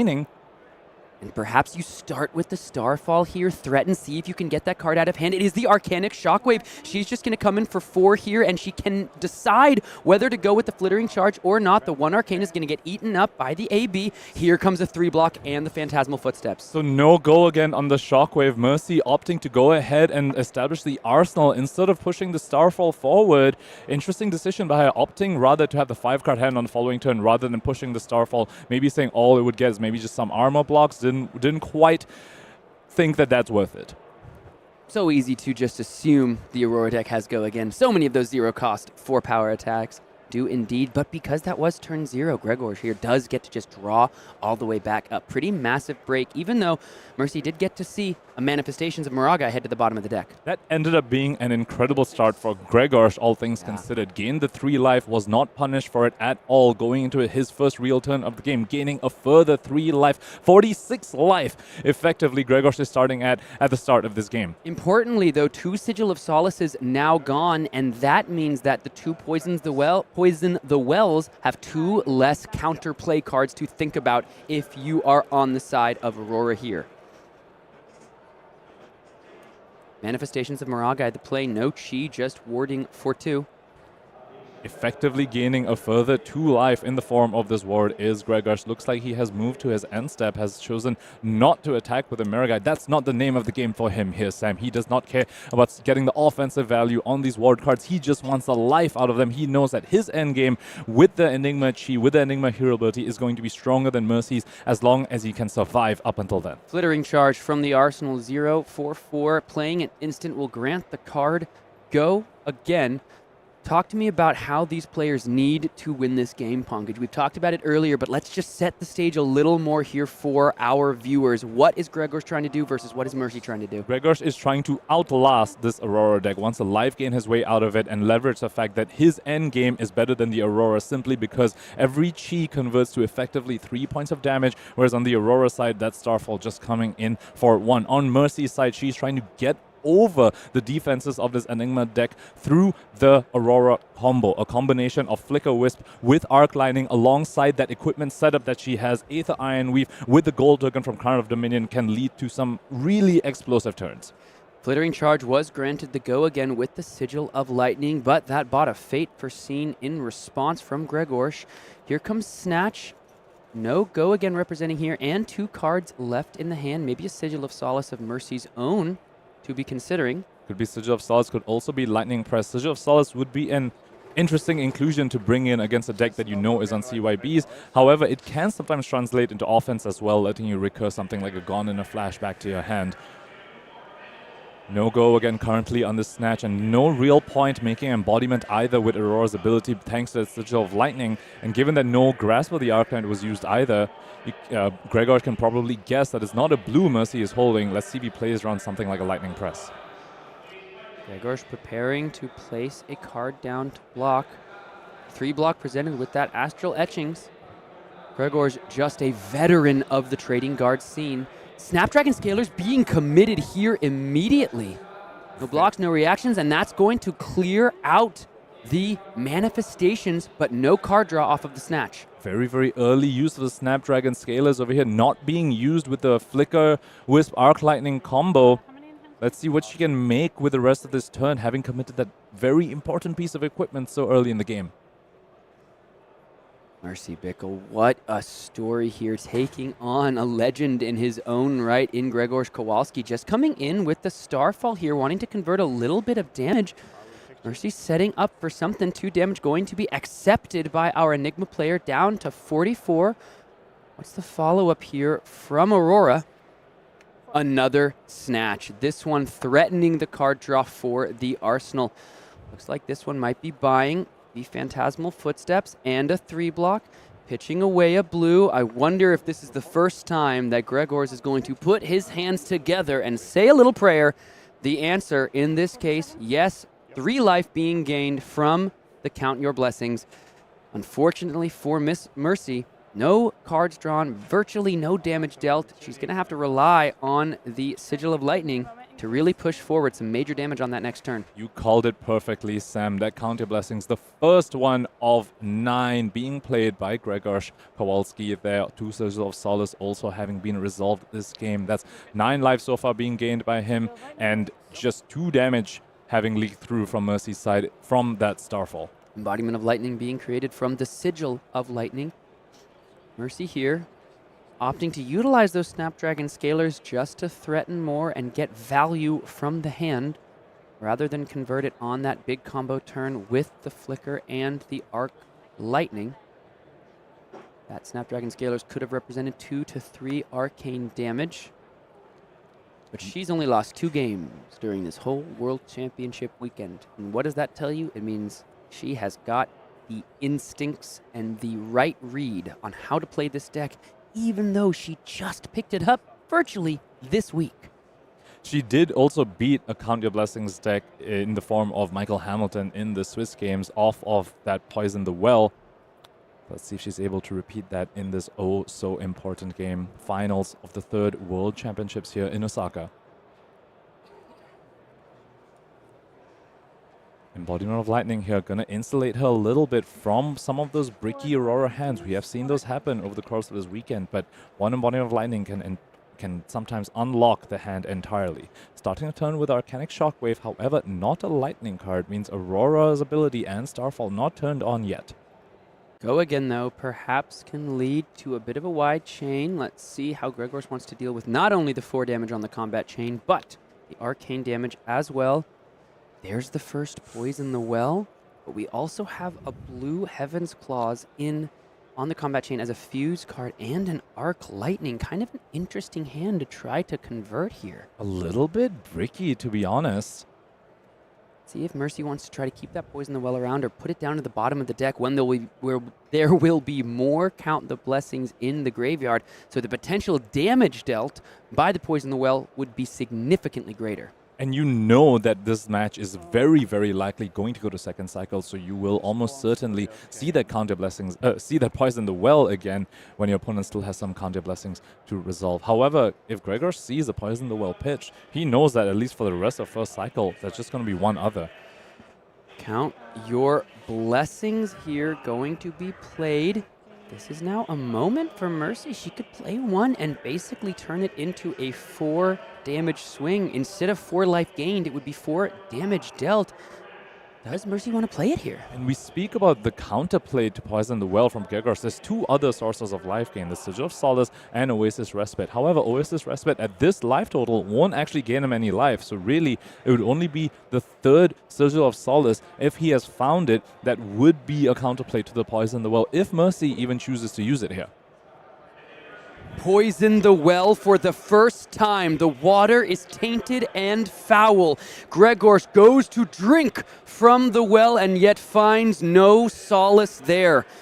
4 damage now represented. Poison the well in response to the Count Your Blessings. Pitching He's the responding. Big Blue Sky. Does he have a second? He does have a second here, and it's the blue, which means the Poison the Well will still affect the red one on the stack? So I think he let the Poison Well resolve first, which is how you're supposed to sequence it. Poison Well is not going to stop the next instance of life gain, so he let the Poison resolve and then played the blue one, so that's the one that gets consumed by the Poison Well effect, and then the red one that was on the stack goes ahead and actually gains an extra point of life because now it sees the blue one that he just played in the graveyard. Excellent sequencing from Grzegorz over there. And also very, very fortunate of him to find that other Counter Blessings. Unbelievable for Grzegorz there. As the well was poisoned, you know, he just took a left turn. Yeah. Found a different well. It's like, oh, this well looks poisoned. Like, I'm actually going to check out this other well. Just dip real quick and get a different one. The blue in hand, Heaven's Claws being converted into the grasp of the Arc Knight. This is just going to be 1 Arcane and 1 Physical because no Lightning card yet played. That means the first Arc Lightning of the game headed to the arsenal for Mercy. And that's first one of 2 Poison the Wells being used, not to very great effect, Sam. Just stopping a 2 life gain from the blue Counter Blessings. Grzegorz very, very well played by him. They're holding that blue one back, putting the red one on the stack first. Wow, really? We've been talking about, you know, the Count Your Blessings and when to find them and how Grzegorz has had just significantly better luck than our other Count Your Blessings players we have featured, finding not only the red ones, but actually the blue ones when he wants them too, in response to a Poison the Well. That could be really game-changing as we look towards the home stretch of this one. Also, 3 Counter Blessings already found by Grzegorz over here. We speak about how the first few Counter Blessings can feel very painful to play, very, very awkward, don't really do too much, but already 3 in the yard over there. And a Sigil of Solace in the hand as well. So much potential life gain coming out of this Enigma deck. But Mercy does have so much damage in that combo that can be effective when the pieces all come together. We saw Rob Catton end the game with Grzegorz only at about 5 life, if I remember correctly, but he didn't have the combo package that Mercy has. He didn't have any Poison the Wells. Mercy with the tech, sure, right now a little bit behind at the start of this game, but has the pieces she needs to overcome this. Mercy here, taking her time, turn 3 of the finals. World Championship in Osaka. 40 life still to 45 because Grzegorz still gaining life. Flicker Wisp out of the hand and an Arc Lightning in the arsenal with a current funnel as well. What are the other 2 cards in the hand? Because all of a sudden, we're looking like we might be doing some major, major damage here, Bonkage. We were just speaking about how Grzegorz has found his Counter Blessing so early, Sigil of Solace so early, Mercy on her other side as well. Turn 3 has found the Arc Lightning Flicker Wisp combo. Now have to note that she is ordering this with the Flicker Wisp first, which means she needs the Arc Lightning go again for something. Here comes Arc Lightning now. Every go again deals 2 arcane damage because of the way these 2 cards work in concert. The Lightning rides the Flicker Wisp forward onto the combat chain. You can see the way it swirls towards its destination. And at this point, going straight for Enigma's heart. Now, is she also going to pop the equipment, pop the Iron Weave and the gold, or save it for a future one? Here comes the Exude Confidence on the combat chain. If there are no cards defending with equal or greater power, no instance, no defense reaction, Grzegorz' hand is full with instance. And Grzegorz' deck only has 3 possible cards that can turn off the Exude Confidence ability. Just 3 copies of Command and Conquer that could surpass the attack of this card. Has he been bricked? We saw this happen against the game against Rob Catton, where he was just holding 3D reacts. Is history repeating itself here? Here comes 4 with Go again. That will also be dealing 2 damage, a Count Your Blessings and a Sigil of Solace. Those cards won't work too well together. If you want to use the other 2 cards on defense, you'll have to put the Count Your Blessings in Arsenal and play the Sigil of Solace. And 2 Waning Vengeance. Bonkage, the entire hand is completely stopped by this Exude Confidence. Unable to play any of his defensive pieces, can play the Sigil and can play the life gain in response to the Exude, can play it in the layer step, but no blocking will be coming out from Grzegorz this turn. Just some life gain. Looks as though he might be lining up one before the Exude Confidence resolves. Like you said, Mercy got her head in her hands, but the confidence is coming forth thanks to this 0 for 4 on the combat chain. Reaching for the Tunic here, floating the resource. So he can play the Waning Vengeance in the layer step in response to the Exude Confidence. But he will also be showing his hand in a certain sense, basically telling Mercy, look, this is my defense this turn, what are you going to do? One Waning Vengeance thanks to the Tunic counter. This is before Exude Confidence is actually upon the combat chain. Another chance here for Grzegorz to respond. Playing this off of Tunic also means there is no blue in the pitch zone, so when this Waning Vengeance leaves the field, there will be no Spectral Shield being created on the back end. So 3 damage warded, 1 over the top, and then 2 from the Exude Confidence.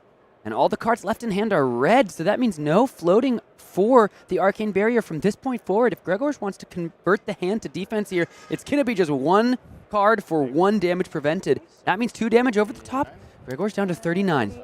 Drawing all reds when your opponent has found the Arc Lightning combo not where you want to be for Grzegorz. Can she leak enough damage here? Importantly, has not even used the equipment pieces yet, still has them ready for the next time she finds the combo. Remember, we saw Rob Catton pull off 3 of these combos and almost kill Grzegorz without the equipment setup. Mercy here looking to repeat that as well 3 times, execute this combo, but she has Iron Weave and the gold to go with it. Breaking the chain. Going to be the Iron Weave first. Going to grab the resources here. So breaking the chain does mean that the Exude Confidence ability is now turned off and Grzegorz is free to play his instance at this point. But given that he uses Tunic to play the Waning Vengeance, perhaps Mercy is just smelling blood in the water here, Sam. She's saying, wait, your hand is weak. Use Tunic to make that play? Here we go. Gonna pop the equipment, pop the gold, deal with this. 2 Arcane from the Go Again off the Aether Iron Weave, 2 Arcane from the Go Again off of the gold token, 3 cards left in hand for Mercy. What has she got to do? We know there's a current funnel. There's a burn up shock. 1 Arcane and 2 Arcane from both halves of this card. And we know Grzegorz' hand is terrible on defense. So interesting interaction here. Because of the way Meld works, Shock is actually dealing 2 damage because it is an action card. And Flickerwisp cares about the actions. It's 2 Arcane from the Shock, 2 Arcane from the Go Again. And his hand does not block, Sam. Grzegorz here down to 30. If he wants to play that Waning Vengeance, he has to pitch away either a Sigil of Solace or Count Your Blessing. Either of those options probably somewhat odious to the defensive-leaning player. What's the follow-up here from Mercy? Pitch into the... Looks like Grasp of the Arcanite is the play here. Also going to deal 2 Arcane because of the Go Again on that card. 2 Arcane, creating a Rune Chant as well. Make the Rune Chant. Come in with the Starfall. What's that final card in hand? This is what the final card in hand is. What she drew the burn up shock off of the gold token, I believe. So here's 1 Arcane, 2 physical, and then 2 Arcane when the Go Again resolves. And the 2 physical is representing 5 damage on here from the burn up shock because that's Arcane damage that will also be buffed by the Flickerwisp. Wow. And okay, taking 1 the Arcane for sure. We both like jumped in our seats. 2 on hit 5. Talk about boom grenades. This is a pitchless boom grenade on the Runeblade card thanks to the Flickerwisp. Mercy, Bickell has a chance here. Once again, Traverse the Universe going to have to be used for no chi. There hasn't been any transcending on the turn. Grzegorz just going to do a little peek through the deck to make completely certain, but 0 value gained from that broken headpiece out of Mistvale. How many times have we seen this happen in this top 8 already? Traverse the Universe, just Blade Break 2 is all it says. Erase the text on that card. What's the follow-up here from Mercy? It's going to be a Ravenous Rabble. The top is a blue. Current funnel off the top means that the Waning Vengeance can cover this up completely. It's a bad break from our Aurora player.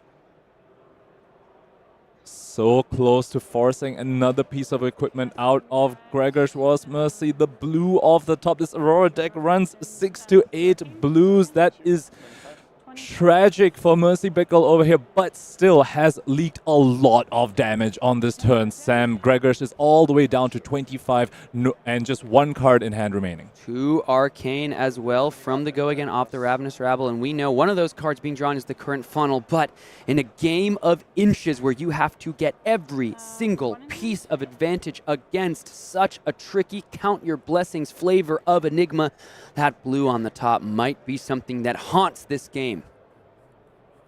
Another burn-up shock in the hand there. Let's take a look at what Mercy is working with. Ooh, Channel Lightning Valley as well. Looks like she might be considering playing that card and the shock to try to draw a card initially.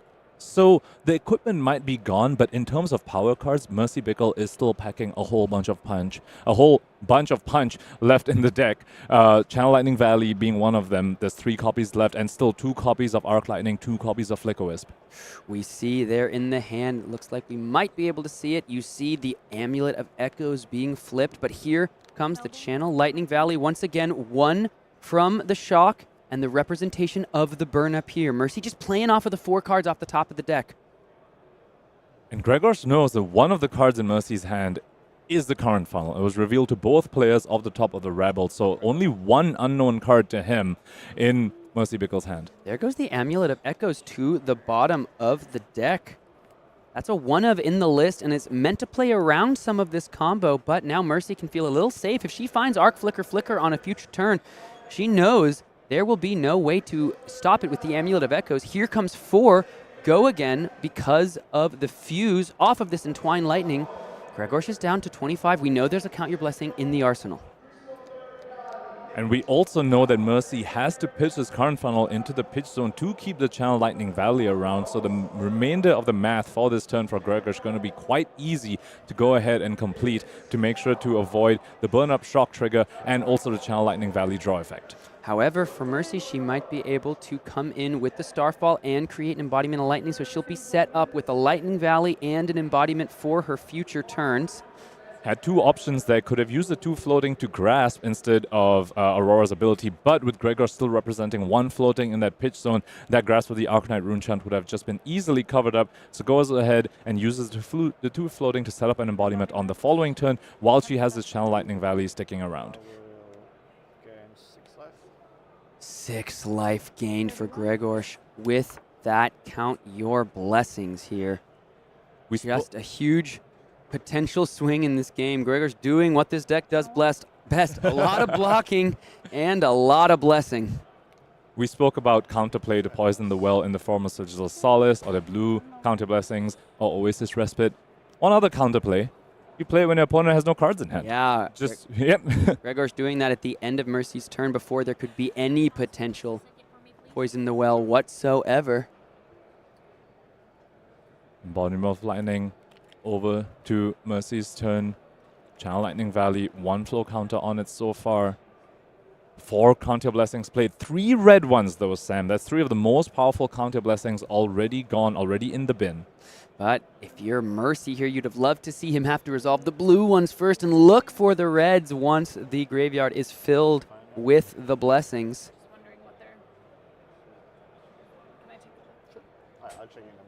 Both players here are going to take the opportunity, check out the graveyards, find out what threats are left from this Aurora deck, what defensive pieces have been used by this fatigue-style Enigma list.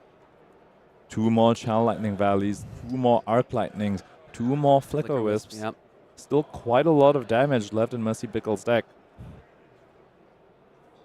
But at the same time, a lot of life gain still available in Grzegorz' side. These counter blessings, they just keep counting upwards and upwards. Those last few ones gain so much life. The goalpost just keeps moving when you play against this counter blessing style deck.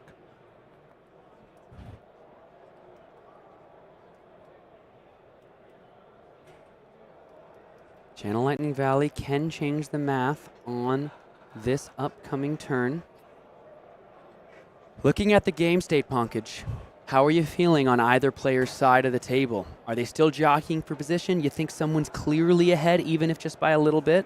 I think it's mostly even with Grzegorz maybe slightly ahead, but really anything can happen. I think the cards I really want to point out is, of course, the remaining Arc Lightnings and remaining Flicker Wisps, but also Exude Confidence. We have seen how that can brick this Enigma list if Mercy can find it on a pivotal turn, say maybe the combo turn, maybe the Arc Lightning gives go again to an Exude, or maybe finds it on a burn-up shock turn. That could really tumble the game into her favor. And of course, there is the second Poison the Well also lurking somewhere in the deck. Grzegorz has used 2 Sigils of Solace already. If he doesn't have the counterplay, if he's forced to use that into a Poison the Well, that could also spell his doom. Players here just taking a moment. Judges in attendance conferring.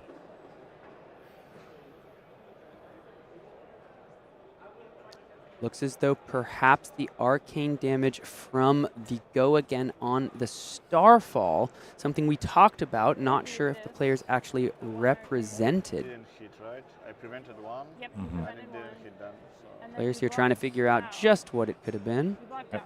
Shout out to the judges again for catching these errors and making sure the game state is corrected. This is, after all, the finals of the 3rd World Championships here in Japan, here in Osaka. We want to make sure that everything is accounted for. The game is played cleanly and perfectly. Looks like they're just going to continue the game from here. That's the resolution, not able to go back and find that arcane damage. And again, in a game full of inches, that might be the difference. But let's find out what Mercy has got in store for us on this turn. There's an Embodiment of Lightning, and once again, that Exude Confidence. It's just going to hit the field right now with the Embodiment. And this is incredible. There's a Channel Lightning Valley on the field, and this is a breakpoint. No D-Reacts can come in and cover this Exude, but once again, he's found the Oasis. You can play that Oasis in the layer step. We saw him do this in his game against Rob Catton. You can do it in the layer step, but then you're definitely going to be stuck with at least the 1 D-React in the hand from there, and that's if you're pitching a red into your Oasis, and that means all the arcane damage is not going to have any floating left over to try to prevent that. The Exude Confidence here can sometimes be used on that Arc Flicker turn at the end of a game. The other counterplay to Exude Confidence, Sam, is just blocking it with an attack that has greater power than the Exude Confidence, and he has found one of those 3 copies in his hand in the form of that Command and Conquer. But it looks as though he might just be going ahead and playing the Oasis Respite in the layer step. Just targeting it, and actually, because Grzegorz has found himself lower, also gets to gain the life here. However, if he declares no blocks and doesn't turn off the Exude Confidence ability, if Mercy has something like a Lightning Press, a Lightning Press and a Channel Lightning Valley. This means 2 cards are going to be drawn here. Its power is now greater than 4, and the Command and Conquer was not committed. Mercy Bickell gets to draw 2 cards on this turn. And Grzegorz can't do anything about it because of that. The Oasis Respite almost baiting him into not blocking this at all with the Command and Conquer. Mercy Bickell, is this a break for her? She does need to get some lightning cards in the pitch zone to keep at least one of these Channel Lightning Valleys around. Has a Ravenous Rabble and a lightning card there in the Lightning Surge, so that can convert into the Starfall to get some damage through and keep a Lightning Valley around. And important to note, Exude Confidence's ability still active for the rest of this combat chain. Once again, Mercy somehow not able to find a red on top of the deck. Devastating off of these Ravenous Rabbles. Normally, in such a red line aggressive deck, it's a foregone conclusion. This thing's going to be coming in for 4. Small victories, though. She's already drawn the cards off the Channel Lightning Valley, so while you need every point of damage you can get, at least she's already gotten the value there. Didn't find a red off the top for the Ravenous Rabble, but did find another power card in the form of that Channel Lightning Valley. However, that card a lot less strong when your opponent knows it's coming, but still, if she can find a way to guarantee that on-hit to go through, say, off of a Flicker Wisp, 2 arcane damage, we could see an explosive turn coming out from her on the following turn. But right now, though, Grzegorz kind of getting stuffed by his Exude Confidence. Here comes the Starfall, coming in for 2 to keep around that Lightning Valley. It'll be interesting to see. We saw Mercy play around Command and Conquer in her semi-finals match, or her quarterfinals match, excuse me. against Enigma. But the difference between these two lists, there were 6 Arsenal disruption effects in Valentin's list, only 3 here. Wonder if she's going to play around Command & Conquer by just playing out this Arcanic Shockwave without even fusing it, or if it's going to be too tempting to hold that for the Arsenal. Speaking of tough decisions, this block over here for Grzegorz over here, this is often a bind that Aurora puts you in. She hides whether she's going to Arsenal at the end of this, or is she going to send something like a Snatch? Is this your last chance to block if you are looking to block? Or do you need to save your block for something like an on-hit at the end of the chain? It's very reminiscent of Phi back in the day. Grzegorz reaching for the Command & Conquer, so Mercy doesn't have to worry about that Arsenal being pressured on the turn, blocks out the Starfall. Grzegorz looking to get the blocking value out of the cards. It's a bit of an inefficient block over here, and that's exactly what we were talking about. He doesn't know whether Mercy's just going to Arsenal or whether he needs to block with the CNC right now. So 3 damage over the top because the defense reaction cannot be played thanks to the Exude Competence. That means that Arcanic Shockwave is going to get a fair amount of damage through. Grzegorz down to 23 after gaining a bunch of life already. Yep. 2 sigils used and 4 counter blessings already, and he's already at 23. And there goes the D-React to the Arsenal to try to play around the Channel Lightning Valley that he knows is in Mercy's hand. We spoke about guaranteeing the on-hit from Channel Lightning Valley. She has found Flicker Wisp. This comes in for 2 Arcane when the opponent only has Arcane Barrier 1. It's near guaranteed unless he's able to find some sort of ward to prevent that. But at the same time, no Arc Lightning to be seen in this hand, and you can't just use your critical combo pieces anyhow to just try and get, 1 extra card draw. So let's see whether she's gonna, go ahead and Arsenal it, be patient, wait for the Arc Lightning, or just try and push the advantage while she has this Channel Lightning Valley on the field. We talked about finding the power cards. Mercy found these 3 Lightning Valleys together. Look, she is just going to fuse it and play out in priority after fusing with the same card. She's going to play the Channel Lightning Valley. That means 2 arcane damage. Like you say, only AB1, but that's a Flicker Wisp gone for the turn. She's going to have to hope to find it in the top 2 cards of her deck. But threatening 2 card draws, if Grzegorz can't find a way to AB and prevent, like with a ward piece or making a shield, for example, Mercy will be able to draw 2 cards, and you are completely right. She might find the Arc Lightning in those 2 cards. Grzegorz, are you able to prevent this damage?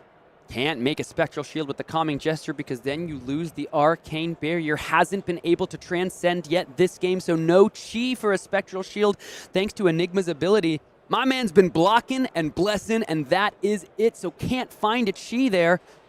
What does he have? And that is one of the weaknesses of this list. You can heal all the life you want, but when it comes to on-hits, when it comes to I will draw a card, if you let damage through, this list sometimes just draws those no blocks, draws those healing cards that can't deal with these sorts of situations.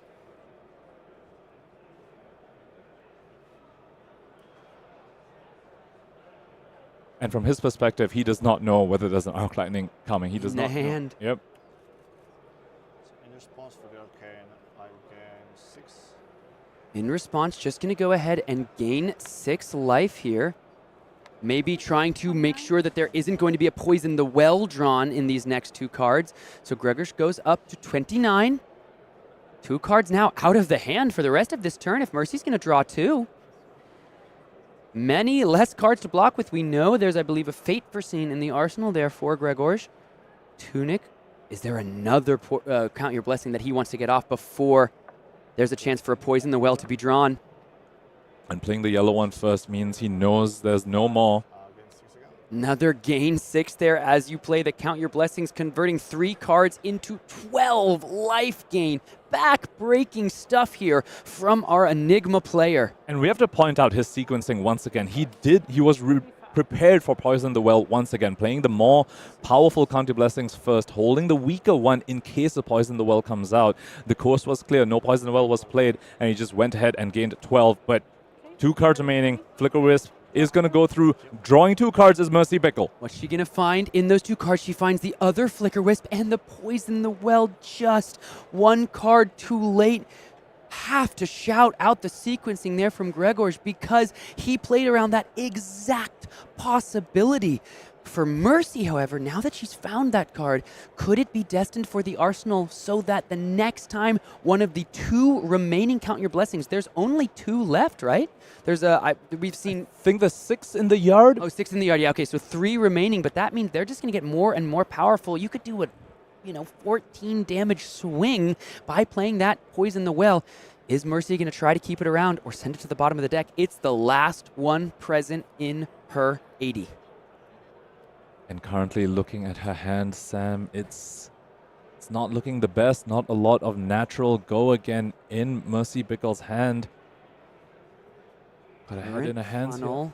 The last action card was an elemental card, so not a lightning card for current funnel. You can create a lightning token, an embodiment of lightning token, thanks to having played the Lightning Valley for the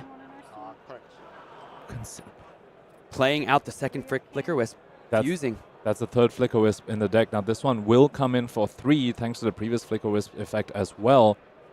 But no card draw being represented here. That's just 1 card being converted 3. And I think this could partly be because maybe she's committing to put the Poison the Well in her arsenal, as you pointed out, which means she doesn't want to also hold on to this Flicker Wisp and just wait for an Arc Lightning. You can't just IP2 for the rest of the game. So saying I need to give up one of my combo pieces here. Fascinating stuff here from Mercy Bickell. The combo, a huge part of trying to get through the defenses of the Enigma player, but as of this moment, Flicker Wisp is no longer an option. Arc Lightning is going to be the only way to get through enough damage. And these Channel Lightning Valleys as well. At least one of them right now is going to stay. No way to get 3 lightning cards in the pit zone, which is what you would need to keep both of them around. So, unless you're going to keep one of them. On in a flash here. Holding out the Poison Well. Going to go to the arsenal. Not go again, right? It does not have go again. Mercy here going to be able to create that embodiment of lightning. No reactions. No reactions, keeping the Poison the Well. Here comes the Fate Foreseen from the arsenal, so no damage going to be taken there. Fate Foreseen, a card to the bottom, probably looking for another. Count Your Blessings. 2 resources into the embodiment of lightning, past to the end of the turn. Ponkage, what does it mean that those Flicker Wisps are gone? Grzegorz just sighing, breathing a sigh of relief is what that means. I'm sure his heart stopped for a little bit when he saw the Flicker Wisp come down with the second Channel Lightning Valley, thinking, oh my god, if an Arc Lightning happens here, this could be the end of my World Championships. But luckily for him, no Arc Lightning to follow up. Not the greatest. Instead, it was the third piece of the combo, and now he knows there's no more devastating combo for him to be scared of the rest of the game. Just 2 Arc Lightnings remaining. Mercy here. Turn back to our Aurora player. I have to imagine she wants to keep that Poison the Well around until another Count Your Blessings is attempted to be resolved. Grzegorz, the defenses have been stout and staunch. The life gain has been plentiful. He has more blessings than he can count. 28 life, plays 40.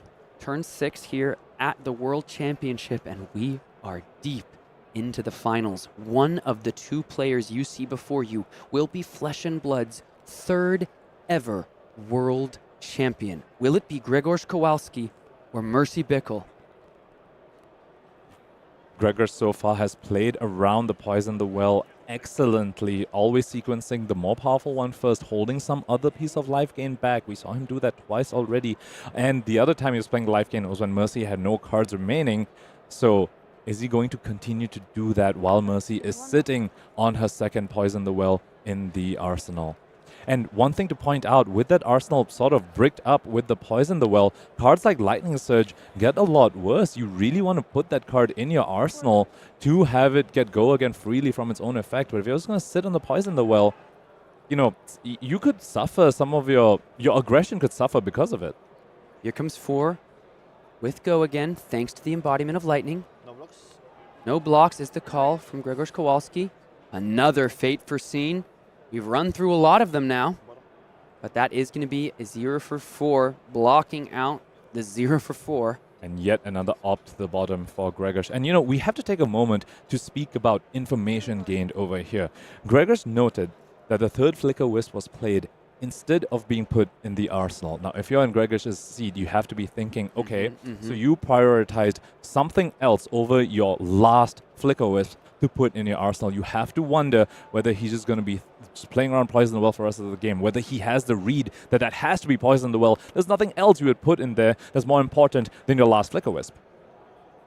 Spectral Shield created off the back of the Waning Vengeance. That eats up the damage from the Starfall. Also, real quick, have to point out further counterplay to Poison the Well, the Homage of Ancestors in Grzegor's pitch zone, yet another source of life gain that you can save for after the Poison the Well has resolved. Here comes an embodiment. Here comes an embodiment of lightning from the Aurora hero ability. Going to trigger on whatever attack comes out of Mercy's hand next, and it is a Gone in the Flash.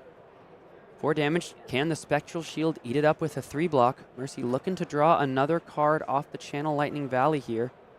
Gone in a Flash with Go Again is an incredibly potent combo, turning any instant in your hand into effectively +4 damage, because the Gone in a Flash will go back to your hand, and you have the action point from the Go Again.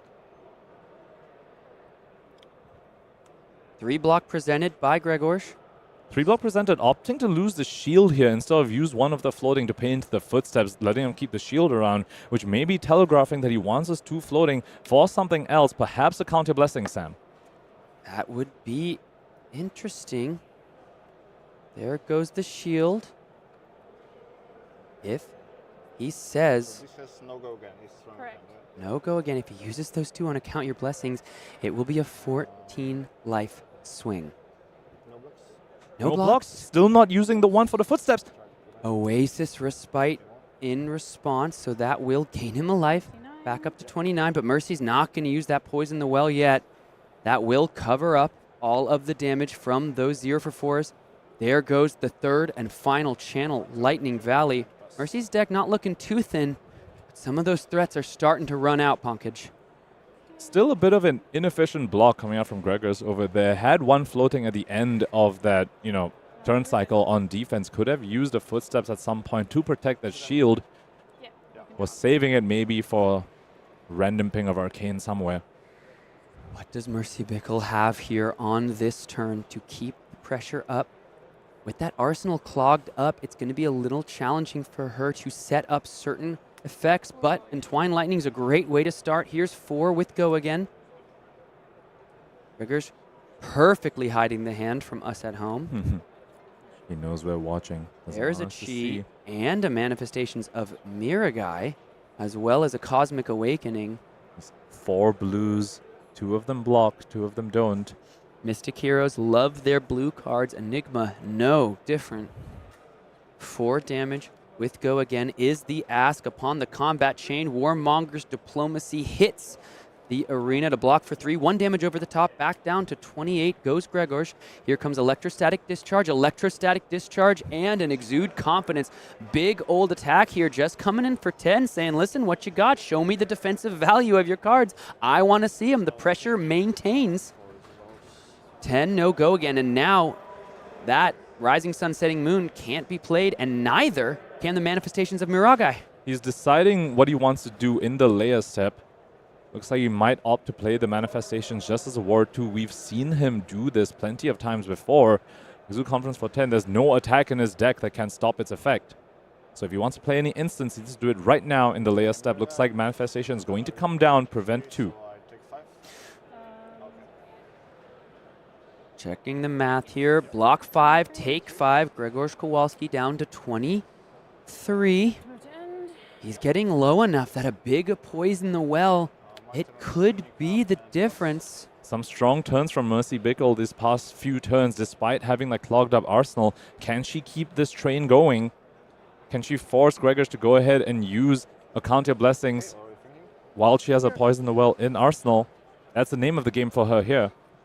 Grzegorz can try and play around it only if he has a life total to actually, if only if he has that buffer to not be forced to use the Counter Blessings. 1 Sigil of Solace was pitched away, correct? Early in this game? I feel like there was 1 that was pitched. We've only seen 2 played, that's for certain. Arc Lightning is the start of the turn here. 1 Arcane is the ask. No Flicker Wisp, though. Grzegorz knows this. One other thing, though, and we saw that happen the previous turn cycle. Now that all 3 Channel Lightning Valleys are gone, he can also rest easy on letting breakpoints through as well. Doesn't need to be as concerned about giving Mercy an extra card draw here and there. Warmonger's Diplomacy would have been good on the turn prior, would have stuffed this Arc Lightning, but instead, just going to go ahead and be utilized for Arcane Barrier on this turn.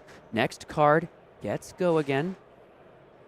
Is it going to be the Enlightened Strike? Yes, it is. Draw a card is the call. 5 with Go Again. And an Arcane to go alongside it. Card just replaced itself beautifully. And Grzegorz has to have the read at this point. And Mercy, that Arsenal has not moved. That Arsenal was put there over a 3rd Flicker Wisp. Has to have the read that that's poison the well. Question is, can he play around it? So if you're Mercy, you try to put him in the position that he needs to count the blessings in order to survive. And that just requires finding the right cards in the top 4 cards of your deck every single time. Doing the right setup. But without that Arsenal component, it gets harder to find the best, most efficient, most powerful turns, enough so to pressure this defensive Enigma list. We speak about fundamentals of Flesh and Blood, and one of the fundamentals is that Arsenal mechanic. That is what lets you overcome defenses from your opponent's side, because typically you can only defend with cards from hand, only 4 cards in hand, whereas if you get to set up an Arsenal, you get to send 5 cards on offense. However, Mercy, with that Poison the Well stuck in the Arsenal, going to have to match 4 cards on offense for 4 cards on defense, but this is an excellent way to do it, Sam. 4 with Go Again here. So 5 total damage. There takes a sink below. Not going to sink. AB, the final piece of arcane damage. Starfall going to be the follow-up. Is that going to take a 3 block? Arc Lightning to the bottom. That's the 3rd Arc Lightning. And this means no embodiment on this turn. No embodiment, no grasp of the Arcanine either for sending even more damage. Looks like Tunic Counter used to prevent the Arcane, Ray Spectre used to prevent the physical. Grzegorz comes out of that turn cycle still relatively unscathed. Those were 4 good cards for Mercy Bickell off the top. She's going to need something a little bit better than that to force the counter blessings from Grzegorz. There is a Count Your Blessings in the hand, but there are also 3 blocks. Good to draw up. Let's see what Mercy's able to string together. Challenging. She's just trusting the top 4 cards of her deck. She told me, if my deck cooperates, I feel good into most matchups. Will the deck continue to cooperate here in the finals of the World Championship? Electrostatic Discharge and a Ravenous Rabble. Surely this Ravenous Rabble will cooperate. The other 2 have been nigh destructive for Mercy. Let's see. Top of the deck is Red Enlightened Strike. Finally, she gets, should be 7 here. Yeah, Grzegorz going to catch that as well. We saw 1 Electrostatic Discharge not get caught, but then, of course, fixed by our wonderful judges and attendants. But here's 7 with Go Again. And as far as aggro decks go, Aurora is one of the better ones to be able to consistently convert 4 cards off the top. We've seen decks like Viserai, decks like Dash.io, these, decks with higher ceilings but lower floors sometimes struggle to do that. Mercy Bickell recognizing that her Aurora deck, the odds are in her favor that she'll be able to consistently convert 4 random cards off the top, and therefore has chosen to just keep this Poison the Well in the arsenal. Knows that Grzegorz will eventually have to find the remaining 3, will have to resolve some of them. 7 with Go Again. There is a Snatch in the hand as well. Second strike. 4 more with Go Again. The breakpoint from Ravenous Rabble really, really key here for Mercy to be able to play the second strike. She's thanking her stars that this Rabble revealed a red, because if it revealed something else, this second strike would not have had Go Again. Would have been able to convert it into a Starfall.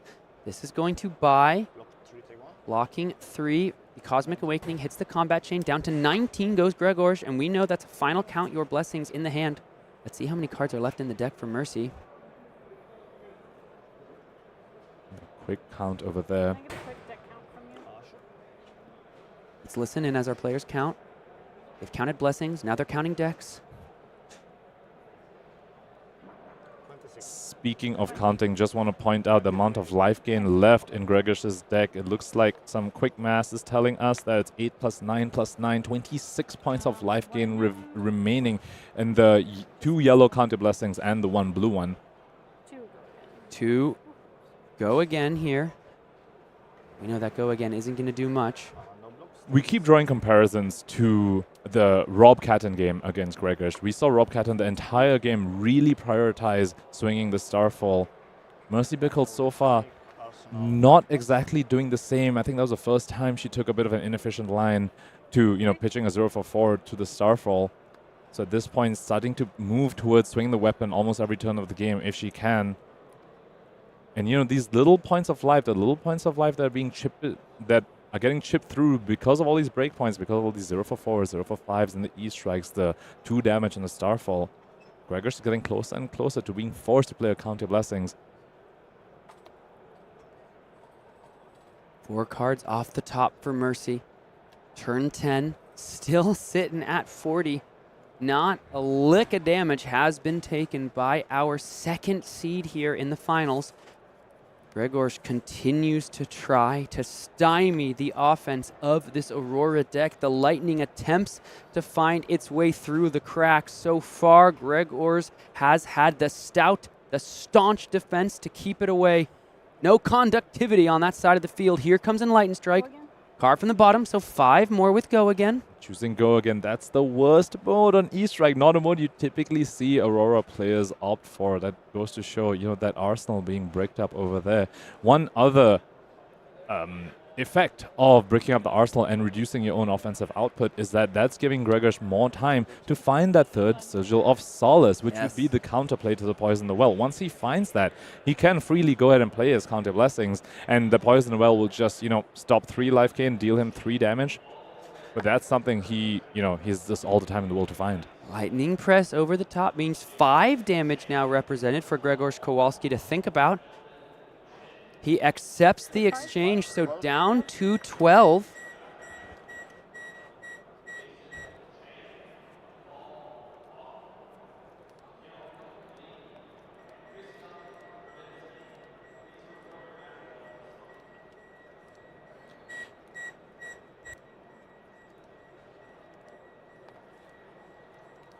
Go again.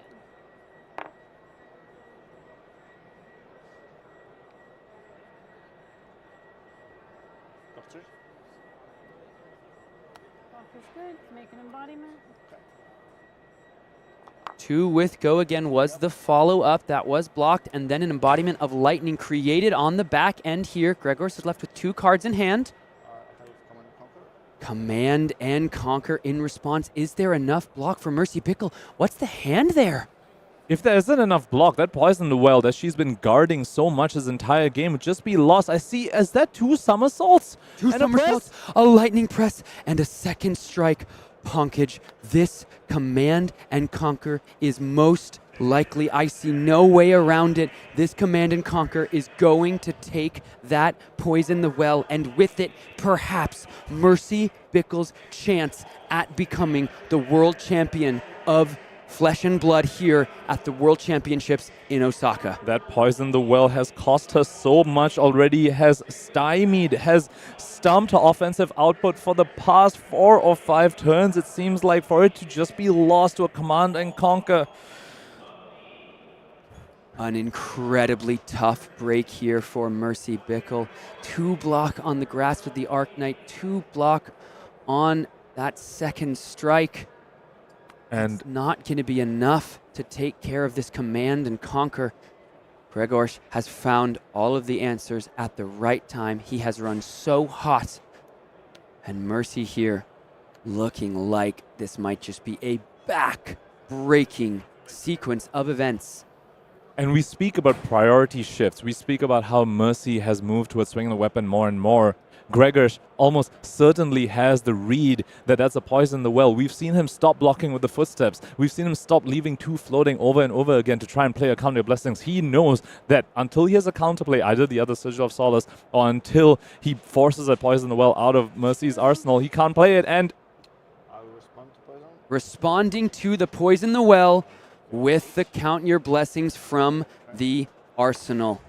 Command and Conquer here, just putting in so much work. That was a huge swing, 14 life difference because of what that Command and Conquer represented. And with the life gain still present in Grzegorz' deck, it's going to be immensely challenging for Mercy Bickell. Not impossible, but going to be a real mountain she now has to climb.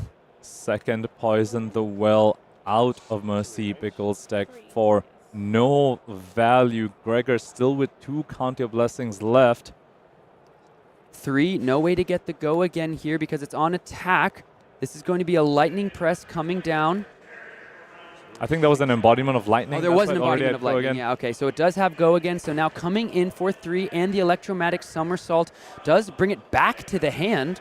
So this will be a powerful turn as there is another electromagnetic somersault in the hand. So Mercy keeping it as high intensity as possible, giving it all she's got, trying to find her way to victory. Sink below here, another defensive option. No sink from Grzegorz. So back comes the second strike. But now, because damage wasn't taken, this isn't going to have the go again. And that's an incredible reply for Grzegorz over there. Stopping this sink below there, representing effectively 1 more block value because the second strike can't come back for 4. Looks like she's going to pitch it to swing the Starfall instead. Wants to start swinging the weapon almost every turn. Is that going to be enough? Mid blue sky, defense reaction. The second somersault heads to the arsenal. Tunic up. I will play Essence and Pass. Essence of Ancestry Mind here, going to prevent the damage from a blue source. Not too many of those in the Aurora list, but there is still Ward 2 on this card. So Grzegorz saying, I'm just going to convert this 1 card into 2 life effectively. The effect doesn't really matter very much. So we know there's a somersault in Mercy Bickell's arsenal. She had 20 cards a turn or 2 ago in the deck.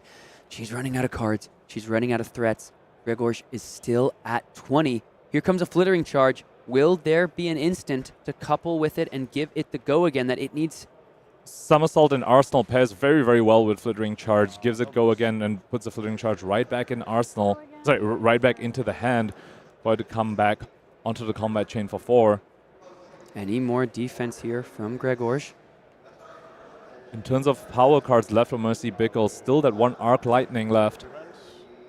Here comes Oasis Respite. That's going to gain Grzegorz yet another life. But the Flittering Charge does come back to hand. And lightning cards have been played. The weapon is online. Aurora's ability online as well. Mercy Bickell on the back foot right now, but still chugging along, going to try and find her way to victory. Here comes another Flittering Charge, probably that same one from the somersault. 4 damage once again on the combat chain. Essence of Ancestry does have the Ward 2 as well. Grzegorz with 2 floating also can pay that into the footsteps, can also pay that into Counter Blessings. Still 2 remaining in the deck, 1 blue and 1 yellow.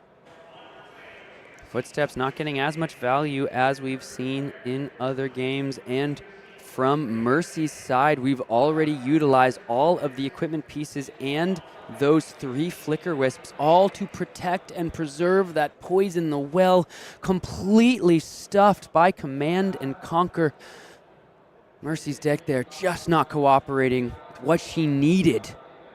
The fragility of the Lightning Heroes sort of rearing its ugly head over there. All these instants that they run, sometimes when the Command and Conquer comes, when the weakest link comes, you cannot do anything about it except let the on hit through. But that was an absolutely devastating moment for that moment when it happened.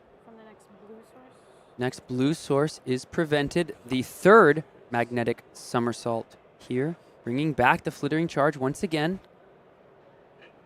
Essence of Ancestry Mind effect is active. Mercy Bickell unlikely to send any blue sources of damage. Is prevented 2, and Grzegorz once again just holding 2 floating, representing a potential Count Your Blessings or representing Footsteps block.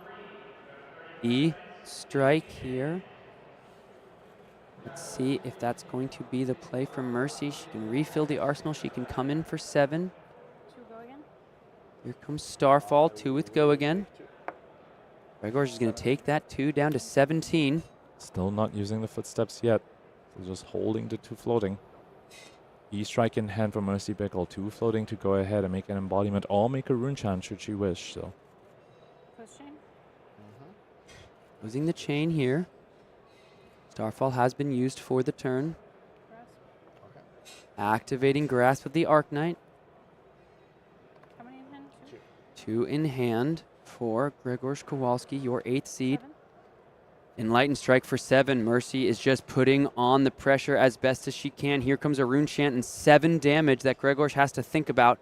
At 17, that represents over half of his current life total.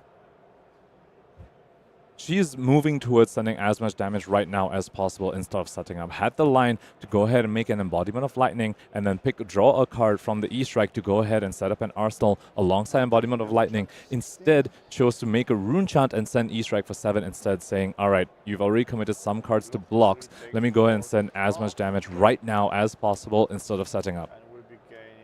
Here is the 8th. Count your blessings. Representing 8 life gain over here, perfectly counteracting that rune chant plus E-strike for 7 from Mercy Bickell's side. Life total going in the opposite direction for Grzegorz. Tunic and pass from Grzegorz Kowalski here. I mean, we can't speak enough for his fortune, honestly, finding, look at that, the red, blue, red to start this game off, just finding them so early, and again, the ones with the higher floor to keep his life total high.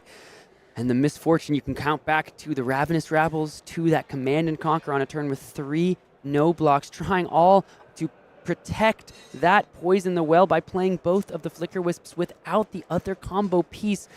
And it was just completely stuffed without having block texture in the hand. More than just fortune as well was Grzegorz' incredible play. Every single counter blessings was prepared for Poison the Well. We saw that happen to great fruition, the red one being responded to with the blue one for that to consume the Poison the Well, and made the read that Mercy was protecting a Poison the Well. And the moment he made that read, we saw his blocking decisions change. He stopped pitching the footsteps, stopped leaving the 2 floating for counter blessings, and didn't play that one until that Poison Well was forced out of the arsenal. So yes, good fortune, but also excellent play and excellent efficient blocking coming out from Grzegorz.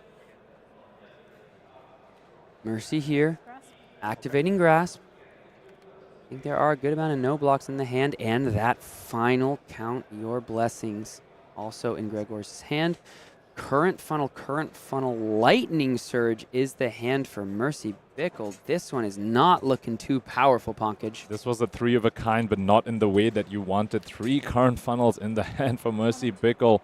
One going to find its way to the combat chain, one in the pit zone. You have to imagine another one to the pit zone too to make an embodiment. Not what Mercy Bickell needed, but this is what's happening. This is what fatigue looks like in Flesh and Blood. You start drawing your blues. You start needing to send these final dregs of your deck to try and overcome your opponent's defenses. 9 cards left for Mercy. Dominant run through this World Championships. Grzegorz just sneaking in as your 8th seed. I'll make an embodiment. 2 floating, Sam. This is heralding perhaps the last counter of blessings. And there it is, the final prayer being offered up to the Flesh and Blood gods. 9 life represented by that count your blessings. Grzegorz all the way back up to 29. So much pressure, so much damage Mercy has been presenting, and yet Grzegorz still stands tall. Enigma just as full as the moon with that life filling her up as she attempts to outlast this Aurora deck and win the World Championships. One last Arc Lightning in Mercy Bickell's deck. Her last power card. Will that be enough to get through 30 points of life that Grzegorz has right now? 1 embodiment. And a dream. And a dream for Mercy Bickell.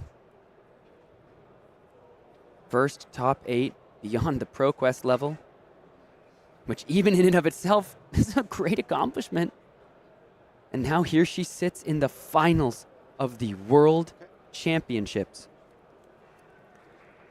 Lightning Surge in Arsenal, Embodiment of Lightning on the field. Looks like this time is not a triple current funnel hand, has some threats in this hand, including a Snatch, and I believe that last Arc Lightning as well. This could be a final salvo. Here comes the Arc Lightning. One Arcane for Grzegorz to deal with. Amulet of Echoes into the pitch zone. AB1. Go again from the Arc Lightning, going to be wasted a little bit, given the Embodiment of Lightning already being there. Glittering Charge coming in for 4 and 1 Arcane. Go again, already no instant needed. 4+1. It's the name of the game here. Holding onto a Snatch. Lightning Surge still in Arsenal. Perhaps the last few reds, last few offensive cards in Mercy Bickell's deck. Rage Spectre being committed to the block, blocking 3 here. I will be playing some stuff. Grzegorz is going to be playing some stuff here. Preserve Tradition and responding with a drop in the ocean. Finally getting that Transcension off and getting the chi necessary to actuate the end game state that will put him in the victor's position if he can outlast the offense from Aurora. The chi necessary to create those spectral shields with the +1 counters, and that would be the way to deterministically win in a fatigue end state. Putting the Command and Conquer back to the bottom of the deck is Grzegorz. They're adding a little bit of insult to injury. That Command and Conquer, that key piece that let him destroy that second poison well from Mercy Bickell, just went right back to the bottom of the deck as these 2 cheese goes right back into Gregorz's hand. We're still, yeah. You blocked 3. Yeah. No reaction. Cast it to okay, so yeah, this is -1 from. Yeah. Sorry. Drop in the ocean, dropping it down to 3 power. And 1 floating used to cover up the Arcane from the go again from this Glittering Charge. The World Championships coming down to these last couple turns. So many games this weekend determined by the final cards in deck from our world-class players. Here comes Lightning Surge, 4 with Go Again. The Go Again, of course, representing another arcane damage from the Arc Lightning. I believe she's also holding on to a blue to swing the Starfall, make an embodiment as well. Or the Grasp of the Arc Knight represents 2 arcane. Sorry, yeah, blocking 1. Okay. No reactions. So yeah, I mean, Well, how does this it work? damage. Yeah, so this is first, right? Yes. I'm taking 3 technically. Yep. So going to go ahead and take the 3 Yep. over the top, utilize the Tunic for the arcane damage. Holding 2 chi still, doesn't want to pitch that chi to the Arcane, instead committing the Tunic counter. And make a Spectral Shield on both players' turns if those chi are maintained. And that's the thing, with all the Count Your Blessings there, he has gained so much life. The buffer is now to a point that he's a little more comfortable keeping those 2 chi cards in the hand. Here comes the Starfall. Looks like Mercy's just going to commit to the Embodiment of Lightning beyond the grasp of the Arc Knight. And perhaps the writing is on the wall just a bit. And it's 2+1 with the Starfall thanks to that Arc Lightning. And speaking of life gain, Sam, I believe Grzegorz has found that final Sigil of Solace sitting in his hand. His hand right now is 2 Inner Cheese and 1 Sigil of Solace. This? No. Feel like he has enough life. Yeah, I think so. You think he needs the Sigil? I feel like he's maybe doing fine in the life department. Down to 25, 1 arcane. That will actually take the inner chi here. Grzegorz just making sure, once again, crossing the T's, dotting the I's, counting the blessings here in the finals. 25 plays 36. It seems to be he's preparing for a potential grasp activation, since he did use Tunic to stop the Arcane from the Lightning Surge, but this time pitching a blue to stop the Arcane from the Starfall. 4 Go Again is the offer from Mercy Bickell. Wants to draw a card and has the Go Again here. And she knows that at least one of those cards is a chi that doesn't block, so this on-hit is going to go through with the Go Again. 1 Arcane Rider as well. Is that an offensive card she can send right now and maybe even leverage Arc Lightning effect? 4 damage taken, so Grzegorz down to 21. 6 or so cards left in the deck. Mercy knows exactly what they are. It's a bunch of current funnels and lightning sigils. What power does she have left to try to work through the 21 points of life, soon to be 24, that Grzegorz has at his disposal? And it is the Gone in a Flash draw off the top. Goes ahead and sends it when she knows Grzegorz has no blocking cards. Otherwise, he wouldn't have let the snatch through in the first place. So Mercy Bickell trying to get the damage in while she can, while she knows the opponent is a little bit weaker on defenses. 4 cards off the top for Mercy Bickell. Create a Spectral Shield with the Enigma hero ability. The first time this game that Enigma has called down the power of the moon to aid in her quest to become the world champion. And here comes the illusions, folks. Here comes the Spectral Shields on offense and defense. And that Sigil of Solace heads to the arsenal. 1 or 2 turns remain for Mercy to try to string together 17, 9, 20 points of life that Grzegorz has at his disposal. Can she do it, or will your 8th seed once again claim the title of world champion? And we are seeing the endgame plan of a fatigue strategy, Sam. He has outlasted, he has survived the combo turns, he has survived the poison, the wells. Now we start to see the Spectral Shields coming out, swinging for free, thanks to Cosmos Scroll of Ancestral Tapestry, coming in for 2 with Go Again, and leaving back effectively 1 more point of life gain in the form of that Ward 1. Looks like there is that second strike that was pitched to the Starfall a number of turns ago. Question is, can there be any damage gotten through beforehand without the embodiment? Not even just damage going through. Is there even natural Go Again in this hand? Just 3 cards remaining in Mercy Bickell's deck. These 4 in hand, 3 cards in deck.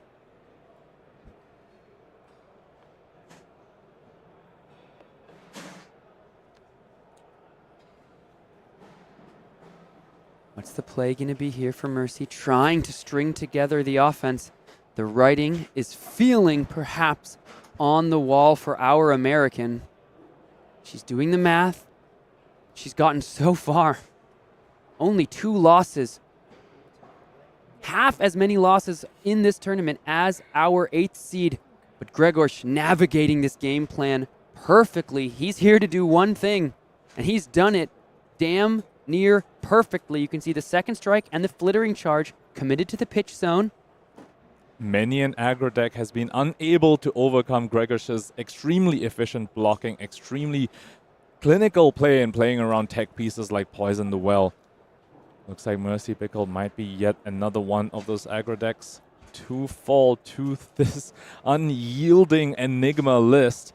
A single blue here shores up both the Spectral Shield and the Phantasmal Footsteps. Can go ahead and take care of the Starfall as it's only coming in for 1. No lightning card has been played yet on the turn. And those are some reds going right back in Mercy Bickell's deck, perhaps preparing herself for one last final push. But we have to point out 1 blue being sent to the pit zone to prevent Rune Shot and pay for Footsteps. That is blocking his weapon without losing a single card in deck, whereas eventually this Spectral Shield coming in for 2 is going to force cards out of Mercy Bickell's deck for her to block. So she needs some way to break that parity with these final cards left in her deck. Look at that, Mercy Bickell holding that final card in hand, 2 with Go Again. The Spectral Shield army begins. Sigil of Solace. Grzegorz back up to 20. The goalpost just keeps moving and moving for Mercy Bickell here. Grzegorz moving to Arsenal. Mercy holding priority on the move to the end phase. Maybe it's that Sigil of Lightning that she might have in the hand if she needs the embodiment.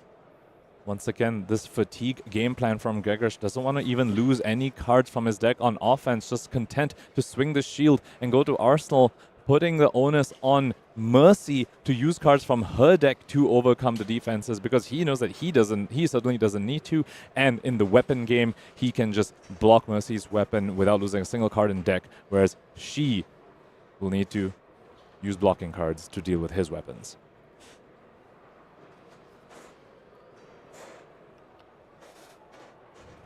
Thinking on the end of Grzegorz' turn. Only 3 cards left in the deck for Mercy. Plenty of cards for Grzegorz and plenty of life as well. Passes priority is good. Card goes to the arsenal. 3 more in the hand for Grzegorz. This is near the final offensive output that Mercy Bickell is going to be able to string together. And at this point, she's just holding a bunch of blues, I believe. Heaven's Claws, Current Funnel, and Sigil of Lightning. Here comes the Rune Chant.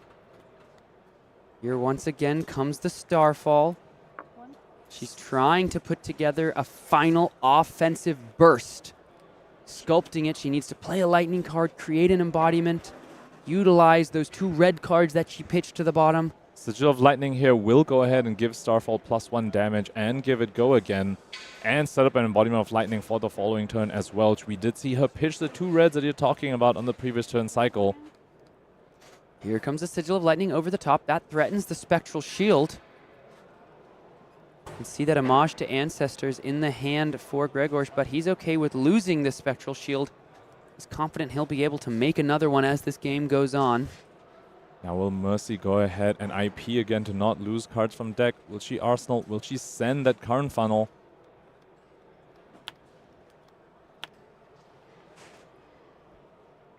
"20 life plays 32, but the life totals, not even half of the story here. It's coming down to the end of the deck and who has the better threats remaining. For Grzegorz, Kowalski has the access to the Spectral Shields with the +1 counter and the Phantasmal Footsteps, and those are the Fatigue Mirror breakers in this spot. All 9 count your blessings found, done, and dusted. Making another embodiment to go along with the Sigil of Lightning that will also make an embodiment. Yep, so a little bit of redundancy over there. Mercy Bickell doesn't want to use that card from a deck on offense, wants to keep it there to pitch for this weapon. And there you have it. That might be the final piece of life gain that we will see from this deck. He found it all up to 21. No one's ever had more life than Grzegorz Kowalski in this game, in these finals. No one has counted the blessings more than he has. No one has blocked as efficiently as he has. Flip the chi for both of these cards now at the end of the turn. Can create a Spectral Shield on both players' turns. Spectral Shield with a +1 counter. Mercy's not going down without a fight. She's going to do everything in her power to try to have the biggest offensive turn she can. One more offensive turn for Mercy Bickell. Her deck is mostly blues at this point. There's just the 2 reds that she pitched earlier. Everything else is just gonna be blue, and her weapon loadout, the Grass plus the Starfall, not going to be enough to deal with this army of Spectral Shields that will be coming her way. 2 go again. Mercy, no reason to block this. Create a Spectral Shield. Comes in with the +1 counter. Pass the turn from there. Doesn't even want to pitch to swing the other shield. You have to wonder, is that some sort of defensive piece he's just holding behind? Grzegorz, even at this point in the game, even when he's so incredibly far ahead, still playing incredibly disciplined, showing us why he has made it all the way to the finals and is so close to being our world champion. And Mercy, just gotta love to see the intensity behind her eyes, the thought that she is putting into these final turns. She knows her back is against the wall. She knows the mountain may be steep, but that does not stop her will to climb. She is looking for her way into the victor's circle, up onto that stage with the trophy in her hand. It's going to be a tough road to see if she can get there. She has drawn back those reds, the Flittering Charge and the second strike, alongside 2 of the blues, though. Grzegorz, at 21, we spoke about how we saw his last point of life gain in that Homage of Ancestors. However, every chi in deck, Sam, that's effectively another point of life gain as well because of the ward. Grasp of the Arknight makes the Rune Chant. That threatens one of the 2 Spectral Shields.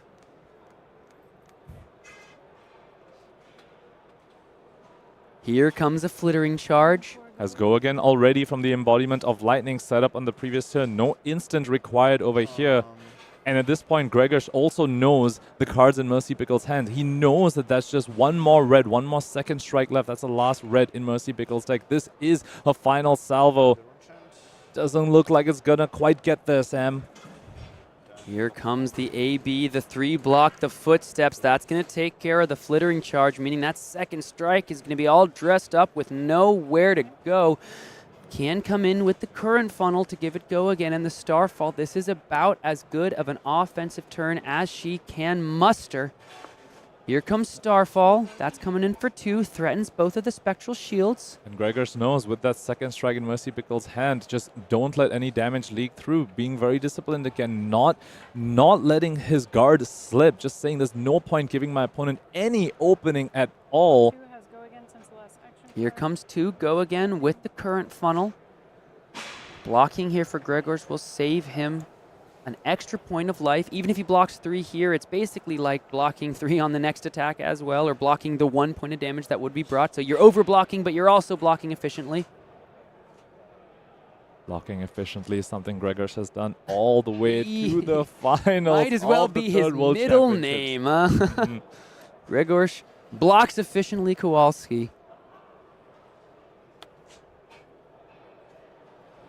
Final card left in the hand.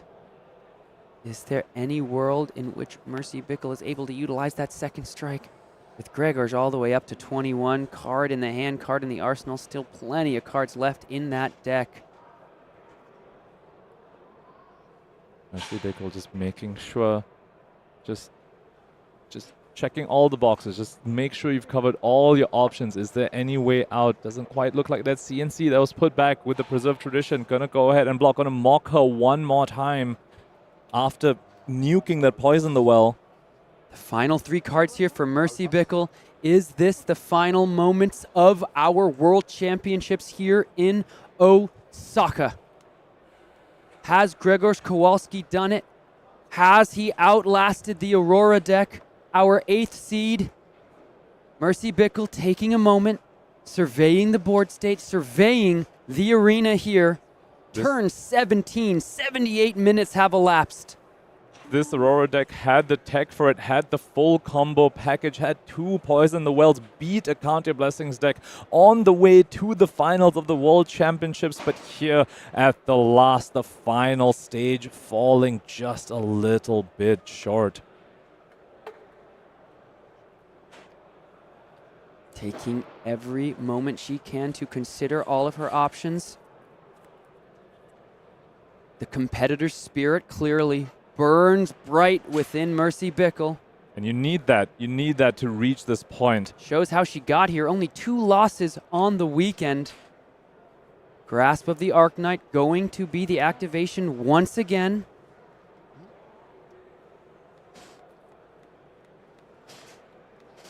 Coming in perhaps. This time going to send the attack in hand rather than pitch it. Knows the inevitability if she just makes a Rune Chant and sends a Starfall. Here comes a Heaven's Claws for 3 and 1 Rune Chant. Now only 2 cards remain total. Amulet of Echoes for the Arcane Barrier. There's the 3-block for the Heaven's Claws. 1 card remaining makes the embodiment of Lightning here. Now we're down to just 2 cards left in Mercy Bickell's deck. That's a total of 5 damage there, not counting any Starfall swings. Spectral Shield here, made at the end of the turn. To go again is the attack from Grzegorz. Just 2 cards left in the deck for Mercy Bickell. She's surveying everything. Block 1. 29. Using the last block on the grasp. Another shield being made by Grzegorz. Again, not even using the tunic counter to swing it. Gonna be disciplined all the way until the end. He is almost there. He can smell it. He can taste it. Mercy Bickell trying to find any last gasp of offense that she can muster. But the defense of Grzegorz Kowalski perhaps proving too much here. She has found the way to victory time and time again through these World Championships. Perhaps she won't be able to find it here in the finals. 2 shields on the side of Grzegorz over there, representing 2 further life. 21 says the live tracker. 23 says the board state. Not even counting any further blocks from the footsteps.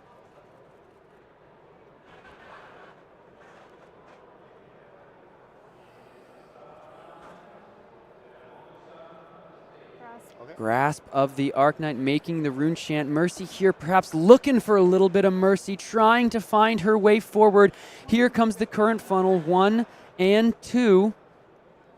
1 and 2 go again. Also a lightning card. Starfall will come in for 2 after this, but that's yet another card out of the deck for Mercy Bickell. That blue Heaven's Claws in the pitch zone, Sam, that is the last card in her deck.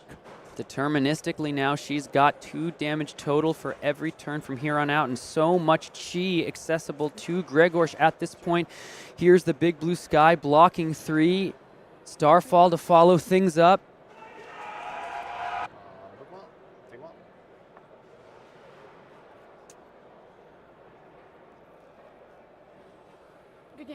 And there you have it. The fist bump has been extended. The 8th seed strikes again. Grzegorz Kowalski, his prayers have been answered. He's been counting his blessings all weekend long, and the next time he counts, he will count a world championship trophy among those hymns. The 8th seed, once again, your flesh and blood world champion. 3-4-3, our 8th player to sneak into the top 8, makes it out as the champion for the Flesh and Blood World Championships, and we have to give him such a huge shout out to play a deck like that, a grindy deck like that over a course of a long 3-day tournament where you're playing against the best players in the world in this aggressive meta. It takes an incredible amount of skill to reach here, and that skill he certainly showed all day on stream. Piloting the most represented deck in the room, but only one player could take their deck to the top of the mountain, and Grzegorz Kowalski, through draft, through classic constructed, he walked in here and said, I am the best flesh and blood player during the World Championships, and now he has a world champion title to show for it. And a huge shout out to our runner-up as well, Mercy Bickell, showing her chops as well, coming in 2nd seed on a deck that she just picked up a few days ago, just before the World Championships, made it all the way to the finals, beating the likes of Mackl, Hamilton all the way to get there. Unfortunately came up a little bit short. Unbelievable stuff from both of our players. That finals match, dude, you and me, all top 8. We have just been counting the blessings back and forth nonstop, left and right. However, at the end of the day, the Count Your Blessings got the last laugh. We're going to go ahead and check in with our world champion right after this. Don't go anywhere. It's the Flesh and Blood Finals. It's going to be the Flesh and Blood World Champion coming up for you. We've got Brian Gottlieb coming in to talk with our world champion. What a finals. What a day. What a weekend. Don't go anywhere. We're hearing from our champ in just a second. I'm counting my blessings. The final blessing, we've got a winner.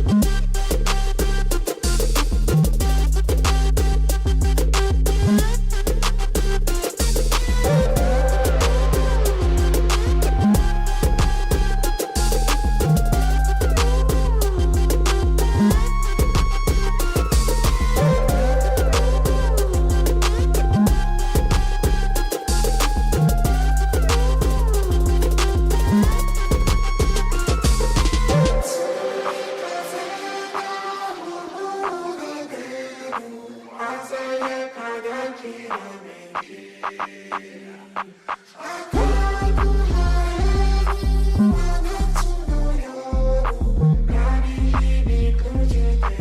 on new levels.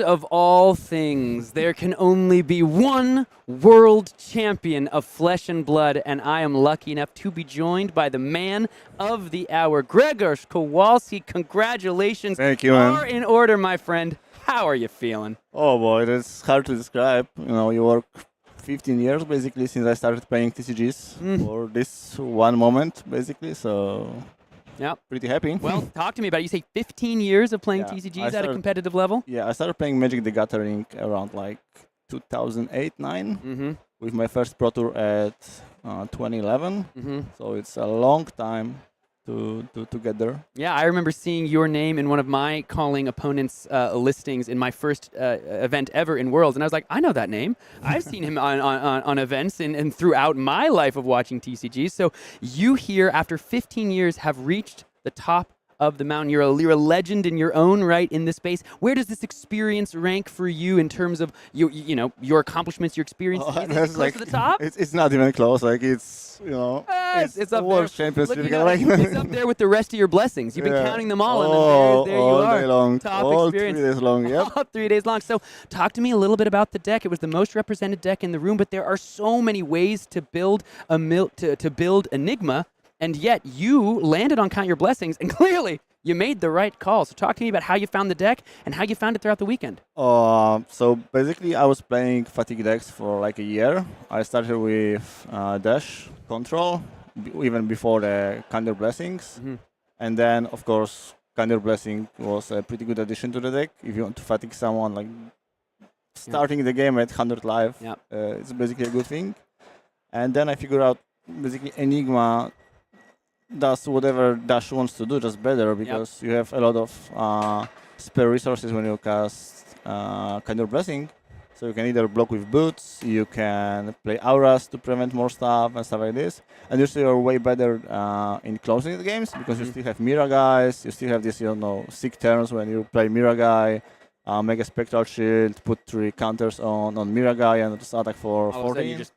Kicking ass on offense as well. Yeah, if someone tries to set up against you, you just smash them. So yeah. Well, you did the smashing this weekend, my friend. So looking forward, you have entered into a very small and exclusive list. 8th seeds in the World Championships who become the world champion. You are now venerated among the all-time list of Flesh and Blood players. You're gonna have fans. You're gonna be respected. And you're gonna have a bit of a target on your back. So are we gonna be able to see you at events moving forward in the next competitive season? I'll definitely try. Gotta defend the title, right? That's never easy. Yeah, of course. Some people do that, but there's a long way. Well, you got the Team Poland jersey on. Is there anyone out there you want to thank or shout out for your journey from now? Definitely the whole team and friends who helped me prepare. Like even during the top 8, we basically watched the stream, even the broadcast from yesterday, tried to figure out sideboarding.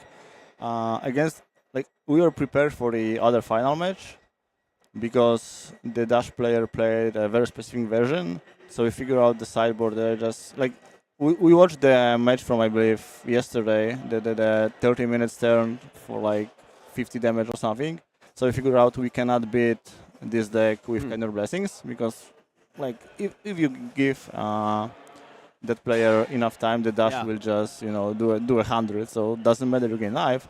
So we just figure out we try to cut all kind of blessing, just put Wow. all sideboard auras and try to be aggro. Yeah. And hope we can surprise him.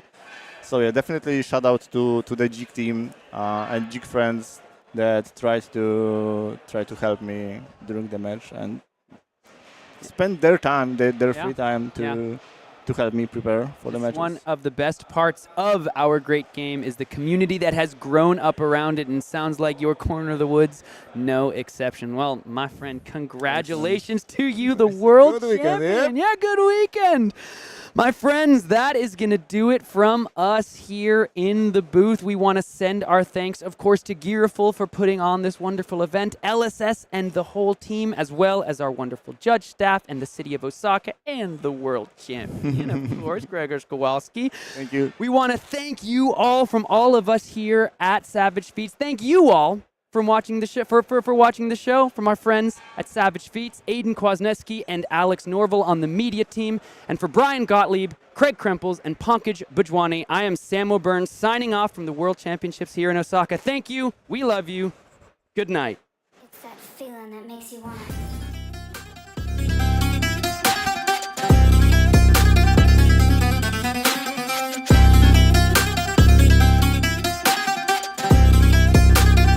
It's that feeling that makes you want to